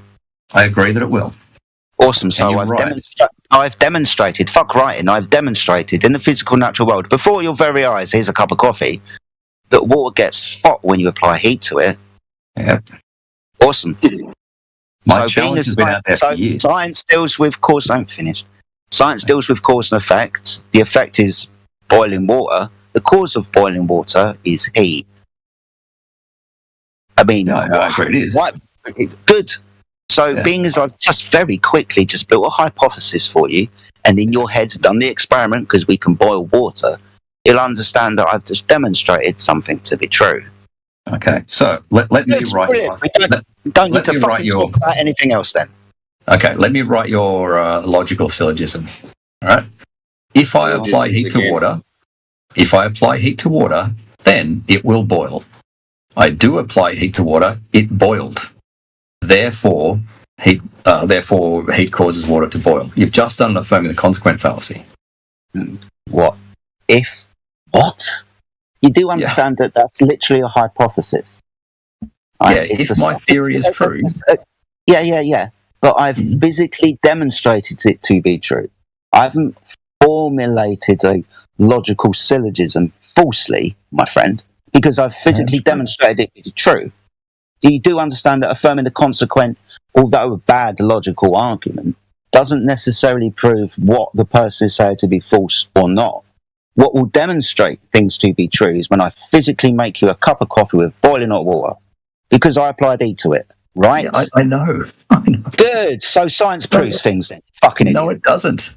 Yes, it Write does. me a 'cause logic. The logic is this. It's a supposition into a cause and effect relationship, independent and dependent variable, right? Now that's science. When we physically test it in an experiment, yeah, that's science too. Have you got a problem with science, Ruhith? No, Sounds I like don't. you fucking do. Well, you do, No. don't you? So what is science then, mate? What do we answer? What's the question in science? Yeah, providing explanations for things we see in reality. Yeah, so and what do we see in reality? When we're dealing with science and the physical Some phenomenon. Yeah, and what's the question about the phenomena in science? What is the explanation for that phenomenon? Now, what's the cause of the phenomena? Right? Or the explanation, either way. Yeah. But we want to physically test what we presume to be the cause in the experiment, don't we? Right. Do you want me to write a syllogism for you? No, I don't want you to do fucking anything apart from pay attention, listen, and agree. It's not that we've got a problem with the scientific method. It's you're a fucking idiot and you don't want to use it properly because you think you're on a spinning ball. You want to turn around and say science doesn't prove things. Literally built into the hypothesis. You either will or will not demonstrate something to be true. Okay, so let's go a little bit abstract. If my hypothesis is true, then I expect to see something in reality when I do my test. Right? I do my test and I do see that in reality. What's my conclusion? Therefore, my hypothesis is true? Did you vary and manipulate your independent variable to see if it caused the phenomena? Sure. I applied more or less heat or whatever. Then there you go. You can try to build and affirm the consequent formal logical fallacy out of it, but like I said to you no less than fucking a minute ago, it's not proof either way, because even formal logical fallacies can be true. They can be true, but when you say the science way that we proves demonstrate things, that is with science. when you say science proves things, yeah, one way or the other, I've demonstrated with logic. No, a physical. It's a physical bloody experiment, mate. I agree. We've only built, so we build the hypothesis and test it. That testing it bit, that's the experiment bit. Right. Right. So in what sense are you using the word proof? Proof? Have I proven that this is causing that to happen? Yeah, have you? Or as I've proved it hasn't caused it to happen? What one way or another, dumb fuck, I've proven something to be true. It either does or doesn't cause it to happen. Yeah, that's Please say again. Okay, so science does and doesn't prove things, right? It falsifies things, yes. There you go. Beauty. So science is useful, isn't it? Oh yeah, I agree. Awesome. It just Have you got a scientific experiment that proves your shape of the Earth? Shape and rotation, sure. Yeah. Hold on, you just said that science doesn't prove anything. Now you've just tried to give them not science. My apologies. Okay, it doesn't prove it. But I have a scientific experiment. What is your independent and dependent variable within this experiment? Exactly. He's trying to falsify flat and motionless, right? Is that what he's doing? Falsifying flat and motionless? Come on, man. Hold on. He's trying to give me. Hold on. He's trying to give me a scientific experiment that proves the shape of an object, not cause and effect. Right? So it's a stupid fucking question. If you knew anything, you'd be able to say science doesn't answer that question. It's not a cause and effect fucking question, Chris. Jedi. That's me, by the way. So when I ask you, that's fine. When I ask you if it's a scientific experiment that proves the shape of an object, you should say no. Science only deals with cause and effect. Right? No, I would say science doesn't prove things, but I have a scientific experiment that is consistent with the Earth being a sphere and rotating. Excellent. So what's your naturally observed phenomena, something happening? Yep, sunset. Sunset. What's the stars rotating? Sorry. Sunset. What's the cause of sunset? My explanation is that the Earth could be that the Earth is a rotating globe. Awesome. And can you physically test that in an experiment, or are you just doing pseudoscience? Yes, I can physically test that hypothesis, yes. Awesome stuff. So you can physically manipulate the rotation of the Earth. No, that is a very bad understanding of science. I won't mention who you got it from, but that's a very bad understanding of science. Okay, so being as we're trying to figure out the cause of a phenomenon, The explanation. Yep.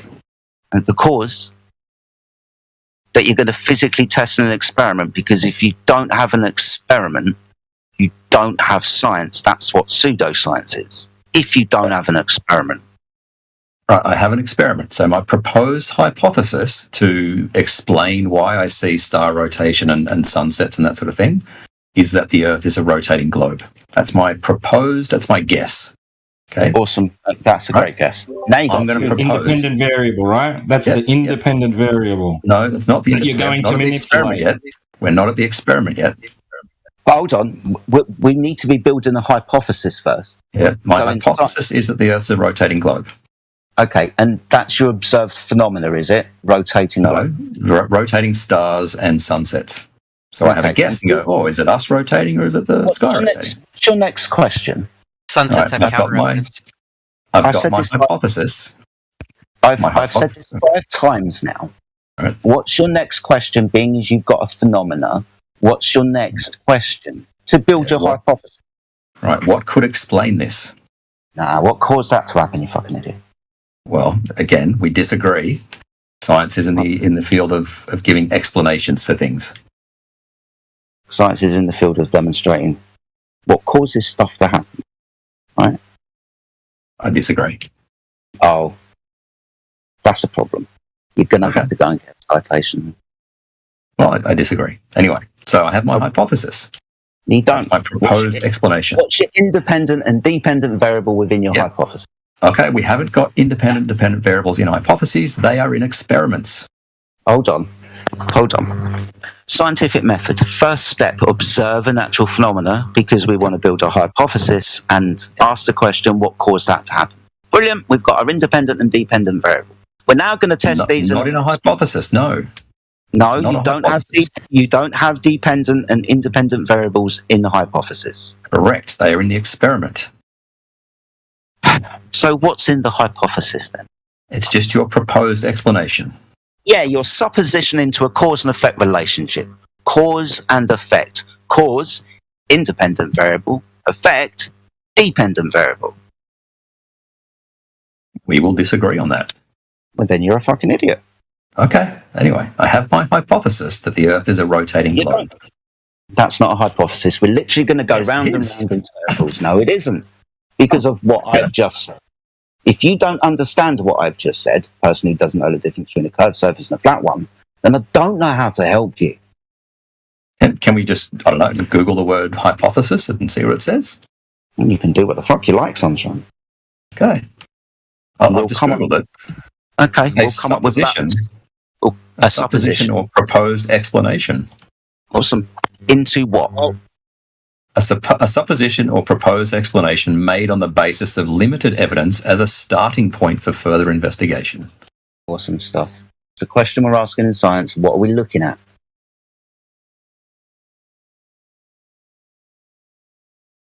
Say it again. I'll just read the live stream, mate. Read the live stream. Just while you're doing... Where are we at? Yeah, I can cherry pick definitions of hypothesis as well. I can even find citations that say science prove things. So you disagree that in your experiment, you will be manipulating the independent variable to see if it causes the dependent variable? No, we haven't got to the experiment yet. We're still in the hypothesis. We haven't got to an experiment. I'm asking you, do you disagree? We do manipulate independent variable in an experiment, yes. Right. So your hypothesis is if something, then sunsets. A rotating globe would explain sunsets, yes. If Earth turned, then sunsets. Is that your hypothesis? No. My hypothesis isn't a then statement. It's just a supposition. I suppose that the Earth is a rotating globe. Right? It would explain sunsets. You need to be observing something in nature and then kind of speculating on the cause. Yes. Having an educated guess at the cause. Right. So a sunset. Your hypothesis. That's part of your. That's supposed to be part of your hypothesis, not just. I think the Earth turns. Yeah. Would it explain sunsets? Yes, of course it would. So it's a possible explanation. I'm going so to your test hypothesis that explanation. is right. Your hypothesis then is, I see a sunset because I think the Earth is turning. It's a possible explanation. Yes. Right. So your You agree hypothesis it's a possible is explanation? if Earth turn, then sunset. My hypothesis is the Earth is a rotating globe. That's it. That's the hypothesis. Right? If that hypothesis is true, then yes, it would explain sunset. All right. Anyway, the hypothesis is simply Earth is a rotating globe. Now, there are some necessary consequences that flow from that hypothesis if it's true. All right. One of those necessary consequences is centrifugal force. A rotating body has centrifugal force. We're dealing with the naturally observed phenomenon, We're dealing with the observed natural phenomenon that you observed. That's going to become your dependent variable in the experiment. No, it's not. Right? No. Yes, it is. No, it's not. Yes, it is. No, it's not. No. Yes. And your presumed, your supposed cause, your presumed cause, right? Earth rotation is going to become your independent variable, which you have to manipulate to see if it causes your dependent variable. That is a terrible understanding of science, and I'm not going to mention it. It's written right there. It's citation right there in the live stream voice text for you to read. That's how you do an experiment. I disagree with that citation. Well, then you are wrong, because your opinion isn't fact. That is fact. What a pagan. Very quick question, Ruhif. What's pseudoscience? So-called science that is put forward as valid science, but doesn't adhere to any sort of rigorous method. Any rigorous method. Yeah. So, being as your hypothesis is just a declaration. Yep. And being as you've admitted that we will be manipulating our independent variable, because you're really scooting on the edge of pseudoscience here, Sunshine. No. Really? Yeah. Because you said if it doesn't follow a method, I'm pointing this one out. You're not fucking following it. I'm not following a really bad method. What, the one that's over 700 years old? Are you serious? Your opinion and view on bad doesn't make it fact or substantial. Okay, and neither do you. Just parroting some person that won't be named doesn't make it right either. Or what I learned. I'm not parroting anyone. That's common sense. Your opinion on something doesn't make it fact. This is what I learned at school, in science class. How to build. Here, I'm parroting my science teacher. Exactly, Jedi. Fucking hell, man. We learned how to build a hypothesis in literally year 7. Don't know what it fucking is here now. First year at secondary school. It was quite easy. Guess what we did? We boiled fucking water with a Bunsen burner. Yeah. Right. But we most definitely learned how to build a hypothesis. What you're saying isn't going to pass you an exam, mate. If my hypothesis is true, then I expect and it's not to a see hypothesis, some it's result in just a reality. declaration. Again, it is not a hypothesis, a supposition into a cause and effect relationship. It's just a declaration based on your belief. I'm still trying to figure out, 1, what the observed phenomena is, and 2, what your presumed cause of it is, and then how you are going to vary and manipulate your presumed cause in the experiment you keep saying that we ain't got to yet. So I'm hoping we're going to fucking get there with the independent and dependent variable properly associated where they fucking should be. Okay. Jesus, you're an idiot, man. The independent and dependent variables, right, are in the experiment. They are not in the hypothesis. What are they then? Independent variable is what you change, and the dependent variable is the effect of that change. What are they then? In your variables then. Yeah, in your sunset idea, what's the dependent and independent variable in the experiment? Right. If my hypothesis is true, then necessarily there will be centrifugal force. So I'm going to design an experiment that tests... Dependent and independent variable in your fucking experiment. Okay, latitude and weight. Latitude and weight. Latitude and weight. You got your answer. Latitude and weight. Thank you. Latitude and weight. Which one is the phenomena? Which one's the presumed cause? The phenomenon that I saw was rotating sky and sunset. That's so you haven't phenomenon. answered my question. So how dare you turn around to me and say, "There you go, there it is," when you haven't Well, you even asked for it. given it to me. You How haven't can you given say- it to how me. can You've you say- just literally taken it away from me. I don't need anybody else's help. This is a cunt I'm talking to. You have literally just pissed down my back and told me it's raining sunshine. You've lied to my face within I have 5 not lied to you seconds. at all. You have. You've I've just not taken lied it to you at away. all. I asked you for it. You said, Yeah, I "Here it gave it to is." you. And then you took it away again. So I'll ask you again. What is the Take it away. dependent and independent variable, please, sir? The independent variable is latitude. The dependent variable is the weight of an object. Awesome. So which one are you going to vary and manipulate? The independent variable of latitude. Awesome. What's latitude? Your position on Earth. Distance from the equator. How do you get the equator? That's the midpoint of the tropics. How do you get that? Well, the tropics are where the sun is the furthest north or south that the sun goes. The midpoint of that. You think it's got something to do with the sun? Oh, shit. Yes. Of course it does. How do we get latitude lines? Well, yeah. Well, they are on a globe, but for sort of what's the word? For diplomacy, they're the midpoint of the tropics. No, I haven't asked you what they are. Yeah. I've asked you how you got them. You don't listen very well, Polaris, do you? Polaris of the sun. Yeah. Polaris and the sun. So Polaris, what to do with Polaris? Yeah, your angle changed by 1 degree per 69 statute miles of latitude. 1 degree. So an angle to a star. Yeah. Or the sun. Yeah. Yeah. Oh, I'm talking specifically about latitude lines, and that's got to do with Polaris, hasn't it? So distance from the equator as well. You'll understand that to get latitude lines, that's elevation angles to Polaris, right? Right.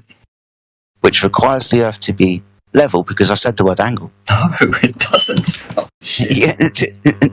You think we can't get an elevation angle on a globe? Do you honestly believe that? How did you get your latitude lines? Yeah, from angles to the sun or stars, yeah. Not to star, to Polaris. Sure, Polaris is fine. How do you get an angle on a curved surface? Yeah, you hang a plumb bob. Mm-hmm. Yeah. Make something perpendicular to it. That's one direction. And then the other direction is the direction of the star. Awesome stuff. Underneath the star, what's that called? The GP. Awesome. And what's the angle underneath the star? Between what 3 points? Between the floor and the straight line. Because you only need 2 lines. The one down from the star. Right, so from the star to the GP, right? And what's the other line? The floor. Right, but the floor is curved, so what straight line? Ah. So this is where we got from. Yeah. You think it's a right angle? It's not. But it is within celestial navigation. Pretty much every single... Hold on.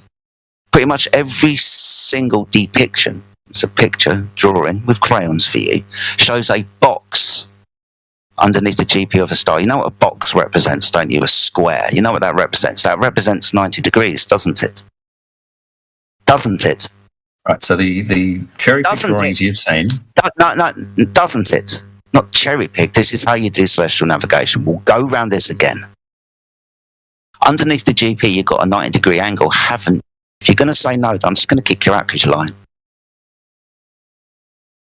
It's not 90 degrees at the GP to the observer. You can kick me out. I really need a citation for that, mate. Because you understand that every star's got a GP of 90 degrees, right?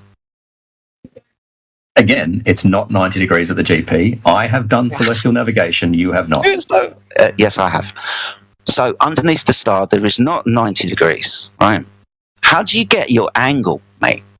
How far away is the GP, mate? You need to know how far away the GP is, don't you? Especially in the case of Polaris. Yeah, exactly. And what's between the ground position and you so you can get your elevation angle up? What do you do? A curve is between me and the GP. That's a bit of a problem then, because you can't measure angles off of curved lines. Again, you hang a plumb bob, right? Not hanging a plumb bob when I'm up. It's fucking hell, it's like Groundhog Day. I'm in a ship at sea. I'm in a ship at sea. I've got a sextant. There, Okay, you're at sea.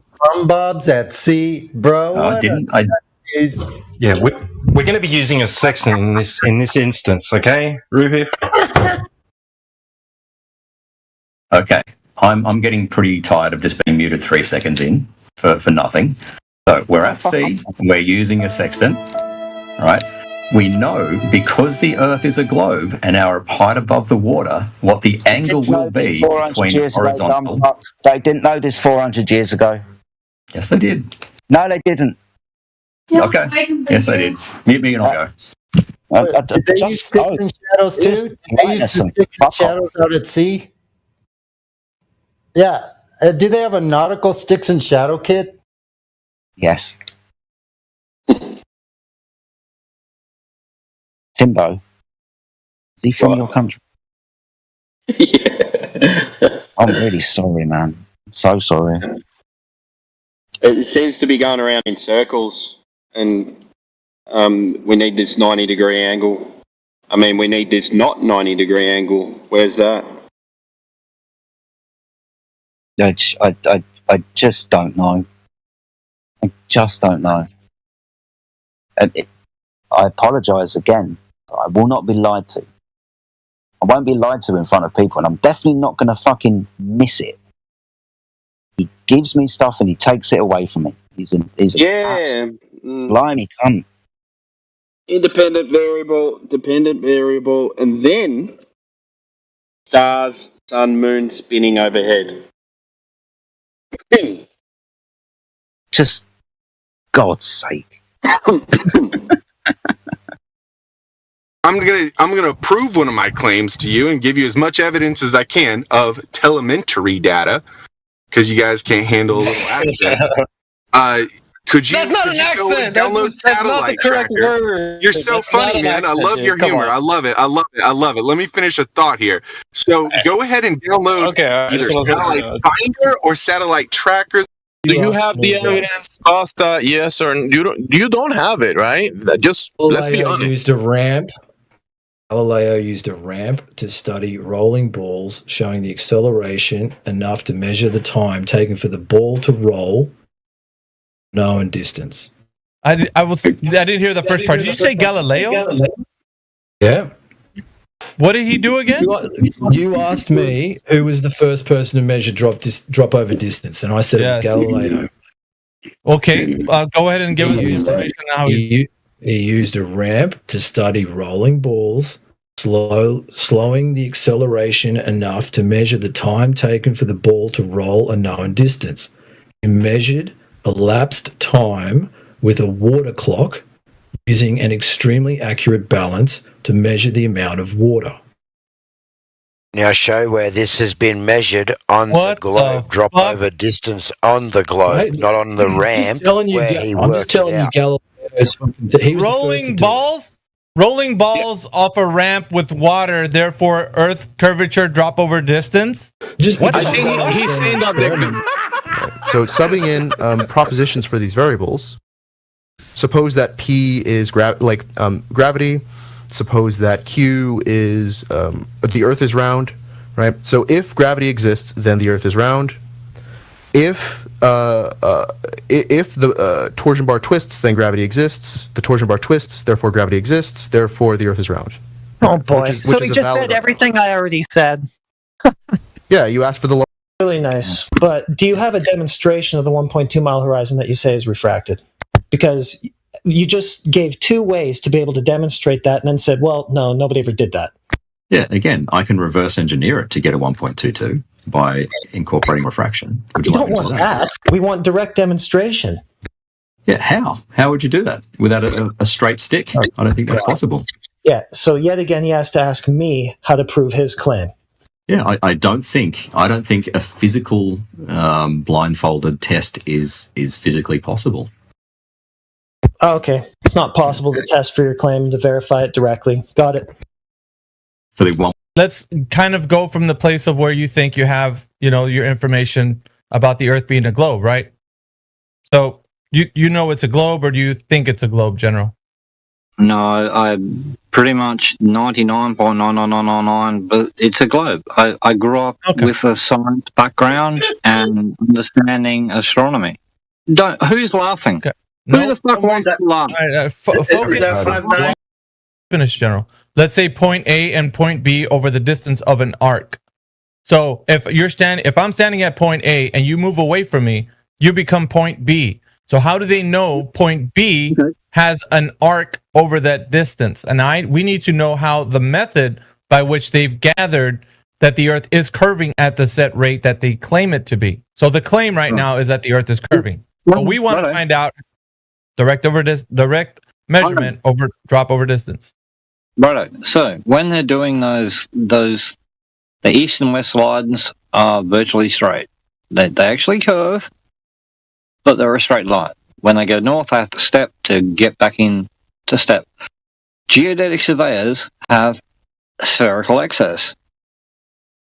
When you do a triangulation across land, you end up with a spherical axis. Sir. And we're going to deal with this. So, going back to the question, right? We're going to try to find out if you know how this has been ascertained to be the evidence for drop over distance, which you mentioned, spherical axis, right? I'm going to allow you to tell us how spherical axis relates to us measuring drop over distance. Go ahead. Really? General? So, spherical axis is done by geodetic surveyors. Over long distances, there is a discrepancy in triangulation, where triangles don't actually meet 180 degrees. This means the surface we're measuring it on isn't flat, it curves. All right, so that is the claim as it was stated to you before. That's the claim that you have heard yourself. Everybody's heard this, right? How did you verify that that is true? My thing to you is like, yeah, that's great. You're just a person who believes it. You just believe it. How did you know that that's exact? How do you know that's true? How did you verify it? No, go ahead. By talking to geodetic surveyors and navigators. Daddy told me. Okay. You are not listening, and you. That's not verification. That's not. You just finished saying you talked to a geodetic surveyor, right? You talked to a geodetic surveyor. I'm just restating what you said. You listen, dude. I'm just restating what you said. I'm saying that you're saying that you saying. Hang on, General. Hang on. You're just saying. If you get the red mic, you're gone, bro. I'm serious. I'm not gonna deal with this. Listen. So you're basically fucking hell, dude. You're gonna let me talk, or else I'm gonna just kick you.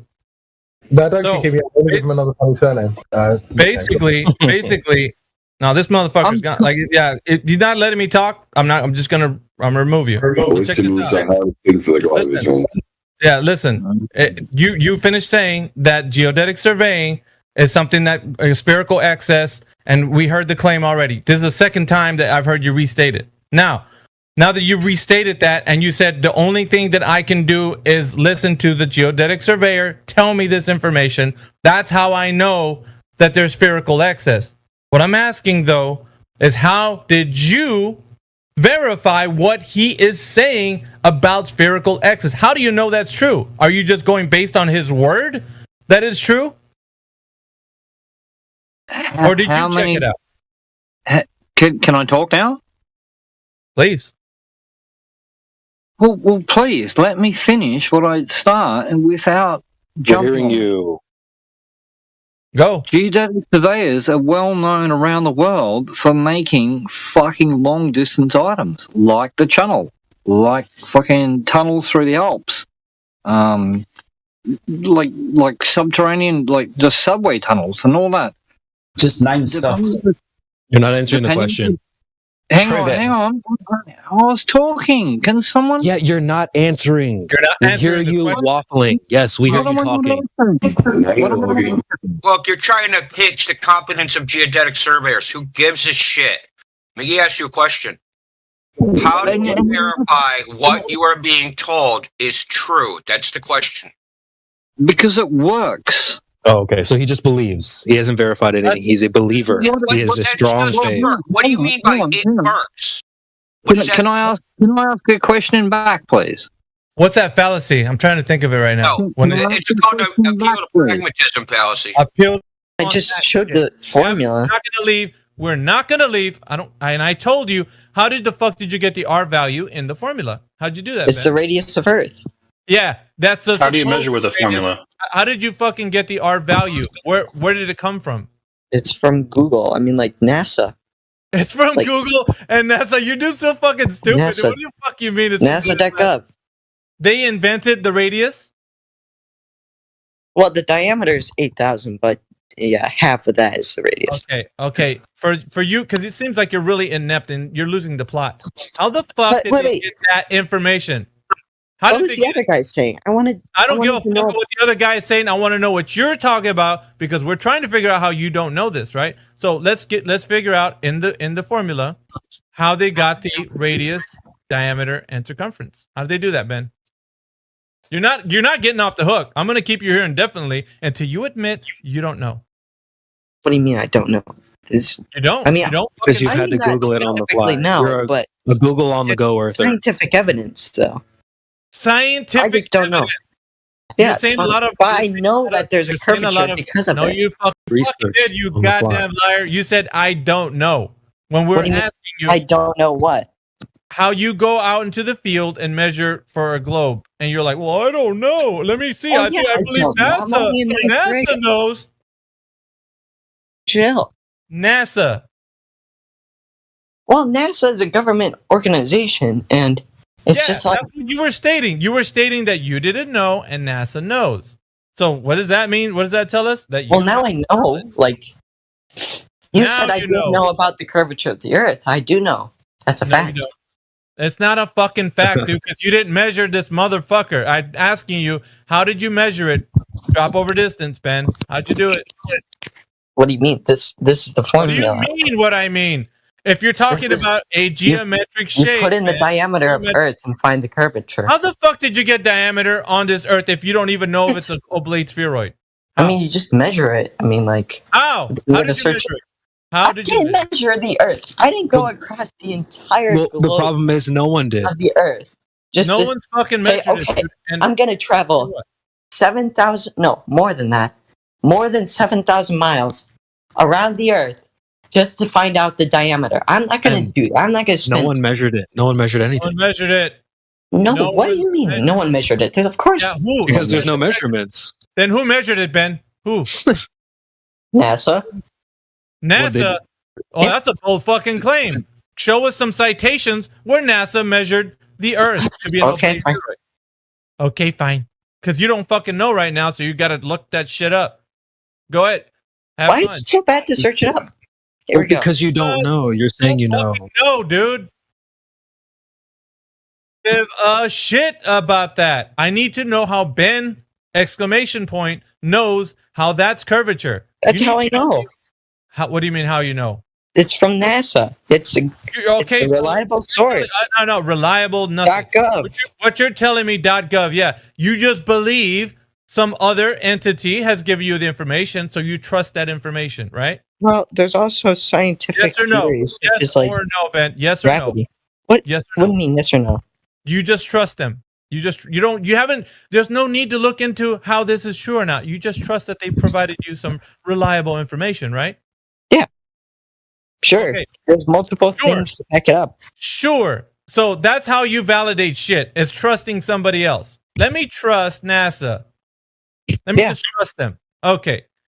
So that's fucked up because you're telling us to do. What? It's fucked up because you're believing somebody without validating it yourself. You haven't. I mean, they're funded billions of dollars a year. I don't give a shit, Ben. You've given your mind over to a corporation because you think that you think they're above reproach. They're holy. They're true. They're bastions of knowledge. Well, you're inferring it with you saying, "Well, I trust them." Now, how can that image turn into reality? So where can we go out into the physical and natural world, and we're gonna see that? But you just What do you mean? How would I prove it? Yes. Say if you were to have a drone and you fly it up a couple hundred feet, you could actually see the curvature. I can't believe you just said that. What? You I just mean, I said haven't fly a done. I've done drone? it before. Shut your fucking pie hole. I mean, I want to speak to him, but that's just funny. That's funny. What the fuck are we entertaining these retards for? Because we'd like to hear the penny drop, and after I've been bashed around the Jedi. All right, I fair know. enough. I mean, the black swan is a wonderful example of a straw man. How is that? It's nature presenting itself as, the way that it does. Wait, are you saying the globe claim is a straw man against itself? No, I'm saying the black swan is a straw man against the globe claim. Oh, wow.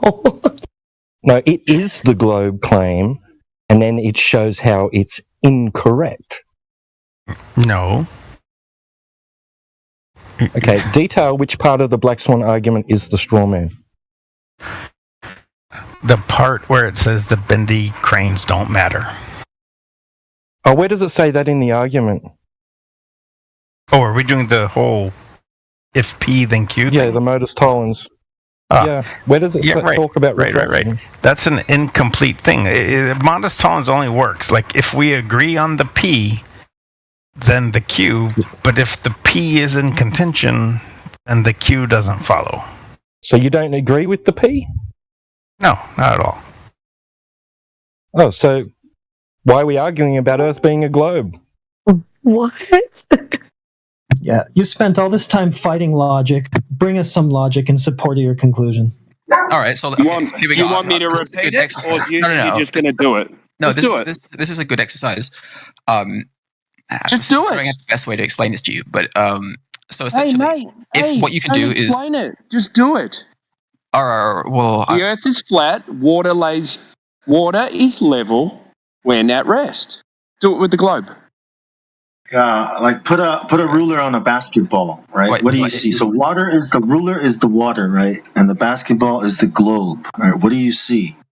The water doing, the ruler doing on the basketball, right? Right. So in this case, what you do is you say, assuming that the like say if I'm on the planet, if all my senses aren't lying to me, and it seems to be that this Earth is a globe. Conceptually, if there was a globe and if there had water and there was gravitational attraction, would it match? Why would your senses tell? Which one of your senses tell you that it's a globe? Your sight? Is it your sight? Is it your hearing? Is it your taste sense, or is it the smell? Can you smell it? That it's a globe. So if I make a model in my head, right, about what? No. In reality, it seems a lot. Reality, man. Make it an imagination. Okay, fine. No, but but the thing is I don't know if what reality, what I perceive to be reality, is mapping onto reality at its core. Oh no, he said it. Why don't I was you? waiting for that. No, we're not going to go into derivative stuff that doesn't address the issue here. It's a geometric claim. It requires a geometric argument, not a social one, not a statistical one. So get us the geometric argument for your geometric claim, please. Sure. So I posted a link called Empirical Evidence for the Spherical Shape of Earth. You feel free to pick any one of those. Lovely. And I talk about No, what we'll do is we'll have you pick one. Pick your favorite one, bring it to us, and let's go through it. I've got that pulled up. The very first sentence says, on flat Earth without obstructions, the ground itself would never obscure distant objects. So, do you believe you can see an infinite distance through a thick atmosphere on Earth? Like, do you believe you can see an infinite distance? Well, we should be letting him pick one. I'm going to choose that one. Oh, the horizon. Is that geometric? Yeah, it's geometric. Oh, so then it must follow a certain geometric distance then, given the radius, right? So yeah, you can see those buildings. I had a question. So the horizon being geometric falls at a certain geometric distance, given the radius, right? Yes. It does, okay, and that distance would be 1.225 miles times the square root of the observer height in feet, right? I think that sounds right. Yeah, that's right. Let's see if it does that. 1 second. What did I just post? Does that look like a 1.225 mile horizon? Yeah, because you can't see the bottom of those oil rigs. So. Yeah, that looks like a 1.225 mile horizon. I think you should go in for a closer inspection before answering this time. Where's the horizon? Bottom of the oil rigs are underwater, buddy. You guys understand that you can see things beyond. Do you understand what a horizon is? Let's not ask questions like that. I mean, it's pretty obvious. Do you know what a horizon is, though? Because I'm actually having questions about it. Do you know? Yeah, so it's like, I do know what it is, but... what is it? Because you seem to be a little bit lost. Well, I'm definitely not. I mean, you seem to be a little bit lost as well. What was your answer, Pinky? Buddy, well, let me just answer. So let me ask you this: No, I already asked you a question. I asked you if there's a 1.225 mile horizon in that picture. You said, yeah, and then you started projecting your confusion onto me. So, how do you figure there's a 1.225 mile horizon in that picture? Do you even know what a horizon is? Yes, I know what a horizon is, and just because you think I'm wrong. Hey, if you know what it is, then why do you think it's at 1.225 miles in that picture? Please explain. Just give me the answer to that. Right, that's what I was doing. So if I'm assuming you know that you can see things that are beyond that 1.225 mile distance, assuming that you're 1 foot or 1 meter off the ground, I think it's 1 foot. If it's tall, if it has any height whatsoever, so I can post some math for that. But you've probably already seen it. This is just waffle. So where's the horizon in that picture? All right, so those oil rigs have a certain amount of height towards them. Tell us where the horizon is. It's where's not about the horizon? the oil rig. Yeah. Where's the horizon? You see that oil rig that's closest to us? Where's the horizon in the picture? I'm answering your question. No, you're not. Here, I'll format it for you. The answer should go like this. It is in front of, or it is behind the rigs. Or in between. One of those three. Give me the answer. It's in front of the rigs. How do you figure that? Now I go back to this question. Do you know what a horizon is? Yeah. Divine horizon. I can see it. I think you're confusing. No, I'm not confusing anything. Define horizon. Define horizon. Do you think the No, define horizon. That doesn't sound like a definition of horizon. Listen, I'm here to try to help. Yeah, no, you're here to bullshit us. So define horizon. Help. What? Wait, what are you trying to help us from? Okay, the horizon is the apparent curve that separates the surface. Okay. Separates the what? On the surface of the rock. What's the horizon? Say it with your chest. What's the horizon? You're asking me the definition of horizon is useful. Yeah. No, yeah, it is, because you clearly have no fucking clue what one is. So what is it? Define a horizon. If you're standing on the surface of a celestial body, like a sphere, and then you're... That's just fucking bullshit. Define horizon. All right, I don't know who made you a mod, but I think I'm just gonna... Yeah, you have no clue what you're talking about. Absolutely. You don't even know what a horizon is. That's why you think it's at 1.225 miles. This is really simple. Did you Google it yet? You've had plenty of time. What's a horizon? I've been saying what a horizon is. No, you haven't. No. Give us the actual definition. I gave you one. Why don't you give me a different one if you don't? What did you give us? Because I just heard you kind of mumbling softly. I couldn't tell what you said. What was it? Give us a citation from a dictionary, an encyclopedia, something. Define horizon. Standing on a celestial body, it's the distance. No, it's got nothing to do with that. Try again. It's an Give us a citation, dude. Fine. That's what I thought it was. Let me look it up and see if there's a different definition. I think I'm You right. can use Google. You can type in horizon definition, and then you can read what it says. He said it earlier. He just didn't say it out loud. Somebody Please has an read it. echo, by the way. Is it me? No, it's No. Just mute up if you're not talking. That'll probably fix it. perspective. I think it's because Heretics got pushed to talk. It's when he's holding down and someone else talks, it echoes. Yeah. My bad. That could be it. No, yeah, I'm not hearing it. All right. The horizon is the apparent curve that separates the surface of a celestial body from its sky when viewed from No, it's not. an observer This is the definition. relevant I body. did post the Did you say the definition. apparent curve? I did post the definition. Go read the dictionary. Website are you reading that from? Listen, you're weaseling around because the very first result that I get from Google is this. I'm going to show you right now. Keyword. Parent. Can you read that out for us aloud? Maybe that might help. What does No, this I'm say? gonna look it up. I did your Googling for you. So what does your Google result say? The line at which the Earth's surface and sky appear to meet. Appear to meet. Yeah. I agree. Oh, interesting. Yeah, it's got nothing to do with your curvature interpretations or anything like that. It's just where Earth's surface and sky appear to meet. So where are Earth's surface and the sky appearing to meet in this picture that I'm going to post for you again? It's posted. Where are they appearing to meet? They are appearing to meet before the Have a look at closer at the picture. Have a look closer. Yeah. Unbelievable. Lay off the crack pipe and look again. Yeah. Not a trick. Without the crack pipe, please. Try again. Can you do MS Paint? Just copy the image into MS Paint and then draw the line? Everybody following this live stream sees where the surface of the Earth and the sky are appearing to meet, except for the Glober in the chat that has a religious worldview that he's hell-bent on holding on to. Everybody sees that. So take a look. And they can see how disingenuous you are being right now. Has anyone got the and the sky appear to meet. Sorry, go ahead, Timbo. Yeah, has anyone got the one where the saturation, where they changed the saturation levels? Anyone got that one? I think it's from the same picture. Haas, there we go. Like that. Where's the horizon, dude? Oh, so I just know about things like atmospheric haze, so I think I can see the horizon slightly better, possibly, than what you think. Or maybe not better, just different. So surface of Earth, in this case, that would be ocean and sky. Where are those appearing to meet? Before, after, or in between the oil rigs? Before the oil rigs. Can I tell you why? Fucking get rid of him.